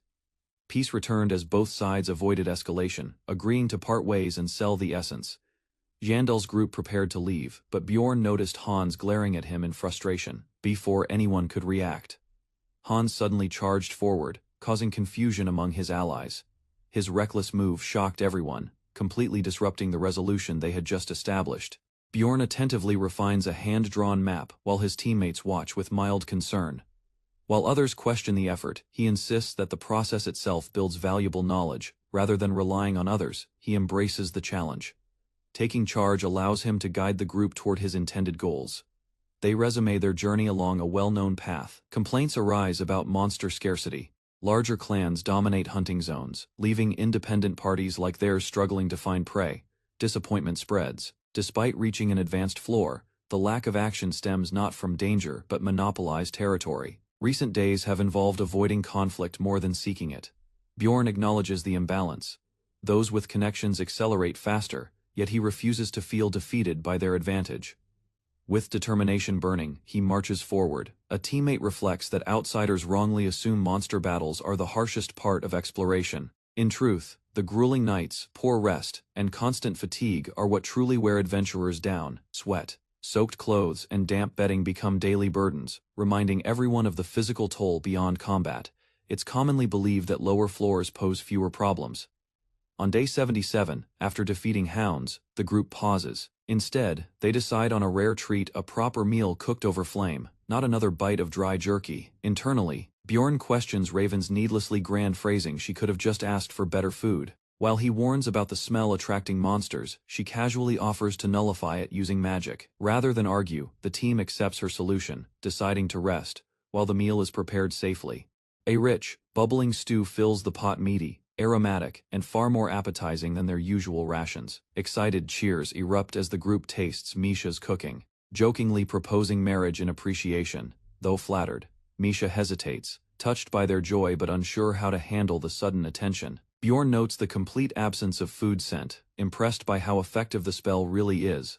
Raven explains the technique: confidently air control, mixed with combustion to eliminate all odor traces. With bellies full, the remaining members stand guard, giving others a chance to enjoy the moment. Calm settles over the group as evening deepens.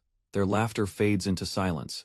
A bashful Misha watches Bjorn, who compliments the food with simple sincerity, before anyone can respond.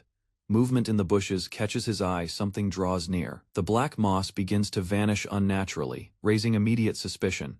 Sensing danger, Bjorn urges Raven to check the surroundings without delay.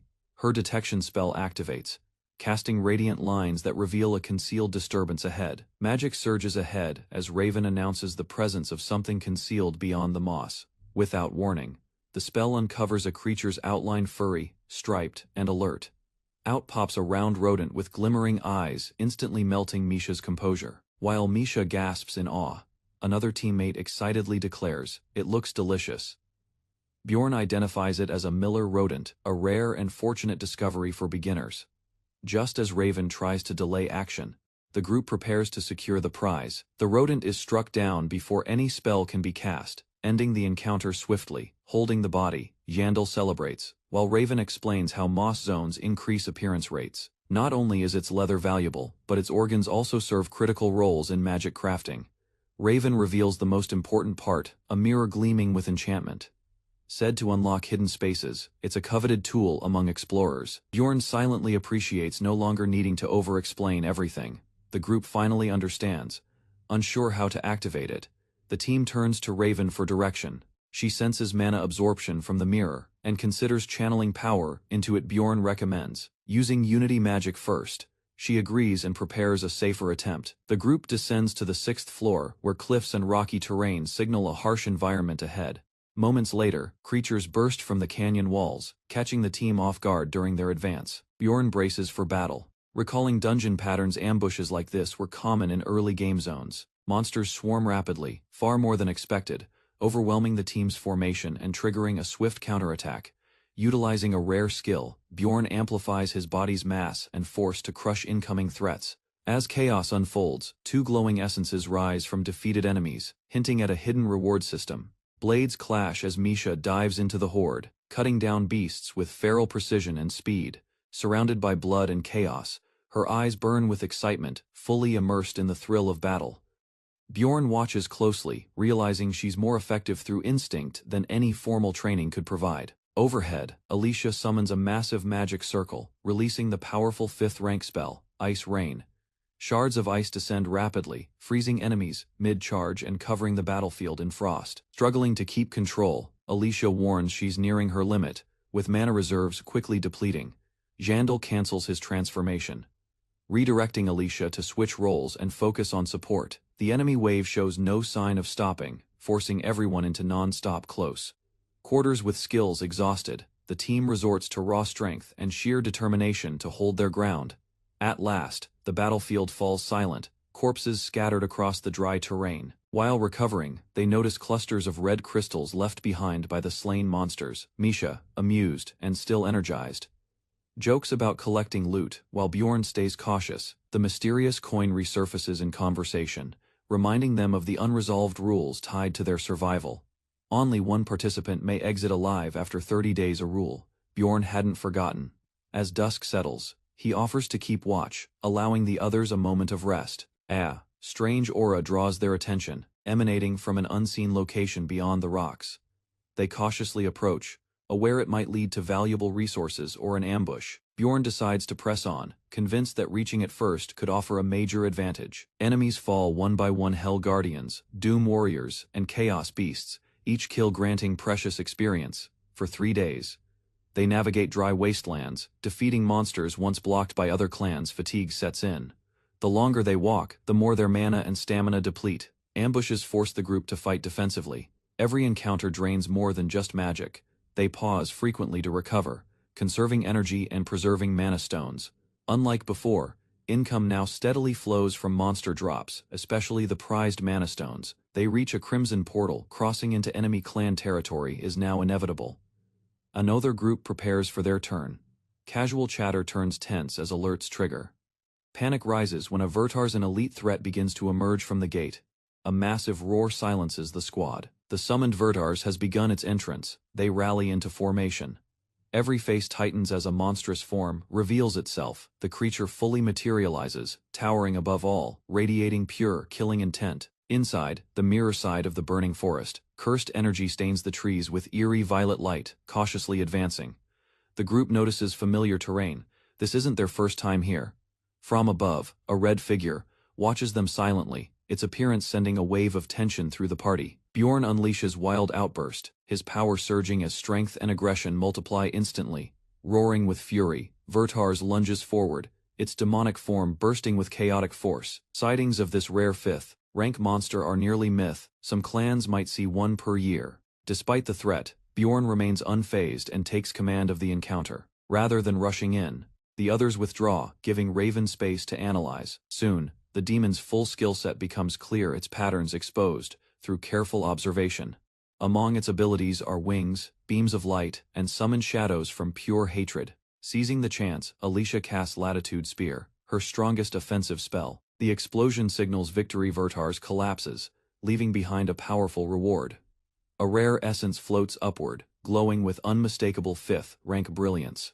Evrione hesitates, but Bjorn steps forward, drawn by instinct and ambition. He calmly declares his decision to absorb it, shocking his entire team. A swirling essence floats above the ground, glowing with power as the group stands around it. Rather than keeping it, Bjorn calmly proposes that Einar should absorb the energy. Surprised, Einar reacts loudly while Misha teases her with a smug expression, having predicted the decision. Discussion quickly shifts to price, with someone asking how much the essence might sell for. One of the girls argues it's rare beyond value, referencing how little is known about the monster. As a compromise, Einar is offered the essence in exchange for partnership during future dungeon runs. The decision made, golden light surges as Einar absorbs the essence, and her body radiates change. Though shocked at first, she starts to sense a shift in her strength and abilities. With encouragement, she focuses and prepares to test out the newly gained powers. Initial attempts at summoning fail, frustrating Einar as cards flash unsuccessfully. After a tense moment, her efforts finally trigger a successful skill. Wings of Death. From her back, large dark wings emerge, stunning everyone with their sudden and powerful appearance. Laughing with amazement, Einar declares her new wings and wonders if she's become a Valkyrie. Bjorn watches silently, unimpressed by her dramatic excitement despite the impressive transformation. With fierce determination, she takes flight, her new class revealed as a powerful Valkyrie warrior. Unable to hide her frustration, Einar slouches in disbelief, confused by her inability to fly. Questioning herself, she wonders why wings won't lift her, only for Bjorn to explain their true nature. Suddenly, nearby monsters emerge from the shadows, drawing everyone's attention to an incoming battle. Without delay, Einar rushes forward, golden energy flaring violently around her body. Explosions ripple across the field as her attacks land, overwhelming enemies in a fiery blast. Combining her newly absorbed skills, she unleashes destructive force with deadly precision. Scarlet gemstones litter the ground, proof of her overwhelming power and victory. Impressed, the group acknowledges the sharp increase in her strength since gaining the essence. Bjorn turns to Misha, assuring her that she too will have a chance to grow. Hers later, the party navigates deeper through dim corridors of the dungeon. They pause before a towering stone monument, plain yet oddly placed. Though the structure offers no answers, they mark it cautiously before moving on. Bjorn humors the group's curiosity while keeping their pace steady. Noticing something ahead, Misha points toward a vague silhouette through the mist. An eerie house stands silently in the distance, drawing the group's wary attention. The party steps inside the burned hut's first floor, where a chilling silence fills the air. Finding nothing useful, they decide to check the upper level without delay. Einar suddenly shouts in excitement after spotting a mysterious book hidden among the ruins. With focused eyes, the mage inspects the strange writing and confirms it is in an ancient language. The text reveals warnings, instructions, and hints that someone from Earth authored it. Noticing strange footprints, they immediately move toward the basement to investigate further. Down below, the group finds a lone chest placed ominously in the corner. Bjorn opens it carefully, revealing a glowing artifact known as the Orb of Fire. Without hesitation, they take the orb to assess its significance and potential use. By the next afternoon, the group visits a trading post for appraisal. Experts confirm its extreme rarity, noting that only major clans possess such items. They explain that the orb reduces fire damage within a 15-meter radius. However, the artifact can only be used by the one who discovered it first. Realization hits hard, causing panic as the seller tries to hide his mistake. Clearly, the orb's true worth goes far beyond ordinary market value. After a tense moment, the trader finally reveals the trigger word linked to the artifact's use. When asked about its origin, the group chooses not to disclose any information for security. They leave the shop calmly, uninterested in sharing secrets other clans refuse to reveal. Walking through the city, they reflect on the orb's usefulness in combat situations. Bjorn questions the decision to reject a valuable offer, considering its long-term benefits. The mage insists on keeping the diary a secret, determined to study it alone. Their walk continues, as plans for further cooperation are casually confirmed. Bjorn senses deeper mystery behind the labyrinth, and resolves to investigate. Without hesitation, the mage declares her intent to stay on the team indefinitely. The group's expedition report revealed valuable loot, and a surprisingly profitable outcome from the dungeon dive. Instead of celebrating blindly, they calmly divided the earnings. Excitement sparked briefly, but concern surfaced when someone questioned the hefty cost of the extracted essence. Calculations showed the essence consumed 13 million stones, an amount that shifted everyone's balance. Bjorn agreed to cover the full cost temporarily, including shares for others who couldn't pay yet. Fiend's shock turned into despair upon realizing her share was already consumed by mounting debts. Past expenditures and credit obligations pushed Fiend into an unexpected financial crisis. Despite her debt, she gained immense power from the essence, prompting others to re-evaluate her share. Bjorn reflected silently, wondering whether his efforts truly justified only a 20% reward. After 3 days, Bjorn rested and reassessed his strategy for tackling the next dungeon floor. Progression beyond the 5th level demanded more than strength, it required adaptability and foresight. Still, he remained focused, eyeing the next essence awaiting him on the 6th floor. A massacre, involving 471 casualties, disrupted the tower's balance and revealed a criminal group's presence. The royals swiftly issued a call to arms, offering rewards for joining a raid campaign. While Misha considered her options, Bjorn weighed the risk against the lure of advancement. Despite the tempting rewards, Bjorn heeded the warning about the underground city and rejected the raid. Rather than deciding alone, he planned to consult both Raven and Awan about the situation. When Misha brought up Anathar, he offered to handle the conversation directly. Hearing about the announcement, Anathar dismissed it as a disguised war, not a true raid. Awan echoed her thoughts, reminding everyone that injuries could halt progress for years. During a calmer moment, Yandel proposed a drink, hoping to ease tension and build connections. Evening settled in as Bjorn made his way to the tavern gathering. Inside, unfamiliar faces filled the room, all quietly observing his every move. Though it seemed casual, the air was thick with quiet judgment and expectation. A sudden provocation escalated, turning talk into challenge in a flash. Without hesitation, Bjorn unleashed force, silencing his opponent in a single, decisive blow. No words were needed, his actions made a lasting impression. After the clash, he ensured his companion returned home safely. With a quiet breath, he let the night air calm his thoughts. Unspoken determination lingered in his gaze as he looked up in silence. Anar asked Bjorn about the raid, and he confirmed their team wouldn't take part. Relief showed in her expression. Though she quickly asked him to forget she said anything. Rather than press the moment, he thanked her for the concern she struggled to express. Later he strolled through the streets, thinking he should check the forums for more details. Reaching home, Bjorn noticed Misha waiting at the door, catching his scent of alcohol. After hearing his explanation, she praised him for acting like a dependable team leader. When she peeked in the bag, Misha found skewered apples, meant for the group. Bjorn admitted he thought others might enjoy them, even if he didn't like sweets. Calling him a dad caught him off guard, but her words were sincere. One apple fell out, prompting a quiet moment between them. As she bit into it, a childhood memory flickered to life in her mind. Under the stars, that brief feeling of warmth felt more vivid than usual. Soon after, their daily routines resumed, filled with small tasks and shared meals. Bjorn lent Einahar money for her seal, removing her hesitation to proceed. Within days, she reached level 3 and unlocked a useful warrior skill called Satiation. Misha invested heavily in beast blood once more, aiming to enhance her unique abilities. The effort paid off. Her spirit beast underwent its first awakening, triggering a powerful transformation. She unlocked Glacier's Blessing, a skill that drastically reduced ice element resource consumption during combat. Bjorn reflected on her unexpected progress, impressed by how far she'd come ahead of his plans. Meanwhile, he focused on his duties, now acting as a guide and arriving on time daily. Under Ro Miller's mentorship, he began considering teaching as a meaningful future path.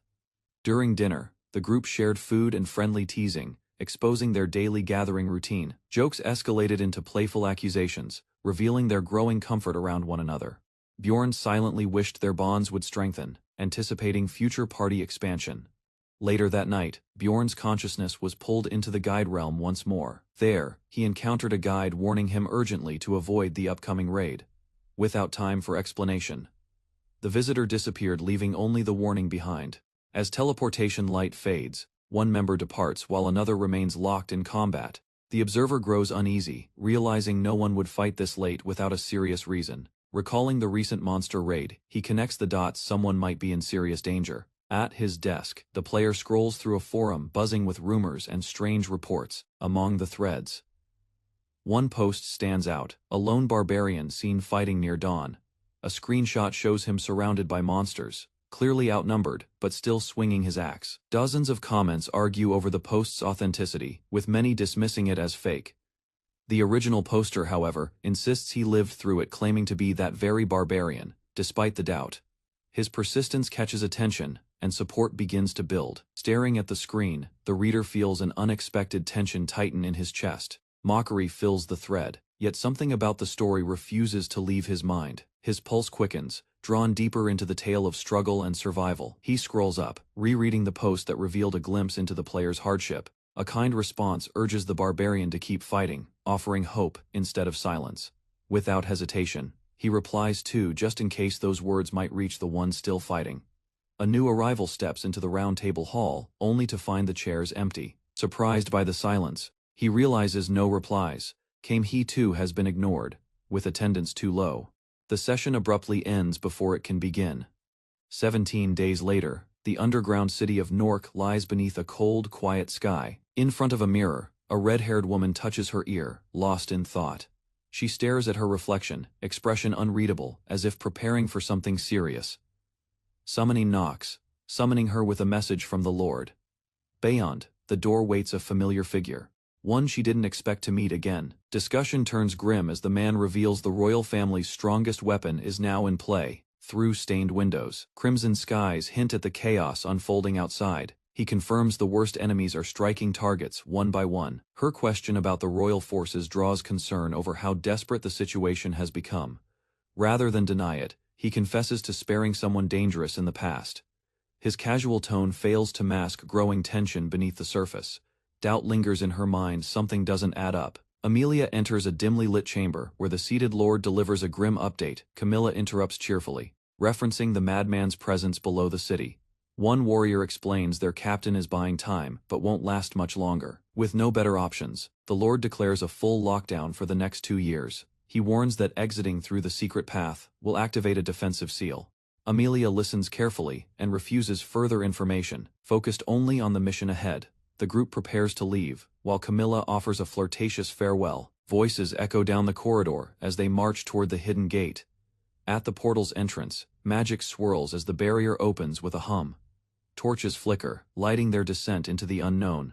Breath steady, they cross into the next region, leaving safety behind. Amelia glances back, uncertain she'd ever return to the city she just left. The objective is clear: gather intelligence in Rafdonia. If possible, the secondary goal is to eliminate a high-priority explorer. At last, Amelia reaches her destination, prepared to face what lies ahead. He walked the corridor at dawn, still weighing the path ahead. Though his choice was clear: to survive, he knew he must grow stronger before his protective ring inevitably shatters. Gathering with allies, he resolved to re-enter the labyrinth without hesitation. Later, he approached the building alone, unaware of the unexpected presence waiting ahead.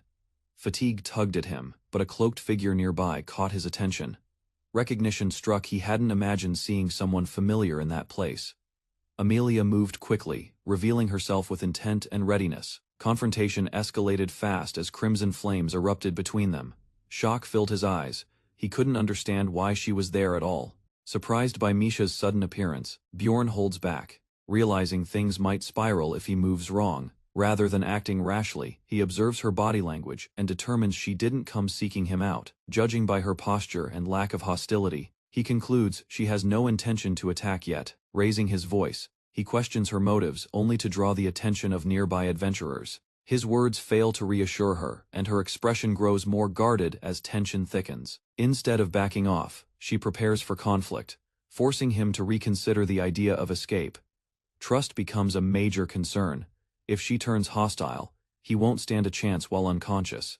Despite asking for assurance, he's reminded that his position leaves him with little bargaining power. A smirk plays on her lips as she mocks his confidence, triggering a sudden magical shift. Her voice echoes as a skill activates, distorting the air and sealing the space around them. Realizing the spell is sound block, Bjorn clenches his fists, preparing for what's to come.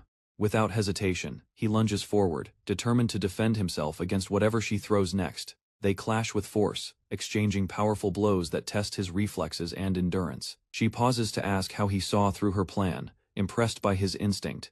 Thou wary, he admits she's in control, and that resistance might only worsen his situation.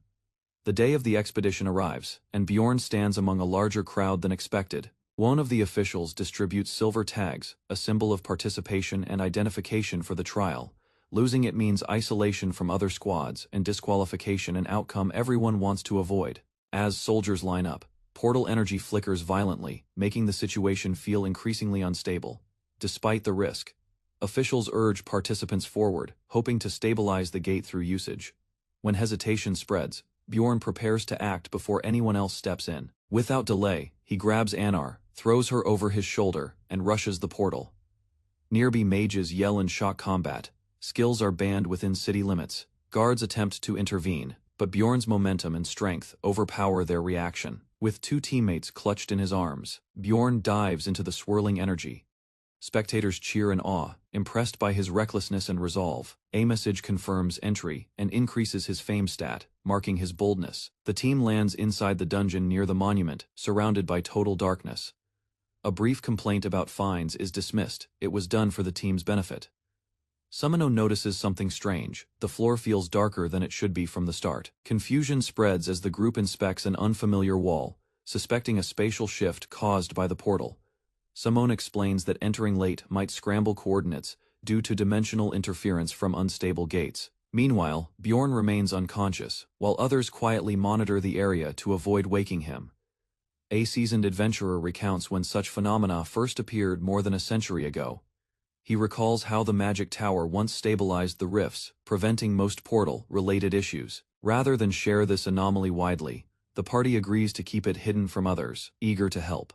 One member steps forward and requests permission to activate the next door. Once triggered, the glowing portal reveals a passage filled with pulsing energy. Despite some hesitation, the team advances. Aware that something feels subtly distorted, they arrive deeper in the dungeon, marking successful entry into the next level. Older explorers once gave up here, overwhelmed by the endless tunnels and misleading paths. Instead of doubting, Bjorn suggests heading north, relying on knowledge from prior clues. Their progress is interrupted by a group demanding proof of their credentials. With no way to verify stolen tags, doubt lingers between the two sides. Still, the challengers choose silence, perhaps sensing the confrontation isn't worth the risk. One of the knights reveals his background, connecting himself to a past contestant who fled disgracefully. His admission causes a brief silence as the group observes a suspicious team nearby. Another member teases about unexpected fame, but the mood shifts as the group prepares to move again. Raven is asked to be carried, prompting jokes and light bickering within the party. Bjorn questions the logic, suggesting that someone not burdened with gear should carry her instead. Annoyed by the reasoning, Misha glares back, and tension rises among the group. Bjorn evaluated the situation and concluded he couldn't guide the path while carrying a heavy load. To fix this, he decided to switch gear with Einar, lightening his own burden. The group reformed their marching order and resumed travel deeper into the cavern, maintaining formation. Their seventh day of exploration brought them through another stretch of the treacherous Sky Tower. Having advanced a quarter through the area, no threats were detected, prompting talk of food as they began preparing their camp for dinner. A lavish spread of food soon covered the ground, showcasing Misha's well-practiced cooking skills. Rather than indulge immediately, Bjorn watched in silence while the others enjoyed the warm meal. Laughter and satisfaction spread among the group as they dined together in temporary peace. Discussion turned to night watch, but most doubted it was necessary after a quiet day. Jandal supported this, citing his detection spells that had revealed no hostile presence. They unanimously agreed to sleep uninterrupted, assuming the environment posed no real danger. Crackling fire lit the camp as midnight approached. Without warning, numerous blades erupted from the ground, shattering their moment of safety. Bjorn recognized the sudden assault and confirmed everyone's fear. It was exactly what he had suspected. News of a rupture, erupting on the 4th floor, immediately caught the party's attention. Known as instance dungeons, ruptures offer rare rewards and greater essence drop rates. Without wasting time, the group gathered supplies, ready to enter the portal once it appeared. A direction was quickly chosen. Onayan pointed toward the likely area where the portal formed. Yandel voiced concern about hallucinations, but others preferred illusions over more dangerous surprises. They approached the entrance together, weapons drawn, prepared to face what lay inside. Bjorn understood the challenge ahead. This dungeon tested not strength, but the mind's endurance. Dark figures emerged from shadows, memories twisted into threats meant to fracture their resolve. He clenched his jaw and advanced, determined to push through without succumbing to the fear. Voices from the void mocked him, resurfacing regrets long buried under grit and survival. But pain had dulled over time. Such torment now felt routine for him. With steady steps, he moved onward, barely shaken by what once crippled him. Elsewhere, illusions overwhelmed his allies, tormenting them with distorted faces from the past. Bjorn pressed forward alone, prioritizing mission over emotion as the illusion thickened.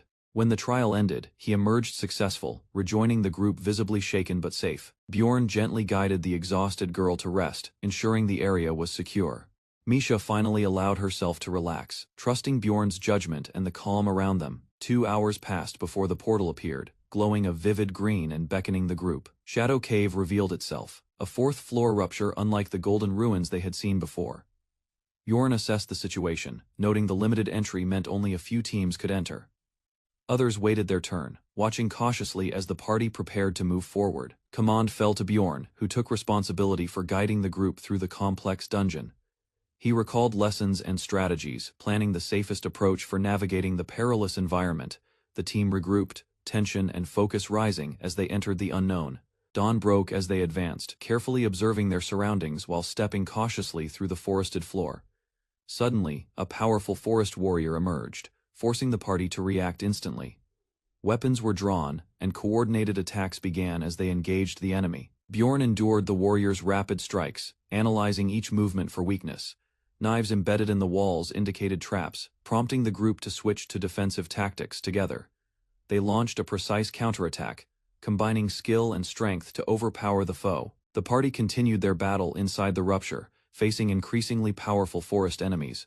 Bjorn and the others coordinated attacks, dodging traps while pressing forward with precision. Raven struck decisively, enabling the group to gain an advantage and push deeper into the dungeon. A sudden strike whipped through the air, nearly catching Bjorn by surprise. Though his reflexes saved him, the unexpected pressure reminded him how dangerous the situation had become. Grinning, he acknowledged his strength, welcoming the challenge with unsettling enjoyment. Time passed, and Bjorn deliberately dropped to one knee, feigning weakness. His enemies seized the moment, rushing in as Missa prepared to land the final blow. Without warning, he clutched her tightly, leaving everyone stunned by his sudden move. Misha hesitated as his fake confession caused her expression to soften. Instead of attacking, she questioned him, momentarily breaking the flow of battle. From the sidelines, confused allies watched in silence as tension shifted. Raven stepped in, pressing him to clarify his strange words. Bjorn responded coldly, claiming it was just a tactic to survive. Shrugging off their judgment, he admitted he'd say anything to stay alive. Fury twisted Avman's face as he realized the deception. Energy exploded from Bjorn's body, fueled by a hidden technique. With a final, brutal attack, he retaliated, ending the charade in a flash of power. Avman clenched his jaw, furious at what he believed he had just witnessed. As smoke settled around the battlefield, Misha's confusion turned into explosive rage. Rather than respond, Bjorn chose to stay quiet, gauging her reaction carefully. Flames erupted violently as Misha launched a devastating magic attack, without hesitation. Despite the heat and pressure, Bjorn blocked it with raw strength and sheer resilience. Witnessing the aftermath, the others stared in disbelief at his charred but standing figure. Misha, uncertain, asked if he was truly dead, while tension still hung in the air. No one wanted to confront him again, so the team agreed to continue forward. Clouds of dust masked Bjorn's body as they left him behind in silence. Their steps halted when unknown figures appeared deeper inside the dungeon, Asked for identification, one stranger hesitantly gave the name Kristen. Not taking chances, Jandal ordered a test to confirm his humanity. Bjorn's eyes widened in alarm upon hearing the name Hans Kristen. Recognition sparked fury, driving him into an immediate offensive stance. Dark energy exploded around the imposter as monstrous forms began to emerge. A single overpowering thought seized Bjorn's mind as monsters and dark energy began to surge. The beast roared to life, unleashing a massive flame in all directions. Reacting instantly, Bjorn charged through the inferno and swung with brutal precision. Smoke thickened as he emerged, dragging his shield across the scorched battlefield. One teammate recoiled, warning him not to approach out of fear. Confused by her reaction, Bjorn realized the issue wasn't a trap but something worse. While he tried to clarify, his presence still unsettled everyone around him. Suddenly, a body fell from above, signaling a deeper threat. Bjorn's instincts screamed, this wasn't a doppelganger, it felt far more unnatural.